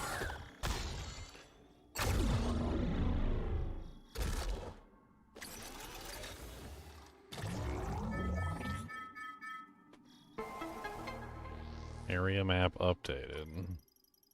Unacquired items in this area have been marked. Unacquired item, unacquired item.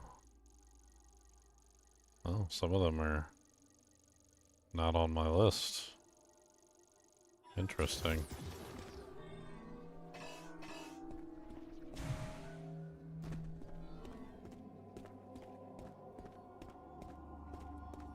Wonder what they are. Probably something silly like missile upgrades, but...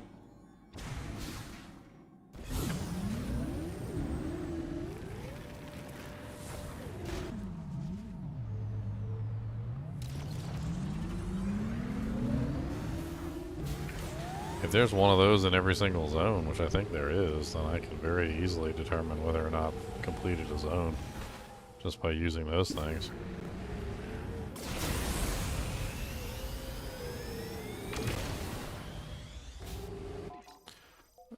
So it says that there's one right down here in this corner. Like right down here. Of course I'm going the wrong way, but...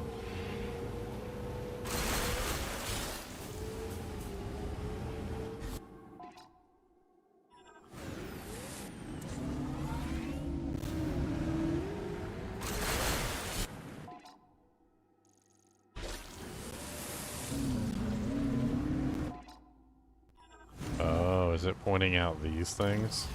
I think it might be pointing out these things. Must be an item inside the stone.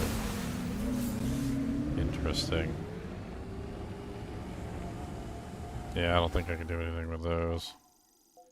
If this one's a stone too up here, then that'll confirm it.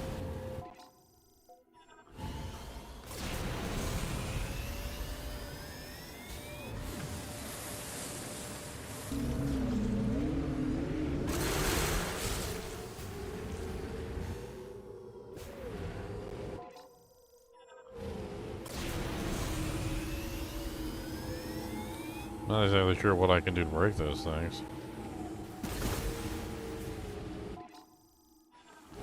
I could maybe try full boost. Just boost into them with the bike and see if they shatter.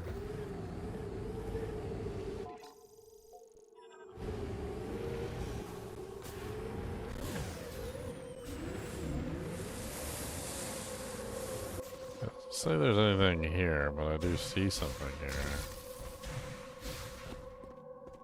We already got this one.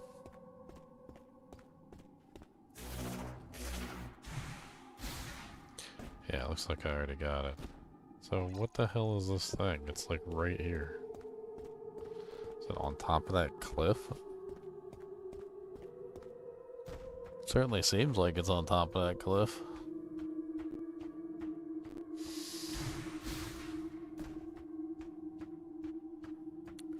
Or in the cliff?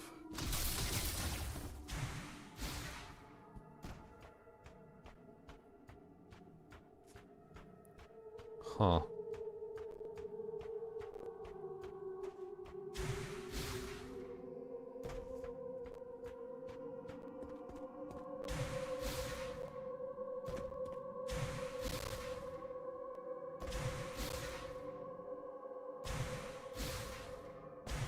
Man, that giant like forcefully ejects me off the platform. I'm not even joking.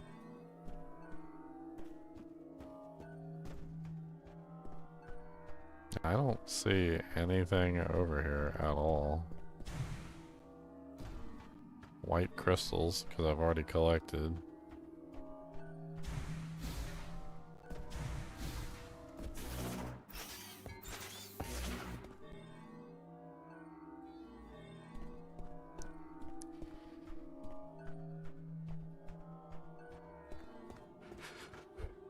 So strange.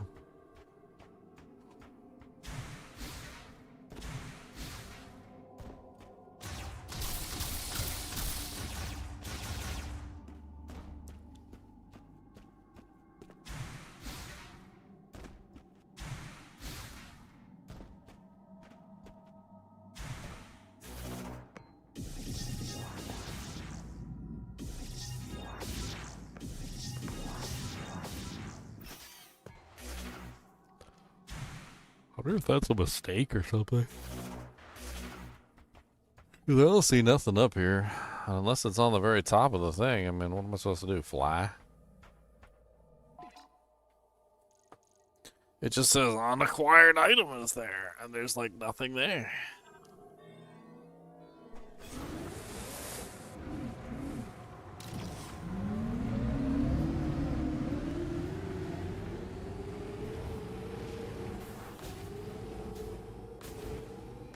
Drive around it in a circle just to make sure.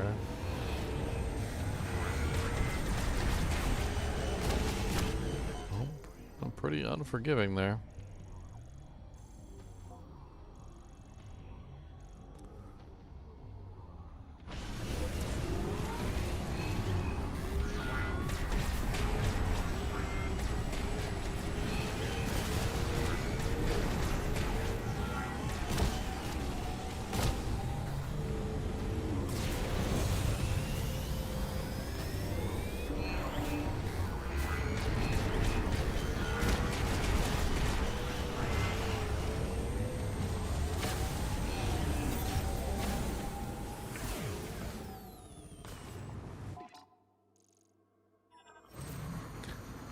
I'm not sure if the green rocks are like, maybe that one over there contains an item, but most of them don't. Because there's tons of green rocks all over the place. So it must be something that's specific to that one thing. the only thing I can think of.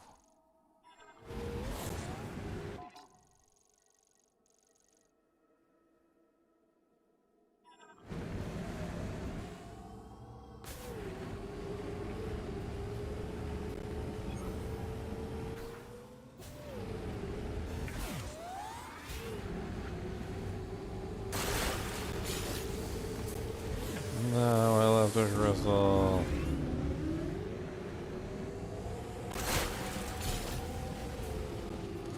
I gotta collect about 1,000 crystals so I can't go down and with my pistols and I'll take 'em all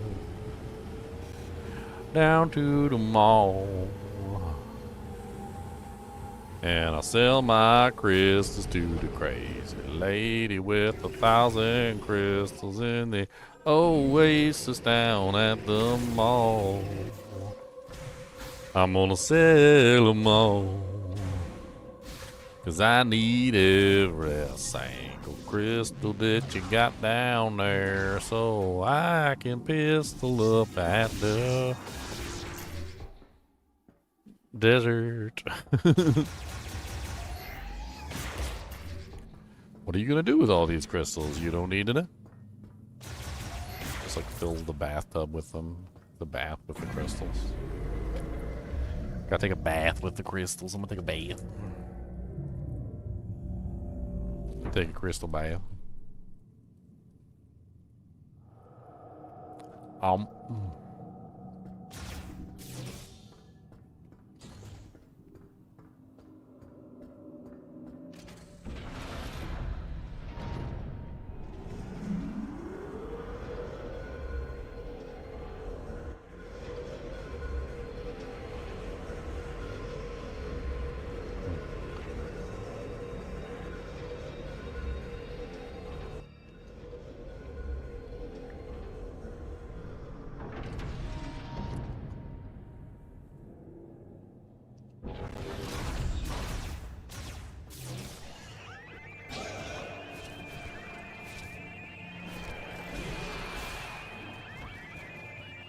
I don't care about you punks.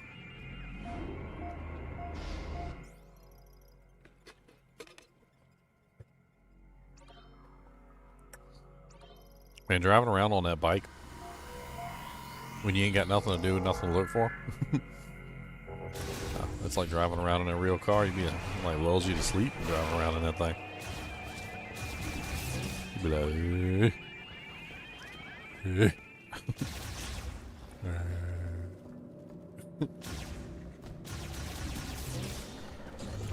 I don't know what it is you want, but we ain't got what it is you need. No, we don't got none of that. We ain't got nothing, no, no.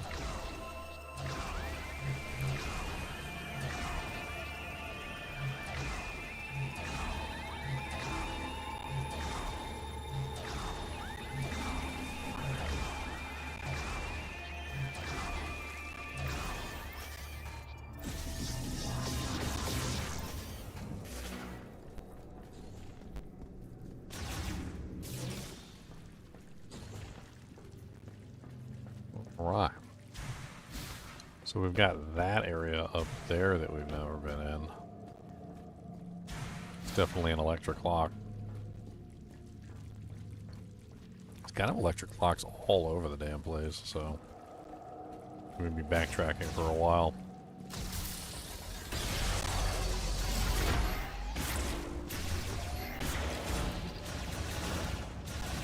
The hell is that?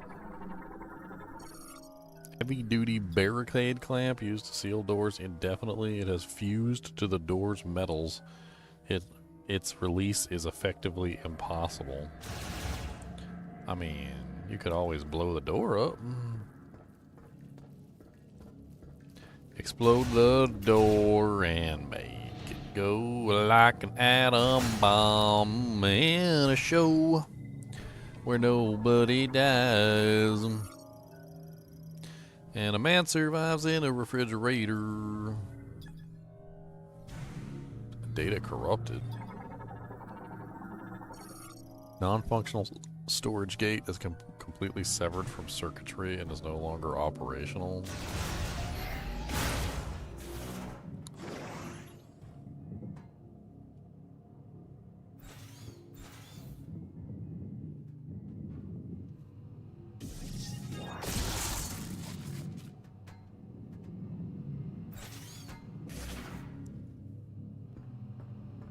I see a mag rail system, but I don't have a mag rail ability.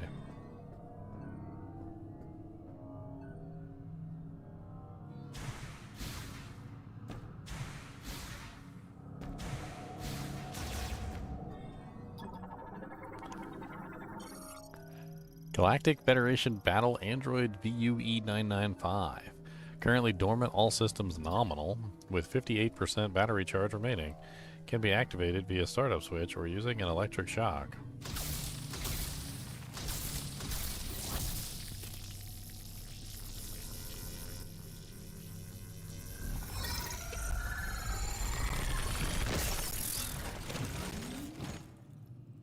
Scanning for hostiles.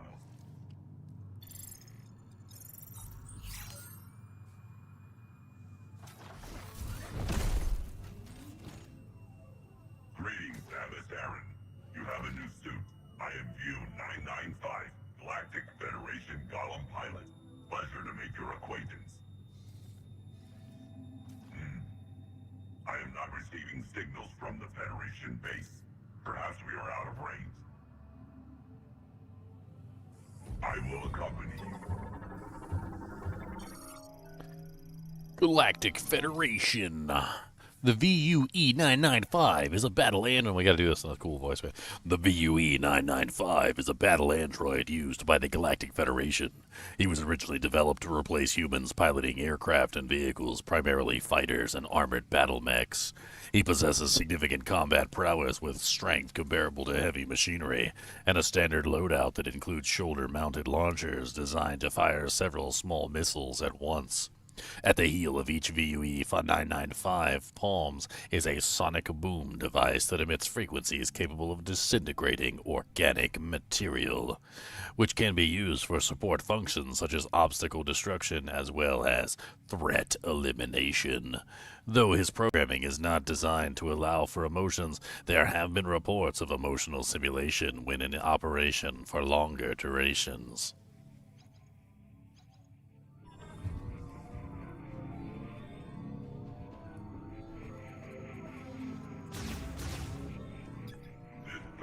Blocking your way. Allow me to assist. The way is clear. Well, thank you. I appreciate that, Mr. VUE 995. I'm gonna call you. Please let me know when I can clear the way. Oh, I will let you know. You think you can do that one, sir? You think you can beat the crap out of that door? Because that would be great. Can you punch that? Give it a good punch. Give it a punch. Come on, you hit that punch it. Gotta punch it. Punch it. Punch it. Yeah, look at that. Fancy. I'm proud of you.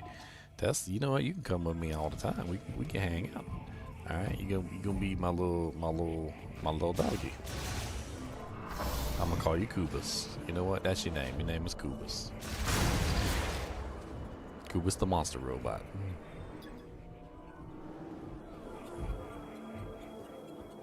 The hell?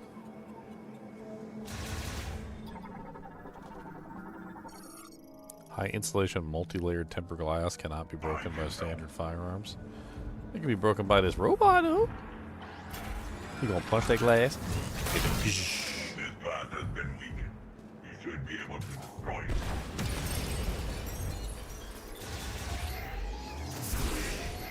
I cannot cross this chasm. Please continue without me. Can I cross the chasm? I don't even. Oh, okay. Those things.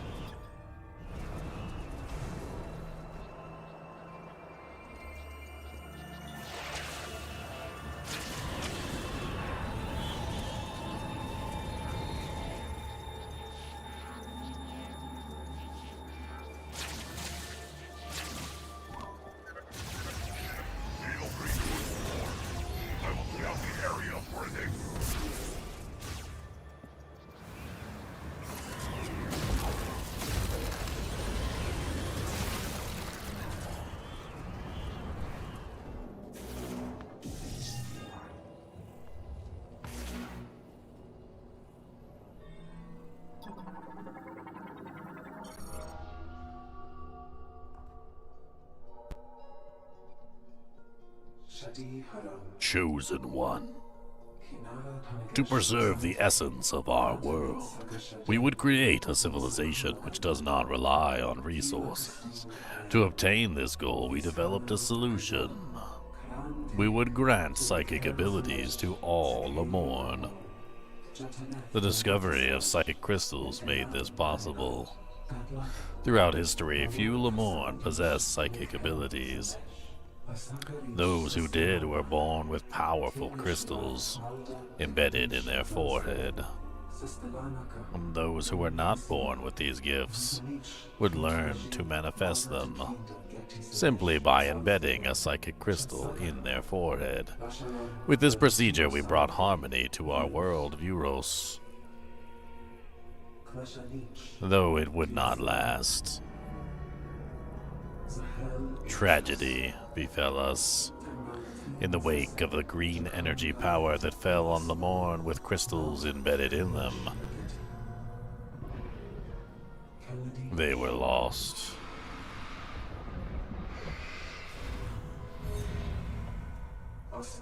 This was the great tragedy.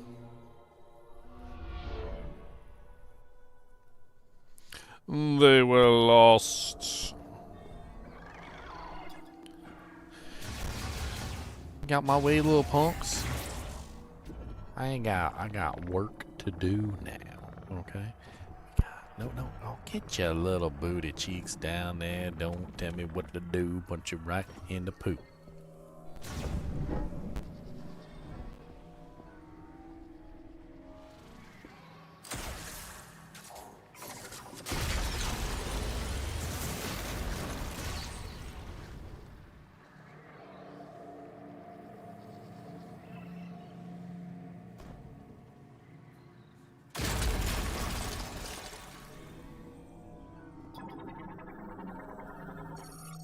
Large psychic lift. Its surface is heavily damaged and traces of psychic energy have dissipated. It is inoperable.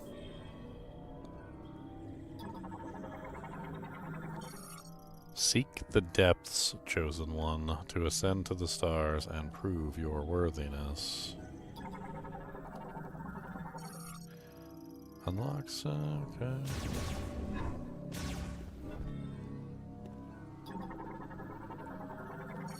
Collapsed walkway leading to the entrance implies it was destroyed by an outside impact.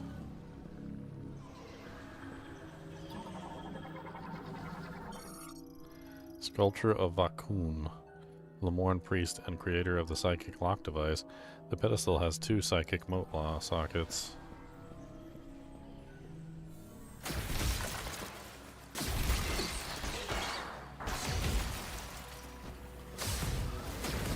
Stop being rude.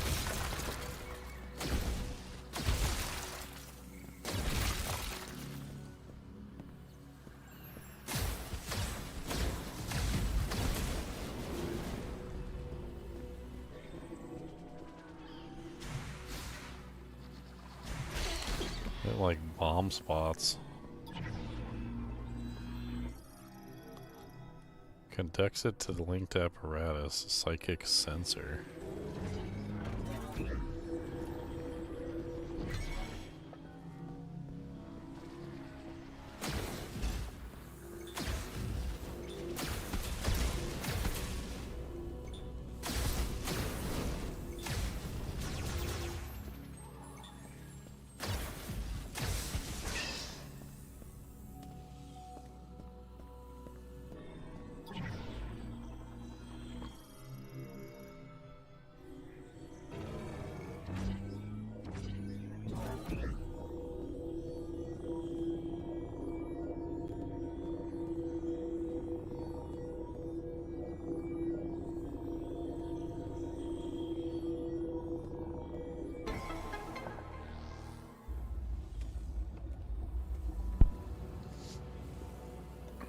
What the hell is that?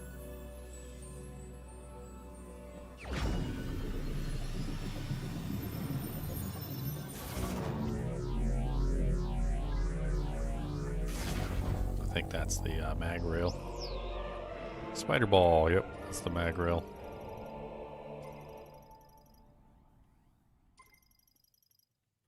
Alright, so now that we have the mag rail, we can stick to those specific things.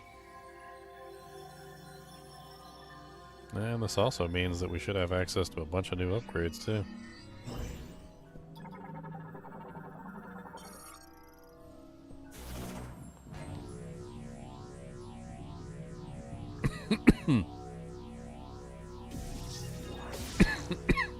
I remember how to do these.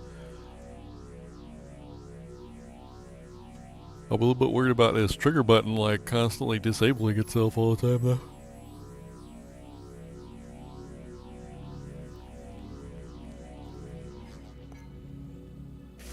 One false move.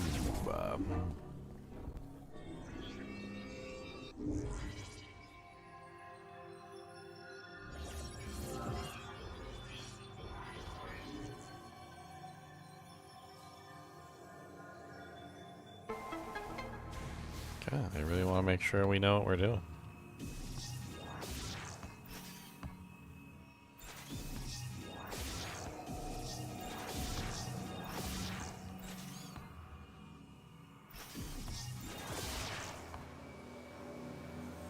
Oh.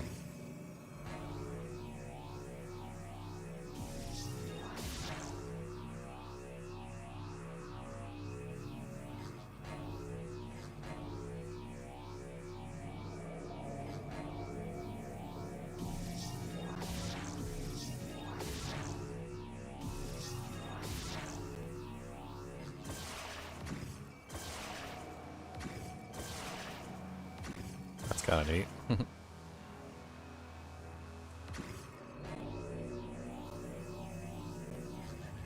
Pretty smooth, pretty easy to do. Wasn't a hassle at all, really. Not bad. We got a lot of those to mess with.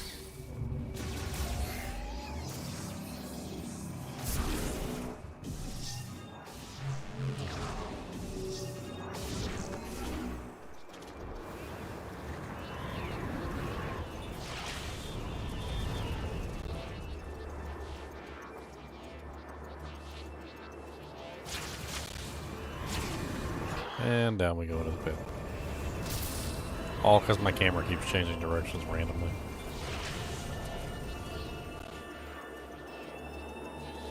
Like, I don't want my camera to change directions a bunch of times. It's stupid. Like, I get it. Like, the wind is blowing me. Big whoop. Let my camera stay in the same direction it was staying in. Thank you. Why are you doing this? Camera just like randomly changed in the wrong direction while I was in the middle of about to jump. If I jumped, I would have died.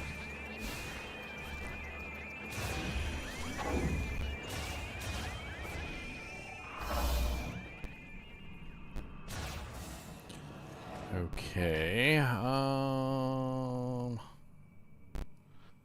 think from here we leave, right?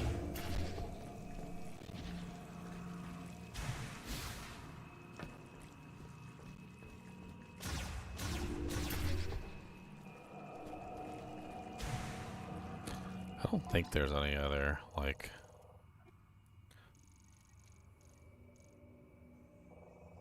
lasso blocker, which doesn't really do anything.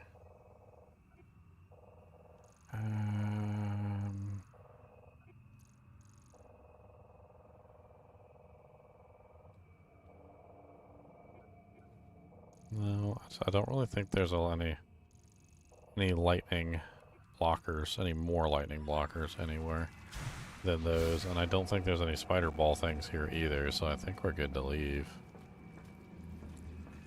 Which is right here.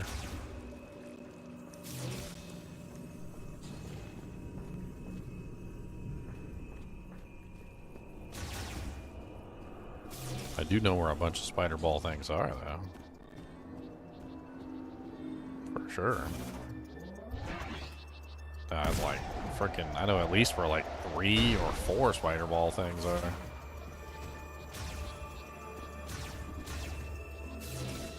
There's one right up here.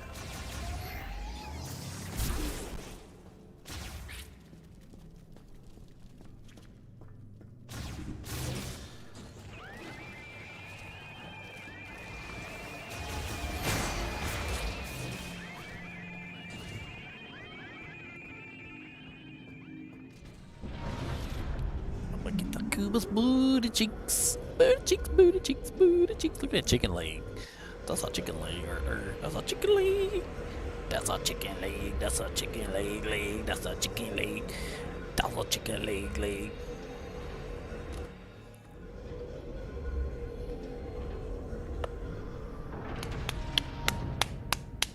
Chicken leg. It's a nice chicken leg. Dog leg. Is that not polite called chicken leg? Chicken leg, chicken leg, chicken leg, chicken leg, chicken leg, chicken, chicken, chicken, chicken, chicken, chicken, chicken, chicken, chicken.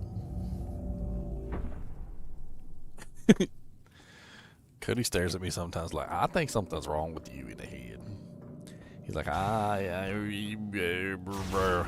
pretty sure you not right in the head. I think we might need to get you to a doctor's. He's like, but I'm too sleepy to take you, so you're gonna have to ask somebody else to take you. Can I get up to this thing?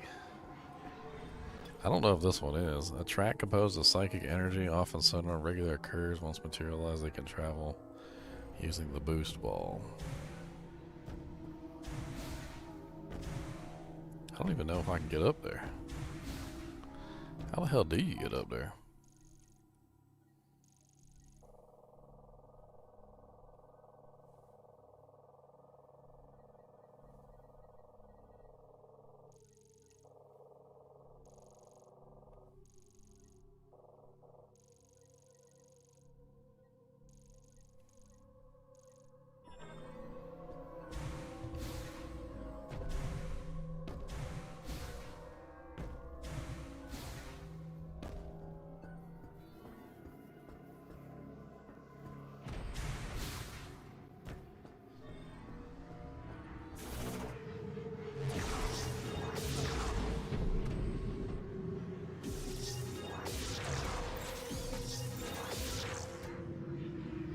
Yeah, I don't know if I can do anything with that one if I can't get over there. I mean, there was a door right there, but I don't know where that door even leads to. I legitimately do not know. I don't know if that's an exit or an entrance or what.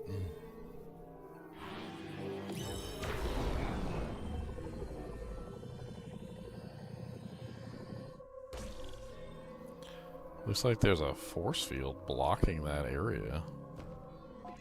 That's really quite odd.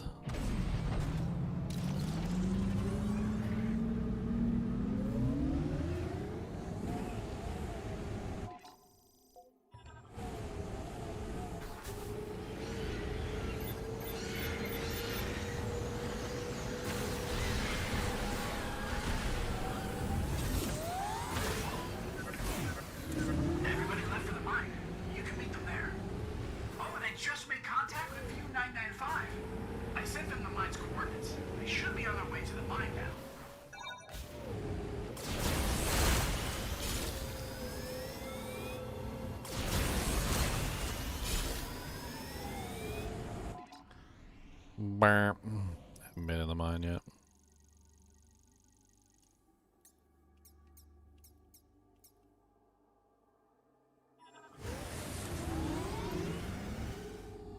I want to go get my power up real quick.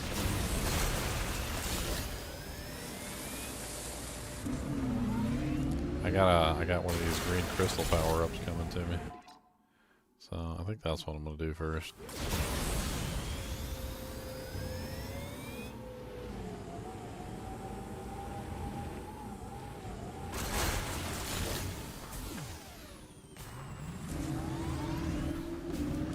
I'm still a bit far away from the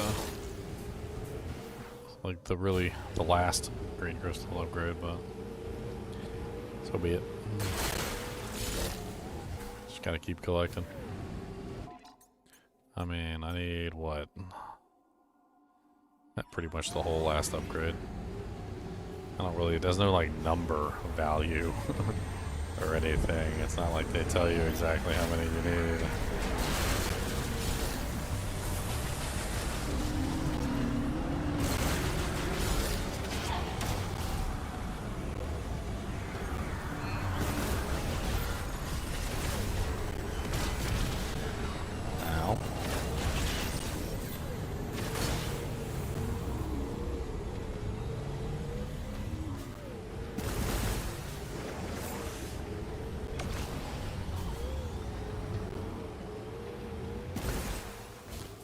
Let's go get our green upgrade.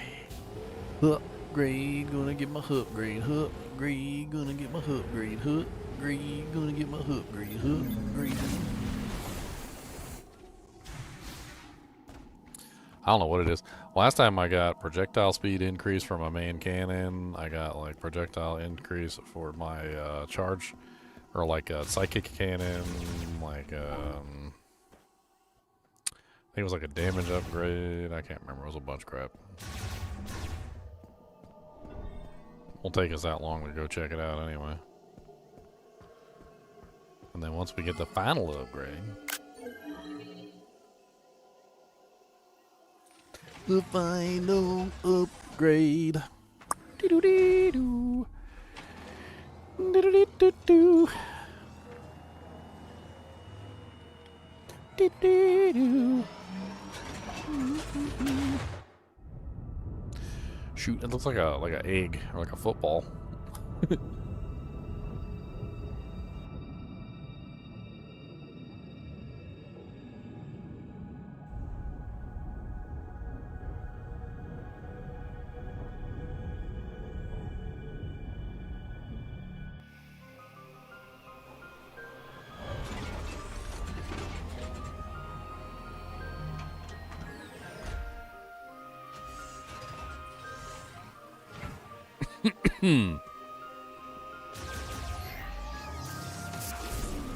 Boom. Ah.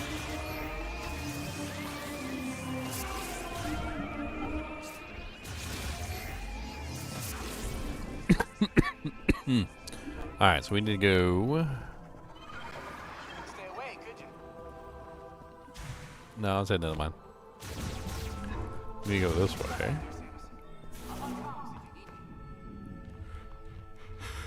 And then we go in here and we insert the green crystals. Altar of Legacy.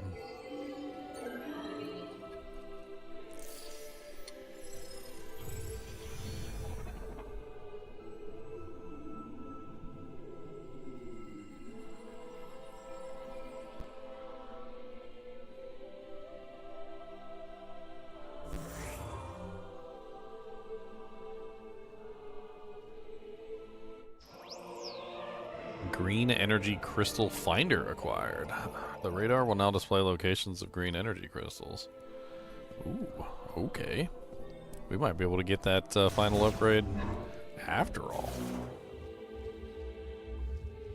I really kind of wish that was the first upgrade, though.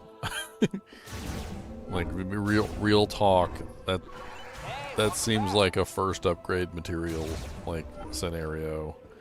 Not a third upgrade material scenario. Like by the third one, like I've already went around the world collecting green crystals for like an eon or more. Like it probably could have helped speed up the process of collecting the green crystals to begin with, but now by the third one, it's really just going to help me finish what? One last green crystal upgrade, which I've already. I'm glad I didn't just go ahead and get the last one, because if I did, well then the crystal finder would have been completely useless. Not just mostly useless like it is right now, it would have been completely useless because I would have already finished all the green crystal upgrades. Yeah, that should have been a number 2 or a number 1. For sure, it definitely should not have been a number 3. And that would have been really sad if it was a number 4. I don't even know what you need green crystals for at that point.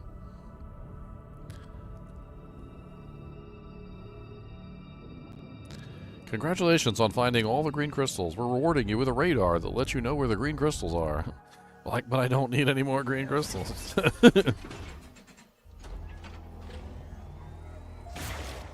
Look, we didn't say it was a good gift. We just said it was a gift, okay?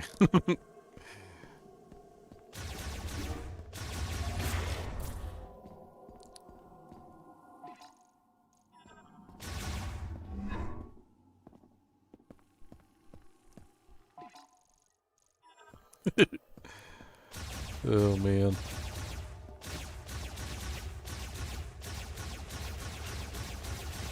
That's cool. The shot effects. All right, well, let's go. Let's see what this green crystal finder how it works. Does it actually just like show us on the minimap where all the green crystals are so we can collect them? Yes, it does. It literally shows us on the minimap where the green crystals are. That's a big green crystal. I don't know what the big ones are or how to like deal with them. Maybe you can boost through them or something? Nope, that didn't work.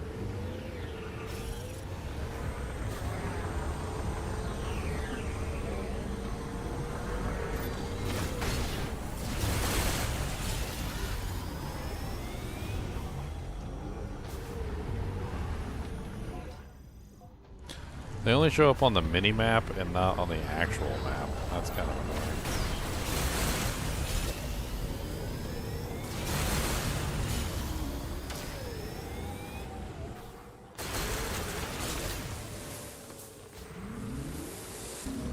But that does make it extremely easy to harvest them, so that's pretty neat.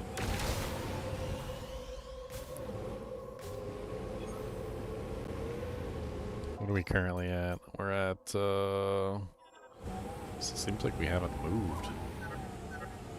Everybody left for the mine. You can meet them there.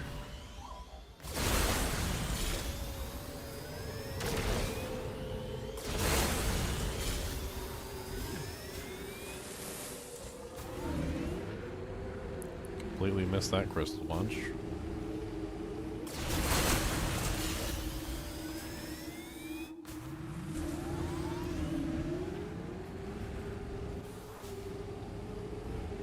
The boosts seem to be the main, like, way to make sure you get them all in a single bunch unless you approach them from, like, the right angle.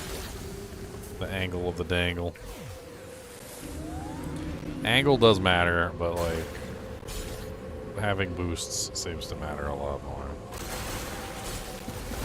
Would be nice if I had a boost right there, for instance, and I could have gotten that entire crystal cluster, but I didn't, so I didn't. These things give boosts, so all I gotta do is make sure I keep hitting these whenever I get a chance. And I can keep refilling my boosts.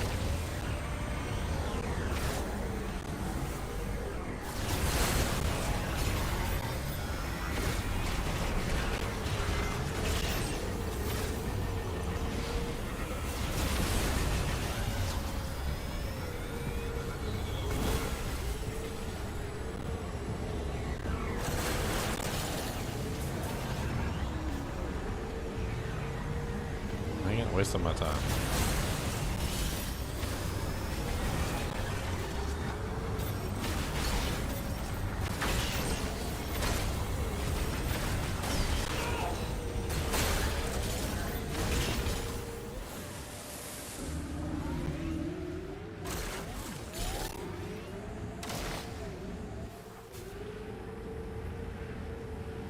Alright, more green crystals. How far we got so far? Feels like we made no progress whatsoever, and I got like 1,000 green crystals. Congratulations, you made no progress. We are so proud of you.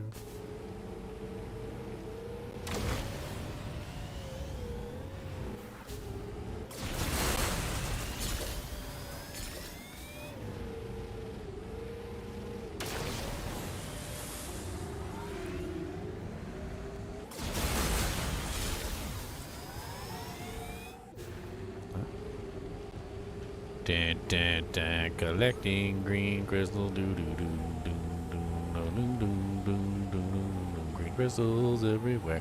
Can't get that one in my hair. Do do burn burn green crystals in your hair.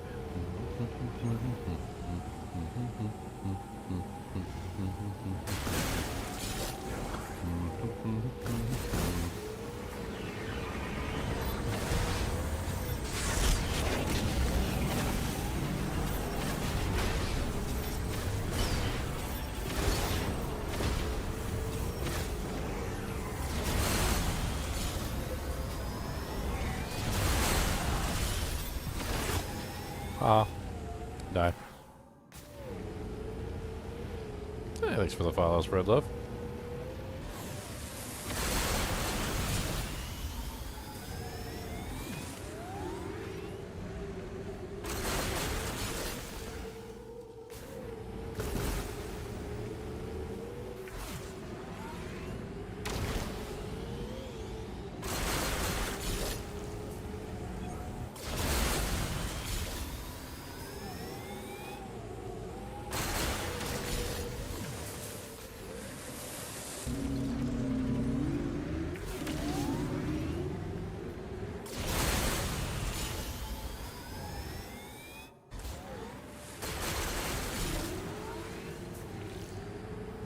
So no crystals that way at all? I wonder if I can get that thing over here. There was like an upgrade over here somewhere. It was like up against the wall. I thought I marked it, but I can't remember if I did or not.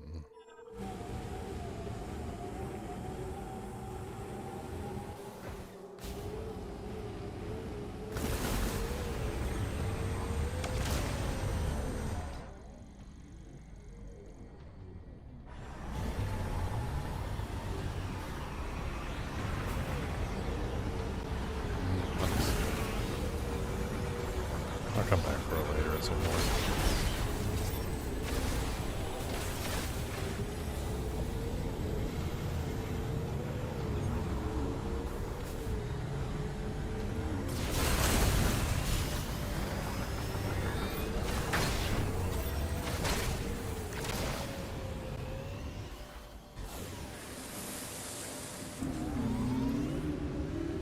There's a single little crystal right there I missed. Look at that. Sad. Can't believe it. No crystals out.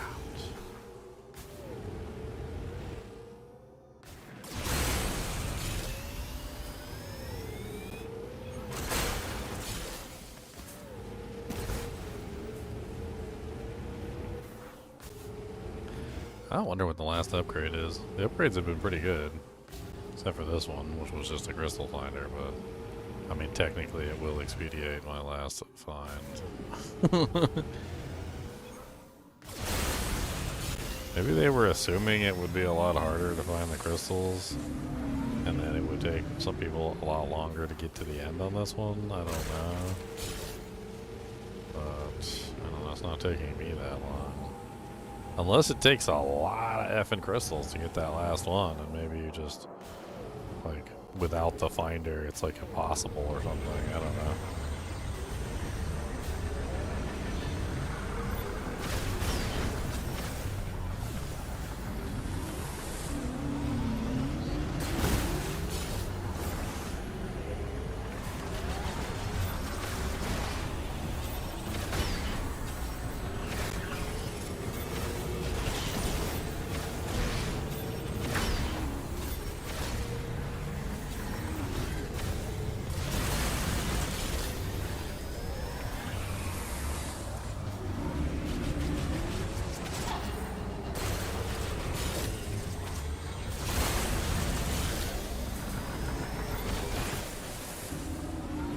Those guys are so annoying.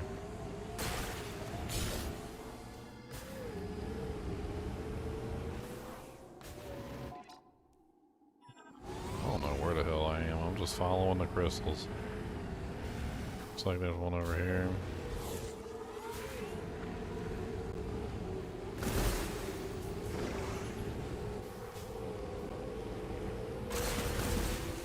A little baby crystal. He did a little baby. That's a little baby crystal. That's what you call a little baby crystal.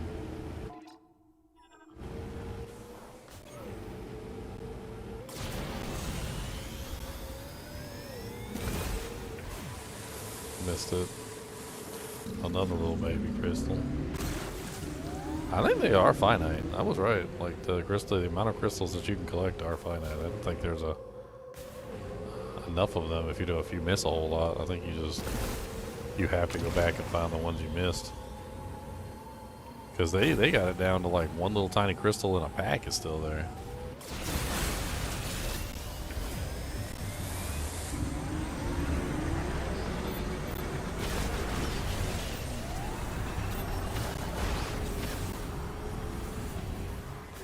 Oh my god, stop jumping over it.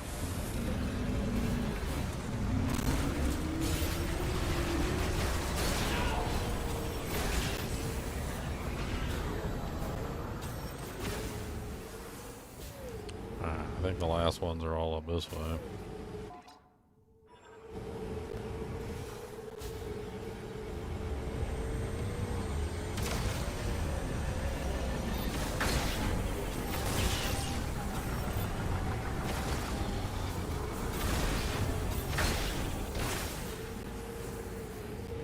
Passing one of them on my left side.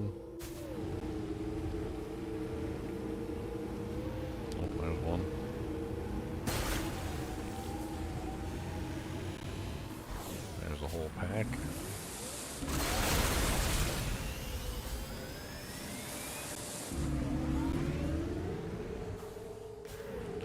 Roaming around the desert, collecting crystals.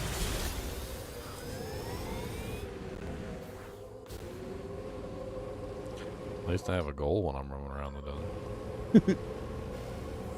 At least I got cake.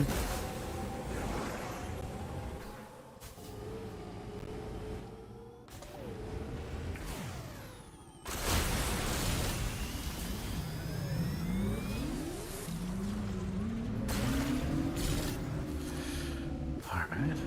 Little one up here, I think. Now it looks like all the rest of them are this way.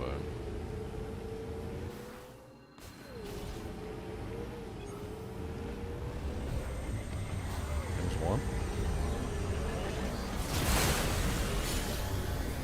It's a whole cluster.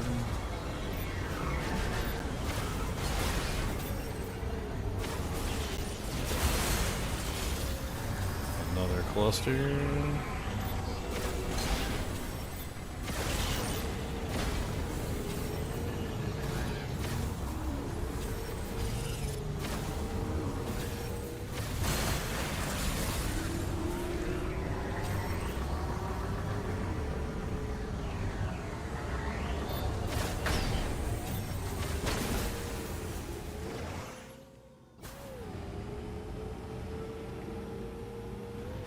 Oh, there's a tiny one right there.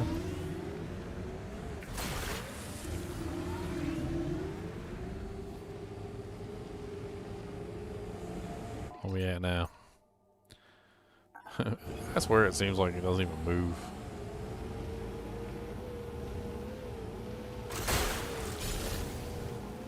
You find so many and that thing won't even like budge.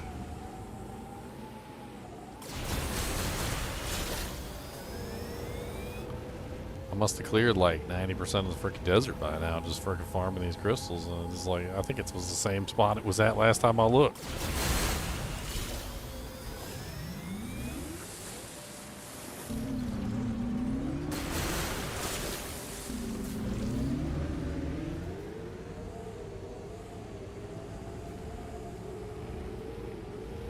Granted, there's still a lot more to go, so I try not to get too upset when it doesn't budge very far, because it looks like there's still a butt ton left all over the damn place.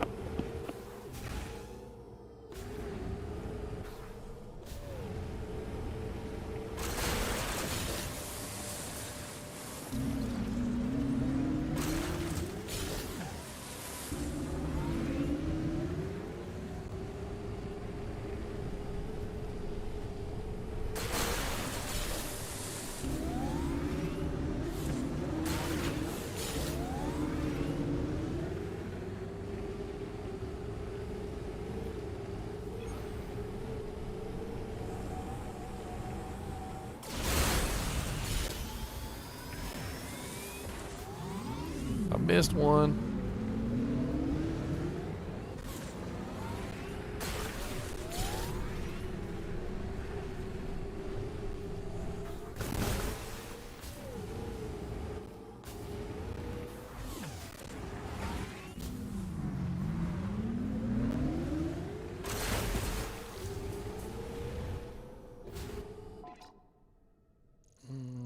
Oh yeah, I did have a little mark thing on the ground there. Hold on. I think I can get that one now. I think it was double jump. I think I have the double jump now, so I can get up there, but I don't know for a fact. You can always check it. Yeah, it's this right here. I think the double jump should be enough to get up there now. Probably just like a missile upgrade or something. Nothing special. It might not work though. I don't know.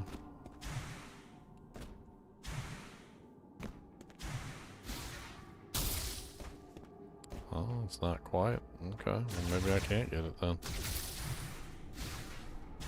I'm pretty sure that there's something eventually that I can use that will break those bricks, but like I don't know what it is that will that will break those bricks, so I guess it's just a matter of time of finding out. Probably the mech.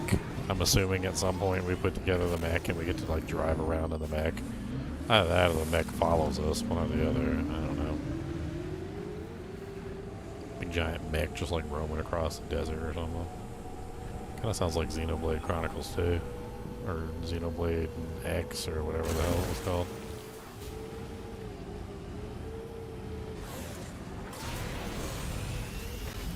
Oh, there's a bunch up there. Wonder if I can get up there with the car, or do I have to do a double jump? There is like a ramp right there.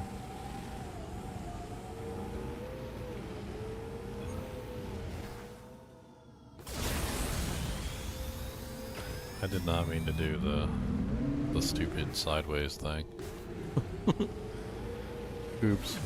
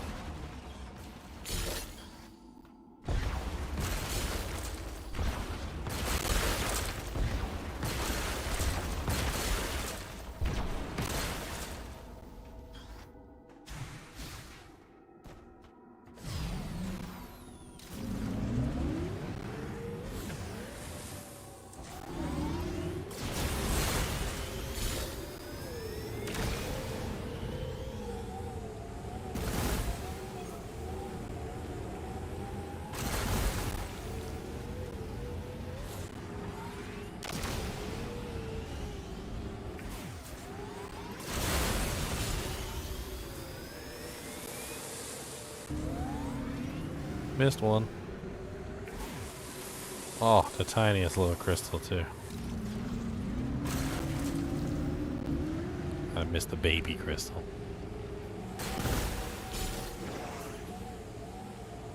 The little baby, I missed the little baby girl. Little barber girl, barber.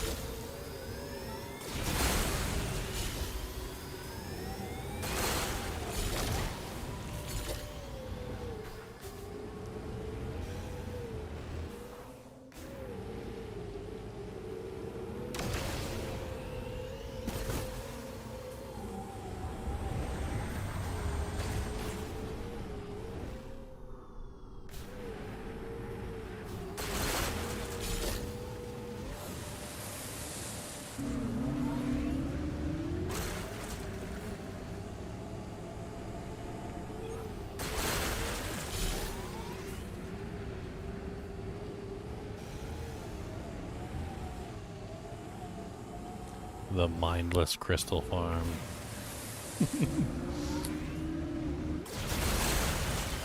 I can't necessarily say that the mindless crystal farm is the most engaging way to get an upgrade, but I guess I'm in it. I got investment fallacy going on right now. Like I'm already three quarters of the way through, guys. Like I just need to keep going so I can get the final quarter. Like I just need to do the final piece. It's not that big of a deal, guys. The final piece. It's just the final piece. That's all I need.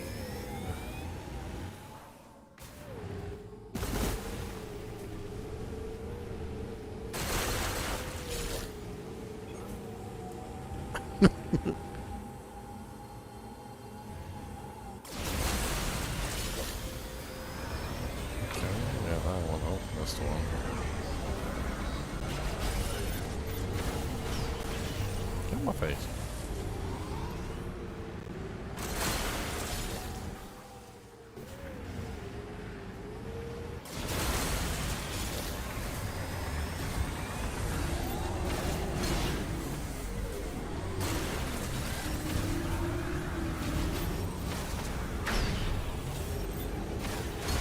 Leave me alone, you stupid little robot. Nobody likes you.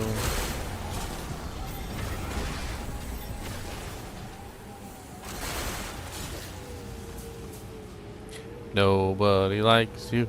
Everybody hates you. You might as well go eat big old nasty worms. Nobody cares about your ugly face. Nobody cares if you disappeared without a trace. Nobody cares about your ugly face. Get your butt out my face, 'cause nobody cares. Nobody cares, my friend. Nobody cares. Nobody cares, my friend. Nobody cares. Evil little robot, you look like a pear.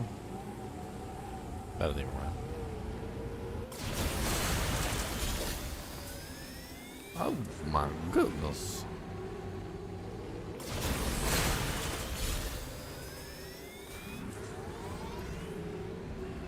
Alright, what are we at now? Hey, we made some progress. We're moving up to the tip, guys. Giggity. I know you like it when they work up to the tip. I know. You don't even have to say nothing about that. I am well aware that the tip is definitely a good place to be. Yes, that's what we want to do. We want to work our way up to the tip. A noble pursuit. Very noble indeed. The tip work. Yes. Extremely noble.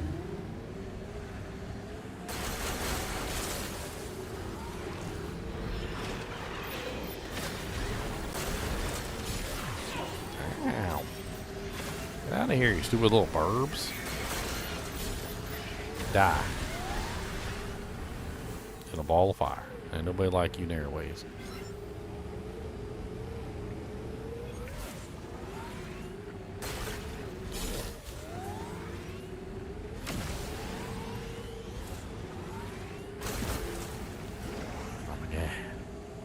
Oh my god.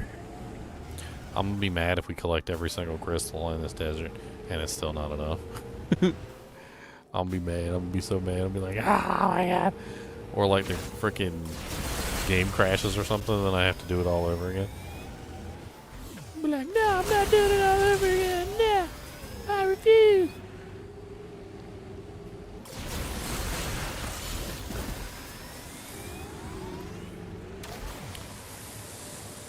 Pikachu, say the line. Pikachu, say the line. Or else you get the hose again. Pika-pee.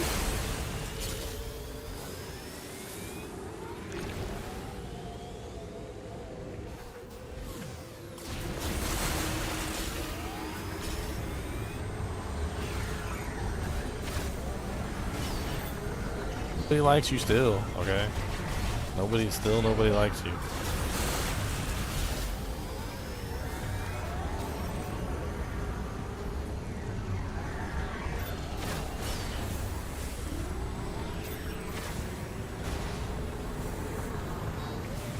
Dang it, I missed it.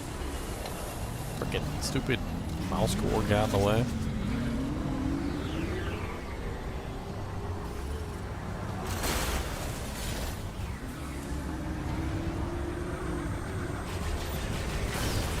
Oh my god, get off my booty cheeks while I'm trying to break crystals. I don't care about y'all. You ain't give me no crystals. If y'all gave me crystals, I'd farm you guys too. But y'all don't give no damn crystals, so back up. What's up, Edward? How's it going? Welcome to the Endless Crystal Farm so we can get our upgrade. This is the way we farm the crystals, farm the crystals, farm the crystals. This is the way we farm the crystals early in the Metroid. When you got the cyber bike, gonna run and make a track. Early, dirly, burly, crystals in the morning. This is the way we farm them crystals. This is the way we do the jank. Don't tell me what to do. Gonna tank a spank. Gonna tank a spank. Burning the burn.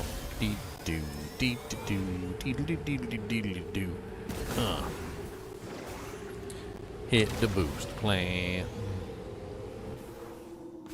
Playing some D2R. Alright, I see Happy. About to sing Edward to sleep. That's what we gotta do. Rockabye Edward in the treetop. Probably goes by Eddie and not Edward anyway. There's so many abbreviations for Edward there are. It could be Ed, Ed, or Eddie, or maybe Eduardo. Sometimes you make it longer. Sometimes you change it altogether. And maybe instead of Edward, it's Teddy. Because that's also one that sometimes people do.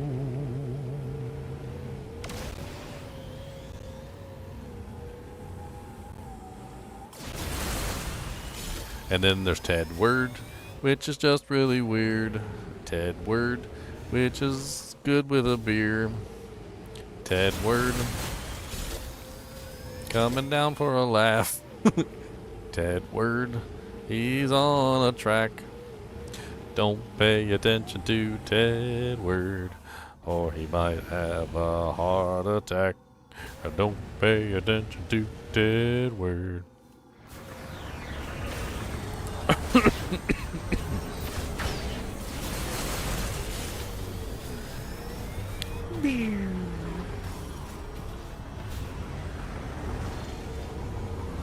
you go, you got your own custom song. I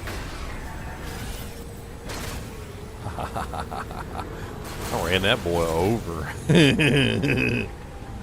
That was amazing. Poor guy.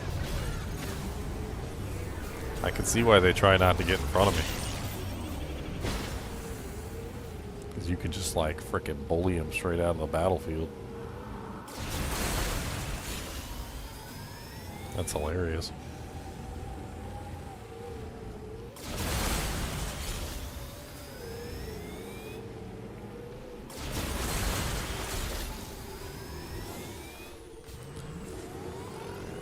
I don't know if they're respawning. I don't really care. I'm just trying to collect the full Monty. I feel like the desert's big enough that I could have missed these, but I did do a thorough search. But then it rained. That's right, then it rained. And when the rain happened, more crystals spawned. So yeah. These could be the baby crystals that came from the rain, I suppose. I got all 4 elemental weapons, and I'm working toward like the final upgrades. So, I gotta go to the factory next, or the mine, or whatever. We're going to the mine next.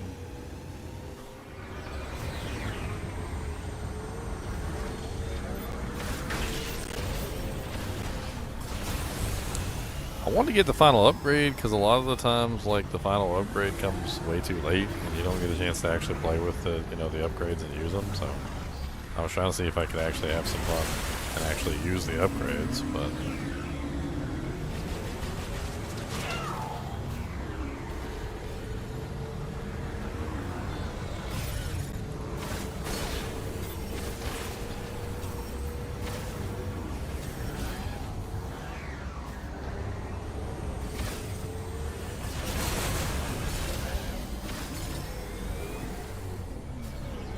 apparently we have 1 left over here.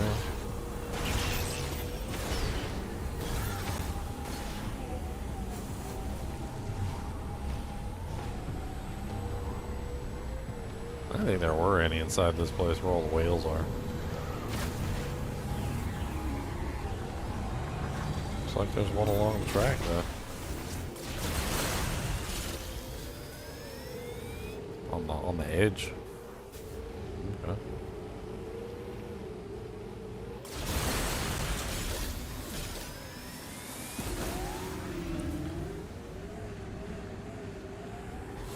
Oh my god, I missed it. Alright, what's our current tally? We're still only halfway up the spire. Halfway up the tip. That doesn't seem right. There must be like some sort of There must be some sort of like threshold limit before it shows the next thing, because we gotta be close to the next threshold. We must be like right there next to the threshold. 'Cause we've cleared like almost every single crystal in the freaking valley.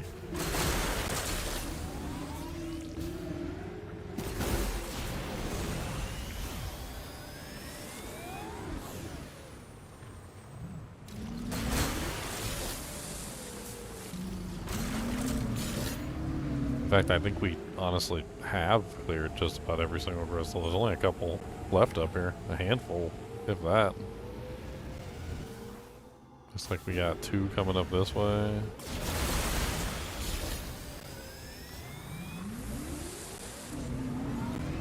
I'm definitely saving it after I do this because I don't want to do it again.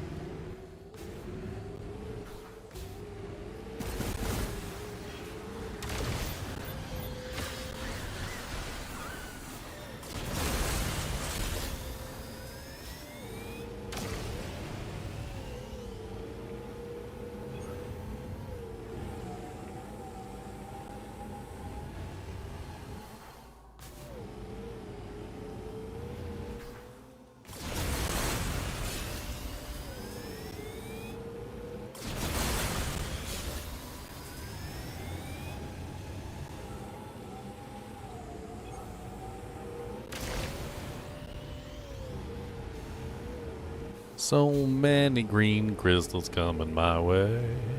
So many green crystals make me pay. So many green crystals everywhere. I need some green crystals in my hair.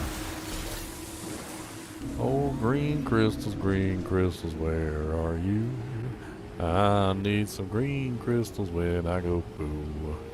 Green crystals, we got thee.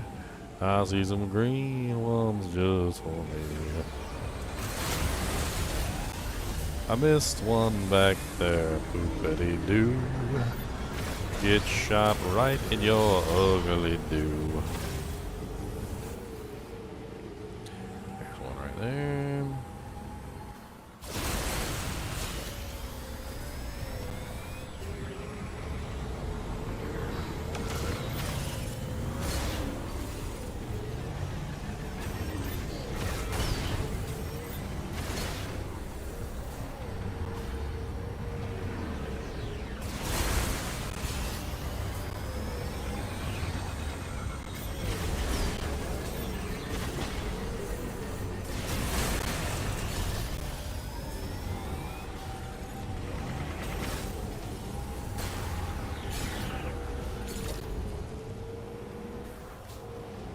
This is the save thing right here. We might as well use it while we're here.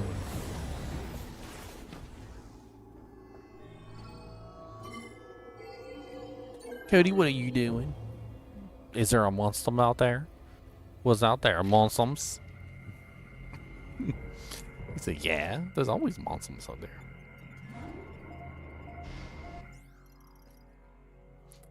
So freaking big, man. God dang, why'd I have to get the biggest dog ever? Here he comes. What's up, big'em jiggum boy? What's up, big'em jiggum, my big'em jiggums? What's up, big'em jiggum boy? That's a big'em boy. That's a bigger jiggum boy. Yeah. That's right, I said it, and I meant it. That's big'em jiggum boy. Did you see any possums out there? Did you see any cats? Did you see any monsters? You can tell me if you see some monsters. I'll come help you fight them. We gotta practice and fight together. For when the apocalypse happens, I need a dog meat. We're gonna get you some armor and chainmail and stuff, and we're gonna deck you out, and you gonna have all sorts of cool gear and whatnot. We're gonna get y'all decked out. Can't have a big old monster dog and not get them decked out with some with some equipment. Maybe some goggles. Keep dust out your eyeballs.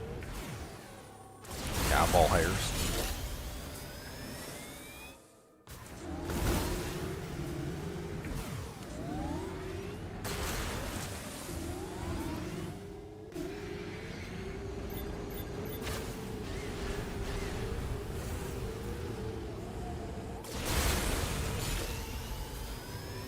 I think there's a couple around here.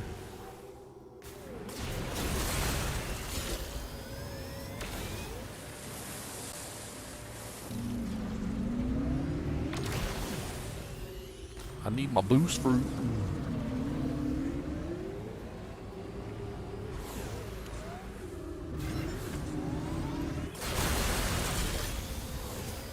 So these aliens' ultimate goal was to make a civilization that didn't require resources.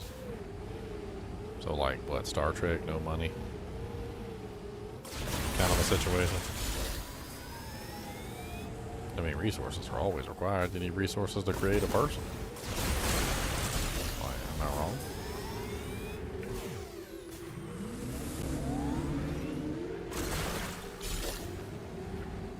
I think that might be the last crystal. Oh no, wait, a couple more just popped up. There might be a proximity like thing with these where you gotta have a certain distance away before they show up, because they definitely weren't there earlier.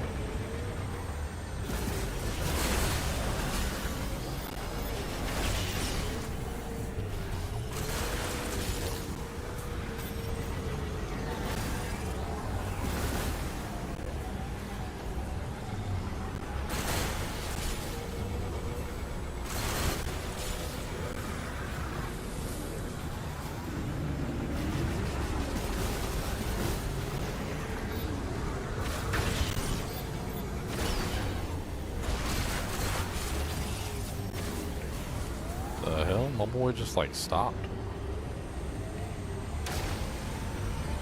That was really weird. My girl, sorry, my girl. She's a girl. Her name, she's saying this. My bad.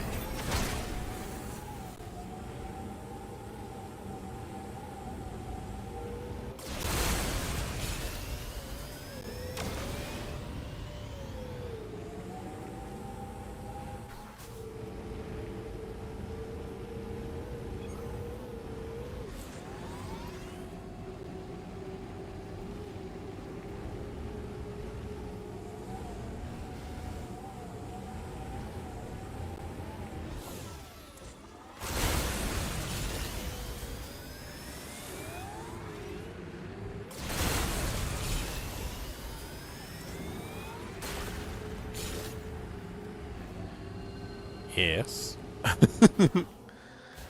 Cody said, I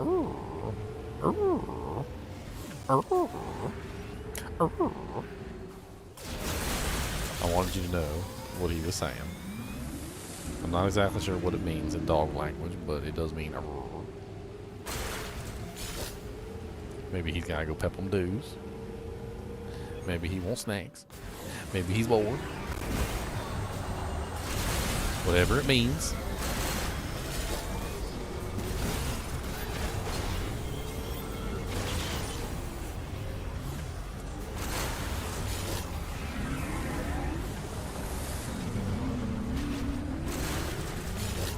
Cody just wants you to know.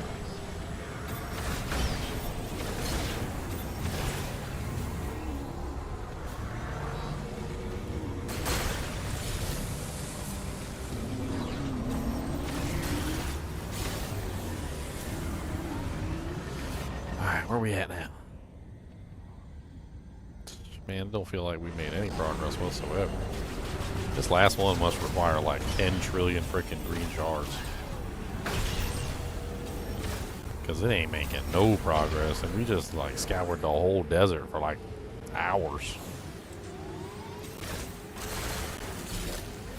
I have a feeling that the last one might be one of those balloon situations where the amount required increases almost exponentially toward the end, where it's like it requires a huge doojink.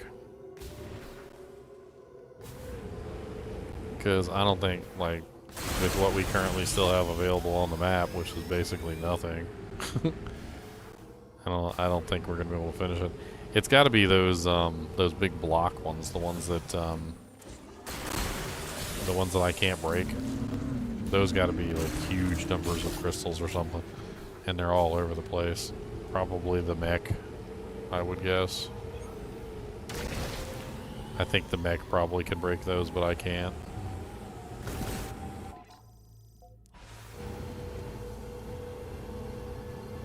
I mean, there's no more on the map unless I'm just not near them. The ones I can't break show up, but that's about it. We have exhausted all possible green crystal sources unless a new one shows up on the radar.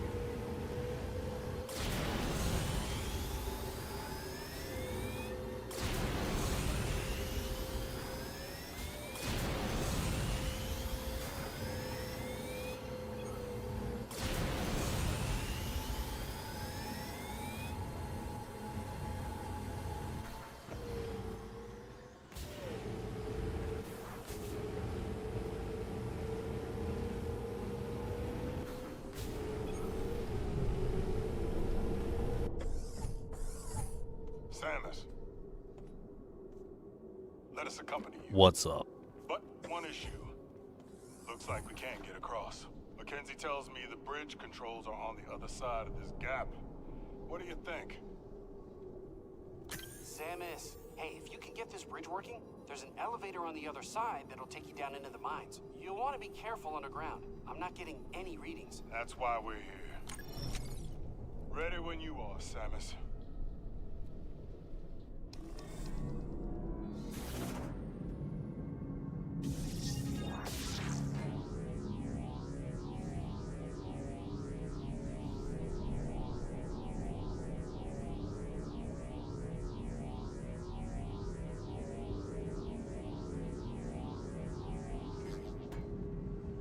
Spider Ball Tech, that's what I got. The Spider Ball Tech, it's mine, ah.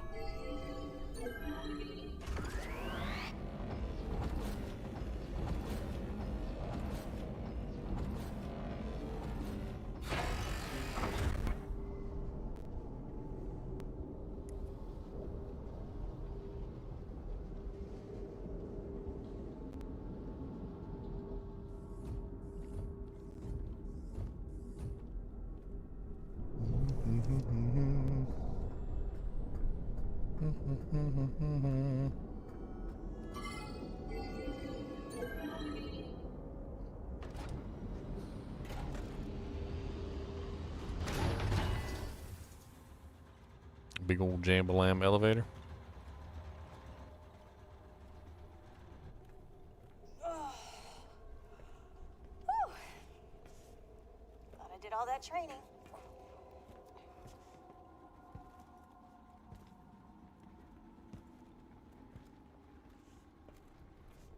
What is it? Nothing good. Reavers, inbound. Multiple contacts.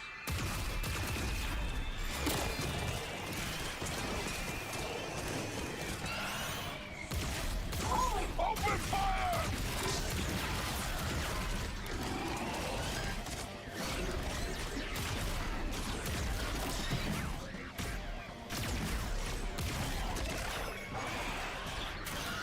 Haha.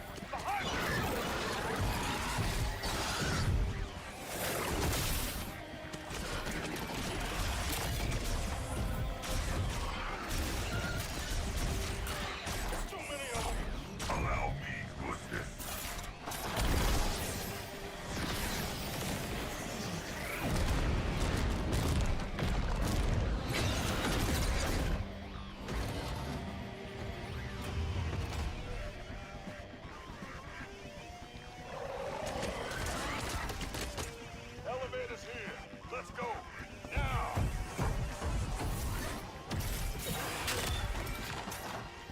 We got you. Go on now.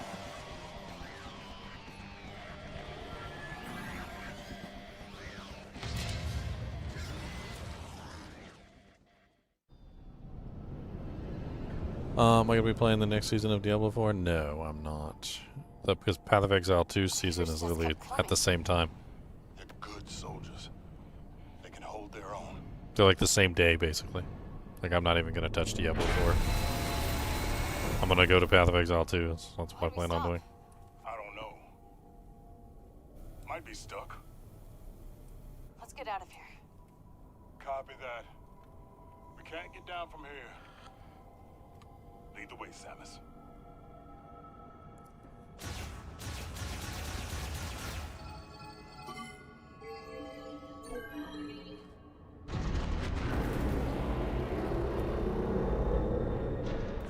Oh, more Sparta Ball tracks. Great minds. And they call it a mine. So this is the belly of the beast, huh? Not impressed.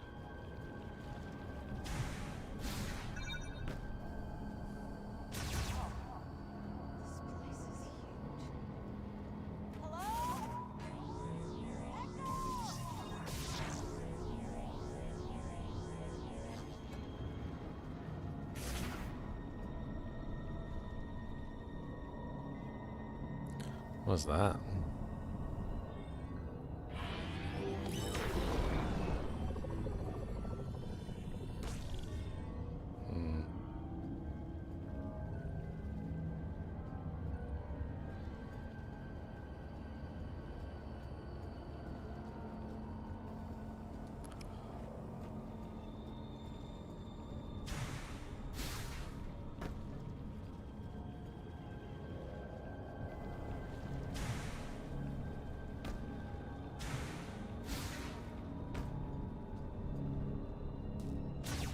One of the things is out.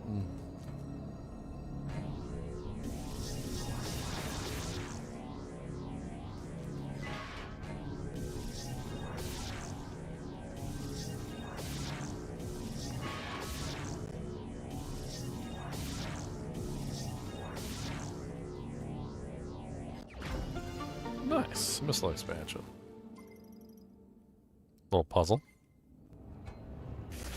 Little puzzle and some missiles. No big deal. Oops, someone hit the wrong button and died. No big deal.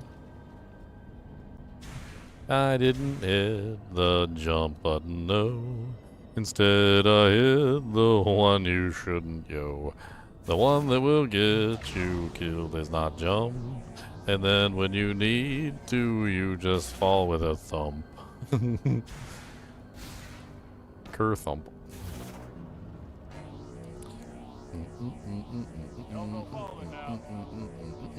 Oh, I'm totally falling out. You said that.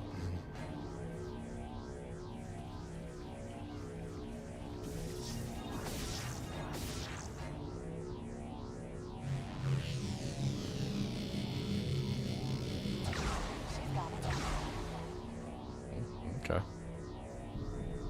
That's one way to do it.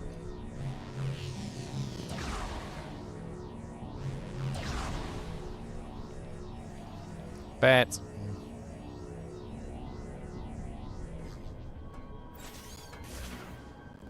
How does she see in that mode anyway? Like that would be really disorientating. Don't you think? Like that's just like the morph ball mode in general.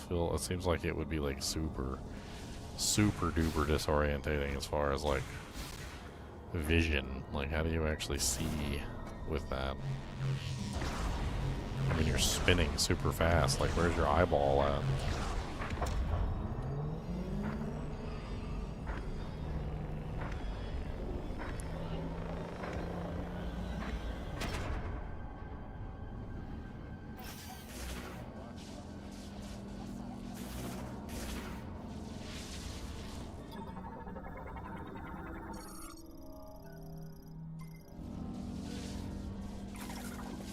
Can't hit it. It's being blocked. What do we have here? Grab a side, Sarge.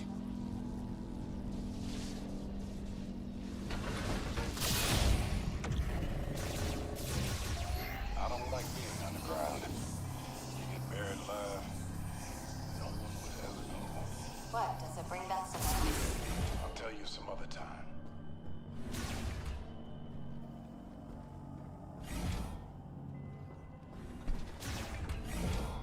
Let's catch our breath.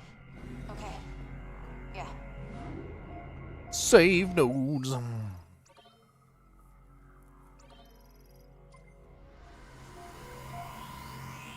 Take it easy. Save notes.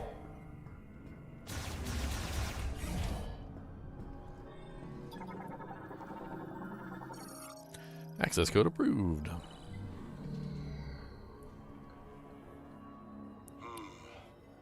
Doesn't look like there's a way down without the elevator.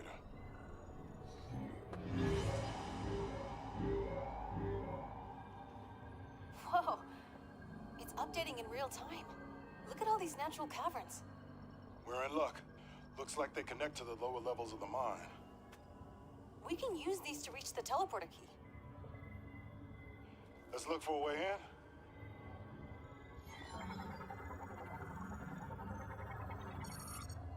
in. Area map acquired.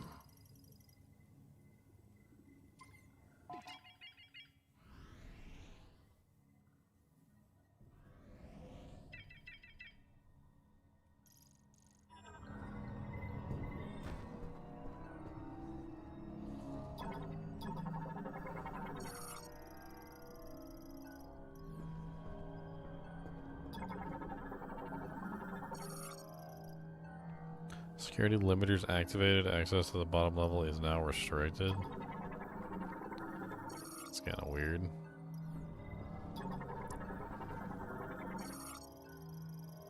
Relocation of large-scale excavation drill underway. Suspending excavation work. Oh, that's a bomb slot.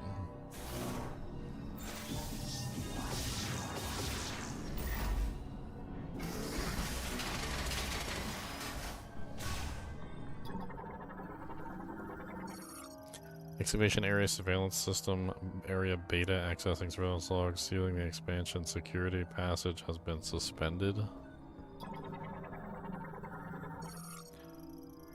Using the use of the mining cannon has been suspended temporarily. Mining cannon?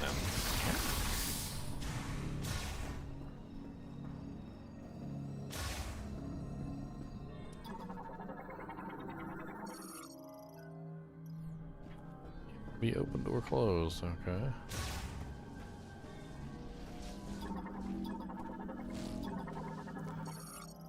Looks like this one's ice, and it also needs the help of them.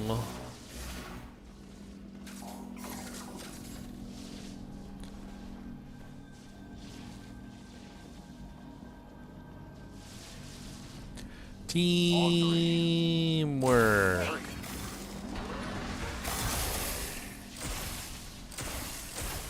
Well, that's lightning. It looked like cold. I don't know why it looked like cold.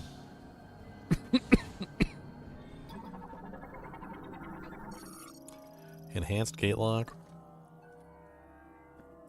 Effectively impossible to destroy with regular firearms. Sounds like we need Mech Warrior down here. Time to work. Ow, ow, ow. That was rude. That was super rude.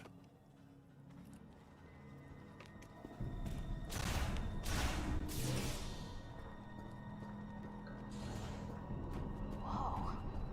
What's this huge thing? According to the map,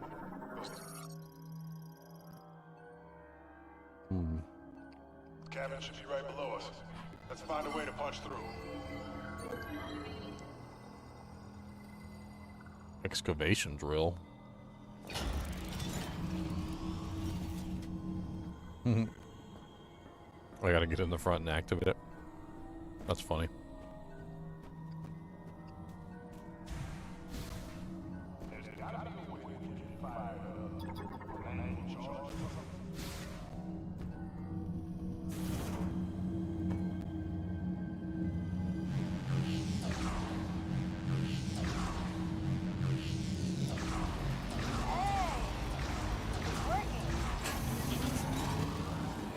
Nice work, Samus. Now let's get this baby into position. Easy does it. That's as high as it'll go. Just need to aim it.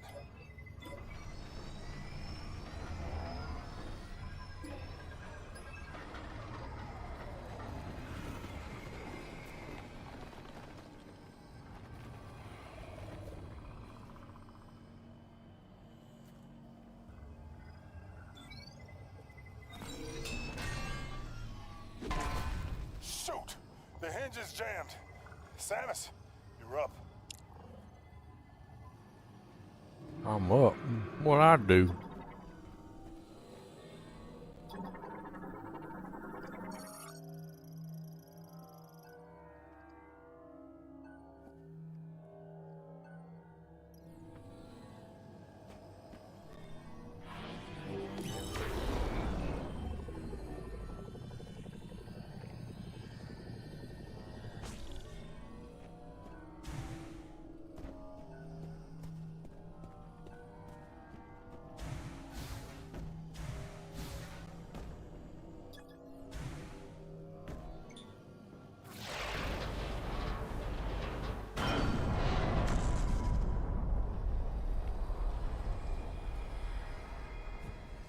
That was loud. Well, that's one way to do it. Okay. Now every griever in the building's gonna come try and eat our faces.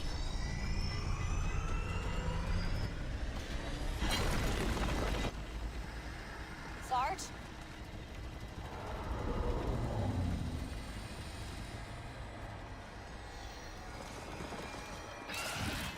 They're crawling through the rock. The hell? That seems rude. Until we punch through.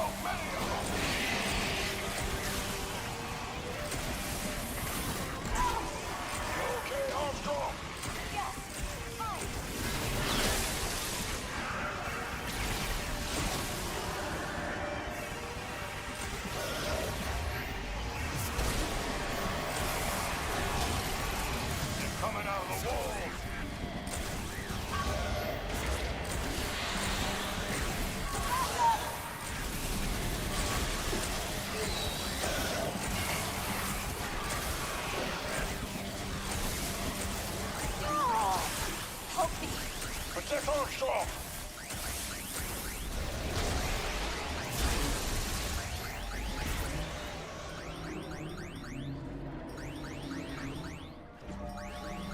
Got me? Like a field? Okay. That makes that easier.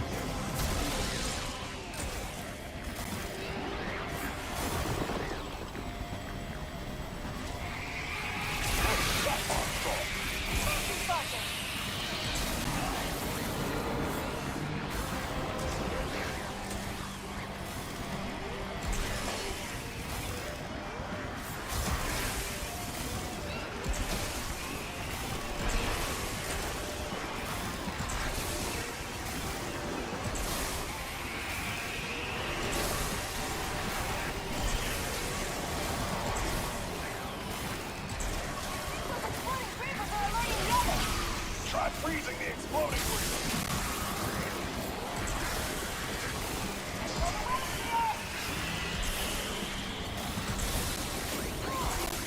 Dang it! Armstrong is down. She needs your help.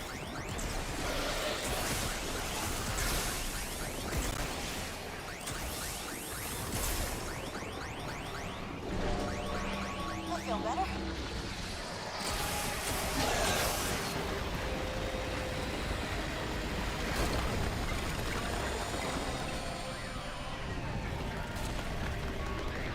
We can go down to the next level. Jump into the hole.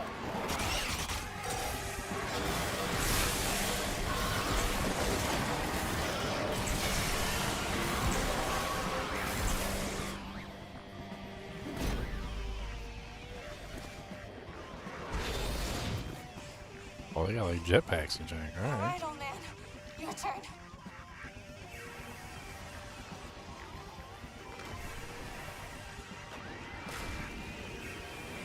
Let me get your butt down that hole. I'm gonna come back up and drag you down there. Change your plans. You'll be safe. They can't follow you anymore. Wait! No!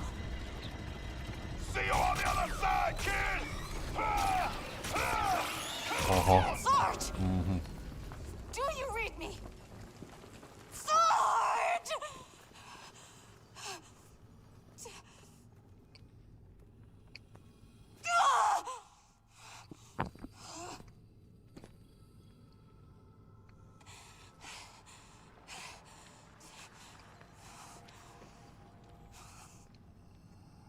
Let's go.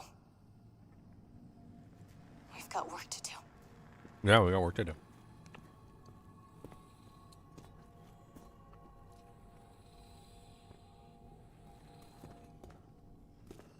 What the hell is this stuff down here?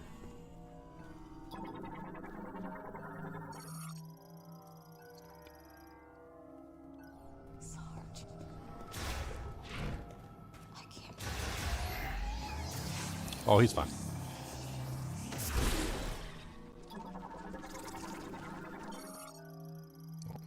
Metroid feeds primarily on rock ore, which is dissolves using highly acidic digestive juices.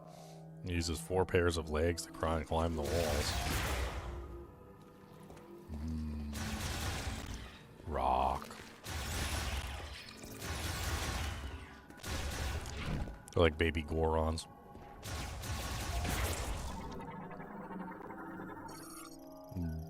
Beryl ore, lightweight metal of moderate hardness but cannot withstand explosive shocks, easy to process, and therefore widely used.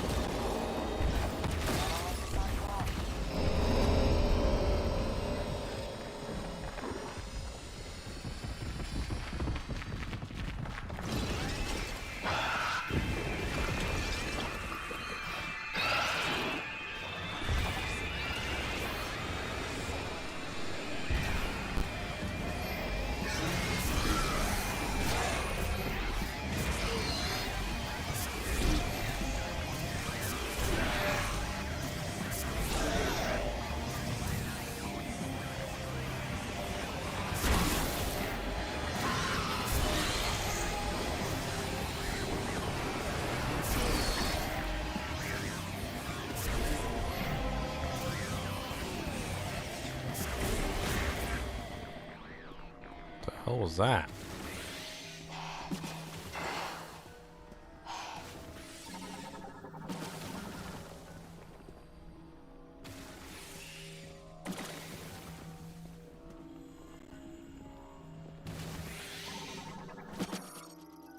Pop crawler uses its long, slender body to leap up and attack prey by spitting hazardous, thorny objects.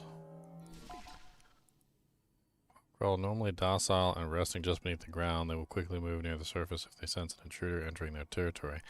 They then slap the ground with their telson to leap into the air, rising to a height of 3 meters. At the top of their arc, they will launch a solid thorny object from their mouth at the threat. Because their body fluid glows, light can be seen behind the thinner areas of their exoskeleton. The object launched by the pop crawlers also contains these fluids and glows similarly.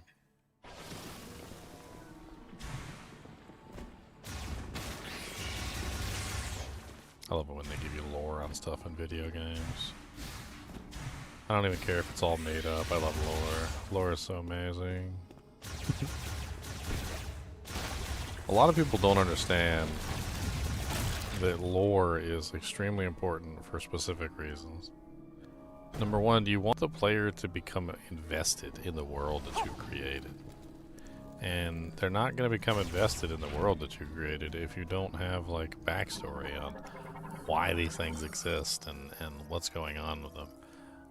Shriek bug larvae gestating inside the Metroid cocoons made of hardened mineral-rich mucus. Shriek bug larvae possess vocal cords and will scream if agitated.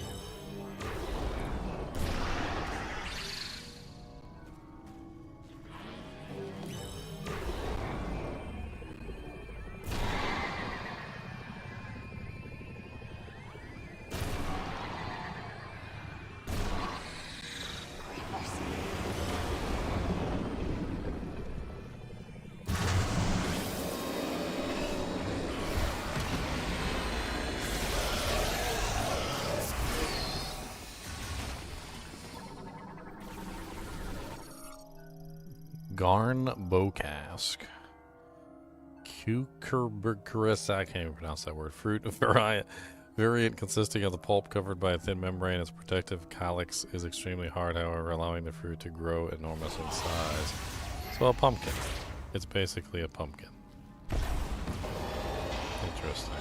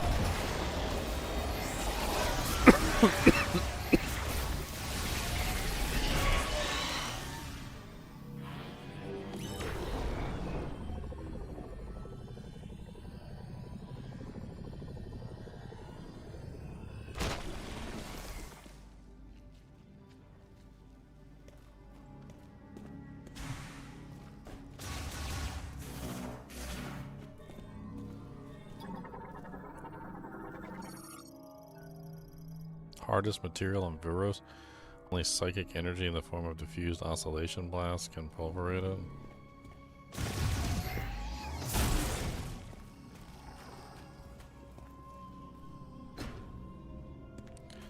Are those the ones that cause damage to you when you walk through them?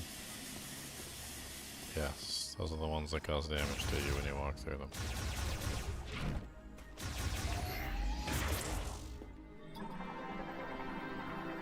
Hey, somebody got a Shaco beanie. Grats.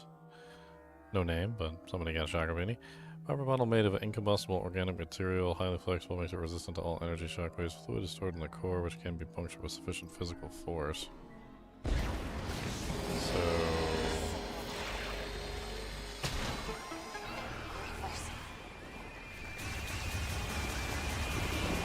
Yep, just as I remember.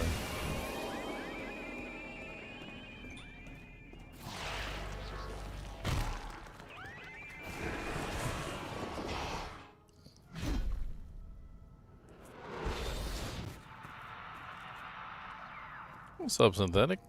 Oh, pretty good. I'm getting pretty far, I think. I don't know how close I am to the end, but I have all the elemental weapons and I'm working on it. No, I've got to get a hold of myself. Knuckle up. I won't quit. Sarge wouldn't let me. We can do this. Yeah.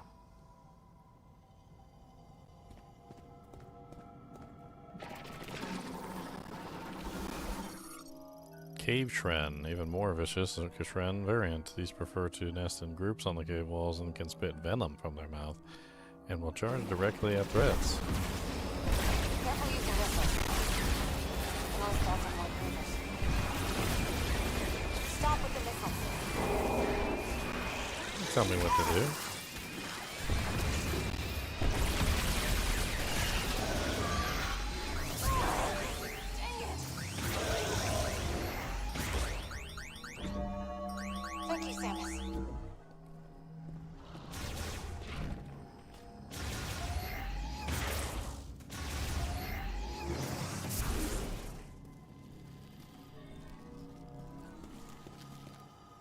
What the hell are those things? No life signs detected. A deep gouging injury has removed or destroyed most organs. All biofluids have been lost.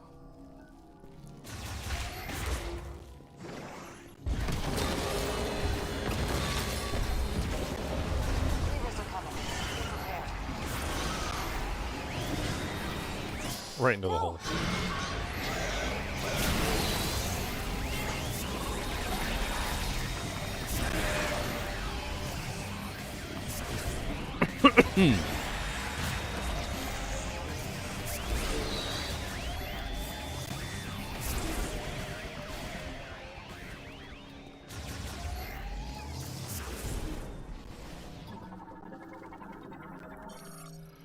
Crystal crawler, a beetle that feeds primarily on Deborah crystals.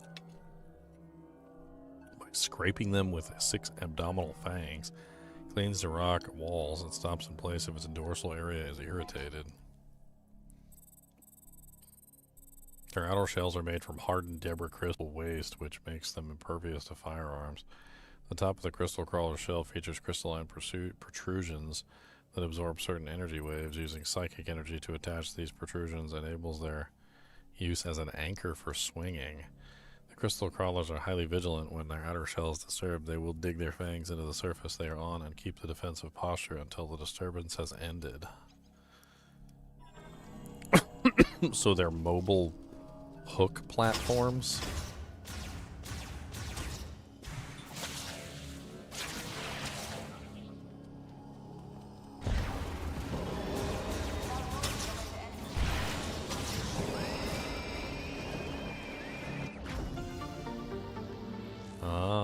Okay. I mean, yeah, it worked. So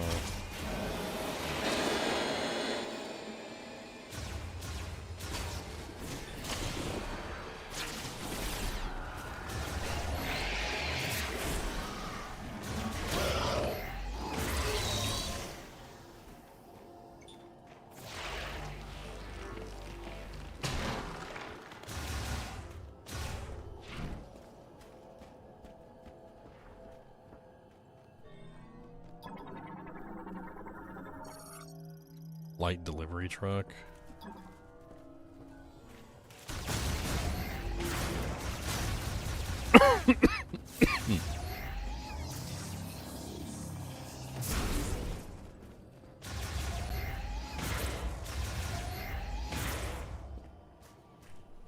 Looks like something's back there.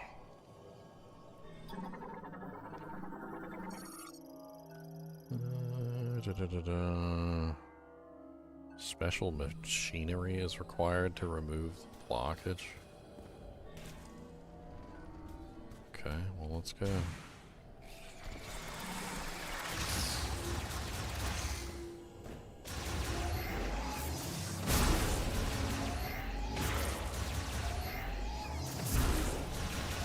looks like our way out. But how do we get through? Another special machinery thing.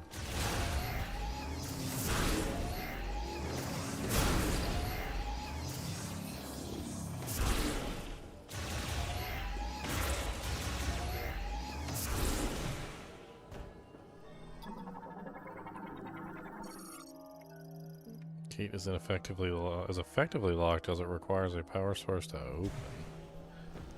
Does that mean I can shock it open? Huh. Guess not. The door looks like it needs power. Is it connected to anything?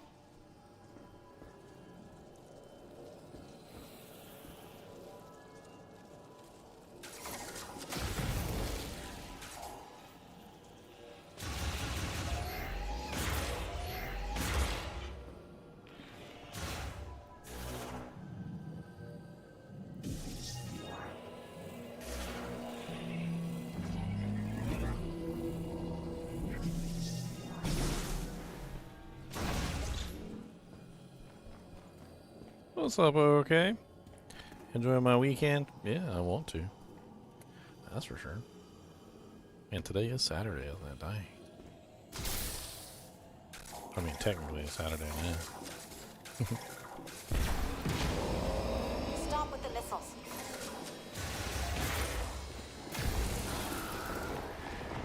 Need to find a way to break through the rubble back there. What is that? Abandoned vehicle.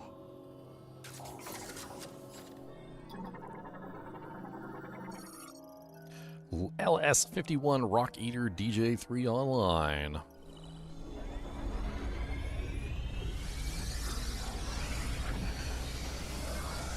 Because I was born to be a rock eater. This'll do nicely. That's what I like Use to it to do. break through that wall. I'm gonna eat some rocks because they're so delish. And don't tell me what to do now. Come on. Because I'm gonna eat them up. Give me a big old monster-sized cup. And when I'm finished drinking all of these rocks today, give me a refill for 79 cents. Because that's how much it costs for This'll do. a refill at 7-Eleven.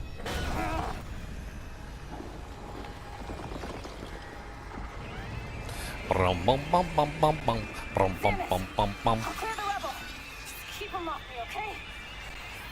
Oh, don't you worry about it. I got you back. Alright? I got you While back. I clear this rubble.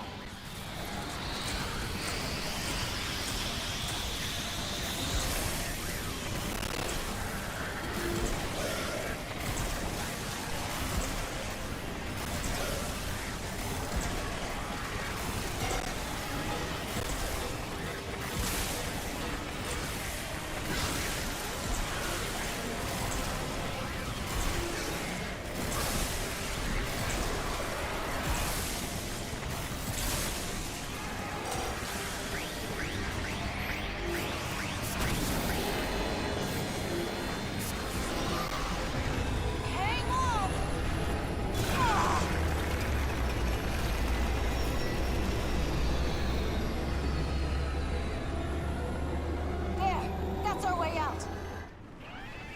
Gonna run you down.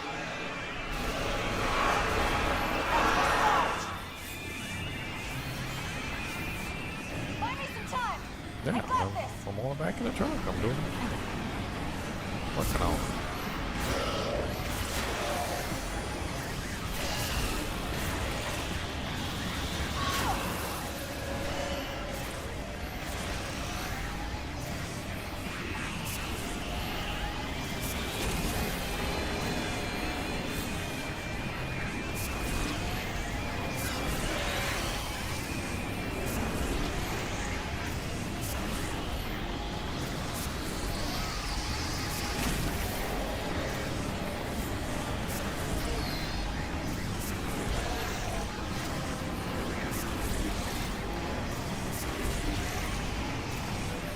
They're not coming from the right at all, which is kind of weird. Oh, I mean left, sorry. And then I say that and they start coming from the left. They heard me, guys.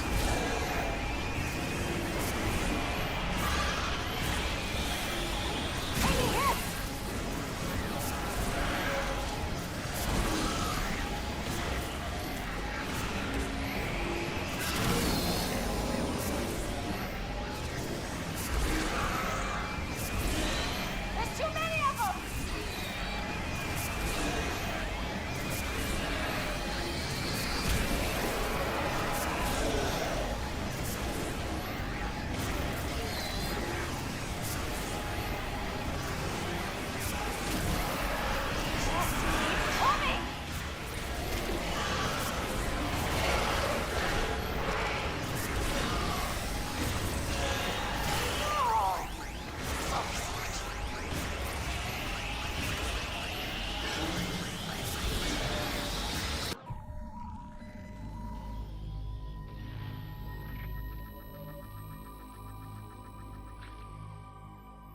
Critical mission Federation trooper killed in action.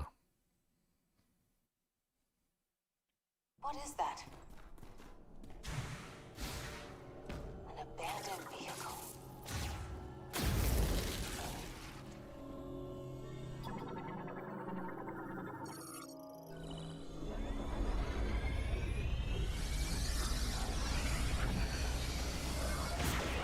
Cover me while I clear this rubble.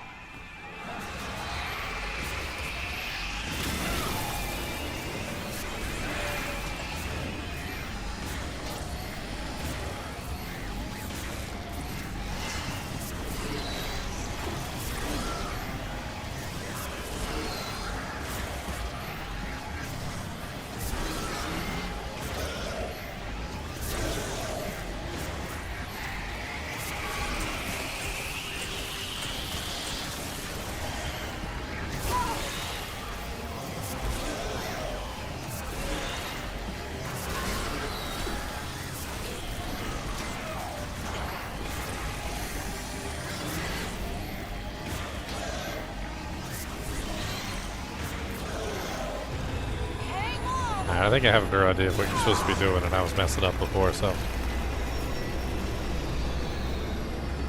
One of the things that you're supposed to do is you're supposed to freeze the exploders so that the exploders don't crawl more, which slowly assists you, essentially.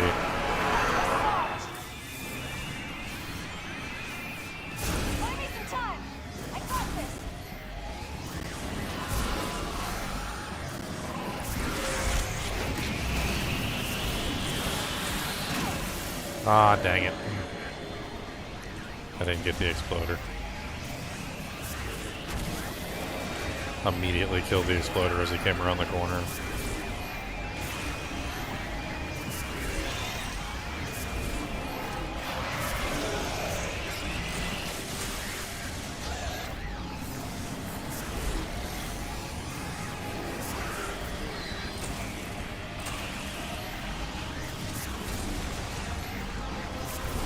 There we go. I got one of the exploders dead without letting him explode.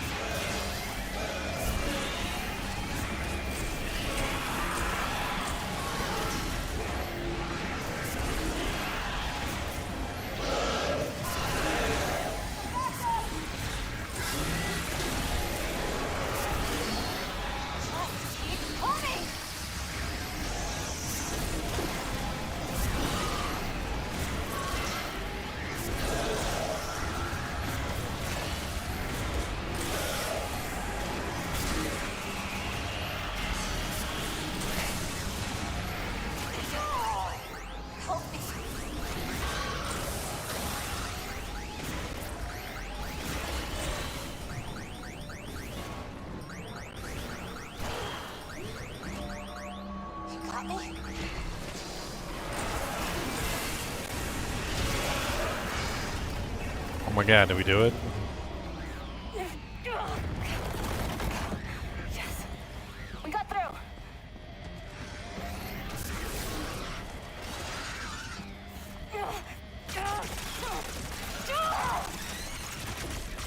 Samus, now's your chance. Go!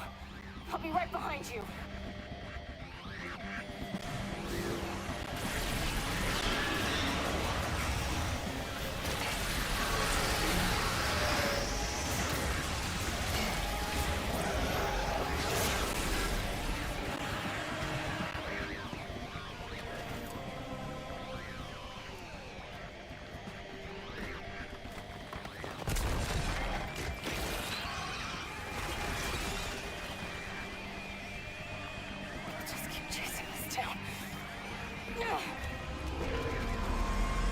They can climb through the walls. Like, I don't... Find that key, Samus. I'll keep them occupied.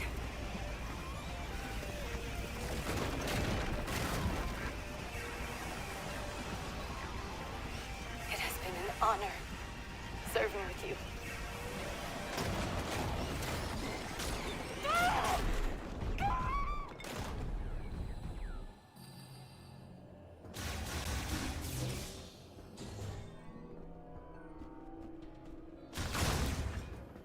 Man, I need that save, DJ.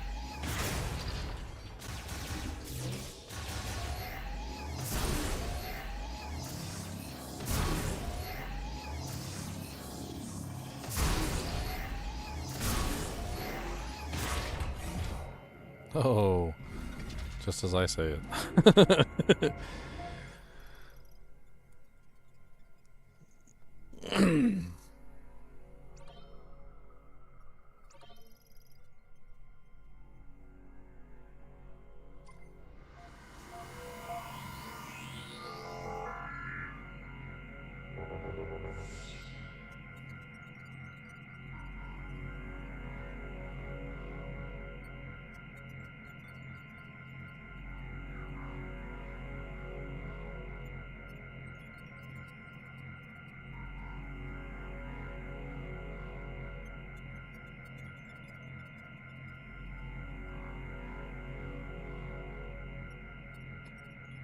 A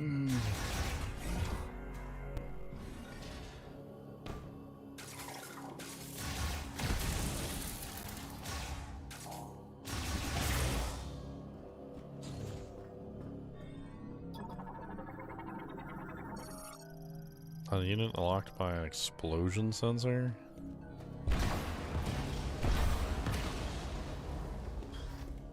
What?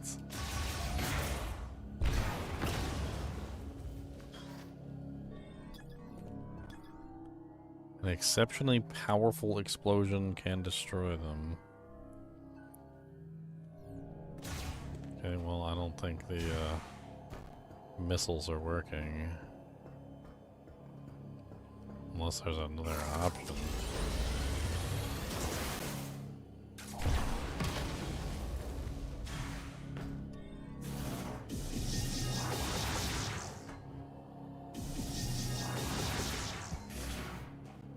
That doesn't work either.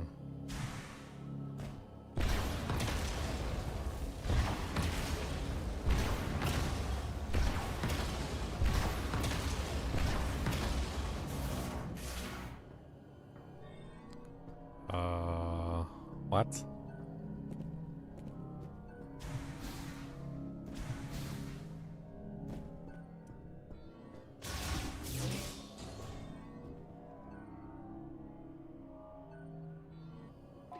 What?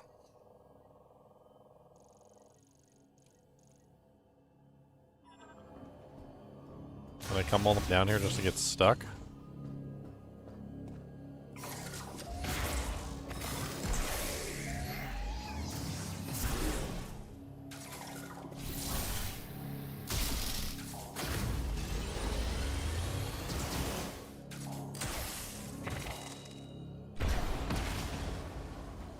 I'm obviously missing something.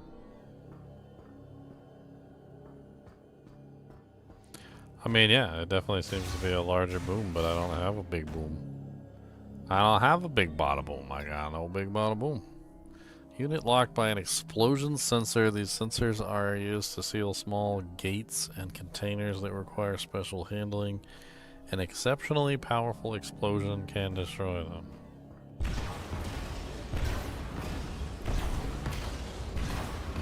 Exceptionally powerful explosion. Man, looking at the map, I mean, I can't go back. Like, it's blocked. Like, there's nowhere else for me to go. So if it's a thing that I don't have, well then whatever. Looks like maybe there's an alternative path on the map right here. Yep.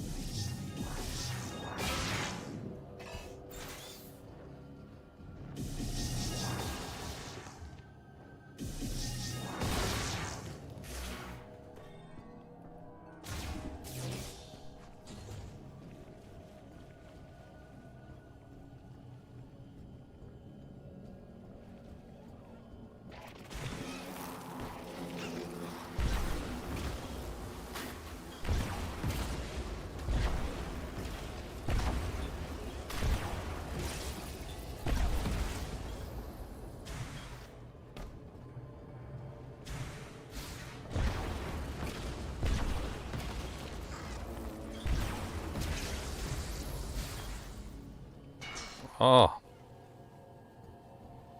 Fell right down to my death.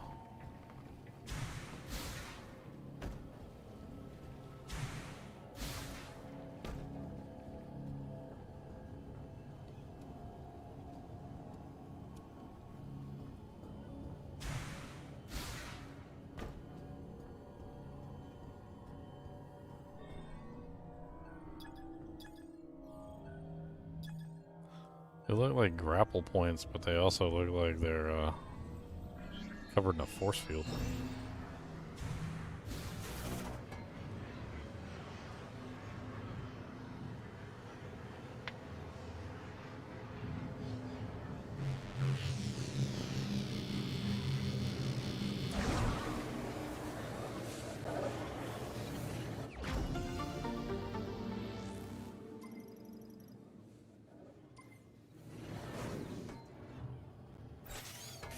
Okay.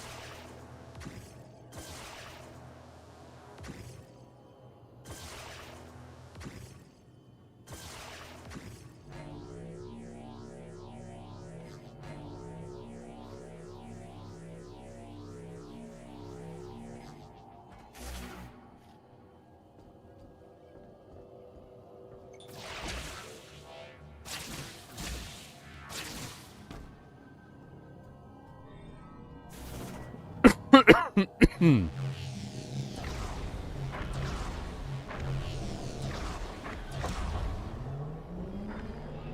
weirdest lock I've ever seen. I mean, yeah.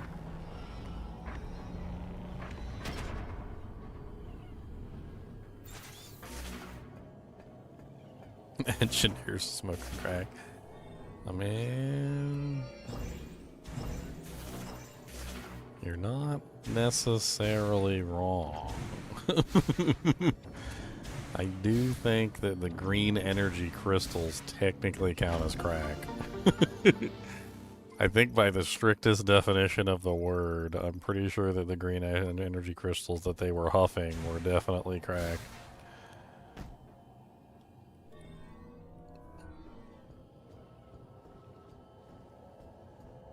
Because they was just outright huffing some crystals, man.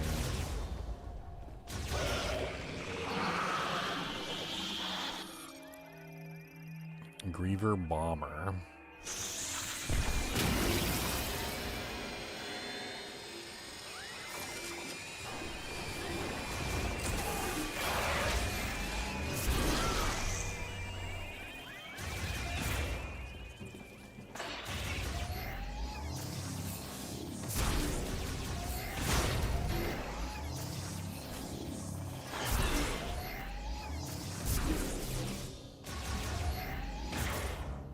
There's another one of those big explosion locks.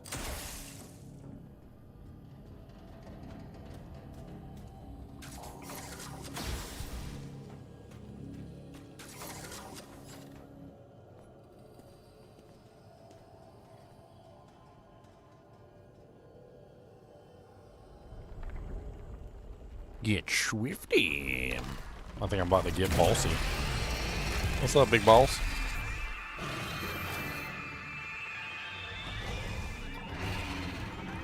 Scan, scan, scan, and scan. Gonna scan, scan, scan, scan.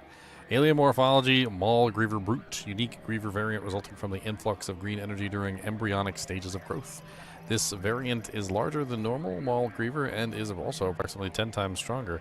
It can spit an extremely sticky substance from its mouth, temporarily immobilizing a target if hit. The Maul Grievers are a unique variant resulting from an influx of green energy during egg incubation. Brutes are much larger than normal Maul Grievers, with arms being approximately 10 times longer. Legs strength is also improved, accommodating swift movement despite the brute's bulk, while their attack behavior is fundamentally identical to all other Grievers. Enhanced strength makes brutes especially dangerous. In addition to poisonous saliva, they can spit sticky mucus that, upon contact with air, turns into viscous gel it uses to restrain prey. Formations created by the gel are colloquially referred to as Griever gates.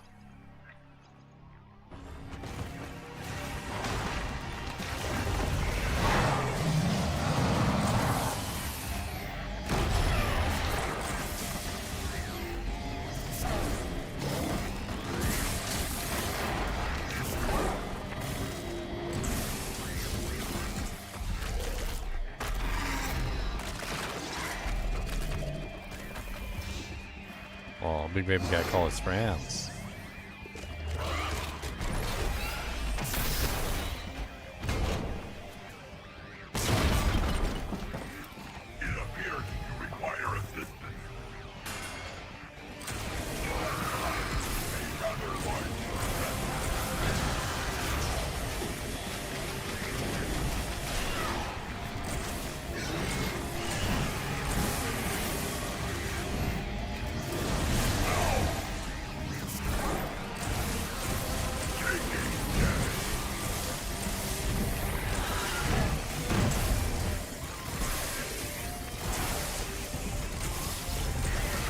What's the matter? Don't you like it when you freeze a bit? Don't stop motion a hit. Gonna punch you right in your face. Damn it, Aaron. I am glad to reunite. I do not detect any other Federation thing. Hey, buddy, can you come back here and take care of this real quick? I will now assist you with your mission. Yeah, come over here though and hit this. Punch this. Yeah, come on over here. Punch that with your big old fists. I want to see you punch that. Give it a good punch. Give it a good smack right there. Right there. Get that good. Right there. You're not doing it. Punch it. Rude. There's an upgrade up there. You see that? How do I get that?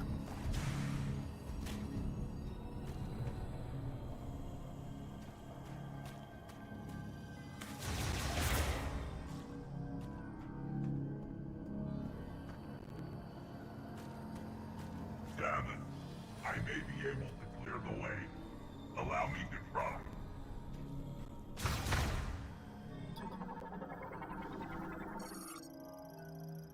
Incombustible organic matter.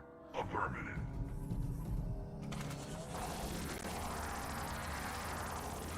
Please be respectful. Moving forward, please let me know when I can clear the way.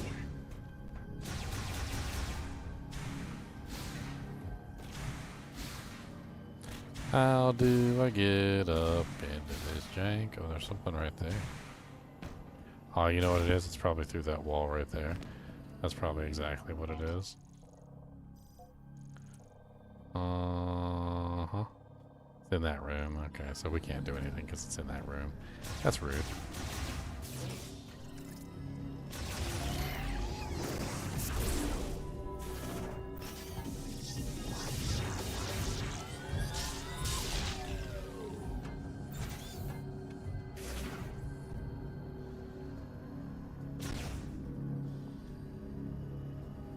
Why did it fail? What the hell?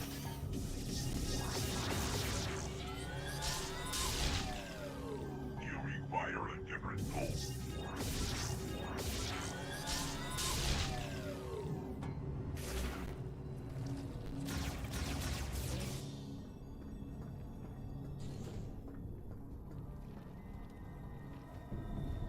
That looks like a boss arena. I'm pretty sure that's what you call a boss arena.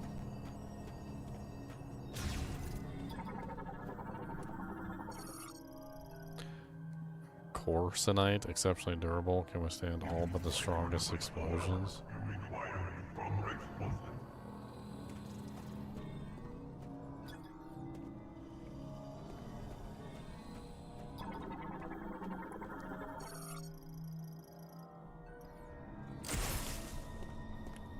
Lift was destroyed. Can he not get down here because the lift was destroyed?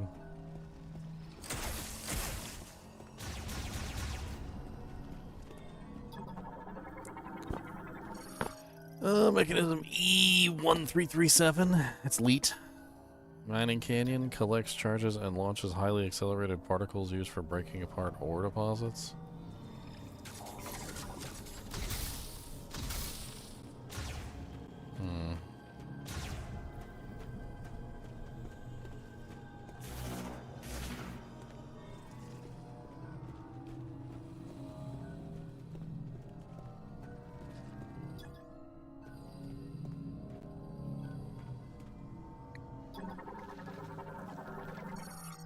Support clamp holding the cannon in place. The clamp is locked by a security bolt located along its top. Okay. A half pipe connected to the nearby gates. Oh, okay.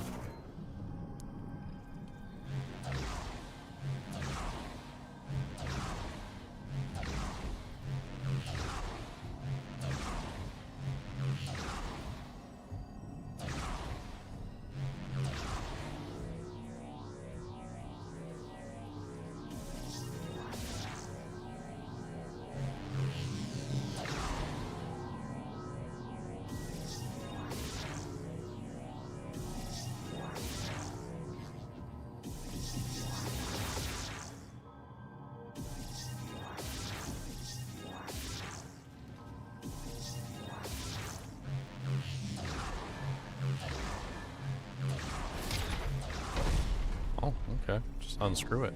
No big deal.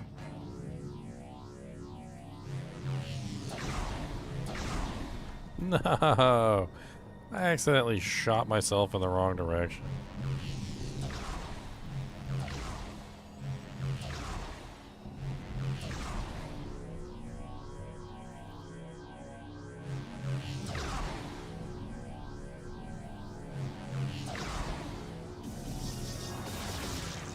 I'm away.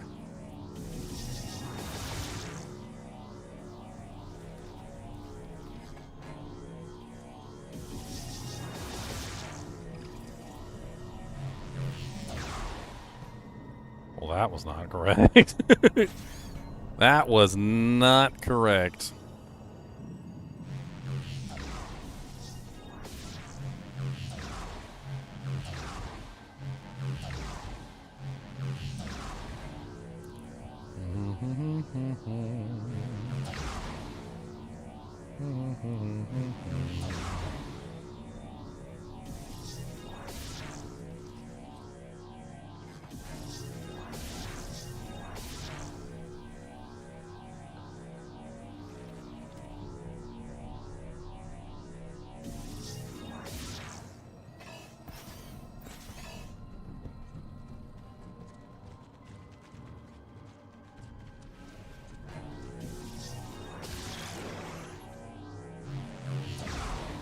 That was kind of tricky.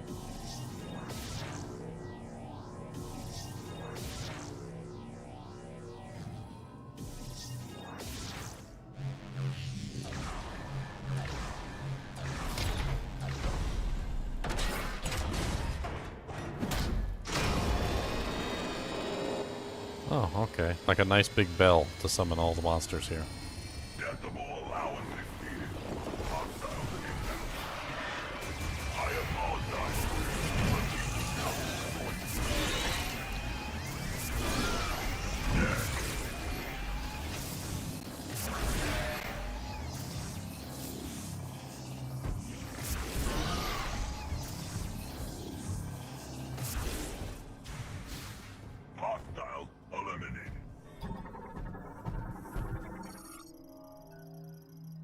Cannon frame warping, extreme internal pressure is causing the tempered glass to weaken. Further shocks could result in complete destruction.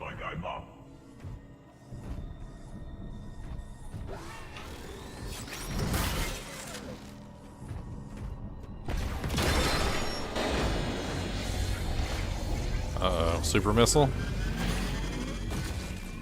Super missile. I knew it.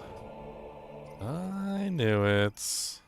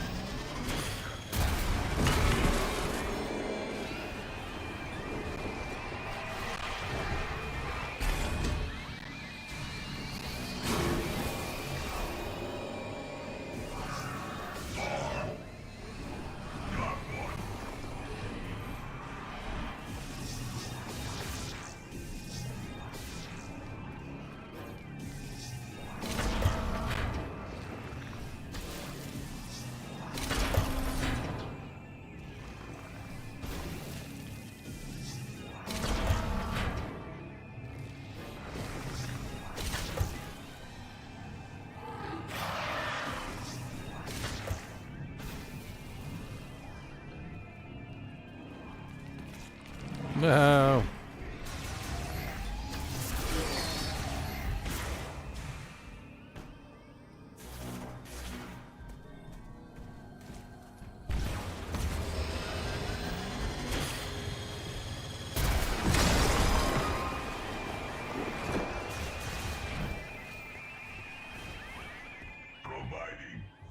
The hell? I think that's where I'm supposed to go. Hold on.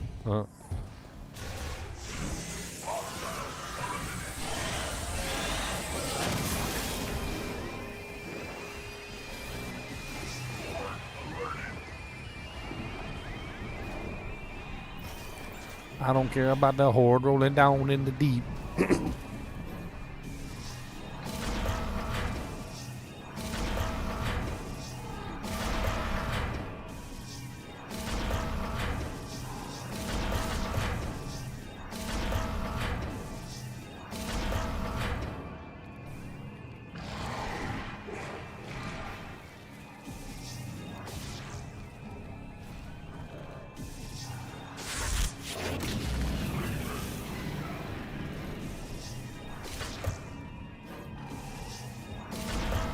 What's up, Iberian Pull Rose? That's pretty good. I've been having a lot of fun with it so far. I like it. It's very Metroid-like. Very much so reminiscent of Metroid Prime 1. An elegant solution. If I had to say that which one was better, I think Metroid Prime 1 is definitely still better. So far, anyway. But, I mean, it's a fun adventure. It's another Metroid, another entry into a game series that I actually enjoy. And it feels a lot like Metroid Prime 1, which is a really high praise. I want to try blowing up that truck. There was a truck back here. I want to blow up the truck. I'm pretty sure it was back here just a little ways. I think I can get it now that I have the super missile.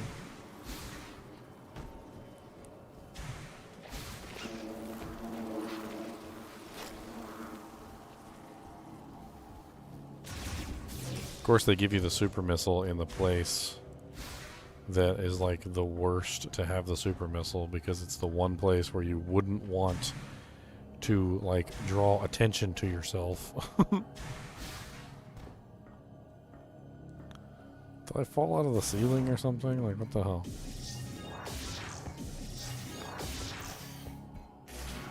I can't remember where I popped. Oh, it was right here. Here we go.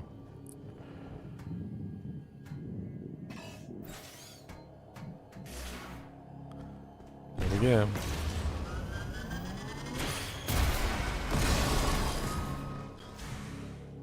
Well, I'm so glad I came back for that, because I would have been really pissed if I had to go all the way back down here for a super missile. for a 5 capacity missile increase. I am super glad that I went back, because I totally would have came back down here too, and I would have came back down here and found like a 5 missile increase there, and I would have been like, oh yay, I'm so happy.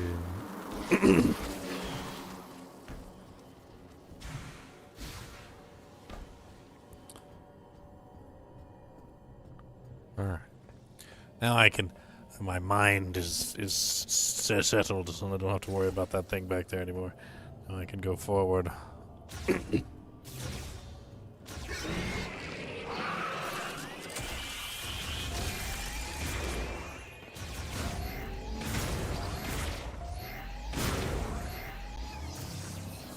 The mouse controls are really good too, I very well.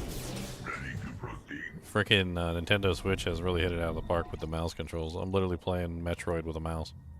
Literally a mouse. It's a Joy-Con, but it's a mouse. I mean, it's a fully featured gaming mouse, and it works like a gaming mouse. Like I can't even tell the difference between it and my PC gaming mouse. That's how good it is. I will shout it from the rooftops. I'm gonna be the Nintendo mouse. What's it called? Disciple. I'm gonna be the Nintendo mouse disciple. Go tell it on the mountain, over the hills and everywhere. Go tell it on the mountain that we've got a mouse on a console. It actually works. It's not shit.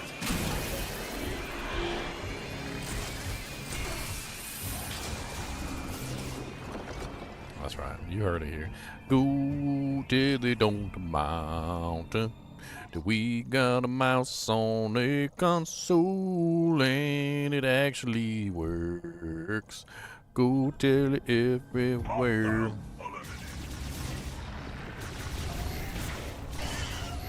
Yeah, I'm pretty sure it's called acid. Oh god, it's on my face.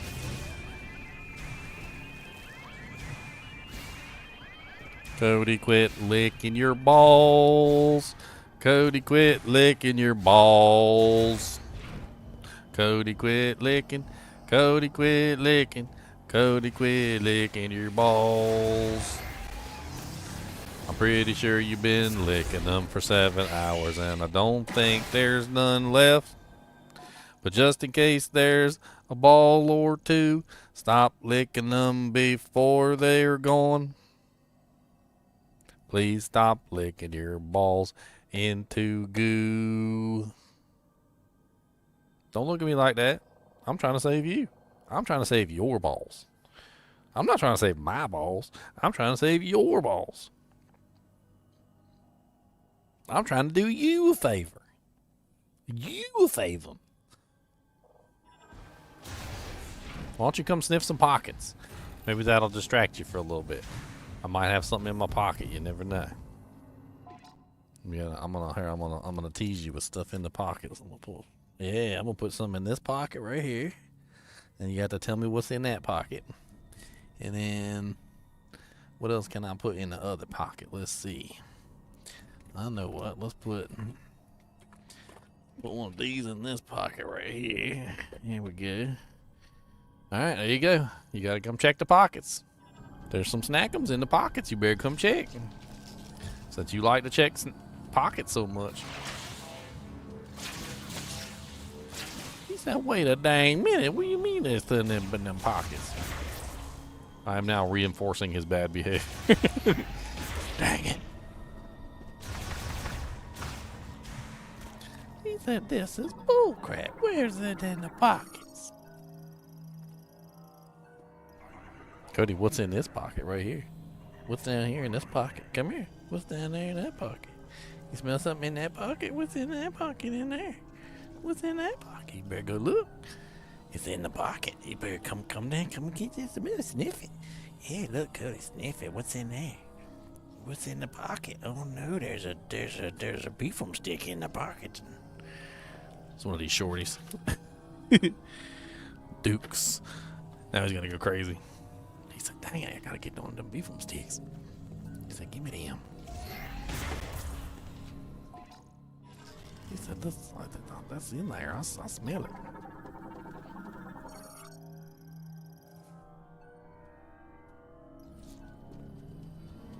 You gonna get it? It's in there. You can get it in there. There's some beefum stick in there. You gotta get it. It's right there. You can get it. He said, I see it in there. He said, it's in there. It's gotta get it.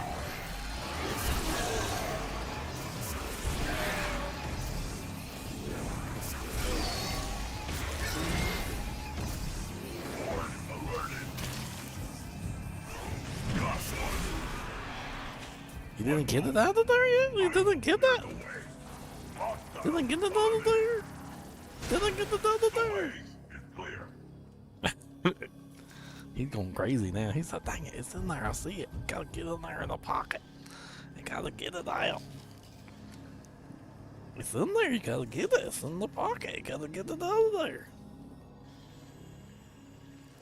I'm trying to give him something to do other than dig himself to death. I'm trying. I can't just give him the beef stick because then it's gone in like 1 second, and then he doesn't have nothing to do. So I'm trying to give him something to do.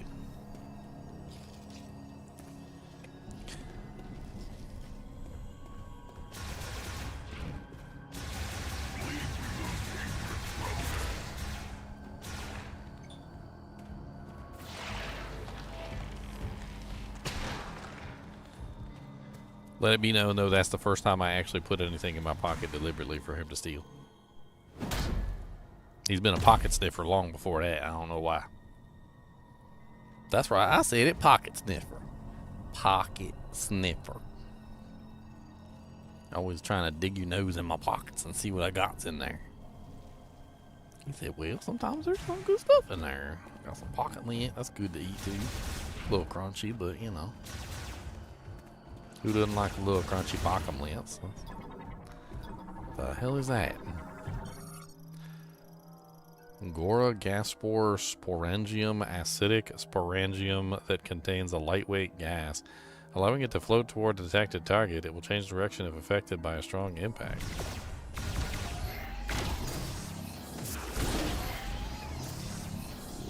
Oh, okay. It flew right back into it, into the source. Cave roach.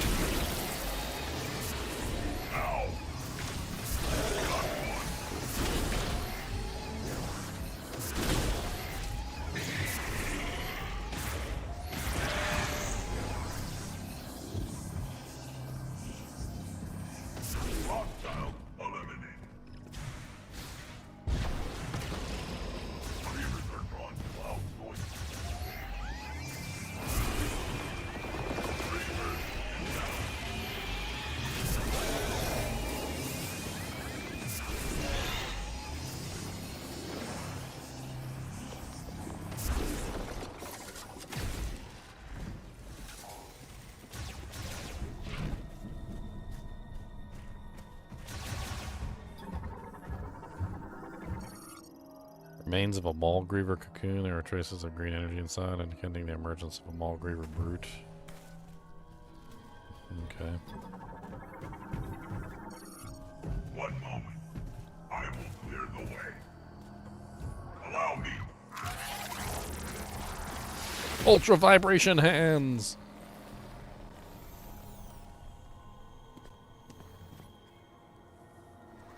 My weaponry can remove this material, but it will take time. My sensors indicate a hostile is nearby.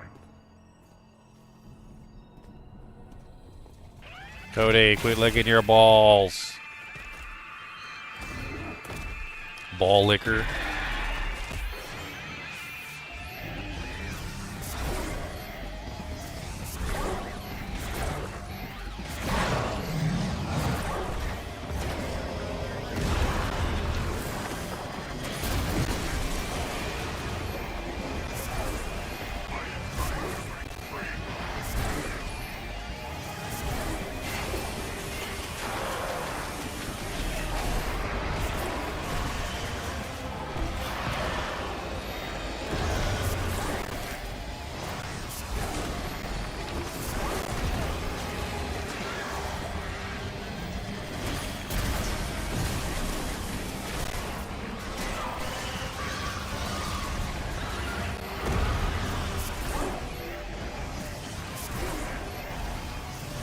Are we spitting that green shit at me?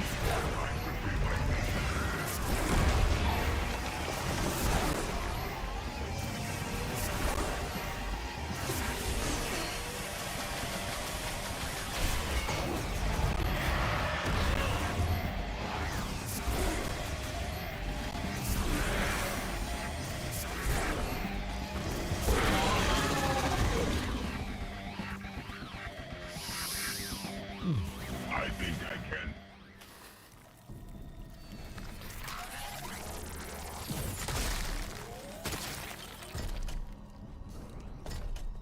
It is unfortunate I could not be of assistance during that battle.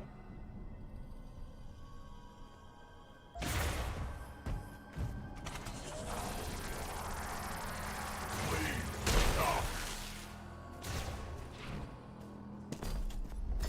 A large number of hostiles are headed this way. It would not be tactically advantageous to fight here. I suggest we keep moving. Combat protocol. Engage.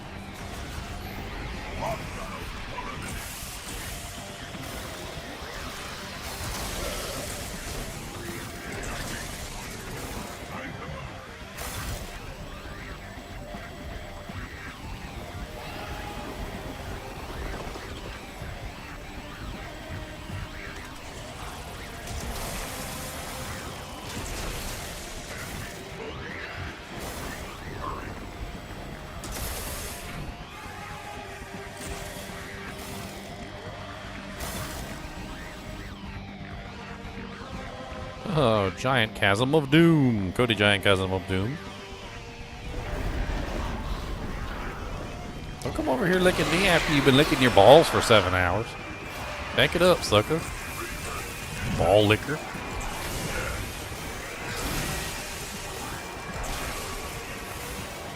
I'm just calling it like it is, ball licker. Stay there, bro. That's not nice. You the one doing it? I ain't doing it. Why you coming over here fighting? What do you want? I'm trying to fight monsters. They're trying to eat our faces and stuff. Yes, what do you want, Koopas? Do you want, nothing? Because you ain't getting shit? Why don't you go lay down? He said that was rude. That was not polite at all. That's not. Why you pause the game just to do that? That's not nice.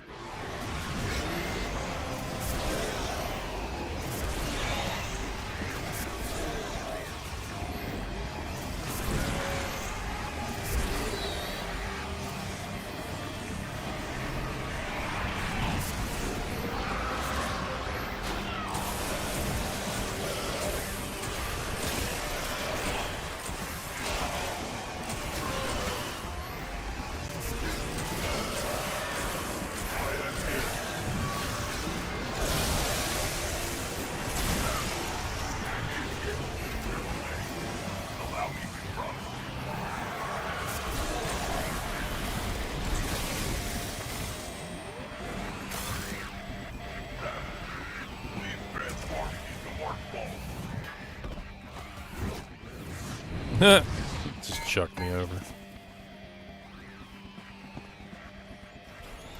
I will handle things here. Don't die, robot. I am glad I could be of service to you today, Everybody's sacrificing their lives for me. They better stay. They better be alive. They better be alive when I get out of this place. Don't make me feel stuff. Not allowed to make me feel stuffs. Cody, quit licking your ball sacks. Yeah, stop. I'm gonna use this whistle thing I got. I got a little thing makes a loud whistle noise, and I'm gonna use it on you. It just goes. It goes real loud. And I'm gonna use it when you start licking your balls. Is that what you want? Want me to use it when you start licking your balls? Because that's what I'm gonna do. I'm gonna put it right here, and as soon as you start licking, I'm gonna press the whistle.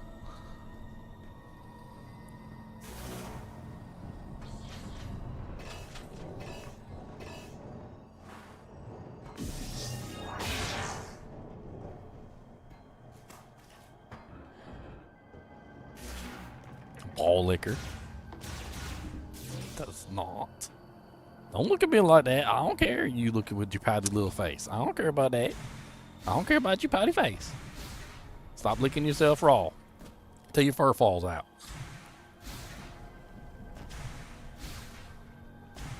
Surprised your tongue doesn't fall off.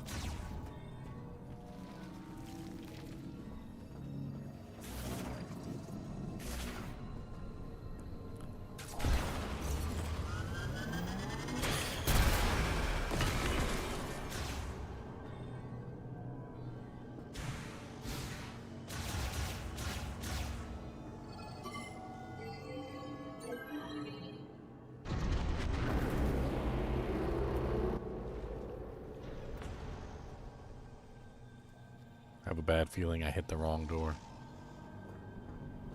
I bet you this is a save down here or something. What the hell is that? That's not a save.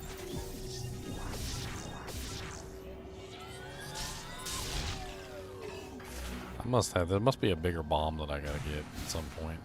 That's probably exactly what it is.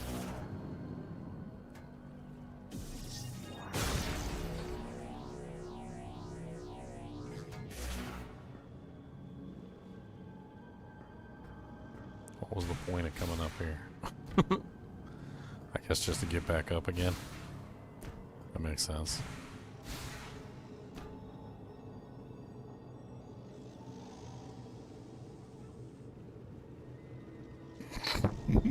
I'm watching you. I'm watching.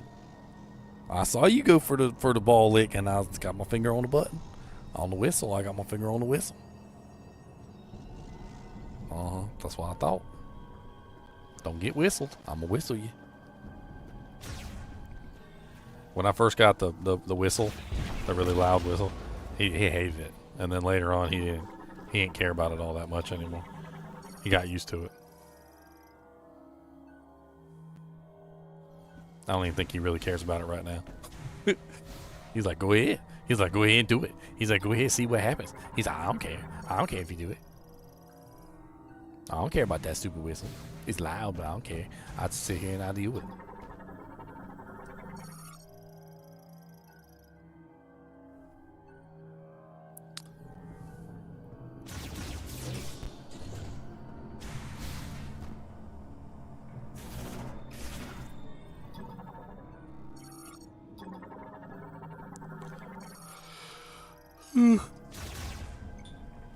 Here we go.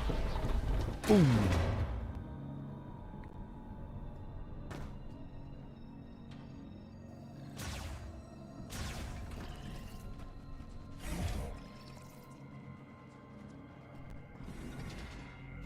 I knew it was probably a save. It looked like a save to me. I'm just watching Cody out of the corner of my eye. And he's watching me back. He's like, as soon as he stops paying attention to me, as soon as he looks away, he's back to licking balls. He said, you can only delay the inevitable ball licks. You cannot stop. You cannot stop the ball licks. They will happen. As soon as you're asleep or look away, the slow and steady lick of the balls will occur again. You thought that you could delay the inevitable, but the inevitable is inevitable and therefore shall always occur. Ow. Rude. Where the hell even am's I? I'm like so deep under the ground. Like, at what point am I supposed to get out of here?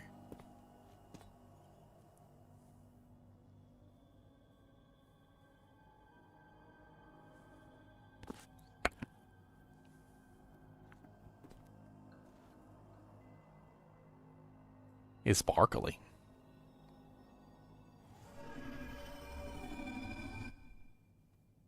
Was it fake?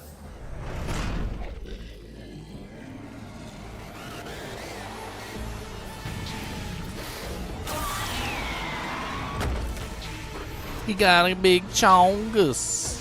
His name is a bongus. Oh, we got a big chongus. Buddy, I'm going to have to ask you to calm it down a little bit. I got a big chongus here. We're going to be getting off in 20 minutes anyway because it's almost 12-hour live stream. And you know we are. And then we're going to go downstairs and get something to eat.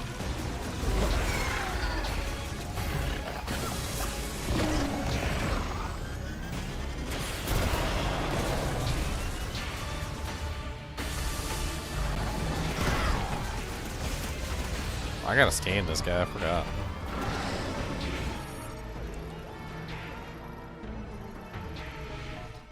The Omega Griever. We're gonna read it in like a really cool voice.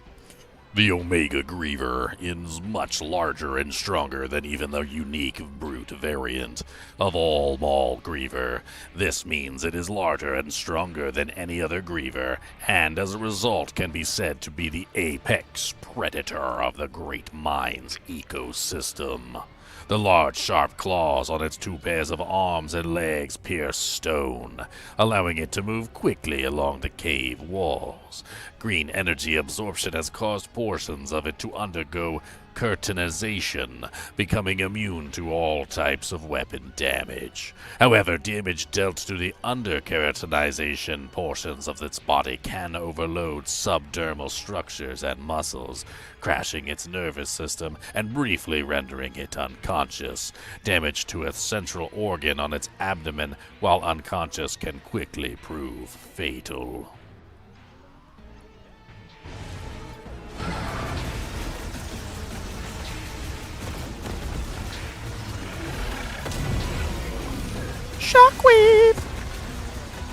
What's up, buddy? I see you got a shockwave. Why you gotta whip me with... Oh, God, don't do that.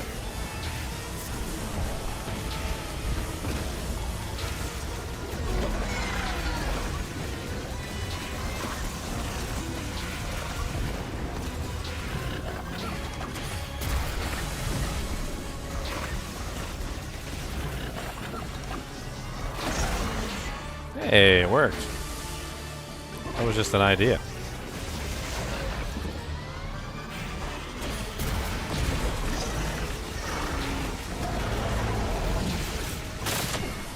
Ah, speedy spits.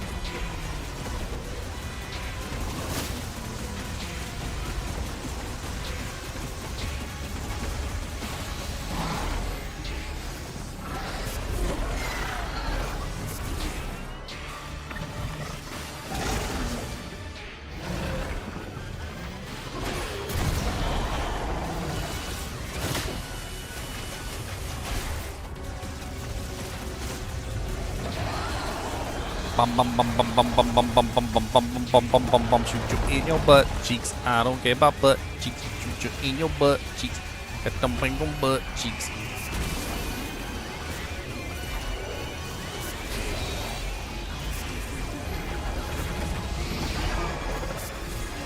It's a heal phase.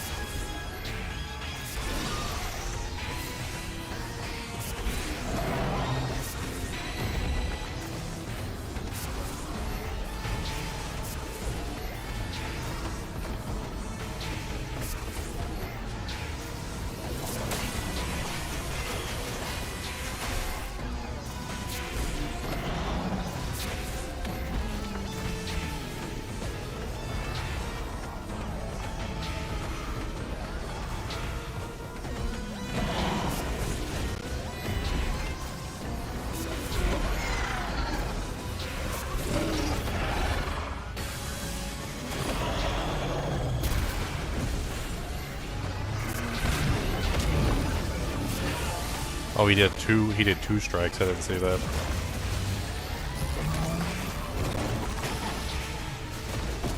Acid in the face.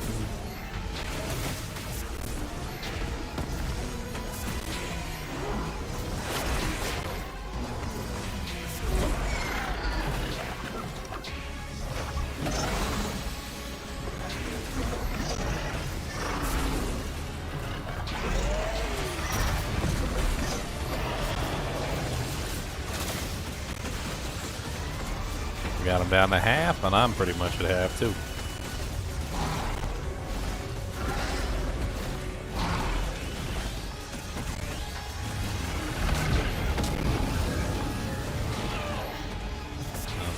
The jump wrong.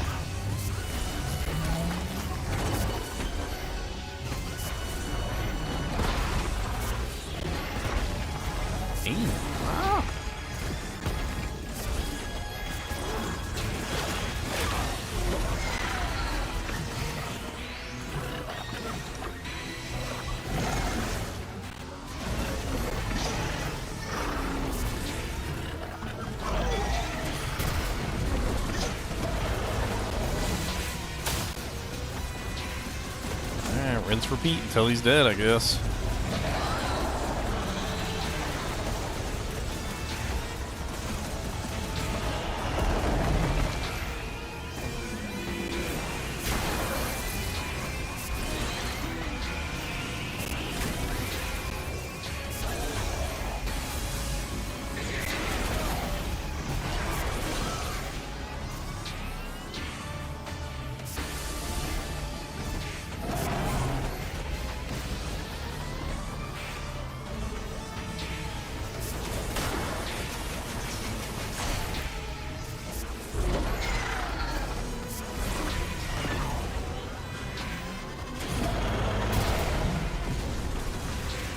Seems like he's growing more keratinous fibers.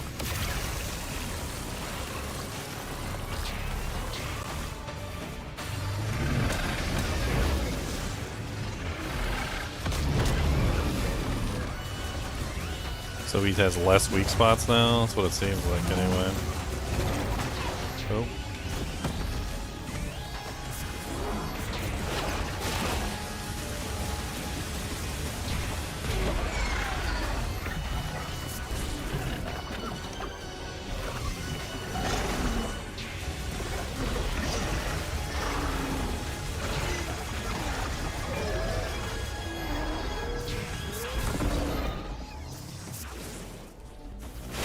What the hell was that?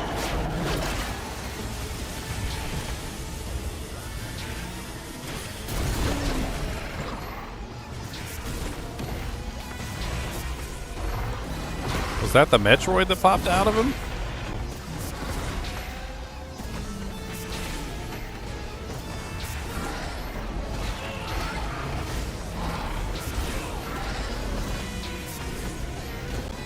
Down to 2 bars, 3 bars.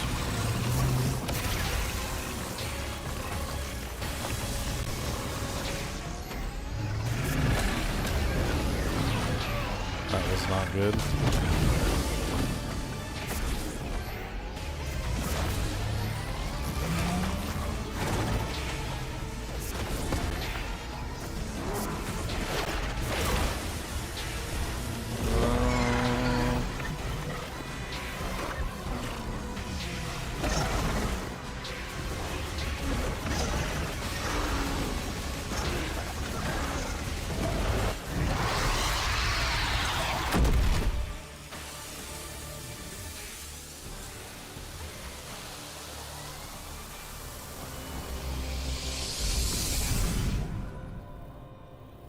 The hell is that?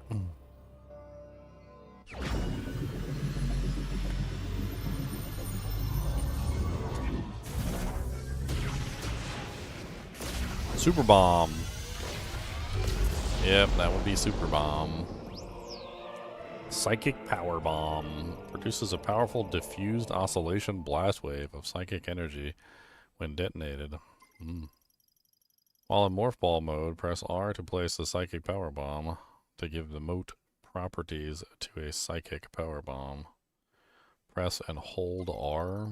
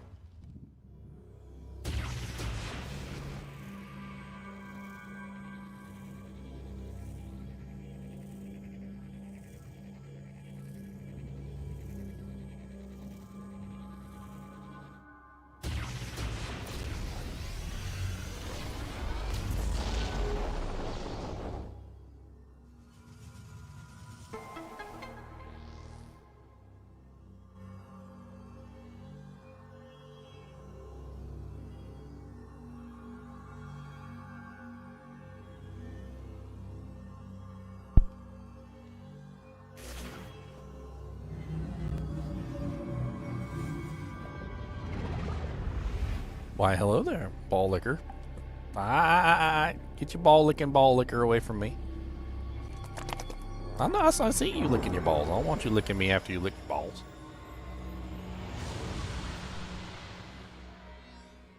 Ball licker.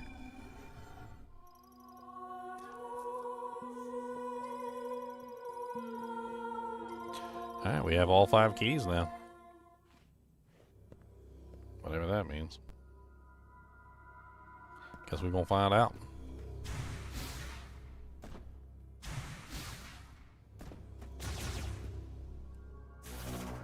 I'm assuming I can just do this now.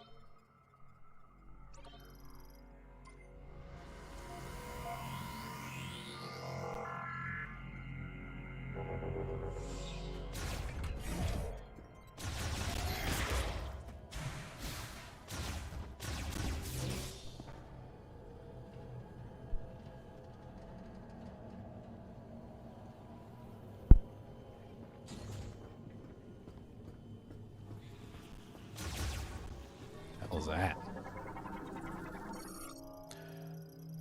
Remains of an extremely large maul griever. Can I blow it up?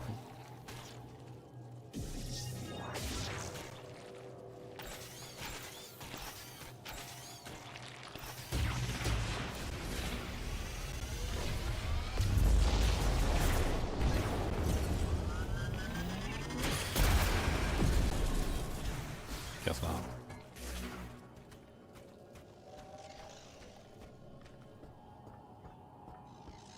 Hey, I know you.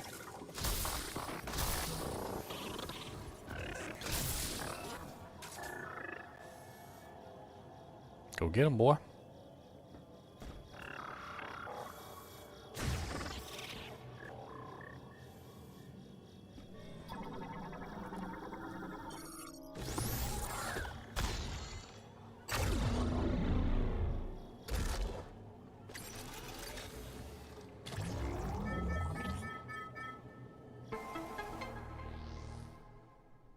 It's the bot that tells you where everything is.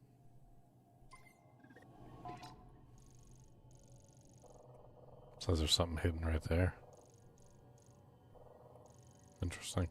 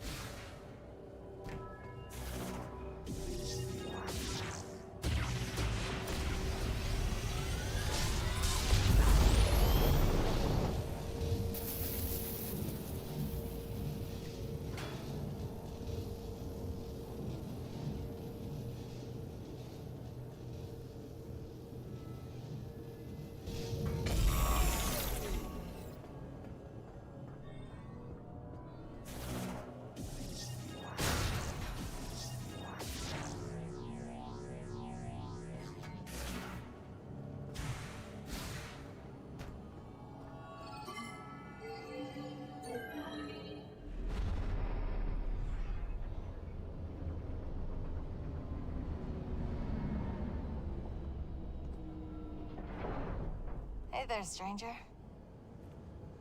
You didn't think we were dead, did you? Nope. Takes more than a couple grievers to bring us down. Try a couple hundred. You did good, kid. All that training paid off. Thank you, sir.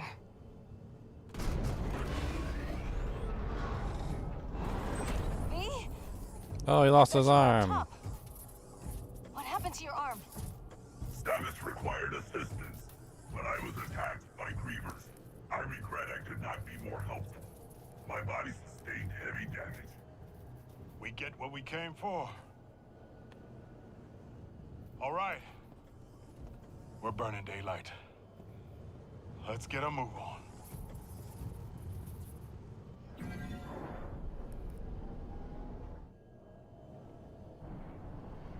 I hope the copy is okay. All right. Knuckle up.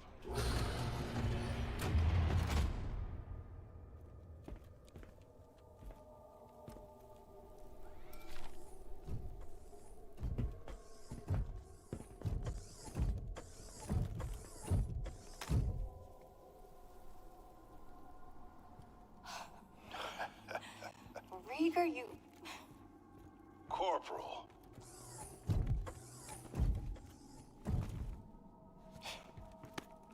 It's good to see you.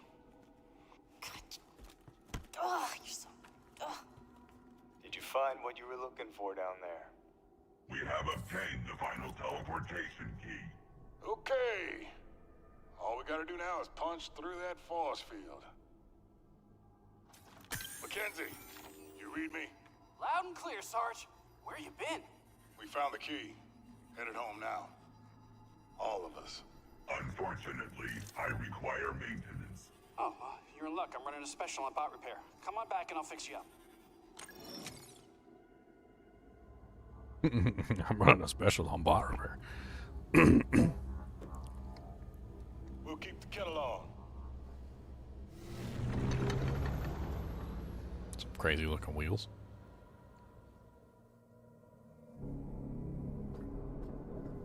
There was definitely like 2 more things in there I missed.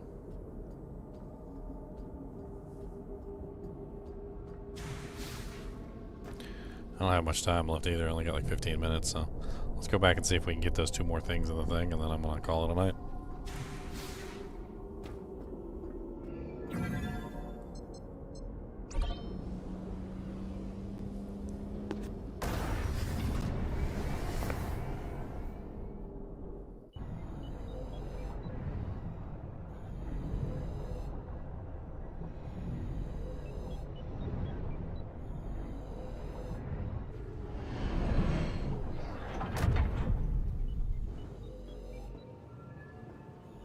Okay, one of them is in this room, pretty much. Like, I think it's in that room that what's-his-face opened the door.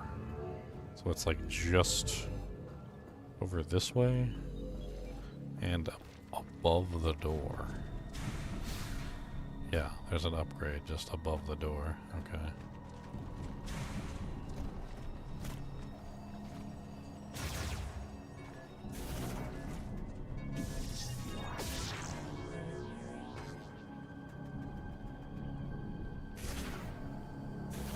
What the ham biscuit?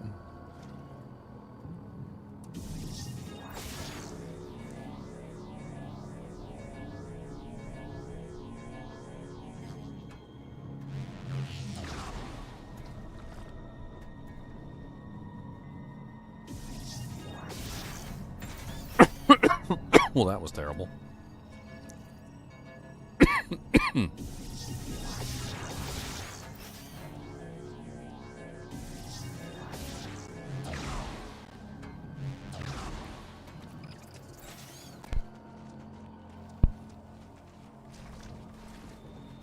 What if I try this, then this? Wait, hold on.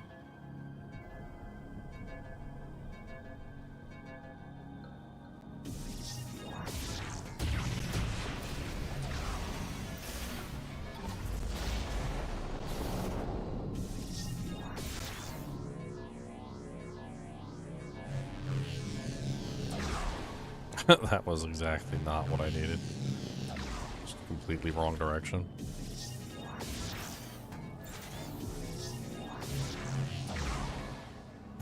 It doesn't help so much as it hurts. I don't even understand.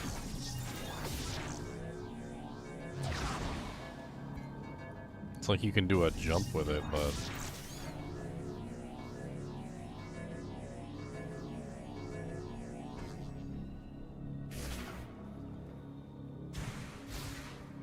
How the hell am I supposed to get that thing?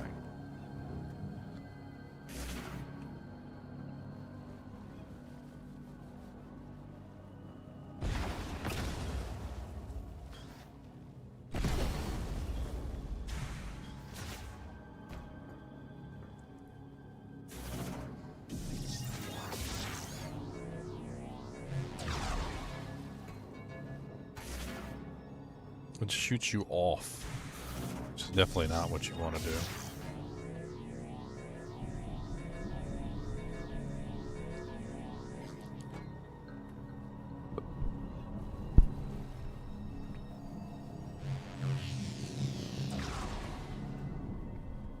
Maybe. I have an idea.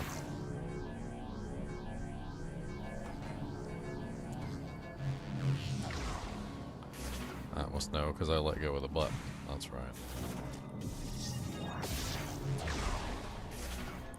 Yeah, that's pretty much what I thought was going to happen.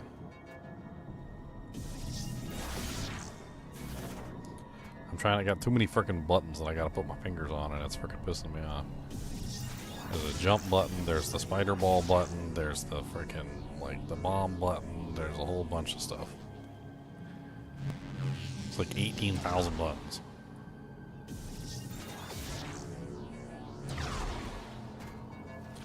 So it just shoots you off.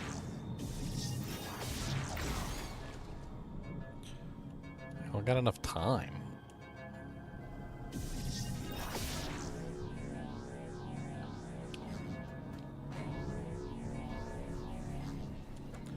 That was so effing close.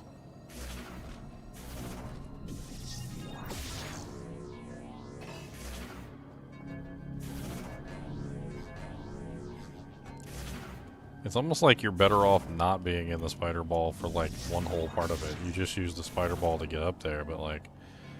I'm having so much trouble with this. Okay.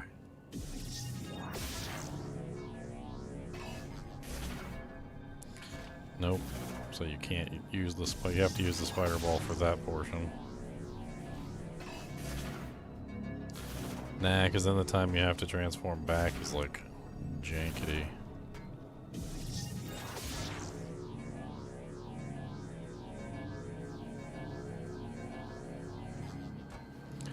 I I keep messing up that turn right there for some reason. I don't even know if that would even help me at all, but...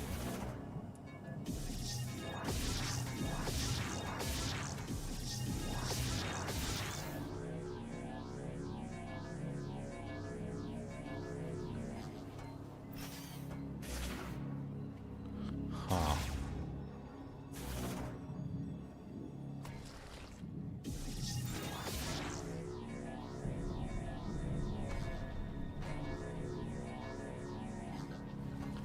That was so close.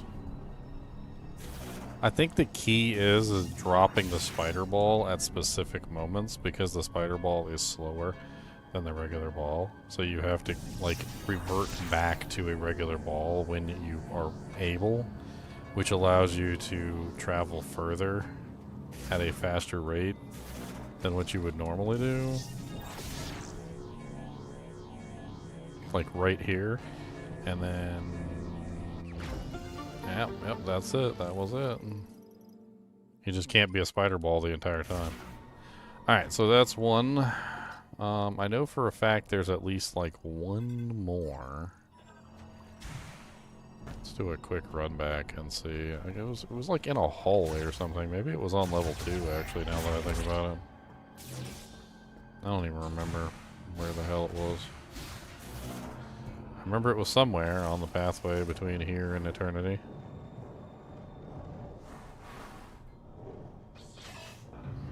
I mean, I suppose that the map should tell me since I found the scout.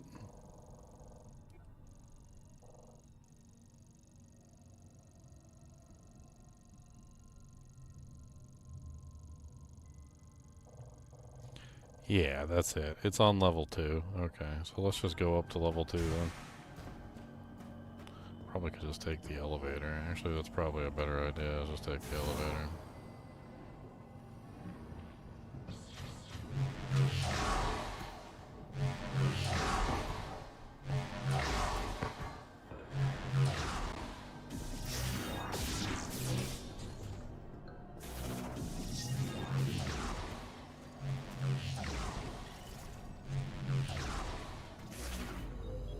Alright, up to level 2.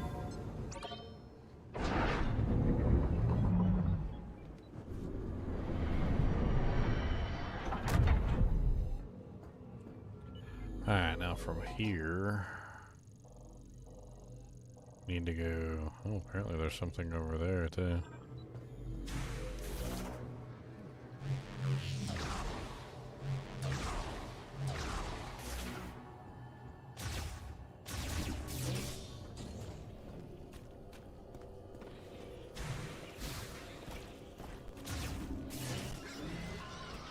I was about to ask. I was like, are the Grievers gone since I killed the Omega Griever or whatever? But no, it seems like they're still alive.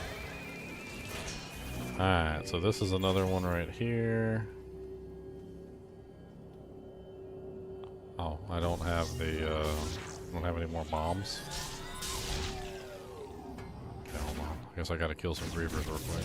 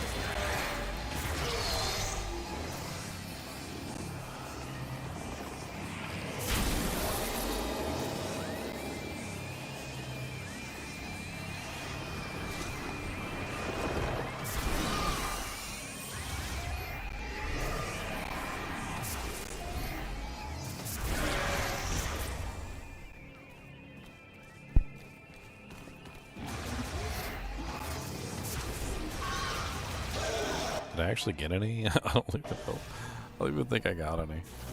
No, I didn't even get any. All that was just a waste. Let's see if I can find some chests or something that might give me some bombs.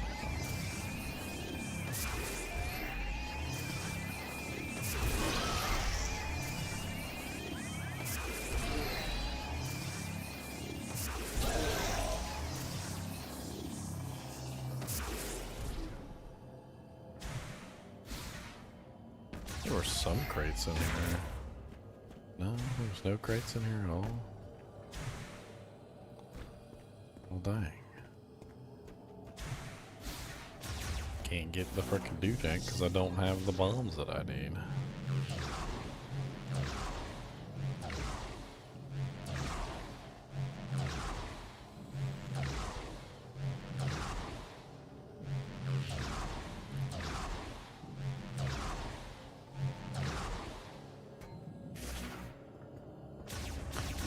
Let's just backtrack, see if we can find some chests. Or a save room might work too, I guess.